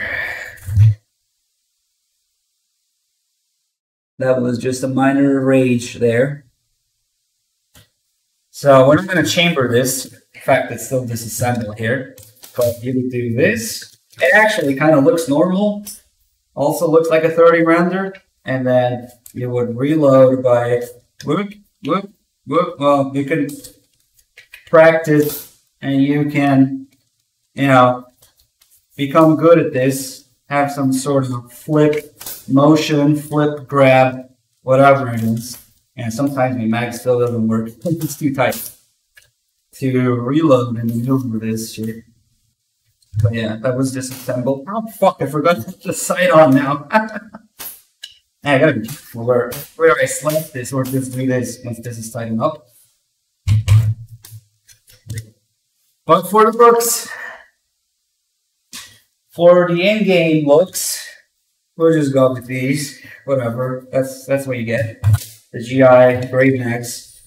Okay, let's tighten this because it really needs to be tightened. I think we're gonna put it in the brace, but like not too involved. Just slightly, the whole thing. With a little bit of protection, of course. Okay, let me get it has those two dents. Okay, no. We're gonna coat this with some thread locker, which is why I unscrewed it in the first place. I should have done it earlier or whatever. Okay, so here it is. blue thread locker. Oh, we also need to tighten these. That's another part that I forgot about. Tighten the actual cross bolts on the gas block sites. Thank you. Okay, just put a little bit over.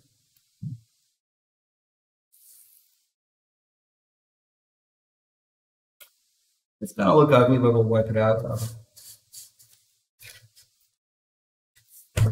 We've got a little bit of thread anchor in there, spinning all over the place.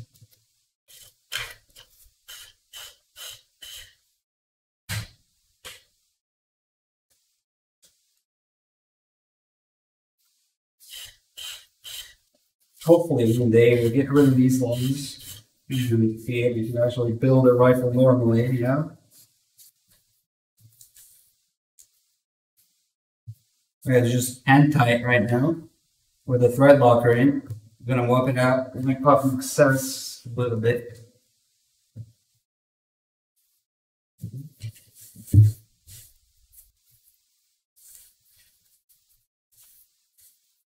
But what you actually need for this shit.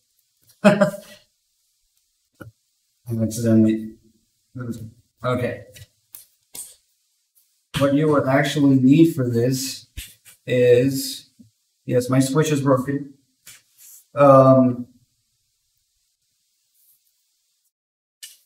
Back together, and a strap wrench. I really don't want to take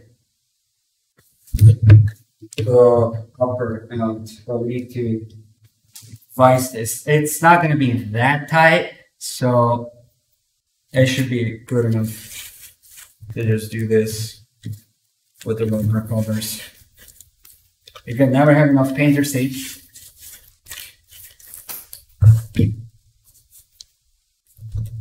Rubber covers.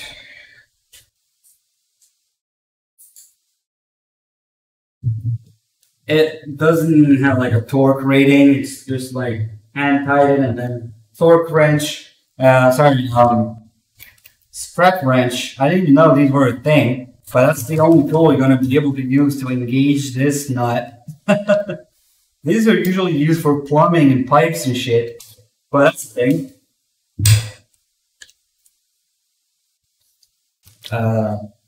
So the gas block is so tight on that I forgot to screw it in, and it didn't move at all.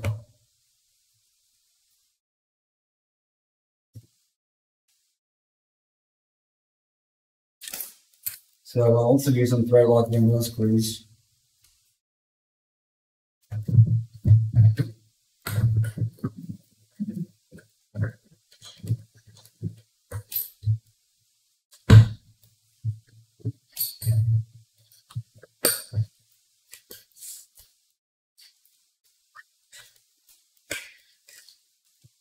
Okay, it's nothing too crazy to tighten that up.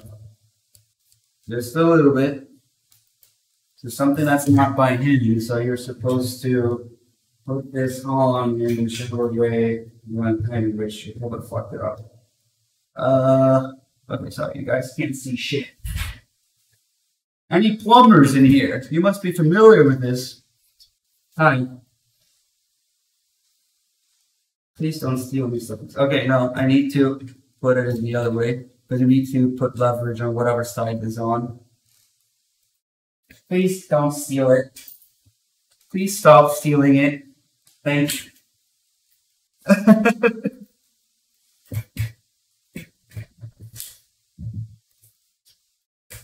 So we put this around here. And then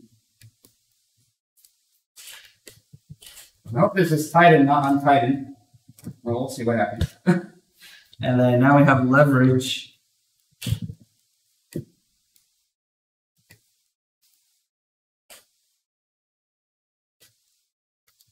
Nothing too crazy needs to be done. I think.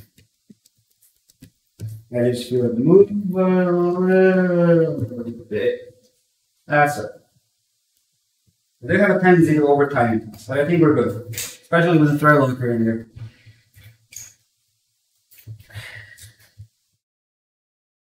Plumber's tool for a gun.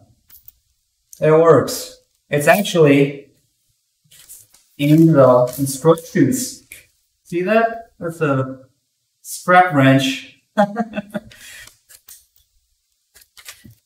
Oh man. Okay, so 3,000 degrees. it's 3,000 degrees, yes. You brought me iced tea. Thank you. You got iced tea. I'll finish it so we don't no problem.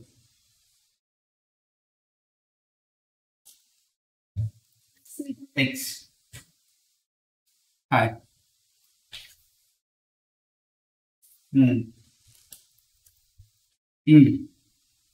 Okay. I'm gonna knock it over. She literally told me not to knock it over, but I know myself.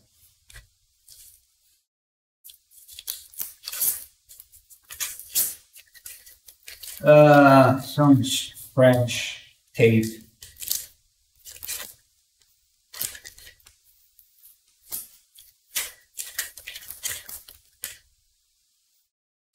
So we got the handguard in tight now. That's it. The rifle is actually. We get the symbol. This is something.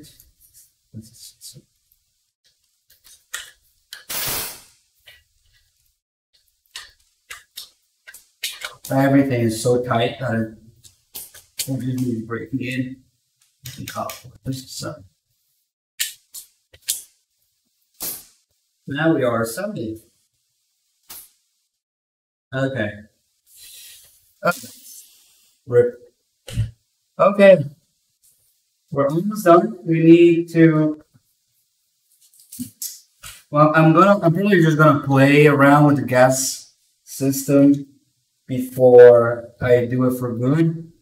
So maybe no thread locker in there yet, because I need to fire this to figure out how it's gassed. Because that's the big concern about it. It's just how the gas is aligned and how it's cycling and the pressure.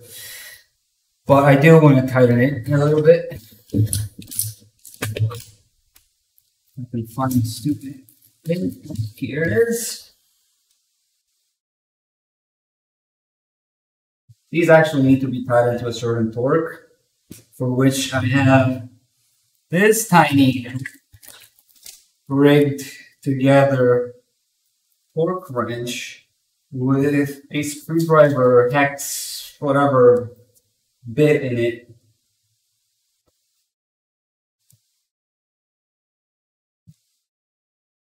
This actually tells you the torque by means of this little,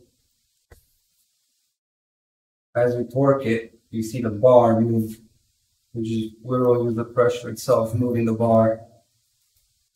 So yeah, we're not going to torque it too much right now.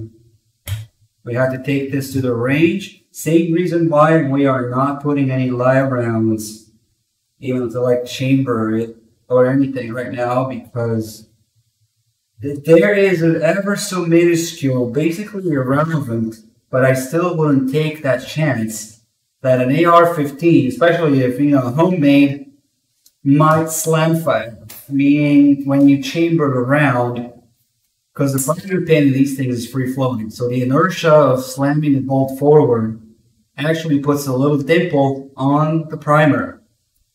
And if that's the conditions are wrong, it can be too much weight, too much inertia, like a light primer or something. And it's not impossible that an AR-15 might slam fire when you first assemble it, especially. And everything is tight. What? Oh, magazine there. So I'm not going to put any live rounds through this as long as we're home. Obviously, should only be done on a tried and tested gun at the range, also for the gassing business. However, I do have a magazine of snap caps. If I can find it.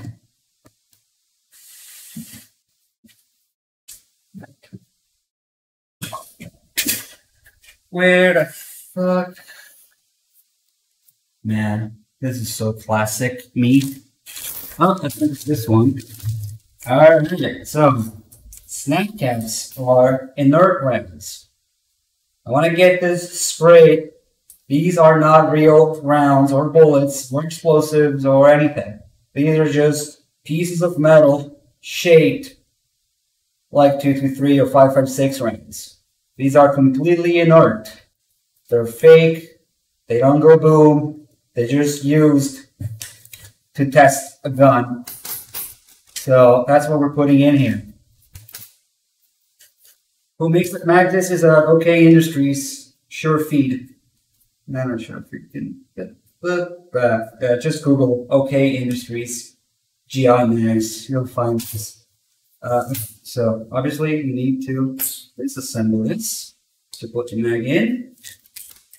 Again, snap caps.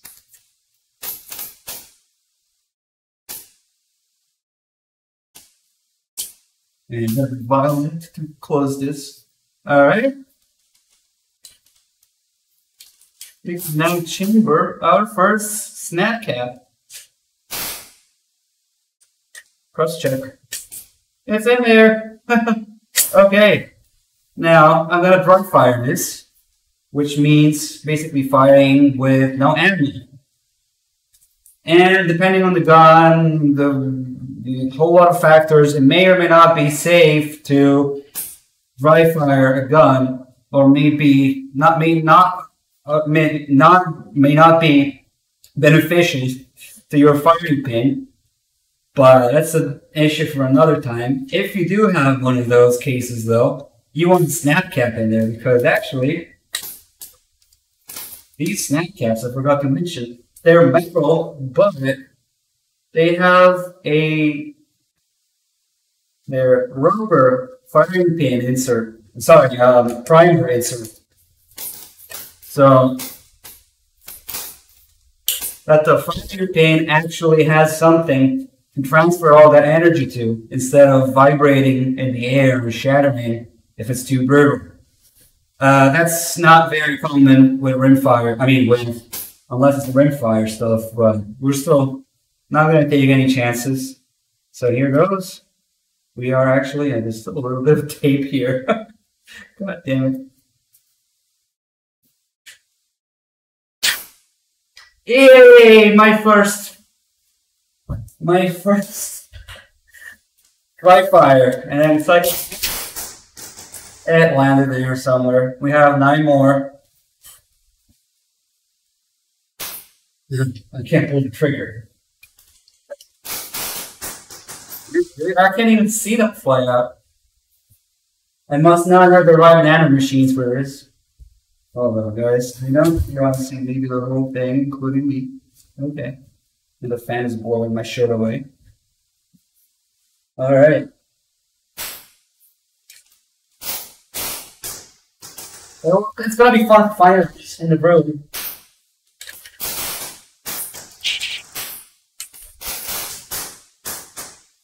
So, yeah, well, we've got a couple more.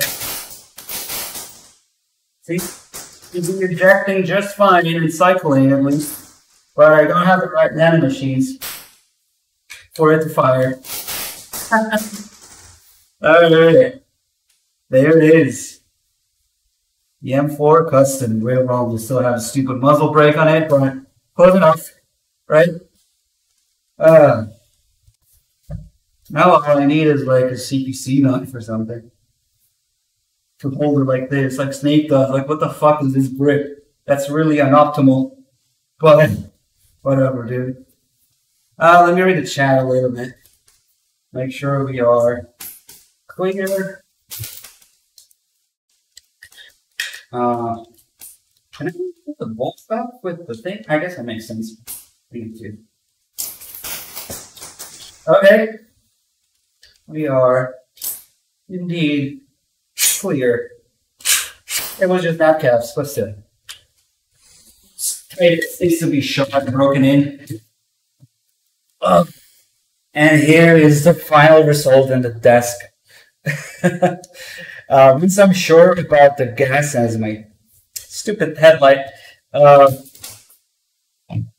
Once I'm sure about the gassing and the alignment and everything of the gas, I'm gonna stake castle nut just in case, and I'm gonna thread lock and torque here.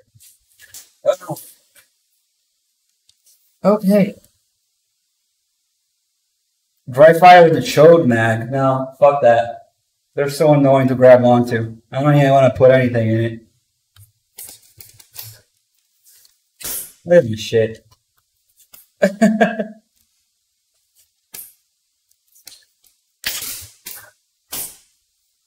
Nice. Just a little, well, not a little, just an energetic slap forward closes the upper.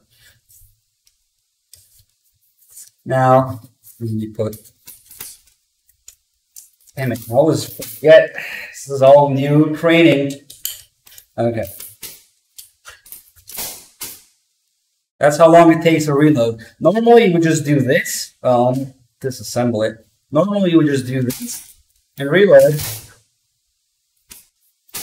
But with the California manual alarms, you have to do this. Press here. This. And then reload.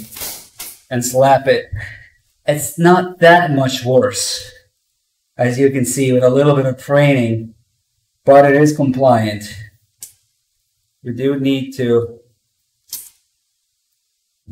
yep.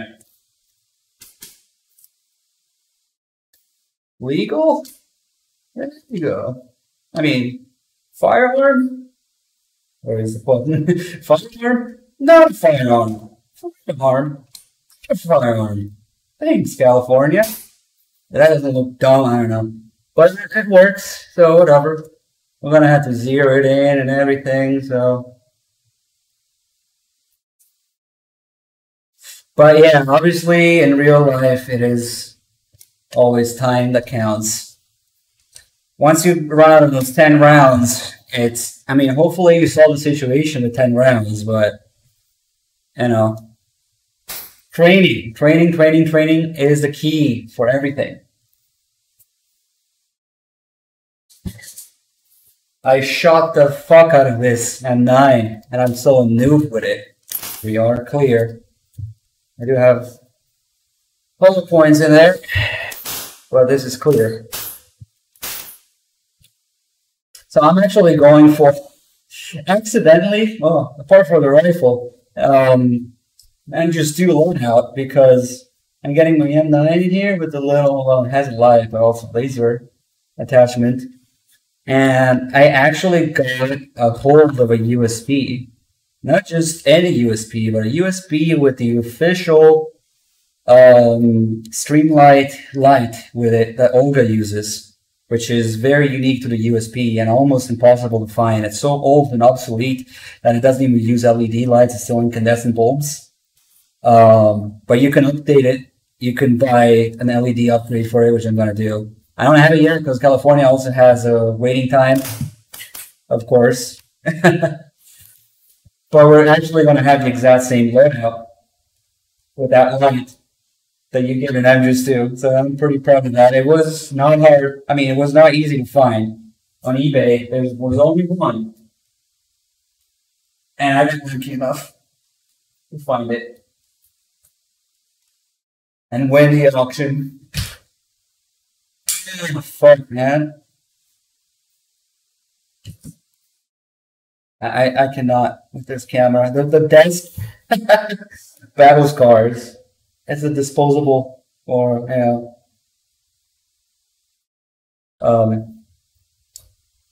desk that I'm gonna get rid of anyway. Now, unfortunately, there's no M9 and MGS4, so we can't quite call this an MGS4 loadout.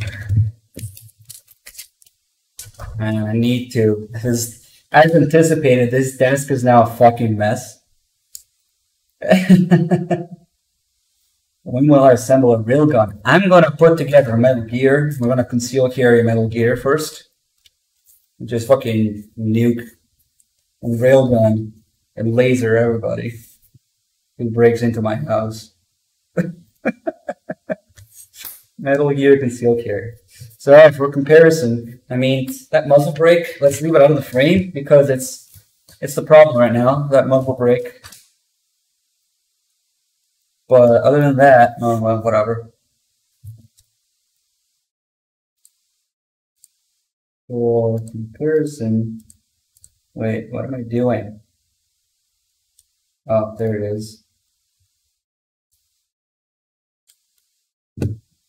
This collar, the furniture collar is a little darker in the game model. But what are you going to do about it? There it is.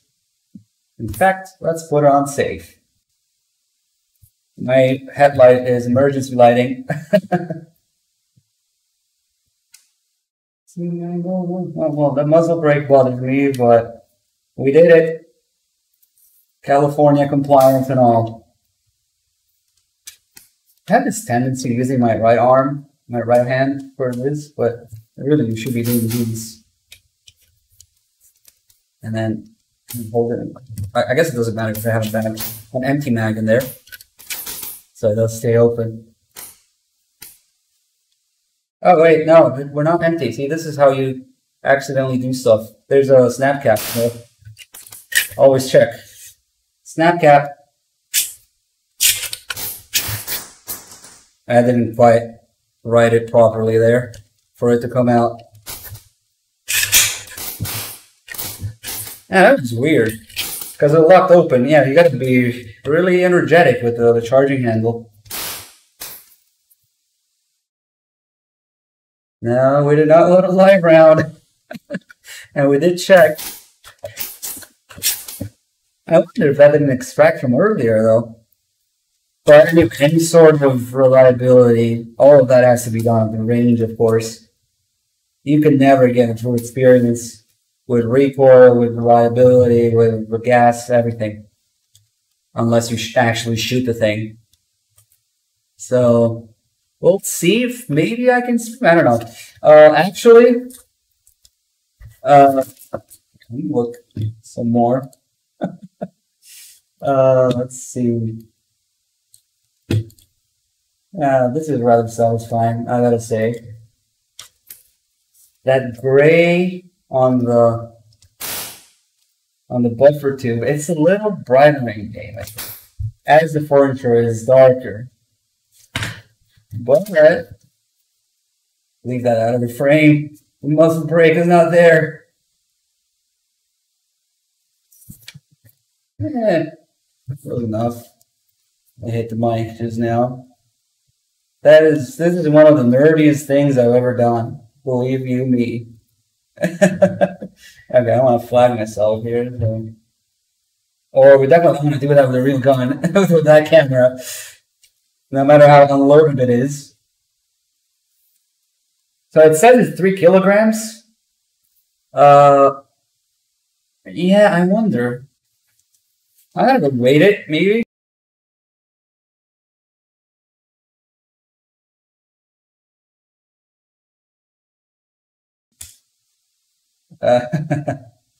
You can actually get flare launchers, which are not 40 millimeters or 37, and you can only shoot like non-destructive stuff through it. But you could get. It's one of the features that you can get with a mag lock, which I have.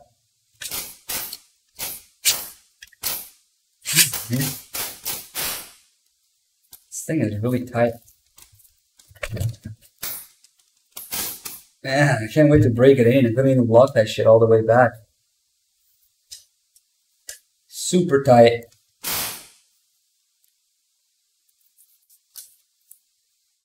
Yeah, there's a snap cap in there, but whatever.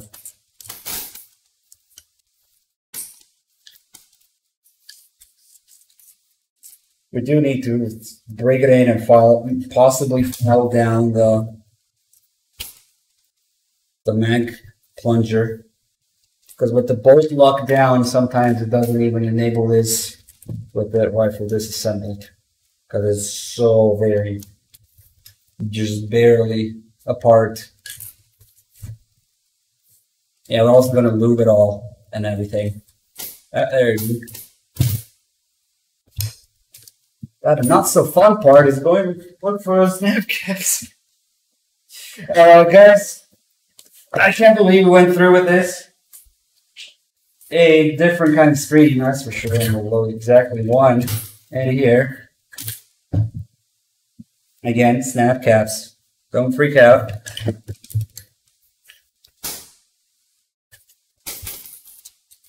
Oh, I'm stupid. I locked the thing before putting the mag in.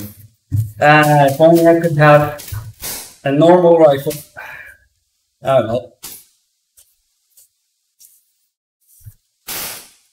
We got a snap cap in there. I just wanted to try fire it again. I know people don't like mil-spec triggers, but I have absolutely no experience with them, so. Here's a funny question. How to cock the hammer again without ejecting the round? I don't think I can do that. Like if I wanted to snap fire to maybe. No, I have no fucking idea. Maybe if I just... Does that cock the hammer? Okay, you can do that. Pull it back enough for it to cock the hammer, but not enough for it to eject the round. So you can dry fire again with the same round. Oh man, it's so tight. Do I seriously need to use my right hand to do this? Oh, there goes the snap cap. Yeah, no, it's just a matter of breaking it in, really. That's it. That's it for manipulating a rifle. It's pretty darn satisfying, though. I need help. Now we gotta come to the... Yeah, we gotta lube it up. We're gonna test it out. Both, you know, lube and, well, gun oil, really, and just breaking in from the points grinding together as it fires. Headspace. I think the head spacing. I mean, I'm gonna get the muzzle brake replaced anyway. I'll have to check the head spacing, but the head spacing these days, it's just, you know, it's default on the barrels. They all do it right. From what I've seen, it hasn't been an issue. But sure, whatever. That's another thing I can have checked. I do have to go to a gunsmith because I have it right here, but I can't. There's no way in hell I can put this on myself. Because again, that's pin and welded in place to make it legal. I have a gunsmith pin and weld this instead. But the second I somehow, you know, non-destructively remove this, which is really hard because it's really delicate. You're not supposed. It's supposed to be permanent. It's illegal. You can't have that because it's below 16 inches. But that's what makes it legal right now. Pin and weld. You can see that over there. Once again, the pin and welded muzzle brake make this 16 inches plus and legal. It's ugly as sin, but that's the only way I can work with this barrel right now.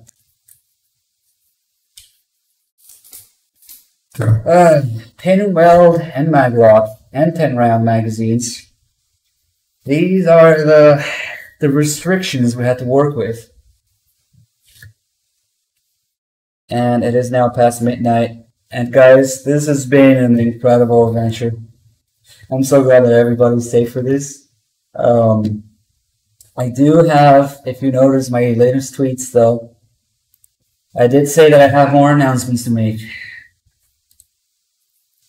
And this is going to be it.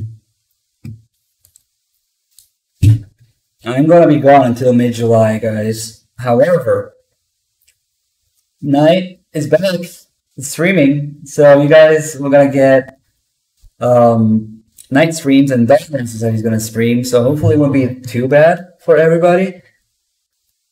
To keep it short, because I do kind of feel like I owe you guys an explanation. To keep it short, my area has been affected heavily by both the riots and the virus. So I live right in the middle of the shitstorm, which hence why part of the reason why all of this. So my family has been is in need of help. I have to. I cannot be here for that. We have been hit in one way or another. We're not sick or anything, but we have been, compromised by the whole situation. Before, because I said, I know it sounds funny that I say that and then I buy all this shit, but this, like I said, 3 months ago is when I got the idea and spent all the money, and then finally I got the barrel today. But we have been hit, affected, even though we're not sick. I do have to take care of things. I do have to take care of my family, and I won't be able to be around for that for approximately 3 to 4 weeks. So, yeah, that's not fun, but it's what it is. I did want a rifle because a rifle is your main needs of a handgun rounds and ballistics. They are just not up there with rifle rounds. So any sort of serious situation, like they say, your handgun is just a way to get to your rifle. So hence why I wanted a rifle, but then the MGS gun nerd in me kicked in, and I'm like, this is the most iconic AR15 rifle in MGS series. So there you have, we're clear anyway. There you have MGS4 and 4 idea, which admittedly I spent more than you normally would on a rifle, purely to have a rifle. But, hopefully, like always, hope I never have to use these in self-defense. And that's the way everybody feels. Believe you me. I find guns fascinating from a mechanical, historical, and social and practical point. Like you walk into a gun range, you'll meet some of the nicest people ever. Discipline and safety and discipline are at the core of the gun community. You always hear about those maybe 0.1% idiots who do something stupid with guns, and you don't hear about the 99.9 who is just safely enjoying as a hobby, as a social interaction, to make friends, to shoot competition, to go to the range, to do gunsmithing, to whatever. You don't, legal hunting, self-defense. You don't hear about all that. You only hear about the idiots who do something stupid, and then everybody suffers for it. So I find guns fascinating, not because they kill people, but like I said, they shaped history. They're mechanically interesting. There's a very interesting community around them based on safety and discipline and respect. Once you get those ideas into your mind and you join that community, I do feel like, to address the whole gun control problem, I think it should be obviously more free, but at the same time, I do agree that there should be some way of making sure that those who come in contact with a gun have that idea of safety and discipline and respect for the destruction that these things can bring and for human life that should go with it. If there was some way to somehow ensure that people are morally stable before they get a gun, I think it makes sense. More training, more discipline, more all that stuff would be good, I think. Anyway, for the face reveal, you can check at the beginning of the stream. I'm sure there's plenty of freaking clips out there.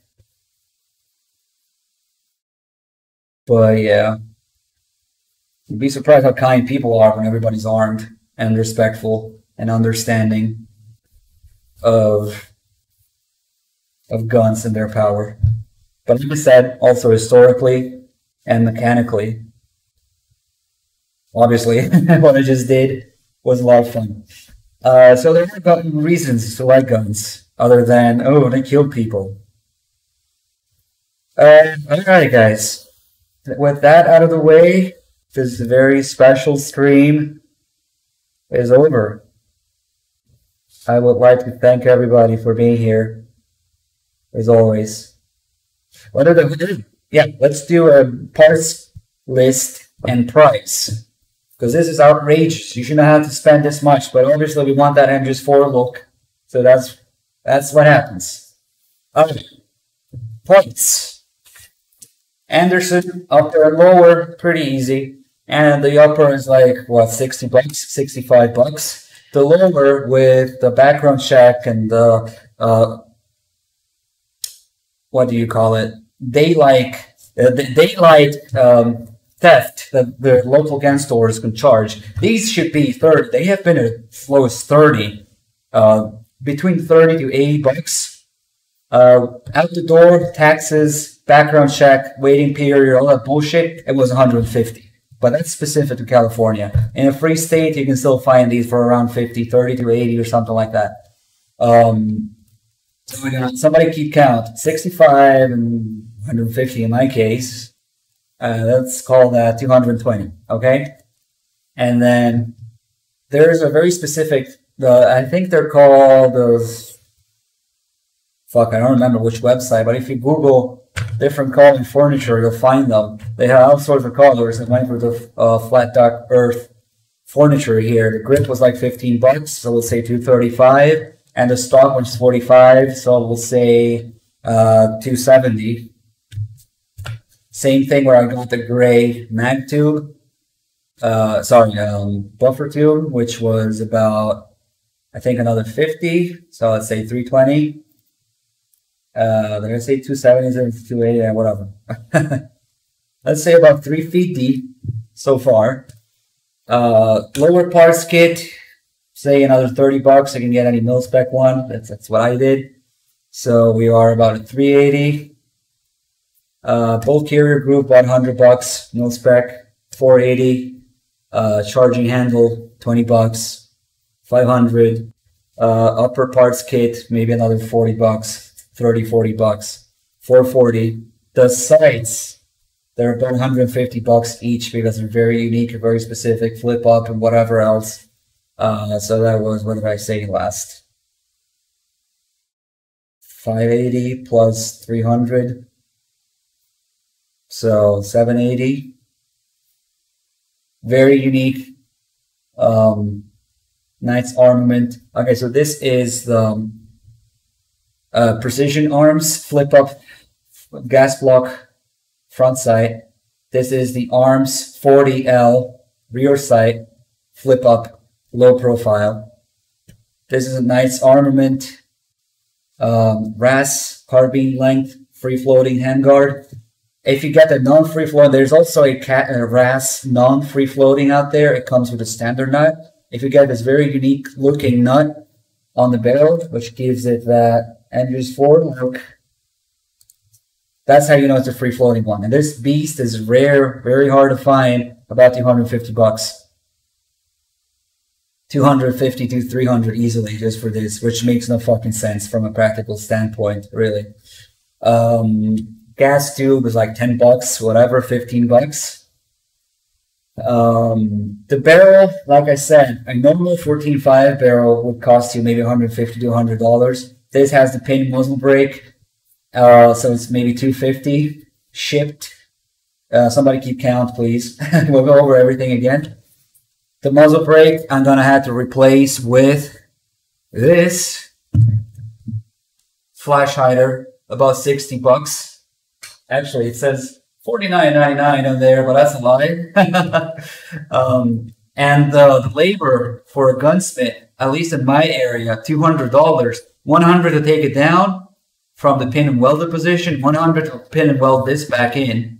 So the barrel is actually retarded as an expense because of that. 250 plus 50, 300 plus 200 of labor, that's 500 just to get the barrel right. You shouldn't have to pay that, but the laws are what they are, and the labor is what it is. So mags, in my case, they're special because they're they're riveted, 10 rounds. Usually you can find these real surefire, I keep saying surefire, sure feed, OK Industries, sure feed, GI, aluminum gray mags for maybe 15 bucks, 20, 25 if they're riveted, because California. So maybe get a couple of those. So hopefully somebody can go through the vault and some hold them because I lost count. And now there's not an airsoft. Yeah, nearing 2000, which you could get a really fucking Gucci rifle for 2000 instead of a mil-spec M4 clone from MGS4. But it has a special place for me because of MGS4. One of the few things that MGS4 gets right is the gun porn and the gun details. And, you know, this is fucking old Snake's rifle, dude. Back. God damn it, I need to stop being a pussy with this.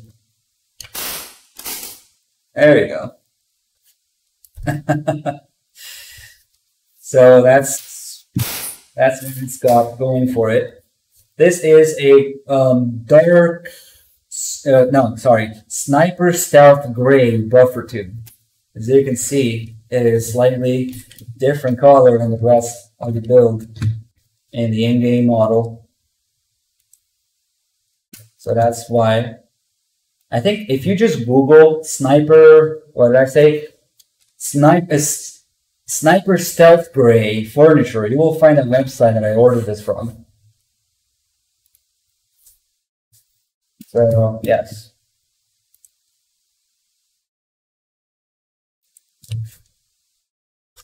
You can build a basic rifle that goes boom for 500 bucks. You can go like Palmetto State Armory, get a lower parts kit or a complete rifle kit for $400 or $500, and then slap on your own lower, which is maybe another $50 or $100, and $500 or $600, you got a functional rifle. Like I said, I didn't want to do that and then regret that I didn't do this. So I would have ended up spending more money if I got a basic rifle first, instead of directly just the parts that I want. So yeah, I don't really have any Metal Gear memorabilia, so this is kind of some of it, you know? But yeah, this is a clone with premium parts. I don't know who the hell, because I don't think any of this is standard. Maybe the RAS, but I don't think it's a free-floating one that they use. I don't know who the hell picked all the shit for Snake's rifle for MGS4, really. Yes, there is a gas system. There's a tube here. There's a gas block. There's a gas hole in the barrel. Goes in, pushes the bulk air back. I went through, you can watch the vlog. I went through how the gas system works briefly. Am I going to review rations? Man, I love MREs. I tried some. Some are really bad, some are really good. That's why they put fucking spicy sauce and everything, just in case you don't like it. Yeah, we're gonna have to zero this, check the gas, check the feeding and all that stuff. And one little dry fire with nothing in there. What? Okay, I should right back and didn't realize, and I punched myself. Man, it's so tight. Alright, I need to lube this and break it in and shoot the hell out of it. And confirm the gassing system. The gas system is correct.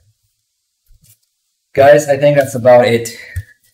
I went through the parts, I went through the price.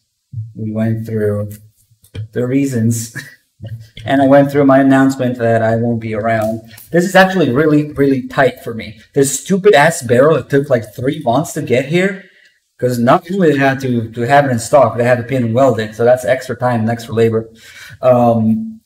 They waited so long to deliver this thing, and I'm just now days away. I'm so happy that I got it today, because Saturday at the latest, I gotta leave. So you guys will be in 3 Dog and Knight's hands This muzzle brake doesn't look too bad, but it's not just not what we want for the MGS4 look. Besides, muzzle brakes are loud when you shoot them. If you need this to defend yourself indoors, man, no, that's not nice. They do reduce recoil, but they increase noise tremendously. So that's the difference with flash hiders and muzzle brakes. And again, flash hiders are one of those evil features that you can only have when the magazine is fixed, which this is, because anybody goes crazy until we disassemble this pin. And there you go. Disassemble rifle. Not disassemble rifle. I'll be gone until mid-July. I'll be back by the 15th, that's for sure. Oh man, I got a headache. This was a lot of headache. But guys, hang in there wherever you are. Stay safe. Thanks for being here and supporting us. Torque wrench. This should actually be stored at the lowest settings. Torque wrench or, you know, rifle. You could probably kill someone with either of these, but that's not the point. Nah, I can't find a single pliers. Okay. Torque wrenches you store at the 0 setting. Unscrew it all the way.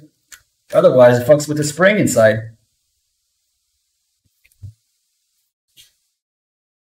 Alright guys, this is really it. Thumbs up.